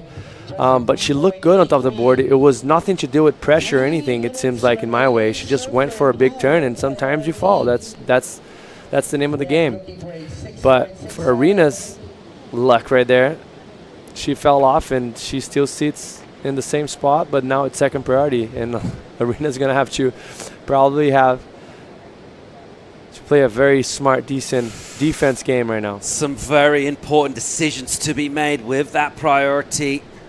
There's a straight-hander that will just come through. Arena has read the lineup well. She made a little bit of a mistake using the priority and then not able to add anything of significance to her total. Since then, Sierra also went a wave and just got the fall at a crucial moment on a super critical section. She was well on her way to going to the lead if she'd pulled that on the inside. Now really scratching in to a wave, which didn't really offer the magnitude to hit the reef and actually break. She'll get a little bit of wick now. She's slightly away from Arena. 2 minutes remaining.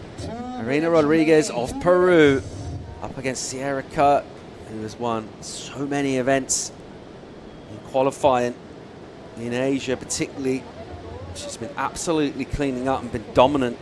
But right now, here in the Philippines in the World Juniors, one of the outstanding favorites to take this world title, Sierra Kerr at the moment, she's 90 seconds away from being eliminated at the quarterfinal stage. Her opponent also has priority. Sierra will keep plugging away here. A little opportunity for her. A pump, unable to generate loads of speed, but it actually gets quite a nice setup snap. Gets the board to do a bit of work. Again, a little wrap from her. And then off the top, kind of a roller coaster type maneuver to an exit, and it's just a softer way. We didn't see anything like the big 6 she needs there. Yeah, definitely not. The door is really starting to shut on her right now. Arena's probably going to start pedaling a little bit inside and make sure she doesn't catch anything. 1 minute left, you got to be on the next wave. I mean, when they went down, we talked about how good it is to get a strong start, but I mean, that's fairly sort of stock commentary. We say that all the time, but it's actually proving vital.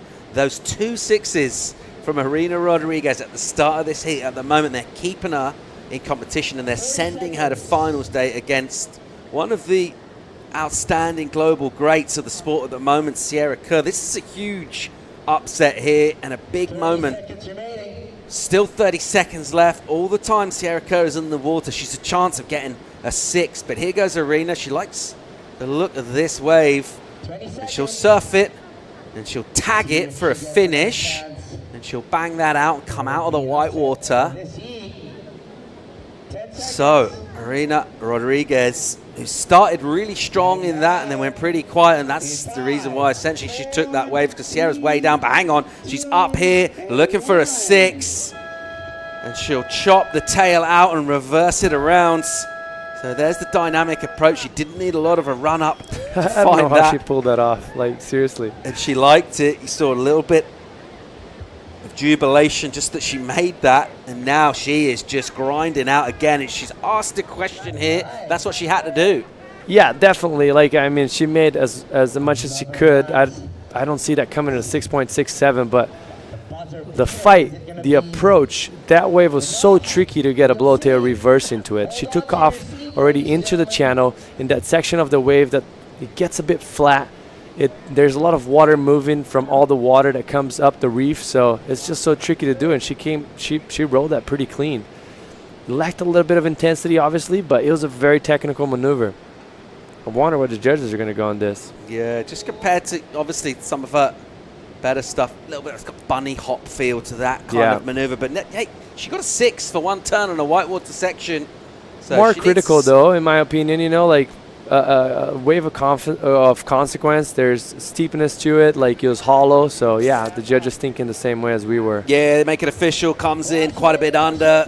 So she did well to rally at the end there, but you have to say, well done to Irina Rodriguez of Peru. She's absolutely delighted. A major scalp in the form of Sierra Kerr, and now a chance to come back for finals day and fight for a world junior title. Unlucky Sierra Kerr, it's a shame to see her go up because she's such a performer, but ultimately it's about getting the 2 best scores, and it was Irina that did that. Good performance.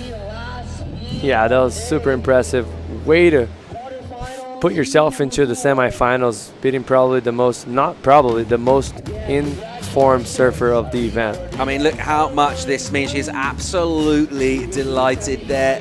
What a great moment for her. We're going to go to a commercial break. When we come back, we'll round out the day with our 4th quarter. It's going to feature Kana Nakashio and Laura Halp. Stay tuned.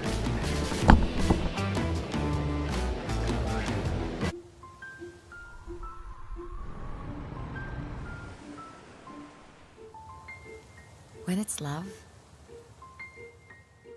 it welcomes you.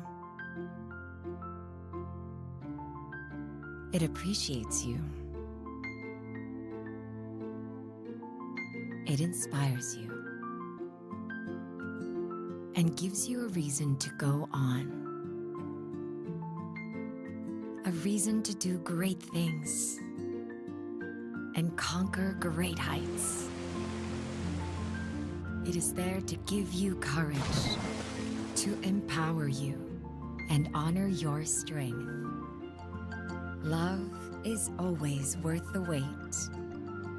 It is a deep dive into a life of wonders. Wonders that are found in the smallest of things and in the sweetest little moments, but always better in full view. Better for all to feel, better for all to see, and better for all to share.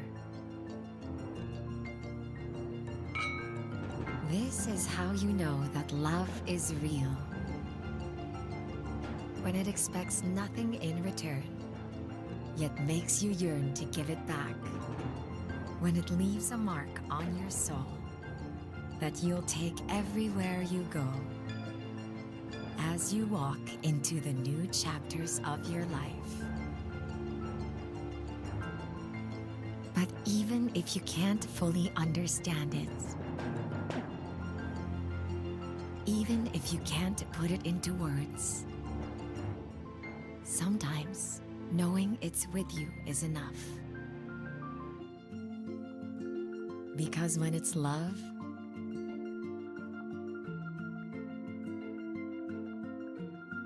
you feel it.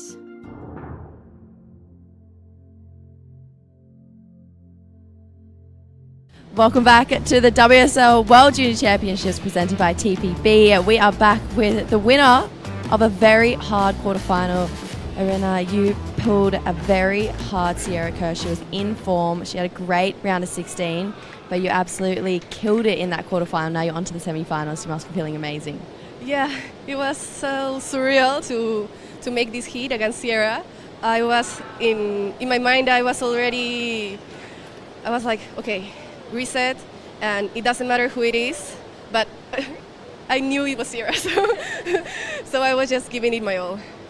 It looked like your game plan in the last two heats was just to go out there and attack. It feels like you really found those bowly waves that gave you really great sections to allow you to showcase your surfing. Are you feeling confident in your ability in these waves? Yeah, I've been here almost 2 weeks because I came really early with my family, and I've just been feeling great in this wave, getting to know it. It's really different every day, but you get to know it and you're there. Semi-finals tomorrow. How are you going to prepare? You're a competitor that looks at who you're coming up against, or you kind of just grab your Rashi and go? In the first heat, opening round, I didn't look who I surf against. And then I tried to make that happen in the next two heat, but it happens that someone tags you in Instagram posts or stories, and I accidentally saw it. I was like, well, it doesn't matter.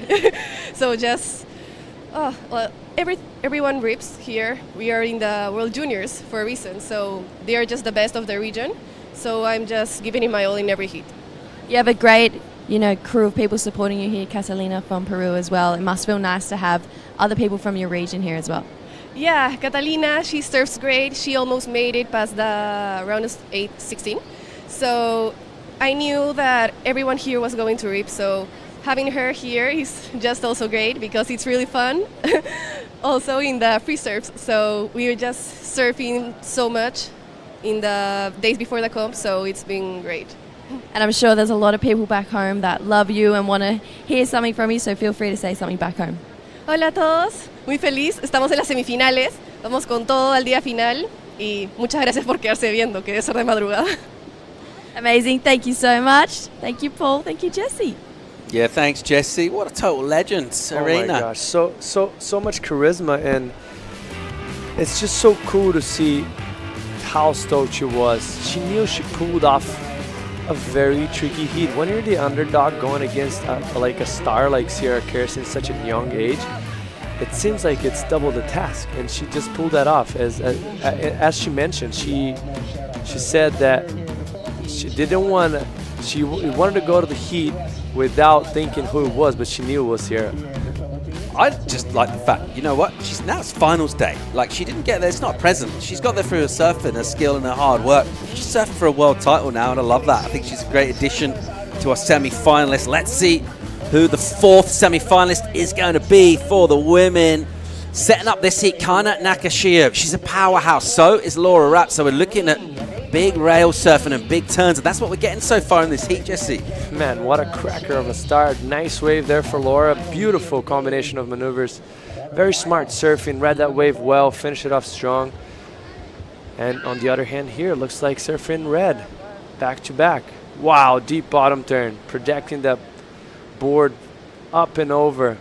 Bringing that carve all the way back around and finish it off with the exclamation point. Beautiful. Down the line lip. Glide right there for her with lots of spray and very powerful. And seems like she's going to get a little bit more done. No, it's one of those that just kind of goes into the deep water and doesn't have that section. But what a way to start the heat. Yeah, great surfing. Well, excellent. 8.83 for Nakashio. Laura Rapp as well. 7.17. So a real ding-dong of an exchange to open up. The Japanese surfer talking about power and carving. You know, names like Carissa Moore and some of the very best carvers that we've seen from the women. Love the technique from her. Just really squeezing out the juice from the face of the wave.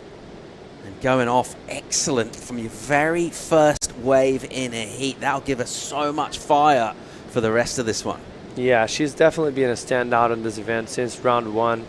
I think, if I'm not mistaken, she beat Sierra in round one on a buzzer beater, and she's just been looking solid. Last heat that we obviously watched it together, she was ripping.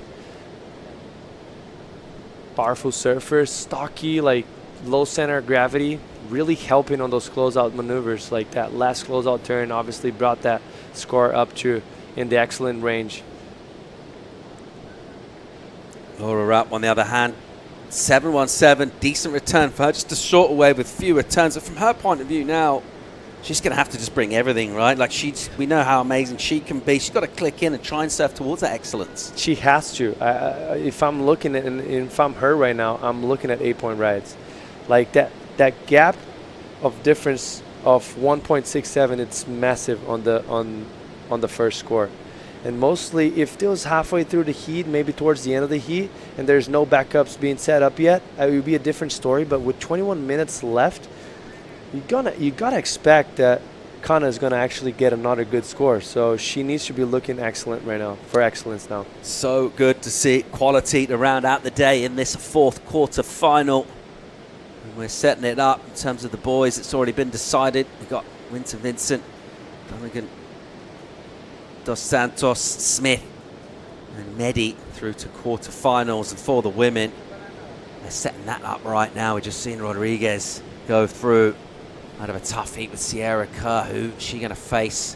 One of these two, Japan or Brazil, being represented out in the water right now. And at the moment, a little pause and a moment of calm. Priorities with Laura Rapp. And that excellent number, a big one, 8.83, that her opponent has dropped in. And the score of that magnitude, something that she's capable of, but will need to be a bit of a runner. And I feel like it seems consistently surfers like Kana, she's found those kind of ways pretty much through most of her heats, and that's not coincidence, that's not by accident. She's got a really good read on the lineup. Yeah, luck happens every once in a while, every once in the blue moon. Like the best surfers in the world, they make their own luck. They always seem to be in the right waves, but they always pull it off. Like, you can also get the good wave and commit a mistake. But yeah, she's definitely, and I feel like she's still yet to peak. Like, she hasn't peaked on the earlier rounds. She's just building her house and getting stronger by the waves she stands up on. And what a great way to start. Obviously, Laura started very well as well. But it's quarterfinals, and the task gets bigger each and every round. And this is what it's panning out to be. 19.5 to go, so bags of time here But that strong start from the Japanese surfer, and what a way to settle down any kind of nerves or jitters coming in. She does seem to be one of those characters, definitely likes to let her surfing do the talking. She's putting statement performances really throughout the rounds. Coming back for the fourth quarter at the very end of the day. No sign of really of slowing down. Here goes Laura. Important wave to get back in it, and it looks like a softer one. Doesn't look great. Maybe she can see something down the line. Really nice, tidy finish, but nothing like the magnitude of wave she's looking for. And that's a mistake, like undecisive. Like she wasn't looking at the wave, she was looking at her opponent. In the situation that she sits right now with the score, a high score, but still 1.67 lower than her opponent, and with 18 minutes left, she should be playing her game and trying to get an excellent wave. And the whole time she was battling for that wave, she was having her eyes into Kana to see if Kana was going to pull the trigger or not. That's not the time for her to do that. It's too early. Yeah, she did surf great that wave, but the wave had no potential whatsoever for the conditions we have on offer right now. Kana will be pretty stoked, I reckon, with a bit of a sell there. Decent number in 5.17. Most kind of heats, if you get 7 and a 5, you're like, yeah, okay. But just the context of the big score, but it always looked like a bit of a smaller wave. Yeah, like you could see the wave was dying it out. She actually got kind of lucky that that wave's tipping it up, and she got a nice crack. The surfing was there, don't get me wrong. She's surfing solid, she looks good. But a 5.17, it's not going to resolve her problem in this situation. 17 and 40 seconds left, and Kana needs a 3.51. Do you think she's going to get that or not? Like, that's the question she should be asking herself. Yeah, I personally think Kana's looking at 8s. I think she's going to be trying to unlock one of those good sets and just carve it to pieces, smash the lip. Let's see if she can do that. Some energy outside. This is one of those wider waves. This shot kind of illustrates the challenge for surfers, because if you're sitting deep, you're missing this one. It's breaking really wide, but as you've been mentioning throughout that wide section, go a little out to sea and then just go real deep. Misses the reef and goes soft. So that isn't what you want to do. Don't want to get tempted wide. Generally speaking, you have seen surfers get kind of wide ones, but they're more inside, right? They're on the reef itself. If you're out the back and you're wide, it's not a spot you want to be. So that lineup knowledge, basically that sort of mental resilience of being able to just wait and hold and look for quality. But in terms of selling a wave, I mean, that is absolutely how you want to do it. Like, oh, this looks good, doesn't it? And actually, don't get me wrong, because for Kana, that was probably a decent wave, because she sits with a massive score and she has no backup, had second priority. Like, they're in that situation of the heat, they have to have different strategies. Like, she was looking for a decent backup, and Laura was just needing to look for something solid, like to put pressure on her opponent. So when she was looking at that wave, she might not even be trying to just sell the wave to her. She was probably just trying to get a backup of substance, which she was probably gonna do it. But now that she has priority, she can even better that situation. 16 minutes to go here. Priority remains with our surfer out of Japan, Kana Nakashio. He's been a performer throughout, and that continues in this quarter with that big, excellent number. Just sitting in a total. It's just the one ride for the moment. She won't be too worried about that for now at all. She'll just be waiting patiently. Even if she gets one other wave, she can just make it really count for Laura. On the other hand, a little bit to think about, but certainly not out of this at all. She's got that 7, which keeps her in contention. But I think when the backup score comes in for Kana, really sort of crystallize the situation for Laura, the size of her task. Here we go. Decent looking wave. Kana likes it. She drops in off the bottom. There's a first turn. Nice loose snap and then a combo. But no runner, no section through the middle part of the wave. So just really the opening bowl. It will be a backup score of some order, but I think that could have been potentially a lot worse from Laura's point of view if Kana had really locked into something. 100%. But like I mentioned before, they're in different strategy of heats right now. A 5-point ride for Kana, it's a very good wave. But for Laura, she needs much more than that if she wants to make this heat. All right, here we go. She's up here. Deals with the takeoff section. This one's got a double up here. She'll chop that back. Nice snap in the pocket and then carving. Keeping that board light and loose. And then slow piece stuff. She's out. And so that was a use of priority. I think we saw it just surf past. Well, she might get back for this. Let's see exactly where Kana is. Yeah, she's gonna get priority back, which that's very important for her in this situation of the heat. Just needs to find something steeper, something that's more critical, more risk involved. Because the surfing's there, the speed's there. It just needs that section to provide to her. A great opening exchange set the tone for this heat. It is the surfer out of Japan, 883, dominant in terms of the scoring thus far. She's only looking for a small number to get back in the lead. We'll wrap up our quarter-final number 3 and decide our semi-finalists when we come back from break. Let's wander the historic city of Vigan. This UNESCO World Heritage Site is one of the best preserved Spanish colonial towns in the world. Walk along cobblestone streets of heritage houses and historic attractions dating back to 1500s. Don't forget to take home Ilocano crusts for pasalubong. Travel back in time in Vigan. When you choose the Philippines, you know you're in good hands. Where large-scale venues meet state-of-the-art facilities. And where world-class hospitality meets destinations that are beyond extraordinary. With all hands at work to give you the best of the Filipino brand of service excellence. Welcome to the Philippines, where we take your business to heart.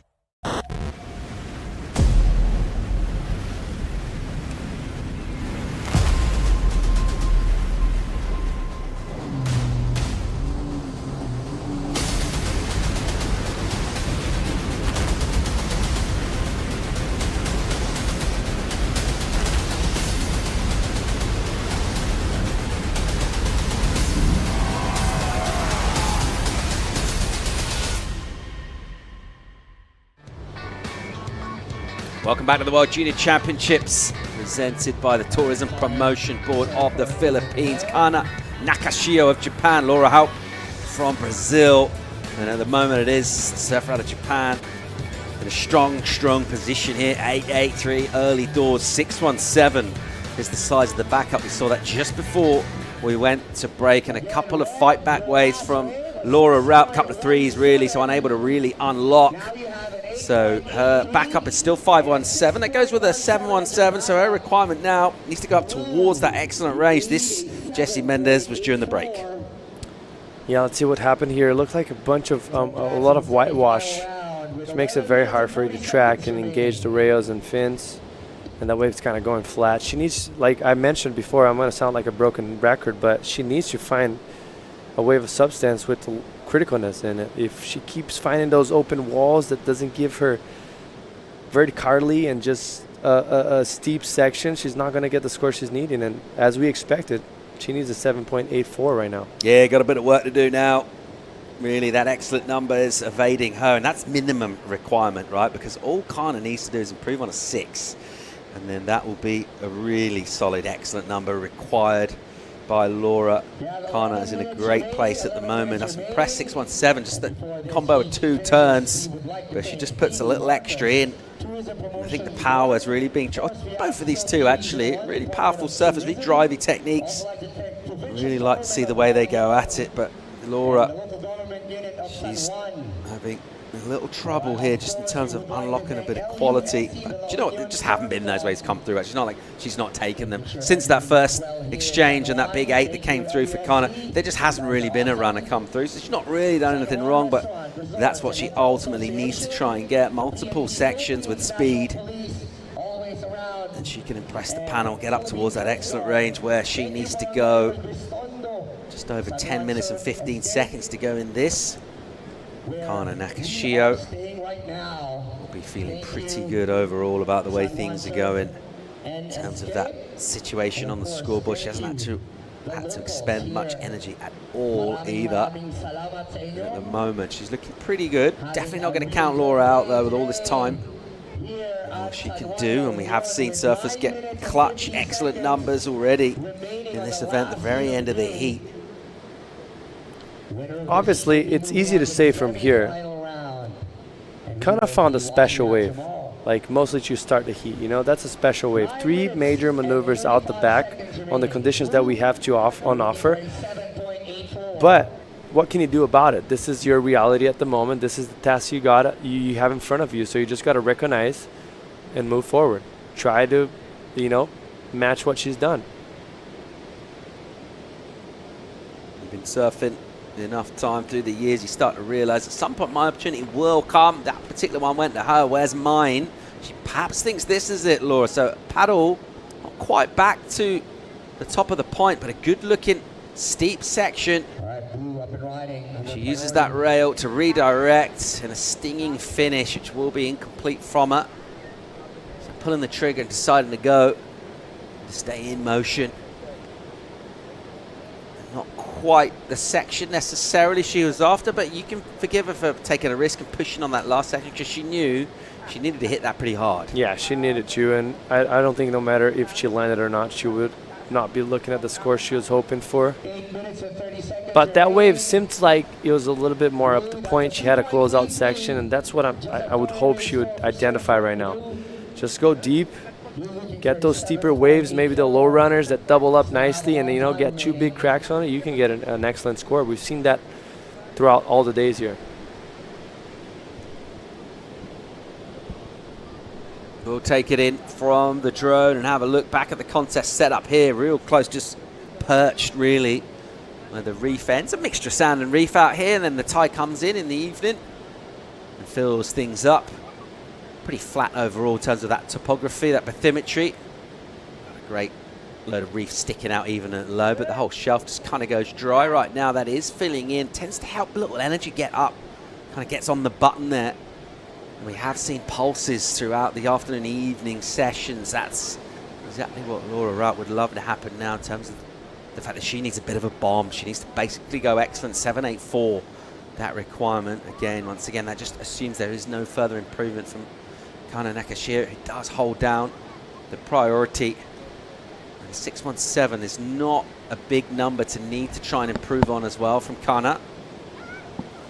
She could easily do that and make it really, really tough for Laura. At the moment, it's looking like herself from Japan is in a pretty comfortable position, heading towards those semi-finals with Harina Rodriguez. We just saw in that last hit. Here's a bigger wave. It'll just wash through. Under 7 minutes remaining. You can see Laura's position a little deeper there. And that's what she needs to do, just kind of probe around, a bit of energy. Let's see if we can get Kana tempted into a wave. She's only ridden 2. They've both been scored. She's got a massive 15-point total. All right, Laura showing some interest. She'll go. She won't go. She tried to get on a wave that just didn't really want her in. It kind of stood up and then backed off, actually. She might get another chance on the wave behind it. This will be a late takeoff if she does go, but it actually just kind of engulfs her. I think, again, that's probably the right decision not to go. Kind of slightly concerned, just checking it all out. Nothing really to worry about there. She doesn't have to do much, actually, Jesse, really. Yeah, just pay close attention to Girlata right now. That's all she needs to do.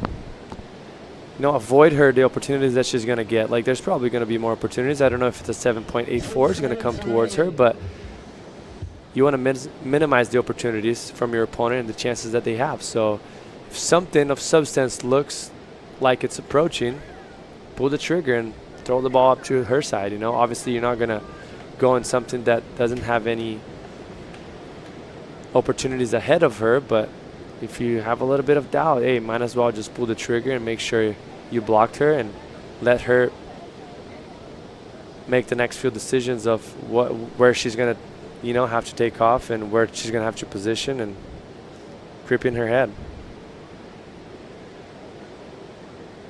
Laura, again, having a look, but quickly realising not the wave she's after. She'll give it a little scope out. At the moment, she's trying to join her compatriot Luana Silva is through to finals day, represent Brazil. Laura trying to do the same here, but she's got a tough task now. 5 on the clock. She needs an excellent number. She has second priority. We'll recap this from the get-go. Kana just tearing in. I mean, what a read she had. Just solid surfing, beautiful wrap. And then this is money right here. Just nice lip line.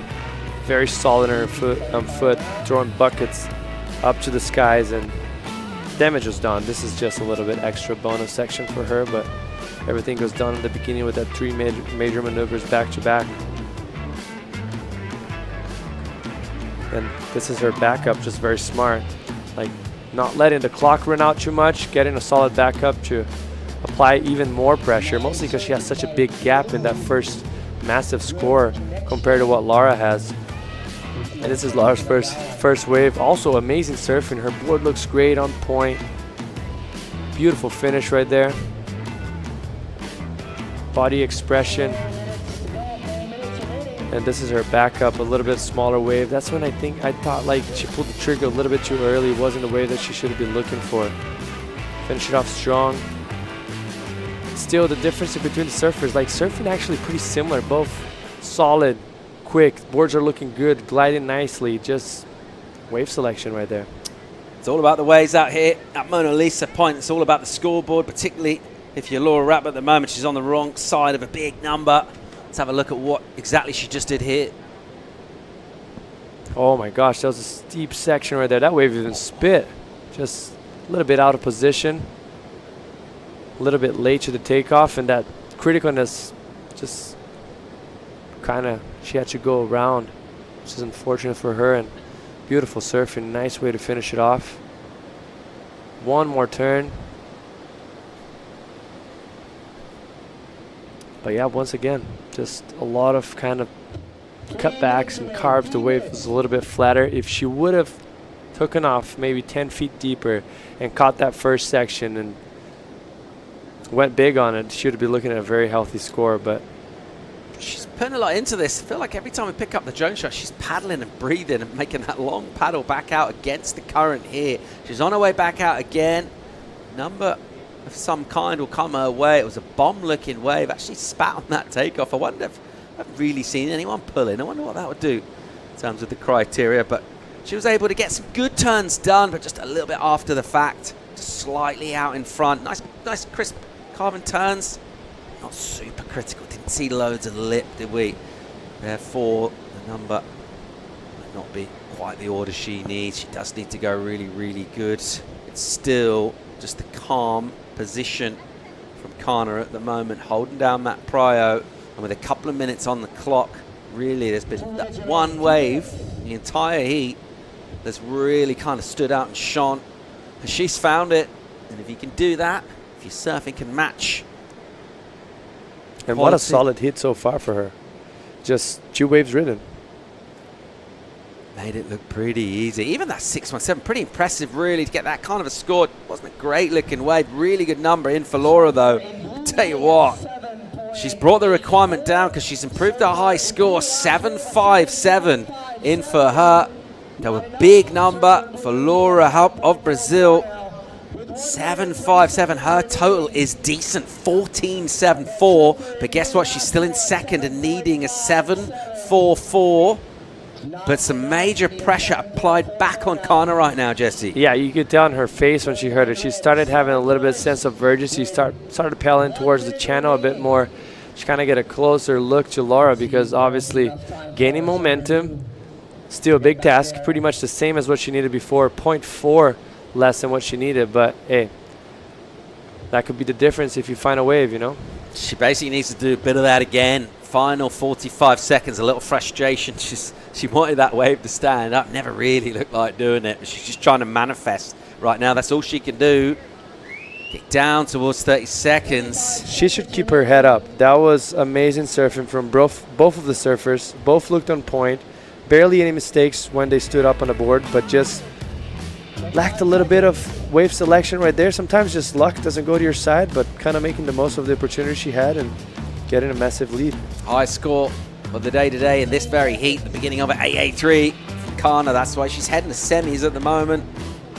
Sierra Kurt also going excellent in the earlier round today, showing us the flair and the progression. But right now we'll count down the 4th quarter and the day, and it'll be well done indeed to Team Japan and Kana Nakashio. She is coming back to surf for a World Junior title on finals day. Good chance of that happening tomorrow. 2 more days in the waiting period. Tomorrow does look like the better of them. Well done to Laura Rapp. She surfed really well. She's got a couple of 7s. She competed well. in that, but just a little unlucky and just where the best waves fell, Jesse. Yeah, this is how the game rolls. Like, it happened to her in her advantage before, but not this time. You know, sometimes it's just how everything pans out to be, and kind of made the most of it, though. She delivered. You know, sometimes you get the best wave, but you don't, and she really went to town on that 8.83. Kana Nakashio through to semis. We'll go to a quick commercial break. When we come back, we'll try and have a word with her. We'll wrap up the day as well. We'll be right back.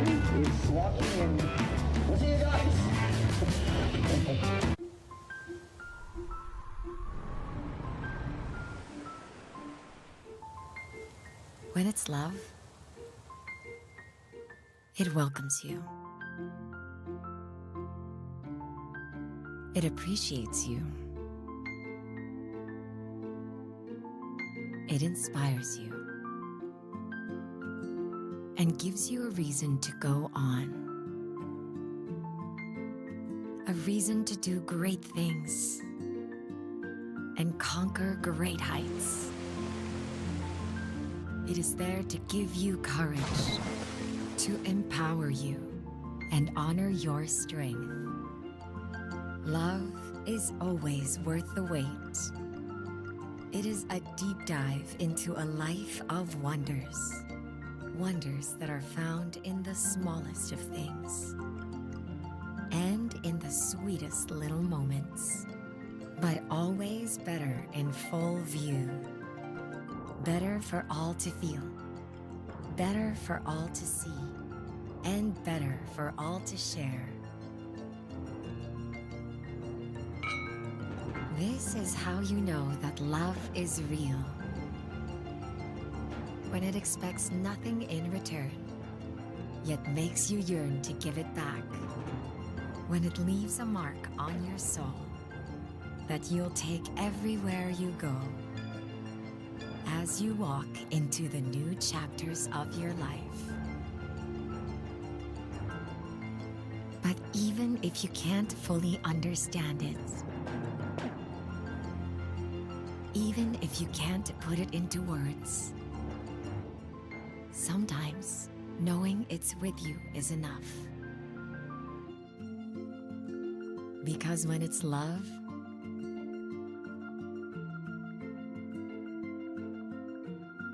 you feel it.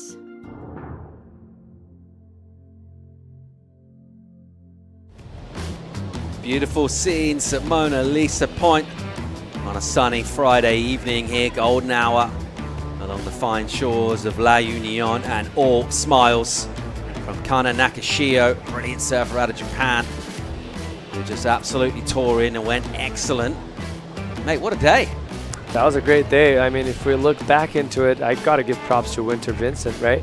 Like, since day one, getting excellent scores, and today it seems like he started the heat with his back against the wall, going against the grain, and all of a sudden just pulling the card and just massive air, massive rotation, 9.17 if I'm not mistaken. And that was beautiful to watch. Yeah, he's a cool customer, isn't he? But, you know, early on he was dominating, but now it's starting to get quite close, actually. He was probably a favourite coming in, and probably a favourite as well going into final stage. Yeah, definitely. Like, he's been proven that by his numbers, you know, and by the surfing he's been applying on the waves and wave selection. It's been on point, but tends to get harder in the finals day, so let's see if he can pull it off once again. Ronson Meddy as well. He's shone. He's looked really good among the men. No doubt about it. Definitely, like, overall, some of the best performance also. We've seen it throughout the whole event. And just a showman. Like, likes to go to the air, likes to make everyone excited. We could see the beach cheering from the booth here. So let's just show how much people are excited to watch him surf. On the women's side, something of an upset to see Sierra Kerr going out, and just the surfers that are in the draw now. This one's wide open. I guess we spoke about the MVP of the men's side, and then we just saw the MVP of the women's side lose today. So that was a big one for us, a big upset, but Arena was just played a solid heat, like you mentioned. Started off very strong, started off well, the right foot forward and applied pressure, and then that was basically all she rode. Luana Silva, of course, still in that first semi-final. She'll probably be the name we're thinking of to go real well deep in the event tomorrow. I think, are we ready to go down here from Kana? Winner of our last quarter-final, she's with Jessie Starling. Yes, Kana, incredible heat. You're into the semi-finals. 8-point ride on your first wave. That must have felt amazing. Our first wave is so big wave. Yeah, Yeah, do my best riding. Yeah, I do riding. Yeah. You won the event here last year, the QS 3000 we had here at La Union. That must feel good for you coming into this event. Yeah. Yeah, last year, so good wave. Yeah. My best last year. Yeah.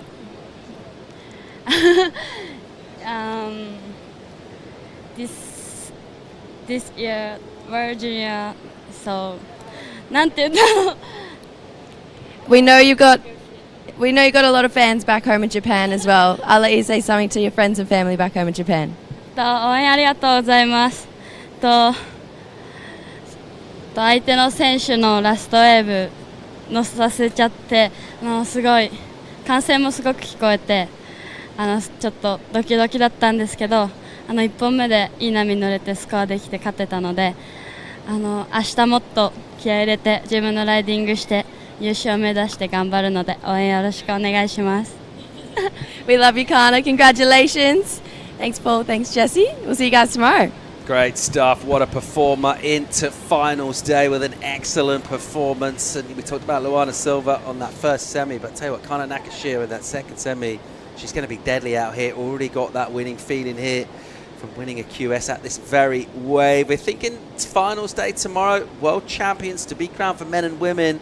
Let's come back for a 7:30 call, potential 8 a.m. start. WorldSurfLeague.com. We'll send you out with some highlights. Thank you, Jesse. That was fun.